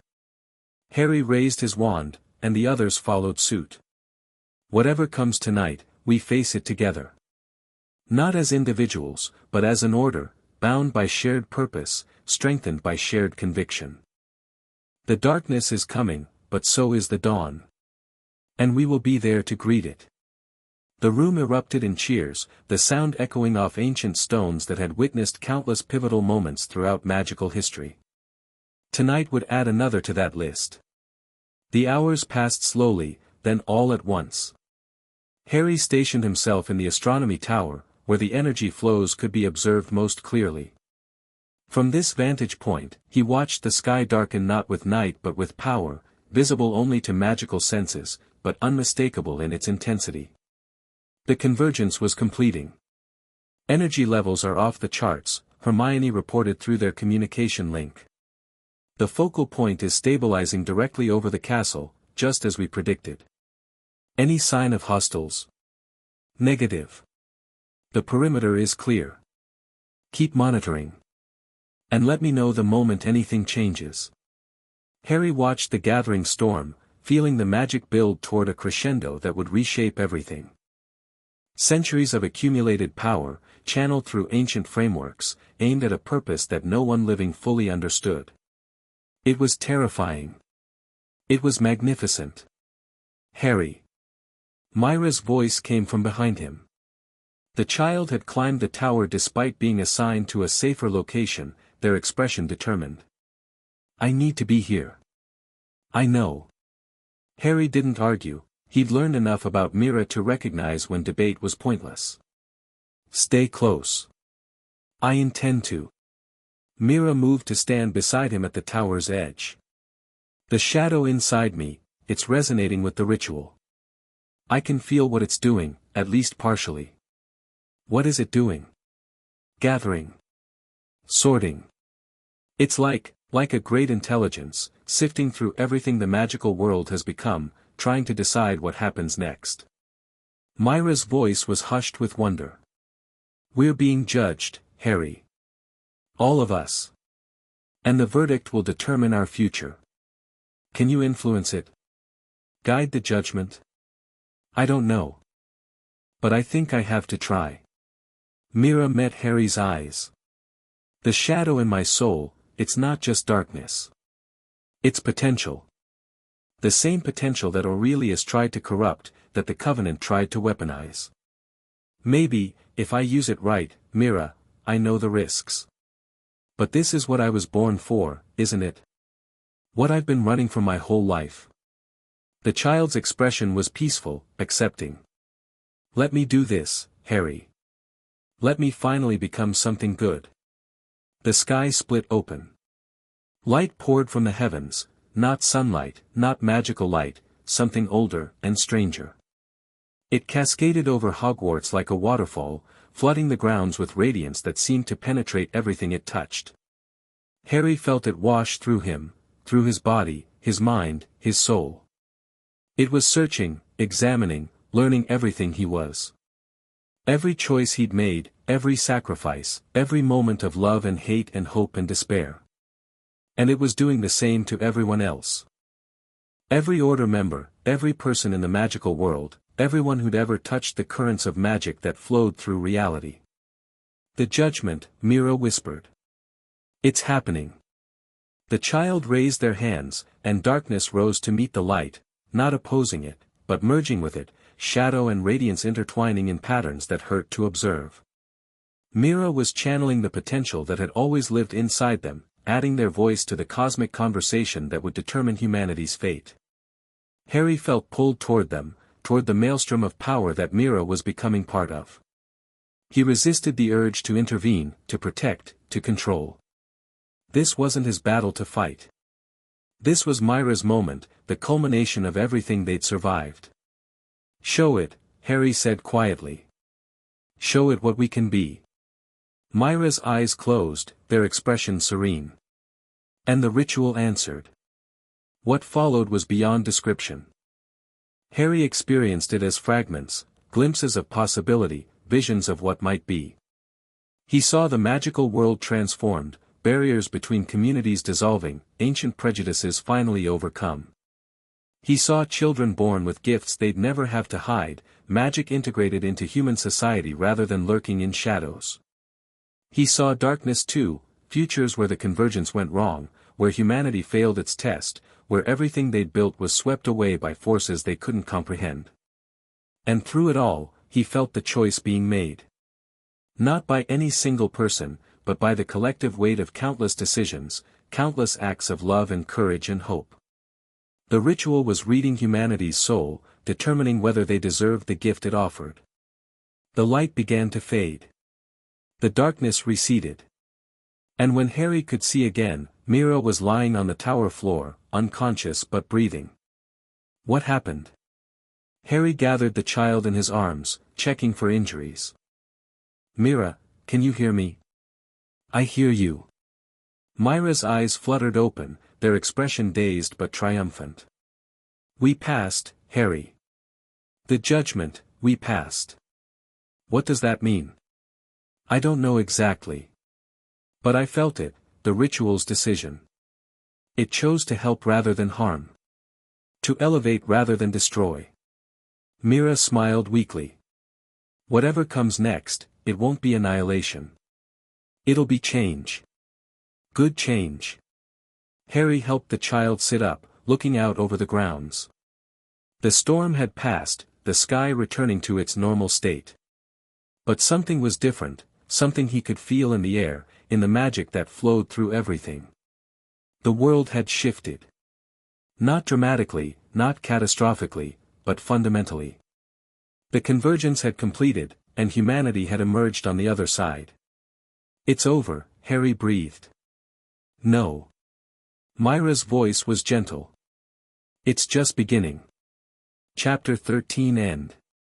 Chapter 14, The Serpent's Garden. The changes came gradually, like dawn breaking over a long night. In the weeks following the convergence, witches and wizards around the world reported subtle shifts in their magical abilities. Spells that had always been difficult became easier.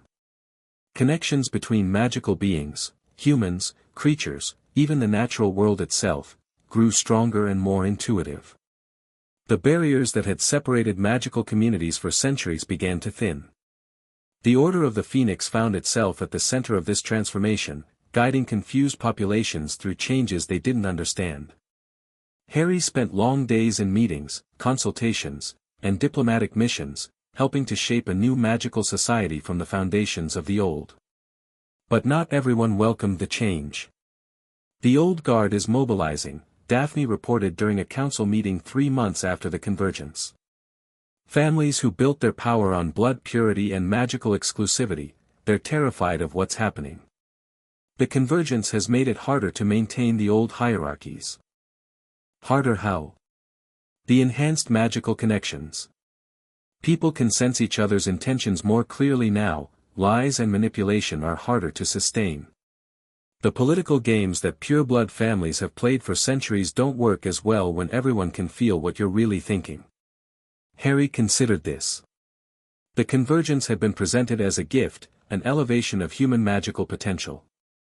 But gifts could be threats, depending on your perspective. Are they organizing? Some of them. There are whispers of a movement, people who want to reverse the convergence, return things to the way they were before. They're calling themselves the Restoration. Can the convergence be reversed? Our researchers don't think so. The changes are fundamental, woven into the fabric of magical reality itself. But that won't stop people from trying. Daphne's expression was troubled. And in the meantime, they might cause a lot of damage. The Restoration's first major action came 6 weeks later. They struck at a magical community in southern France, a village that had enthusiastically embraced the post-convergence changes, welcoming Muggleborns and magical creatures into their society with unprecedented openness. The attack was brutal and precise, wards disrupted, buildings burned, residents scattered into the night. 23 people died. Including children. Harry arrived at the scene within hours of receiving word, stepping through the wreckage with a cold fury that reminded him of darker times. The patterns were familiar, the tactical approach, the targets chosen for maximum psychological impact, the message left behind in scorched earth. The old ways will return. The corruption will be cleansed. They're not just opposing the convergence, Neville said grimly, surveying the destruction beside him. They're trying to terrorize anyone who supports it. Then we need to make sure the terror doesn't work. Harry knelt beside the rubble of what had once been a schoolhouse. Find the survivors. Get them to safety. And start tracking whoever did this. Harry, I know what you're going to say. That I should delegate, that I shouldn't try to handle everything myself. Harry stood, meeting Neville's eyes. But this is different. This is what I was trained for, hunting enemies who hide in shadows, who strike at innocents to advance their agenda. If there's anyone in the Order who can find these people, it's me. I wasn't going to say any of that. Neville's voice was quiet. I was going to say that you don't have to do this alone. Whatever you need, I'm with you. Harry felt something loosen in his chest. He'd spent so much of his life preparing to be alone, expecting that everyone he relied on would eventually be taken from him. Learning to trust, really trust, was still a struggle. Thank you, he said. Let's get to work. The hunt for the Restoration consumed the following months. Harry assembled a specialized team, people with skills in tracking, investigation, and combat. Regulus contributed his expertise in dark wizard operations, Hermione provided research and analysis, Daphne leveraged her political connections to identify potential sympathizers within the old families. The enemy they faced was sophisticated. The Restoration had learned from the Covenant's mistakes, operating in small, independent cells with no central leadership to target.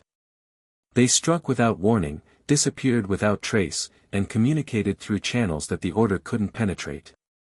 But Harry had hunted impossible targets before. The pattern isn't random, he explained during a strategy session, spreading a map marked with attack locations across the table. Look at the timing, each strike happens within days of a significant magical event. A treaty signing, a public celebration, a policy announcement. They're not just attacking communities. They're attacking hope. Trying to convince people that the changes aren't worth the price, Hermione said. Exactly. Which means they're not just terrorists, they're propagandists. They need public attention to accomplish their goals. Harry traced a line between several points on the map. If we can predict where they'll strike next, we can be waiting for them. That's a big if. I've worked with less. Harry looked around the room at his team. The Ministry is holding a major summit next month, representatives from magical governments across Europe, discussing how to implement the post-convergence changes. It's exactly the kind of target the Restoration would choose. You think they'll attack the summit? I think they can't afford not to. Striking at that gathering would send a message that no one is safe, that the old guard still has power. It's too valuable an opportunity for them to pass up. Then we prepare. Regulus's voice was steady. Security for the summit, contingency plans for every scenario, and a response force ready to act the moment they reveal themselves. Harry nodded. This ends at the summit. One way or another. The summit was held at a secure location in the Swiss Alps, a magical compound that had been used for diplomatic functions for centuries. Wards protected every approach, aurors patrolled every corridor, and detection charms monitored every fluctuation in magical energy. It should have been impenetrable. Harry stationed himself in the compound's central monitoring room, watching feeds from dozens of observation points. The delegates had arrived safely, the opening ceremonies had proceeded without incident, and the first day of negotiations was progressing smoothly. Too smoothly, perhaps. Anything unusual? He asked the monitoring team. Nothing on the magical signatures. Nothing on the physical perimeter. If they're here, they're hiding extremely well. Or they're not here yet. Harry studied the feeds, looking for patterns that didn't fit. What about the staff? The caterers, the maintenance workers, anyone with legitimate access. All vetted through standard protocols. Run them again. Enhanced scrutiny on anyone hired in the last month. It was paranoid, perhaps. But paranoia had kept Harry alive through situations that should have killed him. And something about this setup felt wrong, too quiet, too calm, like the stillness before a storm. The enhanced background checks revealed the problem 3 hours into the second day. We have an infiltrator. Hermione's voice was sharp through the communication link. One of the catering staff, her identity was stolen from a witch who died 6 months ago. The real person never applied for this job. Location? She's currently assigned to the main banquet hall. The delegates are gathering there for the evening reception. Harry was moving before Hermione finished speaking. The banquet hall was a vast space, designed to accommodate hundreds of guests in elegant comfort. Crystal chandeliers hung from vaulted ceilings, their light reflecting off polished marble and gilded columns.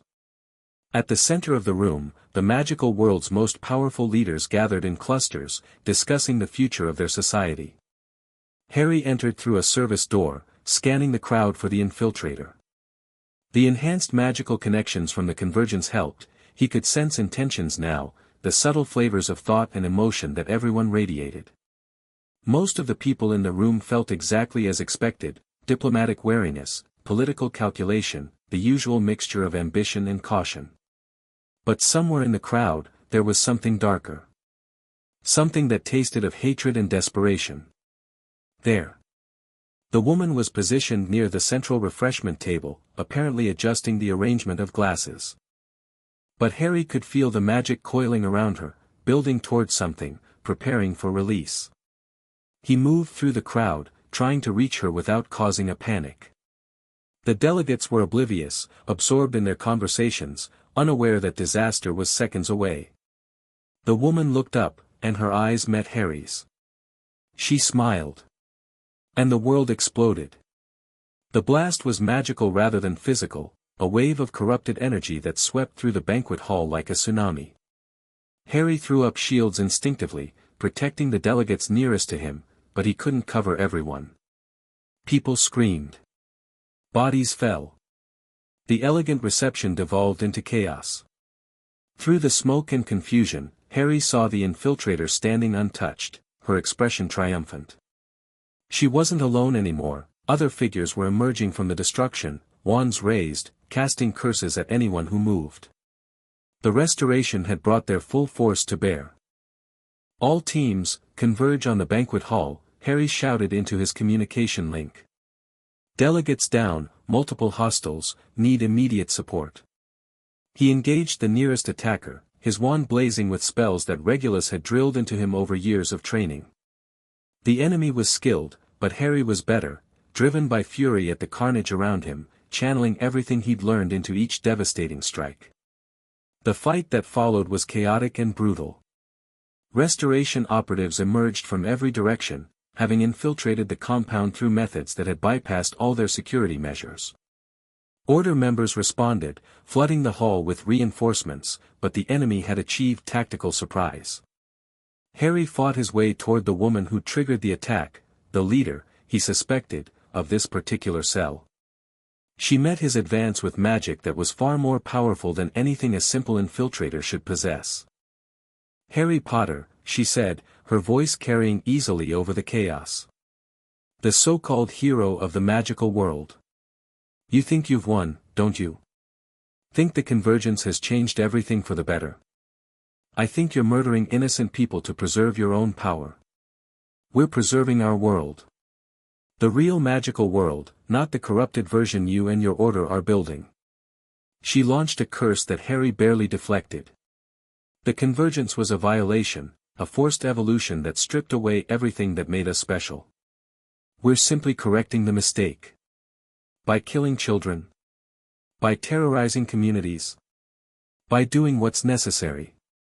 Just as you did, when you hunted Horcruxes and destroyed the Covenant. Her smile was cold. "We're not so different, Harry Potter. We both believe in our cause enough to pay any price for victory." "You're wrong." Harry pressed his attack, driving her backward. "I fought to protect people, not to control them. I never killed innocents to make a point. Didn't you? The people who died at the Riddle House, at the Covenant's fortress, they had families too. Children who lost parents because of choices you made." The words hit harder than Harry expected. He'd told himself that those deaths were necessary, that the enemies he'd killed had chosen their fate by serving darkness. But the Restoration believed they were fighting for something just as important. In their minds, they were the heroes. "The difference," Harry said, his voice hard, "is that I can live with my choices. Can you?" He struck. The leader's shields cracked under the assault, her confidence faltering as she realized she'd underestimated him. Harry pressed the advantage, channeling everything he had into a final, overwhelming attack. She fell. The battle ended within the hour. The Restoration forces were either killed, captured, or scattered. The surviving delegates were evacuated to emergency shelters, their wounds treated by Order healers. The compound, once a symbol of diplomatic achievement, lay in ruins. Harry stood in the wreckage of the banquet hall, surveying the cost of their victory. 17 delegates dead. 31 wounded. An attack that would be remembered as one of the darkest moments in magical diplomatic history. "We stopped them," Neville said, appearing beside him. "The summit is destroyed, but we stopped them from achieving their larger goal." "Did we?" "They wanted to prove that the post-convergence order is vulnerable. That the changes can be fought." Harry gestured at the destruction around them. "They proved exactly that. They also proved that we'll fight back. That we won't let terrorism dictate our future." Neville's voice was firm. "This isn't defeat, Harry. It's a setback. The difference matters." Harry wanted to believe that. But standing in the aftermath of massacre, surrounded by the bodies of people who'd come in peace, it was hard to feel anything but failure. "We need to find the rest of them," he said finally. "The cells that weren't here, the sympathizers still hiding in the shadows. This can't happen again. It won't. We know more about them now, their tactics, their capabilities, their weaknesses. The next time they try something like this, we'll be ready. The next time shouldn't happen at all." "No. It shouldn't." Neville put a hand on Harry's shoulder. "But we don't control what our enemies do. We only control how we respond. And we responded well tonight, Harry. We saved more people than we lost. It wasn't enough comfort. But it was something." The weeks following the summit attack were a turning point. The magical world, shocked by the Restoration's brutality, rallied behind the Order of the Phoenix. Resources flowed in from communities that had previously been neutral, joining the fight against terrorism with renewed determination. The Restoration, meanwhile, found itself increasingly isolated. Their attack had backfired, turning potential sympathizers against them, making their recruitment efforts harder. The cells that remained went deeper underground, their operations becoming smaller and more desperate. Harry led the systematic dismantling of their network. One by one, the Restoration cells fell. Their safe houses were raided, their communications intercepted, their leaders captured or killed. The hunt that Harry had begun months earlier reached its conclusion in a series of decisive operations that broke the movement's back. The final cell was located in an abandoned manor in Wales, a stronghold where the last of the Restoration's leadership had gathered, hoping to plan one final strike. Harry led the assault personally. The battle was intense but brief. The Restoration fighters were skilled, but they were outnumbered and outmatched by an order that had learned from every previous encounter. By dawn, the manor was secure, the remaining enemies in custody. Harry found the movement's final leader in a study lined with ancient texts, books about blood purity, magical superiority, the natural order that the Convergence had supposedly violated.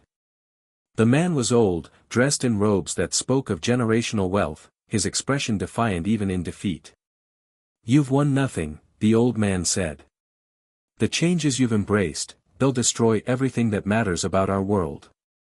Magic will be diluted, traditions forgotten, the noble bloodlines reduced to nothing. The noble bloodlines were built on oppression and prejudice. If they die out, the world will be better for it. You don't understand what you're throwing away. Centuries of accumulated magical power, of carefully maintained heritage, I understand exactly what I'm throwing away." Harry's voice was cold. "I understand that your heritage produced Voldemort, and the Covenant, and now you. Every generation of pure-blood supremacy has birthed new monsters who needed to be stopped. And who will stop the monsters that come after us? When the magical world has been diluted beyond recognition, when there's no one left who remembers what we were, who will stand against the darkness then? People like me. People who believe that strength comes from choice, not birth. People who've learned that the darkness you're so afraid of lives in hearts like yours, not in muggleborns or magical creatures." Harry turned away. "Take him. The Wizengamot will decide his fate." The Restoration was finished.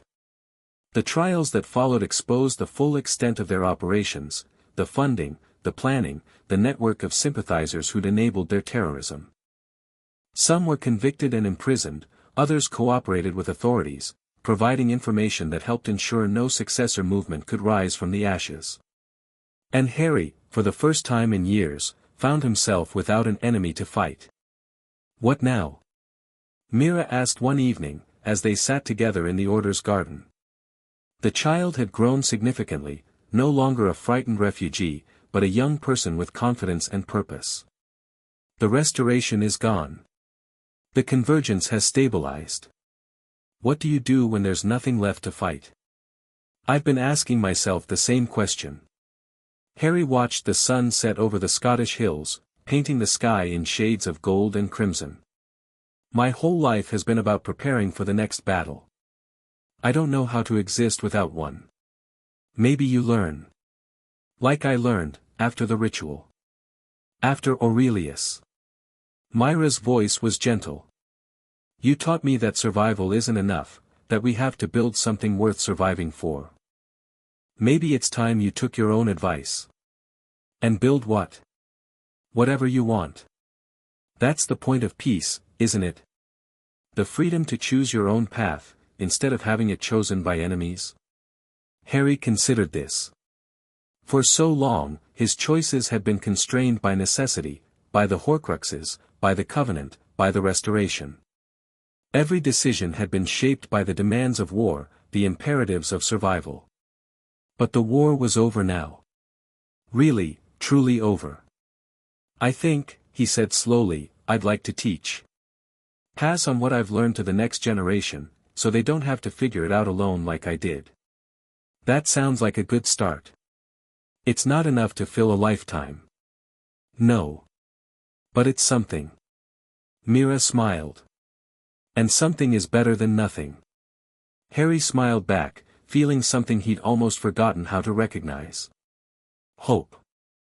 Not for victory, not for survival, but for a future that might actually be worth living. Chapter 14 End. Chapter 15, The Shadows Dawn. 5 years had passed since the fall of the Restoration. Harry stood at the window of his office at Hogwarts, watching students cross the grounds below. The castle had changed since his time as a student, new buildings had been added, old restrictions lifted, the rigid house divisions softened into something more collaborative. The school that had once sorted children into competing factions now emphasized unity and cooperation. He'd had a hand in those changes, first as an advisor to the Board of Governors, then as the youngest headmaster in Hogwarts history. The appointment had surprised him. He'd expected to spend his life in the shadows, fighting battles that no one else could see. Instead, he'd found himself shaping the future of magical education, preparing a new generation for a world their parents couldn't have imagined. Headmaster Potter. The voice came from his office door, where a young woman stood with a stack of parchments. She was one of his administrative assistants, efficient, dedicated, part of the new Hogwarts staff that had been recruited from across the magical world. Yes, Sarah. The preparations for the anniversary ceremony are complete.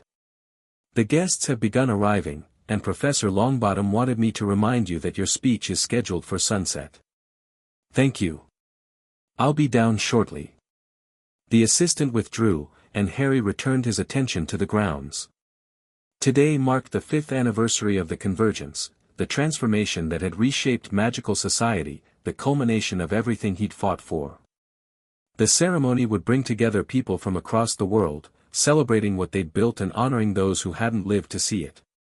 Including those who'd shaped Harry into the person he'd become. He thought about Regulus, who died peacefully 2 years ago, his body finally giving out after the accumulated damage of decades of war and captivity. His father had lived long enough to see Harry become headmaster, long enough to know that the mission they'd shared was truly complete. His final words had been simple, I'm proud of you. He thought about Sirius, who'd never gotten to see any of this, the godfather who'd sacrificed himself to protect a nephew he'd barely known.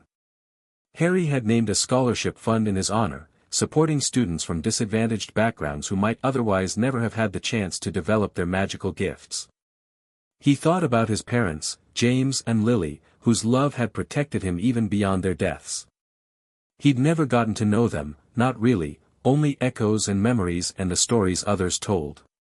But their sacrifice had made everything else possible. And he thought about the people who were still with him. Hermione, who'd become the leading magical theorist of her generation, her research into the Convergence's effects reshaping how wizards understood their own abilities. Neville, who'd taken over the Order of the Phoenix when Harry stepped back, continuing the work of building bridges between magical communities. Daphne, who transformed her family's political legacy into something genuinely positive, using her connections to advance causes that would have horrified her ancestors. And Mira, who'd grown into a remarkable young adult, a bridge between the old magical world and the new, their unique perspective helping others navigate the changes that the Convergence had brought. They'd all survived. They'd all found ways to build lives worth living. That, more than any victory or achievement, was what Harry treasured most. The ceremony began as the sun touched the western horizon. Thousands of people had gathered on the Hogwarts grounds, witches and wizards from every corner of the world, representatives of magical creatures who'd finally won recognition as equals, even a contingent of muggles who'd been brought into the secret through the post-convergence reforms. Harry stood at the podium that had been erected near the lake, looking out at the faces before him. So many stories, so many journeys, all converging on this moment of celebration and remembrance. 5 years ago, he began, his voice carrying across the crowd through subtle amplification charms, the world changed. Not through violence or conquest, but through something far more profound, a transformation that touched every magical being on Earth, reshaping what we were capable of and what we might become. The convergence wasn't something we chose. It was the culmination of forces set in motion long before any of us were born, a ritual designed by beings whose purposes we still don't fully understand. For a time, we feared it. We prepared for catastrophe, for annihilation, for an ending that seemed all but certain. Instead, we received a gift. Harry paused, letting the word settle. The enhanced connections we now share, the ability to sense each other's intentions, to communicate across barriers that once seemed insurmountable, these aren't just conveniences. They're opportunities. Opportunities to understand each other better, to resolve conflicts before they become wars, to build a society based on genuine cooperation rather than suspicion and fear. We haven't always used these opportunities well. There are those who've resisted the changes, who fought to preserve a world that no longer exists. Some of them did terrible things in service of that resistance. But even they, in their way, remind us of something important, that change is hard, that progress isn't inevitable, that every generation must choose what kind of world it wants to build. I've spent my life fighting. Against dark wizards, against terrorist movements, against forces that threatened everything I cared about. For a long time, I believed that fighting was all I knew how to do, that my purpose was defined by the enemies I faced. I was wrong. Harry looked out at the crowd, at the faces of friends and strangers, allies and former adversaries. All of them gathered here, in this place where he'd first discovered who he really was. Fighting is necessary sometimes. There are evils in this world that can only be stopped through force, threats that won't respond to reason or compassion. But fighting isn't a purpose, it's a tool. The purpose, the real purpose, is what we're fighting for. I fought for a world where children don't have to grow up as weapons. Where people aren't judged by the circumstances of their birth. Where the darkness that lives in every heart doesn't have to consume us. That's the world we're building now. Not perfectly, not without setbacks, but steadily. Generation by generation, choice by choice. Every student who walks through Hogwarts doors, every connection formed across old boundaries, every moment of understanding where there was once only fear, that's what we're fighting for. And that's what I want to celebrate today. Not the battles we've won, but the peace we're building. Not the enemies we've defeated, but the friends we've made. Not the shadows we've escaped, but the dawn we're finally beginning to see. Harry raised his wand, and the crowd followed suit, thousands of points of light illuminating the gathering darkness. To those who gave their lives for this future, we honor you. To those who are still fighting to make it real, we stand with you. And to those who will carry this work forward long after we're gone, we believe in you. The shadows fear the dawn.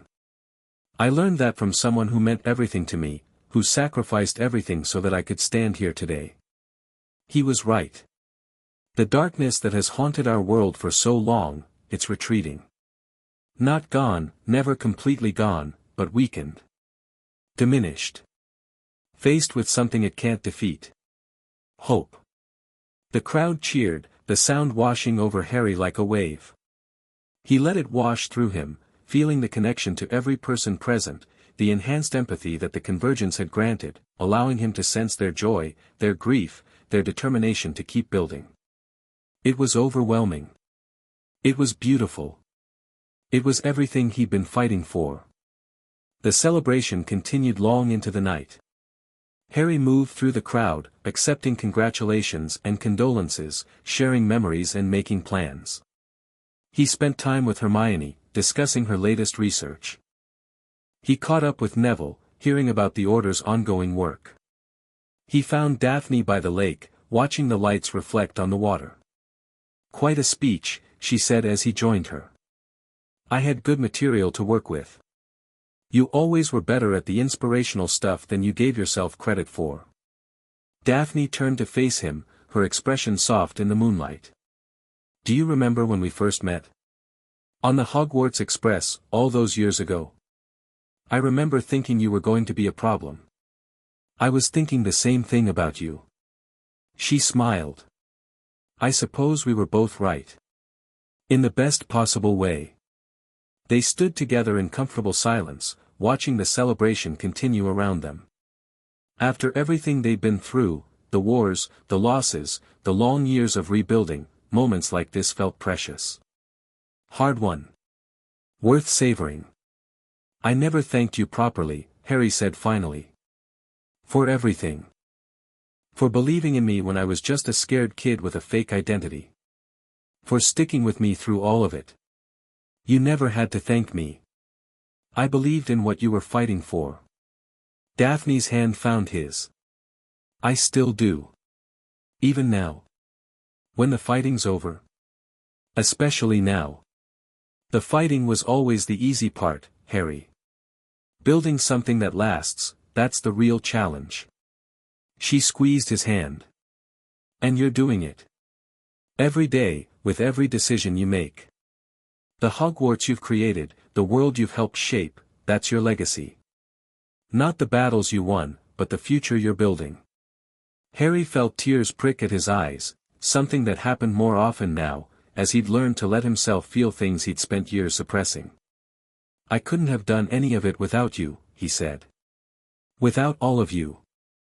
That's the point, isn't it? None of us could have done this alone. The whole lesson of the convergence, connection, cooperation, understanding, it applies to us too. We're stronger together than we ever were apart. Regulus used to say something similar. That I needed to learn to trust people, to let them carry some of the weight. He was a wise man. Even if it took him a while to figure that out himself." Harry laughed softly. "It took me even longer. But you got there eventually. That's what matters." The celebration wound down as dawn approached. Harry found Mira on the astronomy tower, the same place where, years ago, they'd faced the convergence together. The young adult stood at the railing, looking out at the lightning sky. "Can't sleep?" Harry asked, joining them. "Didn't want to miss the sunrise." Mira turned to face him. "I was thinking about that night. The ritual, the judgment. Everything that's happened since. Good thoughts or bad ones?" "Both, I think. Mostly good." Mira smiled. "I spent so long being afraid of what I was, the shadow in my soul, the potential for darkness. I thought it made me a monster, or at least something close to one. And now? Now I understand that the shadow was never the problem. It was just potential, neither good nor evil until I chose what to do with it." Mira looked out at the horizon, where the first rays of sunlight were beginning to appear. "You taught me that, Harry. That our choices define us, not our circumstances. I learned it from someone else. Someone who made terrible choices once, and then spent the rest of his life trying to make better ones. Regulus." "Yeah." Harry felt the familiar ache of loss, softened now by years but never quite gone. "He wasn't a perfect father. He made mistakes, pushed me too hard sometimes, kept secrets when he should have trusted me. But he loved me. And he showed me that redemption is possible, even for people who've done unforgivable things." "Do you think he found it? Redemption?" "I think he found something better. Purpose. Meaning. The knowledge that his life had made a difference." Harry put a hand on Myra's shoulder. "That's what I hope for all of us. Not perfection, not absolution, but the chance to matter.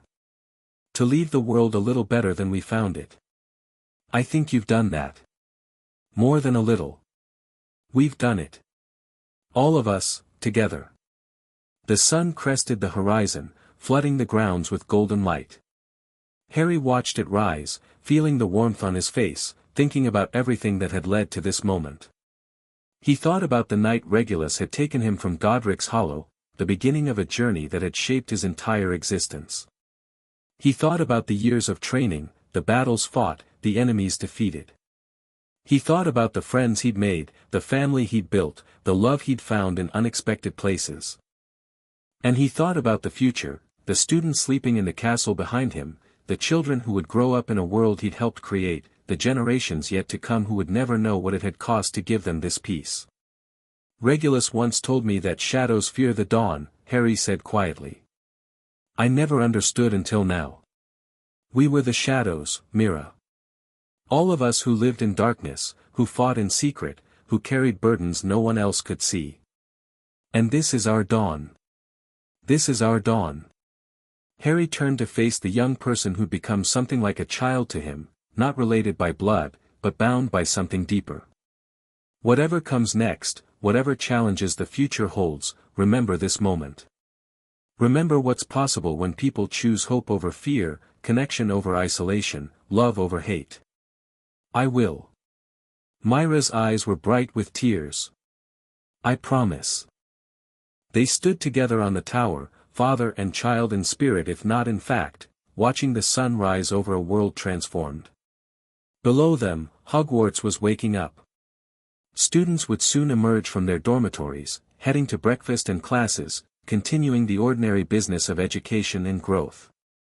Teachers would prepare their lessons, administrators would manage their tasks, and the machinery of learning would continue its endless, essential work.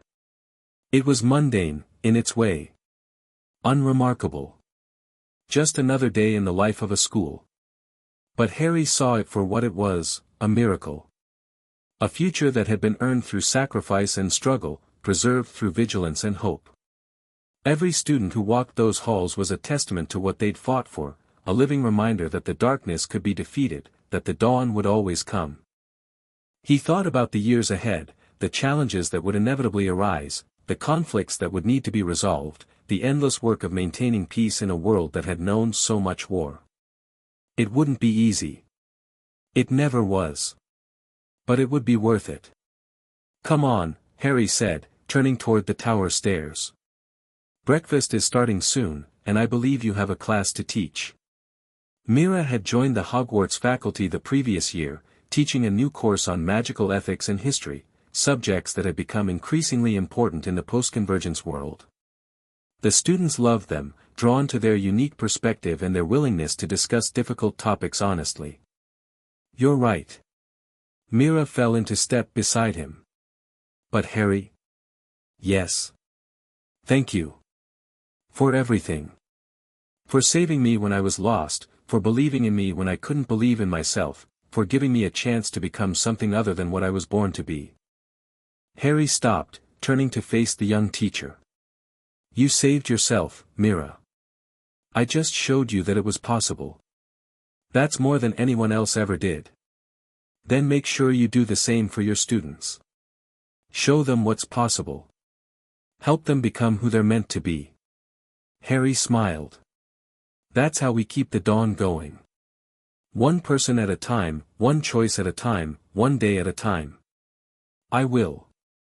I promise. They continued down the stairs together, heading toward the great hall and the new day waiting for them. The morning sun streamed through the windows as Harry took his seat at the staff table, looking out at the students filling the hall.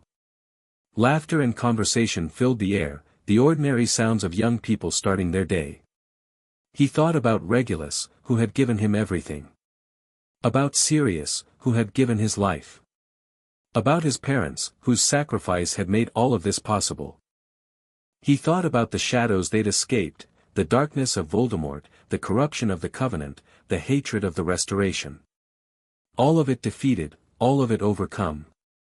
And he thought about the dawn they'd finally reached, the world they were building, the future they were creating, the hope that had carried them through every battle and every loss. It had been a long journey. From the ruins of Godric's Hollow to the halls of Hogwarts, from a frightened child to the leader of a transformed world. He'd lost so much along the way, people he loved, parts of himself he could never reclaim. But he'd gained something too. Family, purpose, meaning. The knowledge that his life had mattered, that the sacrifices hadn't been in vain. Harry Potter, the boy who had lived in shadows, had finally found his way into the light. And the light was beautiful. Years later, long after Harry Potter had passed on to whatever awaited beyond the veil, people would still tell stories about him. About the boy raised in secret, trained to destroy a darkness that threatened the entire wizarding world. About the battles he'd fought, the enemies he'd defeated, the friends he'd lost along the way. But the stories that mattered most weren't about the fighting. They were about what came after, the school he'd built, the changes he'd championed, the future he'd helped create. They were about a man who had learned that victory wasn't the end of the struggle, but the beginning of something harder and more important. They were about a shadow that had learned to love the dawn. And in classrooms across the magical world, teachers would share those stories with their students, passing on the lessons that Harry Potter had spent his life learning, that we are not defined by the circumstances of our birth, but by the choices we make. That darkness can be defeated, not through violence alone, but through hope and connection and love.